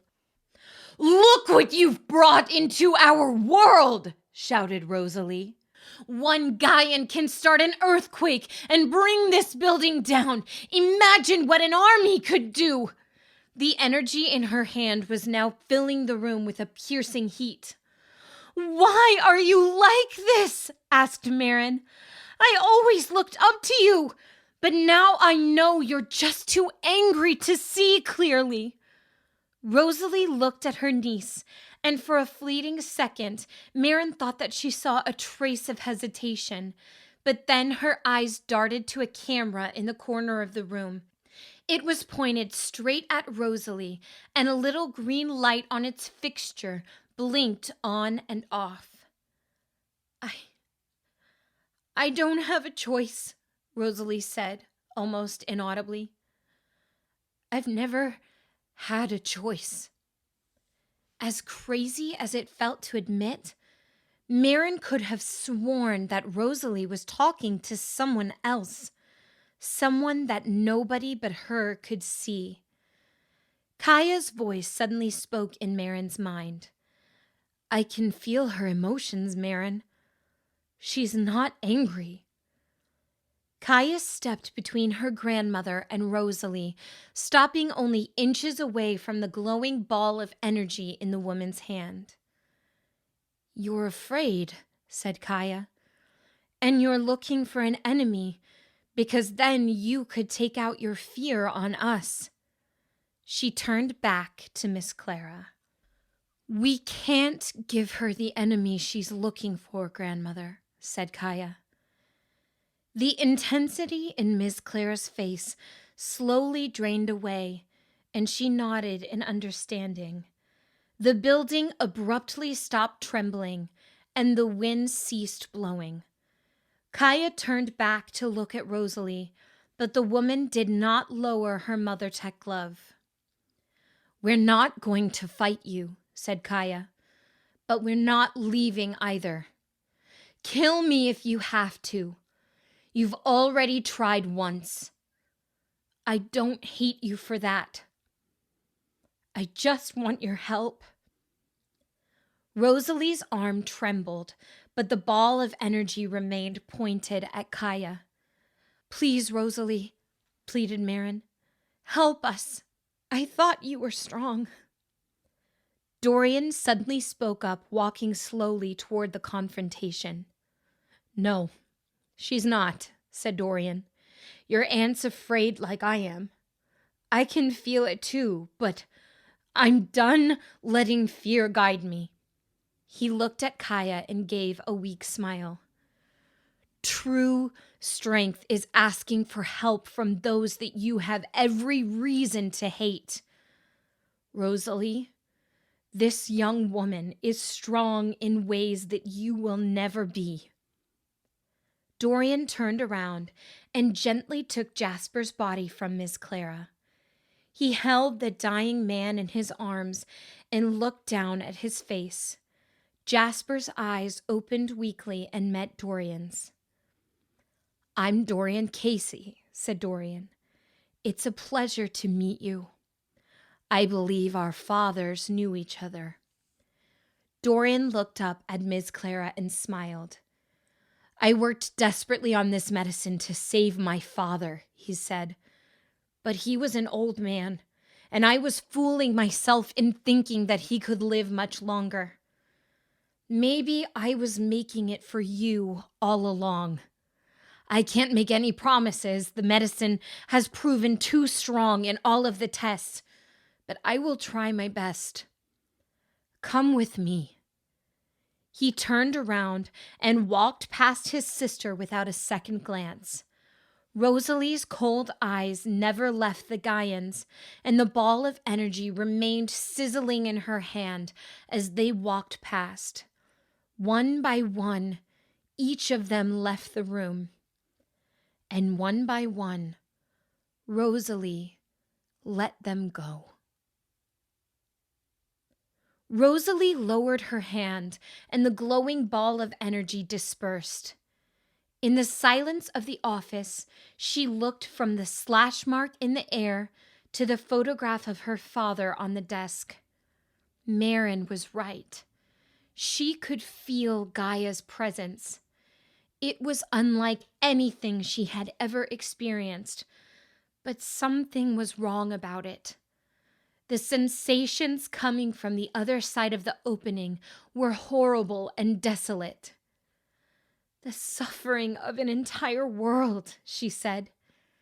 "Is this what you wanted? Is this what you predicted?" Silence was the only response. The guilt-free image of Duncan the Crucifier smiled at her mockingly from the photograph. Rosalie took off her MotherTech glove and threw it across the room in anger. The security camera in the corner swiveled and watched her actions. "You're on your own," Rosalie said. A deep voice spoke quietly from the speakers in the room. "Desolation draws closer on the branches, Rosalie, especially after what you just let happen. The devourer of worlds does not care about or even comprehend your compassion. You must—" "I'm invisible," Rosalie interrupted, and the voice was immediately silenced. The light on the camera turned from green to red. The capital's walls were falling. Once Achak had carried the news of their leader's injury, every single nomad had turned to attacking the structure itself. Thousands of warriors fired lightning, heaved boulders, and struck the stones of the wall with their bare fists as the entire capital trembled. The dome of fire was now flickering out as the conjurous guards on the wall were struck down one by one. Edgardian soldiers dwindled as the nomads teleported them to every corner of the globe. Some of the soldiers simply ran, knowing that the High Guardian and his knights had chosen to save themselves. Maddox Monhegan found his partner sprawled out on the abandoned battlefield, clutching at her leg and crying out as blood soaked through her pants. "Maddox!" she screamed. "I lost Clara's walking stick and I can't find Thane! Our son's gone!" Maddox picked up his injured partner and trembled as he stared at the chaos erupting at the capital. "It's over, Delia," he cried. "Edgardia has fallen. We need to gather the Monhegans and leave the continent. Thane has to be alive somewhere. He has to be." Delia looked towards the sky, and a strange look spread over her face. The stars were blinking out one by one, and the moon had completely disappeared. The temperature dropped rapidly as black storm clouds materialized in the sky. There was a sound like the world splitting in two, and thousands of lightning bolts streaked across the clouds, arching in the same direction. The spiderwebs of electricity converged upon a single point in the sky over Edgardia and cast the silhouette of a man into the churning heavens. A figure floated in midair, holding his sword erect as the electricity of 100 thunderheads surged through the weapon. The man seemed to glow like a star, and his hair whipped wildly in the wind as he cast his eyes down at the chaotic battle. Nearly every single nomad and Edgardian soldier dropped their weapons and ceased fighting as they saw the great figure floating through the sky. "Stop!" he called. The sound shook the ground and silenced the insects for stretches in every direction. His voice pierced through the veil of the mental realm and echoed in the minds of 1,000 fighters like an explosion. Men and women began kneeling to the ground and crying aloud, "Son of Gaia! Edgard has returned!" Delia and Maddox exchanged a look of understanding. "No," she said. "It's not Edgard, it's Jasper," finished Maddox.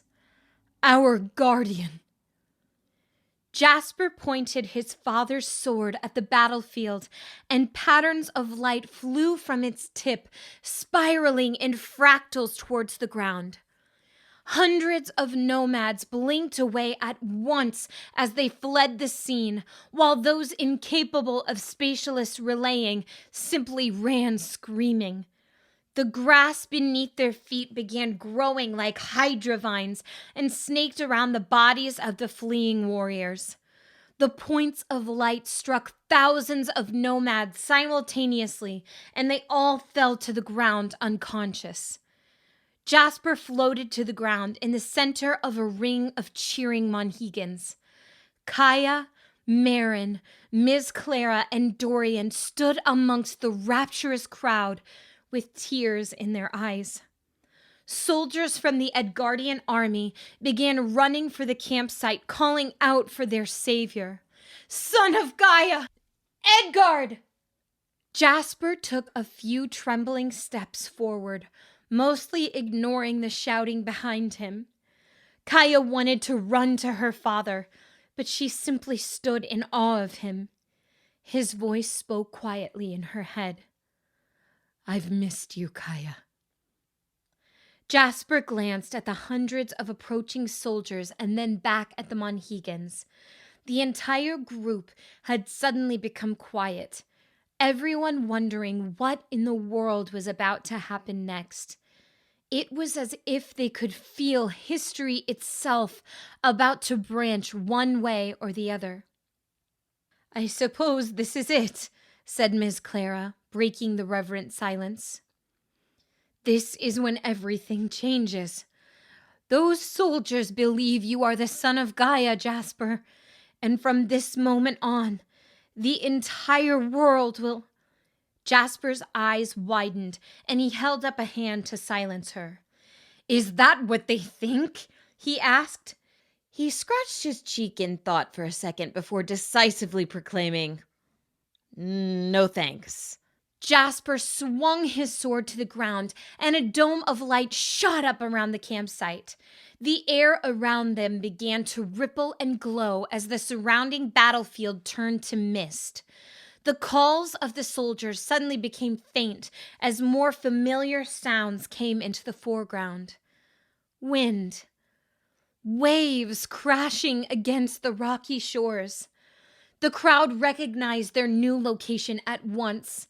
The entire campsite and all the villagers had been teleported back to Monhegan Island in a single stroke of relaying. Jasper dropped his sword, wiping the sweat dripping from his hair, and looked around at all of the surprised faces. Well, that was something, he said with a weak smile. I sure could go for a nap in a big slice of... Jasper took a step forward and then abruptly collapsed into the soft grass, snoring loudly. Chapter 24. The Frost Flower. The Capital Prison. Thane leaned against the dirty wall of the prison. Max had snuck away nearly 2 hours ago to get help, and the boredom would have nearly driven Thane crazy if it weren't for the amazing things that he had seen out of his cell window. A man in the sky had stopped the largest battle since the Gaian global wars, and Thane heard whispering in the hallways about how Edgard Zeeg had returned. But Thane knew the truth. Maren and Gaia had done it. They had saved Jasper and returned the sword to its rightful owner. A guard walked up to the cell and sneered in at Thane. I brought your breakfast, he laughed, rolling a plain potato under the door and into the dirt. Is that all you have on the menu? Asked Thane. I'm a little potatoed out at the moment. Since I saved the world and everything, surely I deserve at least a carrot or something. The man slammed his fist against the bars of the cell and gave Thane an angry look. Don't you backtalk me, boy, yelled the guard. You have no idea how much trouble you're in. I could snap you in half without even... He stopped in mid-sentence and stood there without moving a muscle. His mouth hung open and drool dripped down his chin. Said Thane. Mr. Guard, are you okay? The guard was absolutely frozen in place. Thane walked to the door of the cell and was about to poke him when High Guardian Thomas came around the corner, followed by Ms. Clara. Don't worry about the guard, boy, said Thomas. He won't even remember you were here after I let you go. Thane smiled at his teacher. I did it, Miss Clara, he said.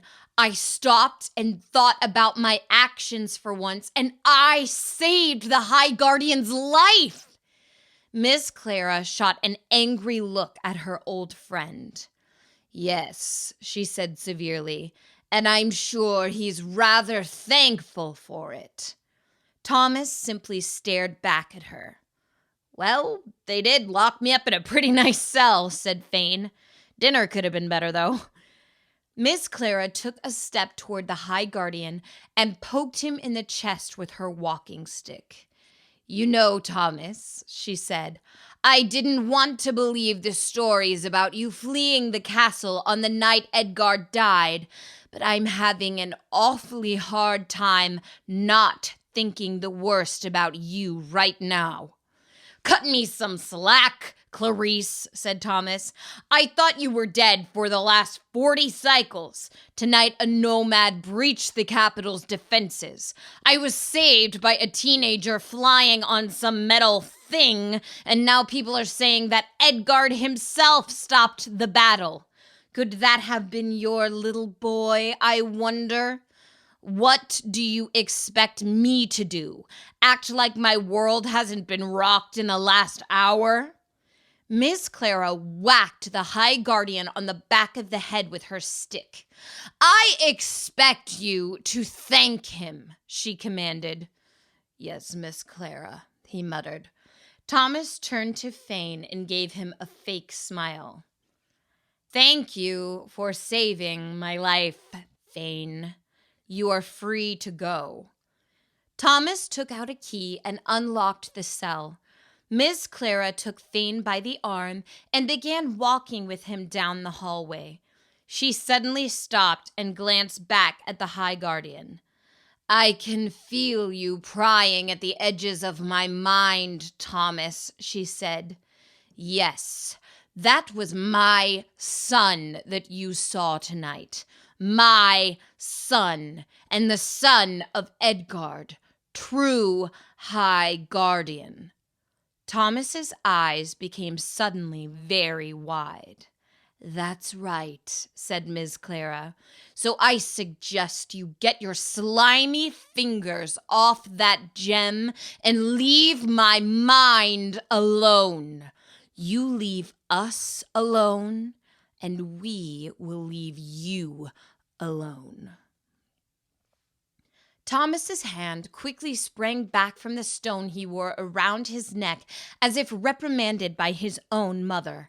He nodded grimly and watched as his old companion departed. Just before Miss Clara turned the corner, the High Guardian called to her. Members of my army reported that many of their lives were saved by a group of civilians, he said. Men and women came out of nowhere and fought with skills that surpass many of my best trained soldiers. Would you know anything about who these people were? Miss Clara smiled. I would imagine that wherever they're from, they have a very good teacher, she said, and then walked out of sight. As soon as Miss Clara departed, the frozen guard sprang back to consciousness. Without even breaking a sweat, said the guard, and then looked around in confusion. He kicked at the potato on the floor with his foot, and then jumped when he saw Thomas standing right behind him. High Guardian, he exclaimed. I was just talking to... Well, honestly, I'm not quite sure anymore. I suppose I was talking to that potato. My head seems to have gotten fuzzy. Thomas patted him on the back and walked off. Carry on, young man, said the High Guardian. We both need some sleep. Monhegan Island. Mirren, look, cried Dorian. I'm doing it. He held out his hand, and a tiny pebble was hovering in the air in front of him. Fane looked at it and gave a big smile to the man. Amazing, sir, he said. I'm a regular Dumbledore, agreed Dorian. Dad, said Mirren, they don't understand our cultural references here. Still not gonna stop making them, said Dorian, flying the stone in zigzags around his head. A High Guardian in the making if I've ever seen one, said Fane. A true inspiration to relayers everywhere. Ouch! Gaia had poked Fane in the ribs with her elbow, and they both started laughing. The whole group had slept for half the day in the cabins of Monhegan and then eaten an exotic feast with the entire village as they traded stories from their two worlds. Now the sun was sinking in the sky, and an entire day had passed since the battle outside Edgardia's walls. Max sat on Ms. Clara's shoulder and was engaged in a heated philosophical discussion about one of the books from her library. Gaia and Fane were trying to teach Mirren and her father the basics of relaying. Maybe you're not an externalist, said Gaia, flicking the pebble out of the air while Dorian frowned. I've heard that Duncan was an amazing internalist. Yeah, Dad, said Mirren. Try relaying some energy into your body, and I'll hit you with a big stick to see if you can block the impact. She grabbed a stick from the ground and began chasing her dad around the hillside. Jasper came walking up from the village, yawning and rubbing his eyes behind his glasses. It's the wizard himself, said Dorian. How many naps is that today? Gaia ran up and hugged her father. I have lost count, said Jasper. I did enough relaying yesterday to last a lifetime. The sword woke me up. It started glowing again, just as bright as the first time I saw it. Strange, said Dorian. I was just thinking that we needed to go back to, well, Earth. Maybe the sword read my mind. Could it be that we found some sort of magic sword? Go? Asked Mirren. This is the first time I've gotten to experience Gaia without being locked in a jail or on the run from a carnivorous plant. I know, said Dorian, but I've got 4,000 employees wondering where I am, and I'm worried that your aunt might smash my bass guitar collection if we stay away too long. Besides, I'm looking forward to my retirement. Dorian looked around and breathed in the fresh air of Gaia. Maybe we'll do some traveling. I've always wanted to visit all 49 states. Heck, I'm rich. We could see the world. Worlds, Mirren corrected him. We could see the worlds. Jasper retrieved his father's sword and met them on the hillside, offering the weapon to Mirren. No, she said, it's not mine. I don't know if it will respond to me like it did yesterday, said Jasper. Everything that happened in Edgardia is a blur now. There's only one way to find out, said Max. Jasper closed his eyes and visualized the world where his life had been saved. The sword glowed bright. Jasper pointed it ahead of him, and a great big hole split open in the fabric of the world near the edge of the cliff. Dorian, Mirren, and Max gathered their things and stood before the gateway to Earth. All of the Monhegans that they had met gathered around to say their goodbyes. Dorian held out his hand to shake Jasper's, but Jasper grabbed Dorian with his massive arms and pulled him into a hug. Don't break me, strong man, cried Dorian, and Jasper let go. Thank you for all that you've done for my family, said Jasper. Oh, well, I'm not so sure that I deserve your thanks. If anything, I hope that you can forgive me and my father. Miss Clara walked up to Dorian and gripped his hand firmly. We can't forget what is in the past, said Miss Clara, but things have changed. I can't believe that I'm saying this, but I'm glad that Duncan got to have a family. Caring for someone changes your perspective, and I'm sure that he became something totally different from the man I knew all those cycles ago. Dorian, asked Max, is it okay if Fane comes over to our universe to play sometimes? Wow, said Dorian. That is a really interesting question. Would it even be possible? Mirren asked to the group. I mean, we did what we were brought here to do. We fixed what was broken, didn't we? Will Gaia keep us linked together? Yep, we're heroes, said Max. Although we did start all the problems in the first place, but isn't that the American dream? No, said Miss Clara. You were given an opportunity to set things right, and both of you could have ignored it. But do you think that Gaia's done with us? asked Marin, suddenly feeling very melancholy. I mean, we have Gaia in our blood. This is our real home. I can't imagine never talking to Gaia again. Kaia's voice spoke in Marin's mind. I don't think we have a choice about that one, city girl. Marin smiled and approached the gateway to Earth with Max and her father. Max turned to see all of the emotional looks on the Gaians' faces. I guess that in the end, friendship was the real bridge, said Max. Miss Clara raised an eyebrow. What the heck is that thing talking about? She asked. Somebody has to sum up our whole adventure in a shallow way, said Max, and nobody's seen more bad movies than me. Nearly 100 blank expressions looked back at the robot.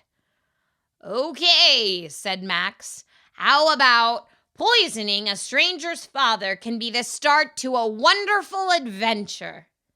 Let's leave before you embarrass yourself anymore, said Marin, taking the little robot by the hand. Monhegan Island. Gaia sat at the edge of the cliff where she had first met Marin, and there was a glazed overlook in her eyes. Snow drifted from the sky and was lit by the light of a half moon. Thane jumped from the trees and relayed a small snowball at Gaia. It splashed her in the face, but she simply sat motionless.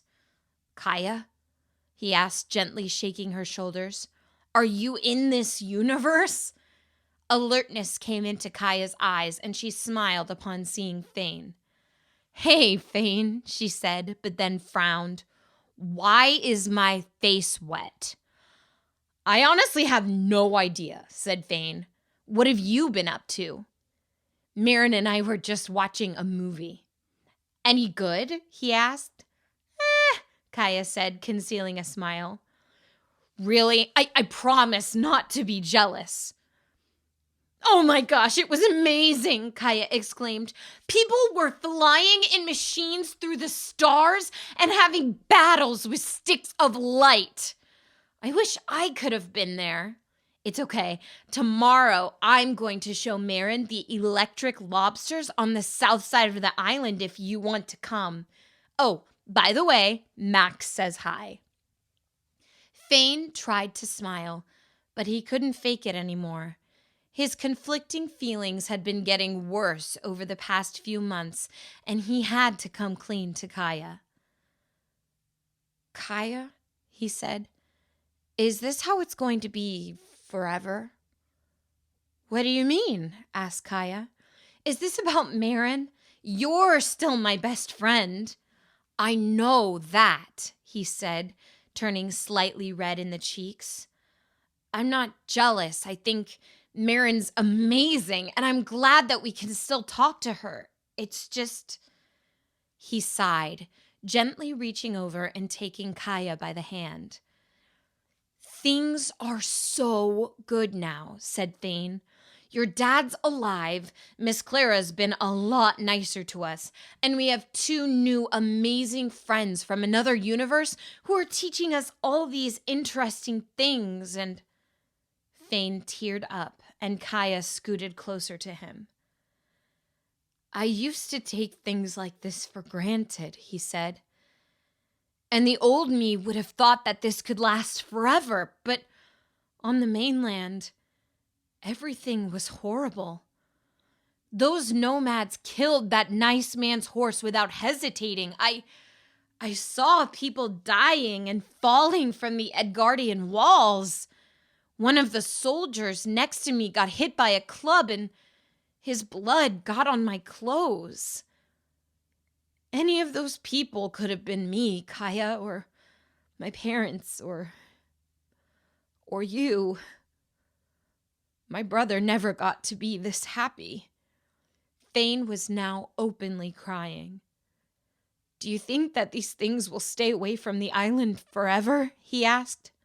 My father will protect us, said Gaia.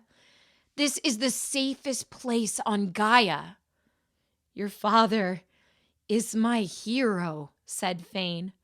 "But a single thorn almost killed him, just like the Hydra poison probably killed Rugaru. Heroes aren't supposed to die. Do you think we can really be the only ones that know about this secret world for our whole lives and that nobody will ever find out? That there will never be any consequences?" Gaia took all of this in, but she had no response. With all of the excitement in discovering a new world, the consequences of their actions had simply not been a consideration. "I just know that I'm happy now, Fane," she said. "Constantly worrying about what happens next, that's no way to live. I don't know if things will stay like this forever, but maybe that makes moments like this more important, not less." Fane wiped his eyes and smiled. "I should go," he said. "I made some conjurous vultures angry earlier, and they've been circling my cabin for the last hour." He took a few steps toward the village, but hesitated. There was something that he desperately wanted to say, but he lacked the courage to do it out loud. Fane simply thought the words as hard as he could, hoping that Gaia would hear his message in the mental realm. "I meant it, Gaia." Gaia turned around and looked at him. "Fane?" she asked. "Was that you?" He nodded shyly. "You meant what?" she asked. "What I said in your dream," he said. "That was really me, and I think it every day. You're the most perfect thing in any world." Fane turned to go, but Gaia grabbed him by the arm and pulled him in close. She wrapped her arms around him, and they kissed under the Gaian stars to the sound of the thunderous ocean. Hours later, Gaia walked along the rocks in the now abandoned Gull Cove.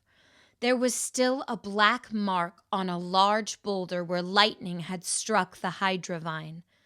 She nervously held the sword of Edgard Zieg in her hands after having snuck it out of her father's cabin.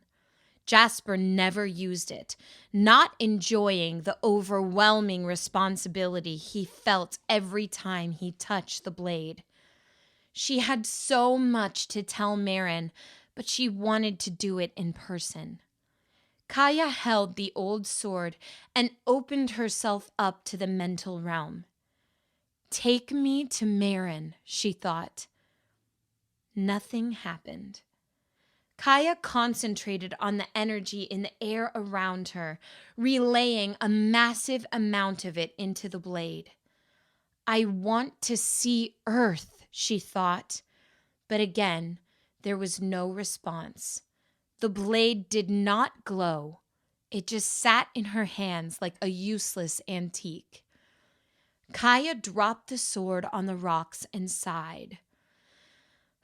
"Every night," she told herself, disappointed. Gaia picked up the sword and began to gather her things to head back to the village. A voice spoke up from behind her, making Gaia jump in surprise. "Don't melt, Frost Flower."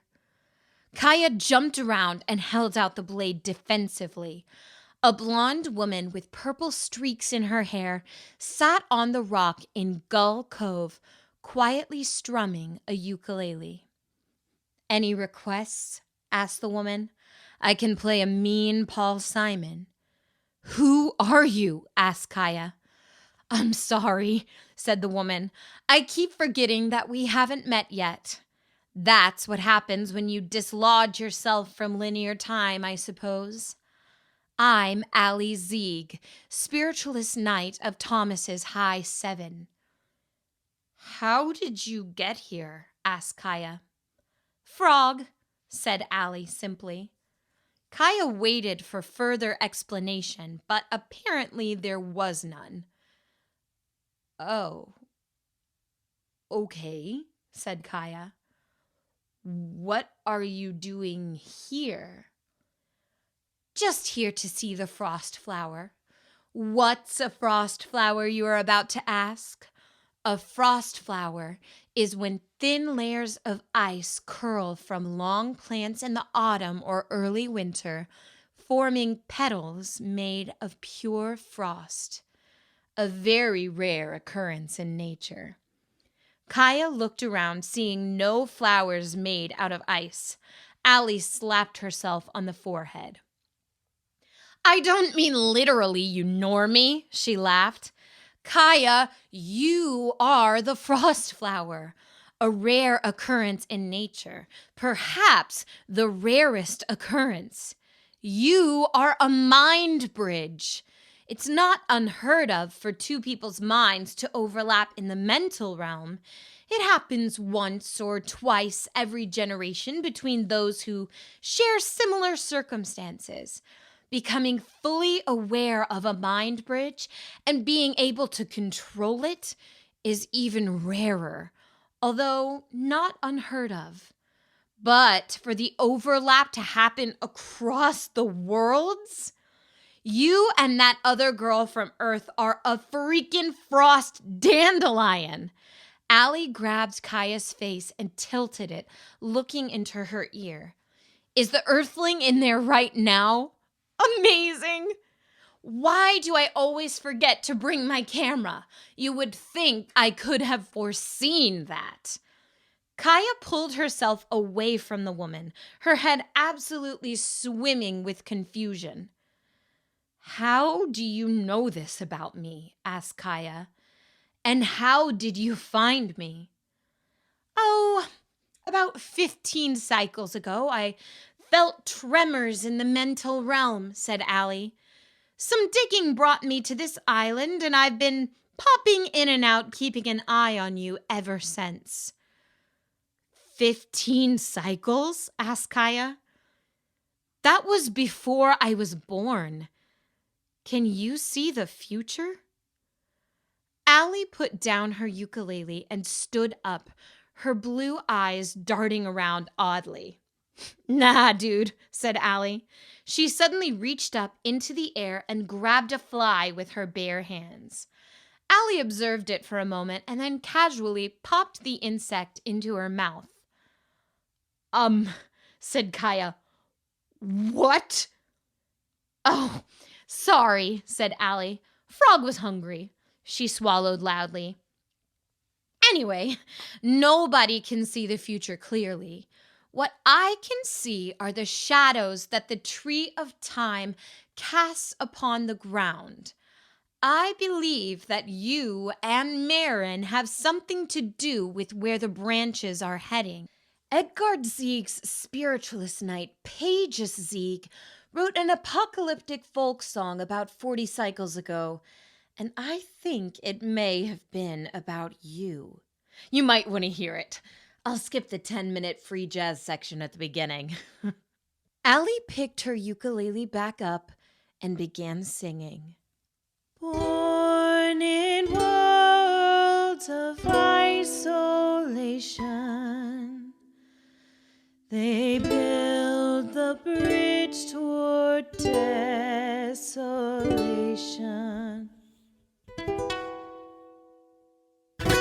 She abruptly stopped, held up the ukulele, and it vanished in a cloud of sparkles.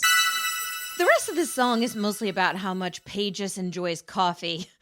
That was Desolation with a capital D, by the way. You know, the third world. Or do you know? Have you been licked on the forehead yet, or talked to the toaster ghost?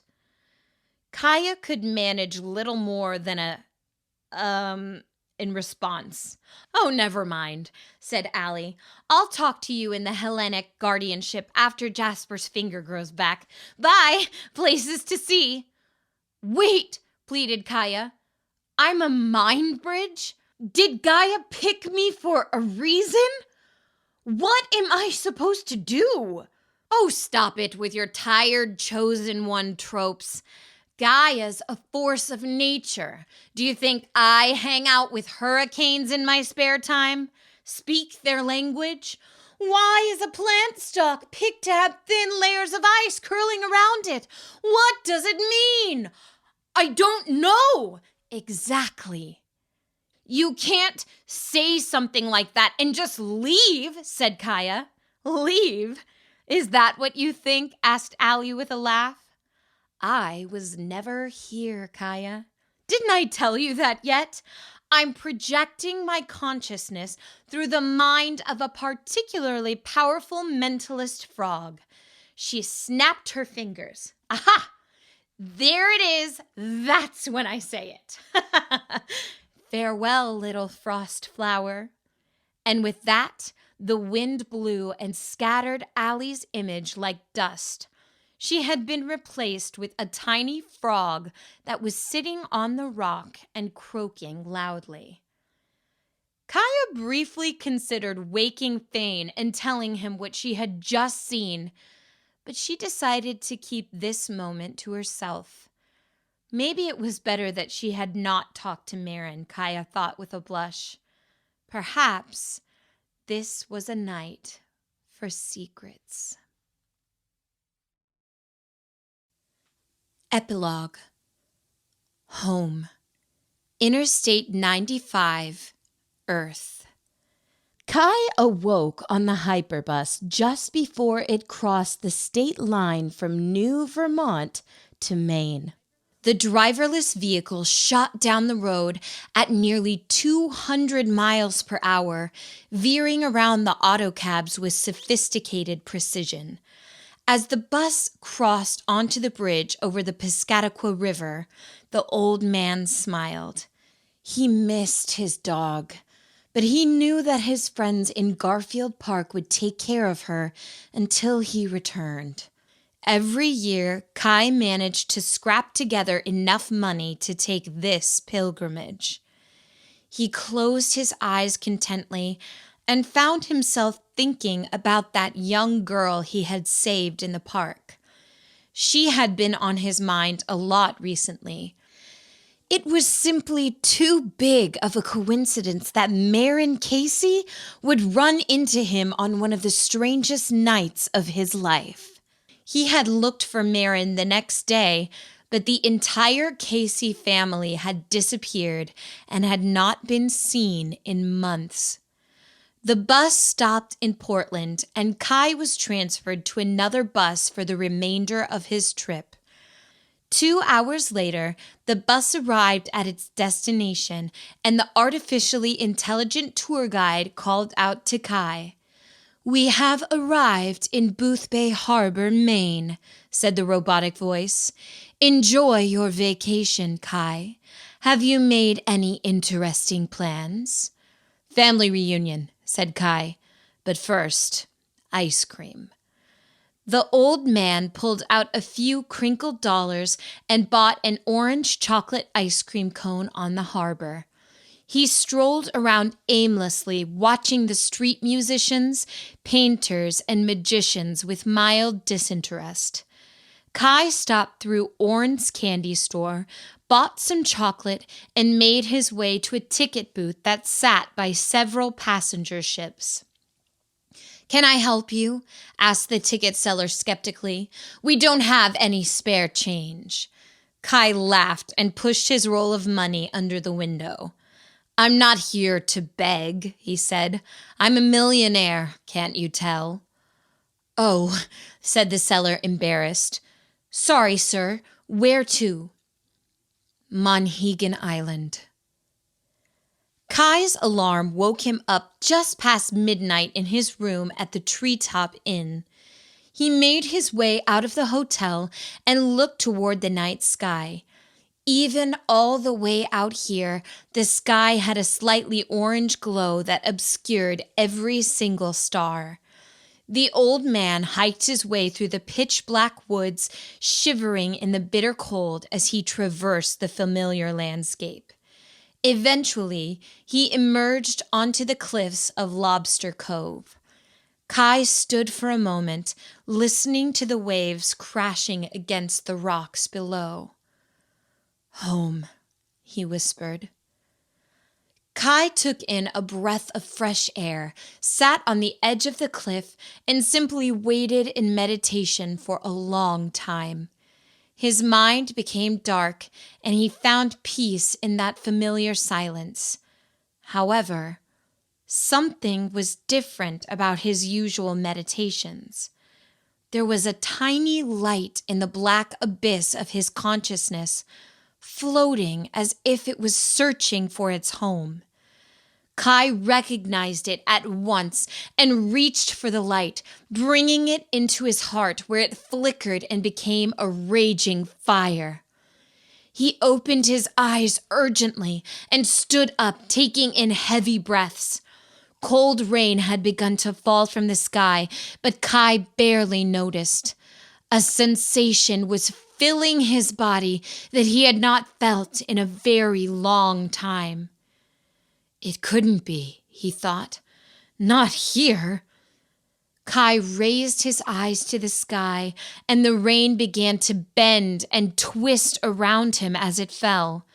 Somewhere in the distance, a bolt of lightning shot from the clouds, arching over the water and towards the cliffs of Lobster Cove. In that same instant, Kai reached out calmly as the blinding light approached. Time seemed to slow down as his reflexes were intensified 1,000-fold. He opened his wrinkled hand and caught the lightning. Gaia.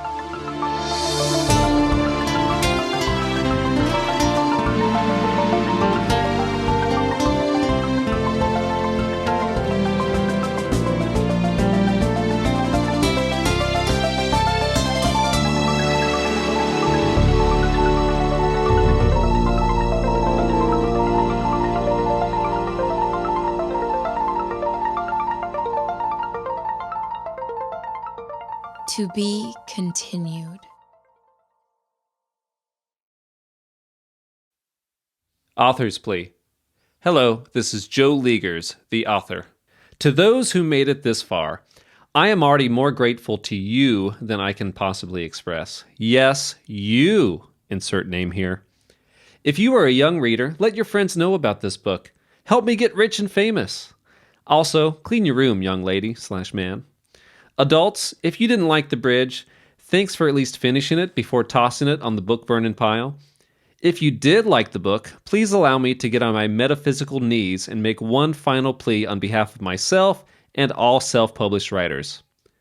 After finding time to fulfill my responsibilities as parent, husband, teacher, musician, and writer, I also need to make an attempt at being a one-man marketing team. I don't care so much about sales figures. Heck, I'm already an elementary school teacher. I don't really need any more gold to swim in. But I do want people who might be interested in reading this book to actually know it exists. Here are some free things you can do to help not just me, but any independent writer. Leave an honest review on Amazon and or Goodreads. Like my Facebook page, that's Luegers Writer on Facebook, and invite your friends to like it too.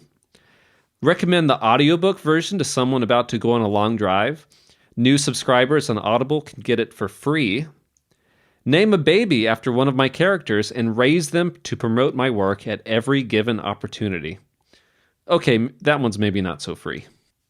Now please allow me to go from my metaphysical knees to the metaphysical floor itself, crying out for help as you, the reader, stand above me while taking pity in my shameful, self-interested groveling. If you are feeling absurdly generous, consider contributing to my Patreon page. That's www.patreon.com/LuegersWriter.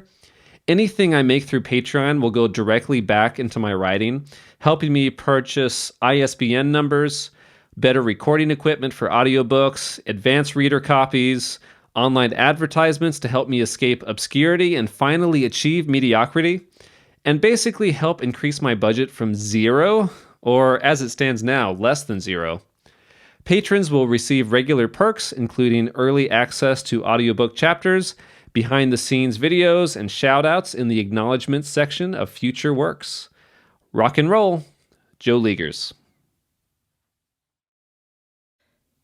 This is Alexandra Luegers. We hope you have enjoyed this unabridged production of The Bridge, Book 1 of the Mindbridge Trilogy by Joe Luegers. The Bridge was edited by Emily Bernhardt, and this audiobook was mastered by Travis Humbert. Original music by Joe Luegers. Narrated by myself, Alexandra Luegers. Text and production copyright 2021 by Joe Luegers. All rights reserved. The end.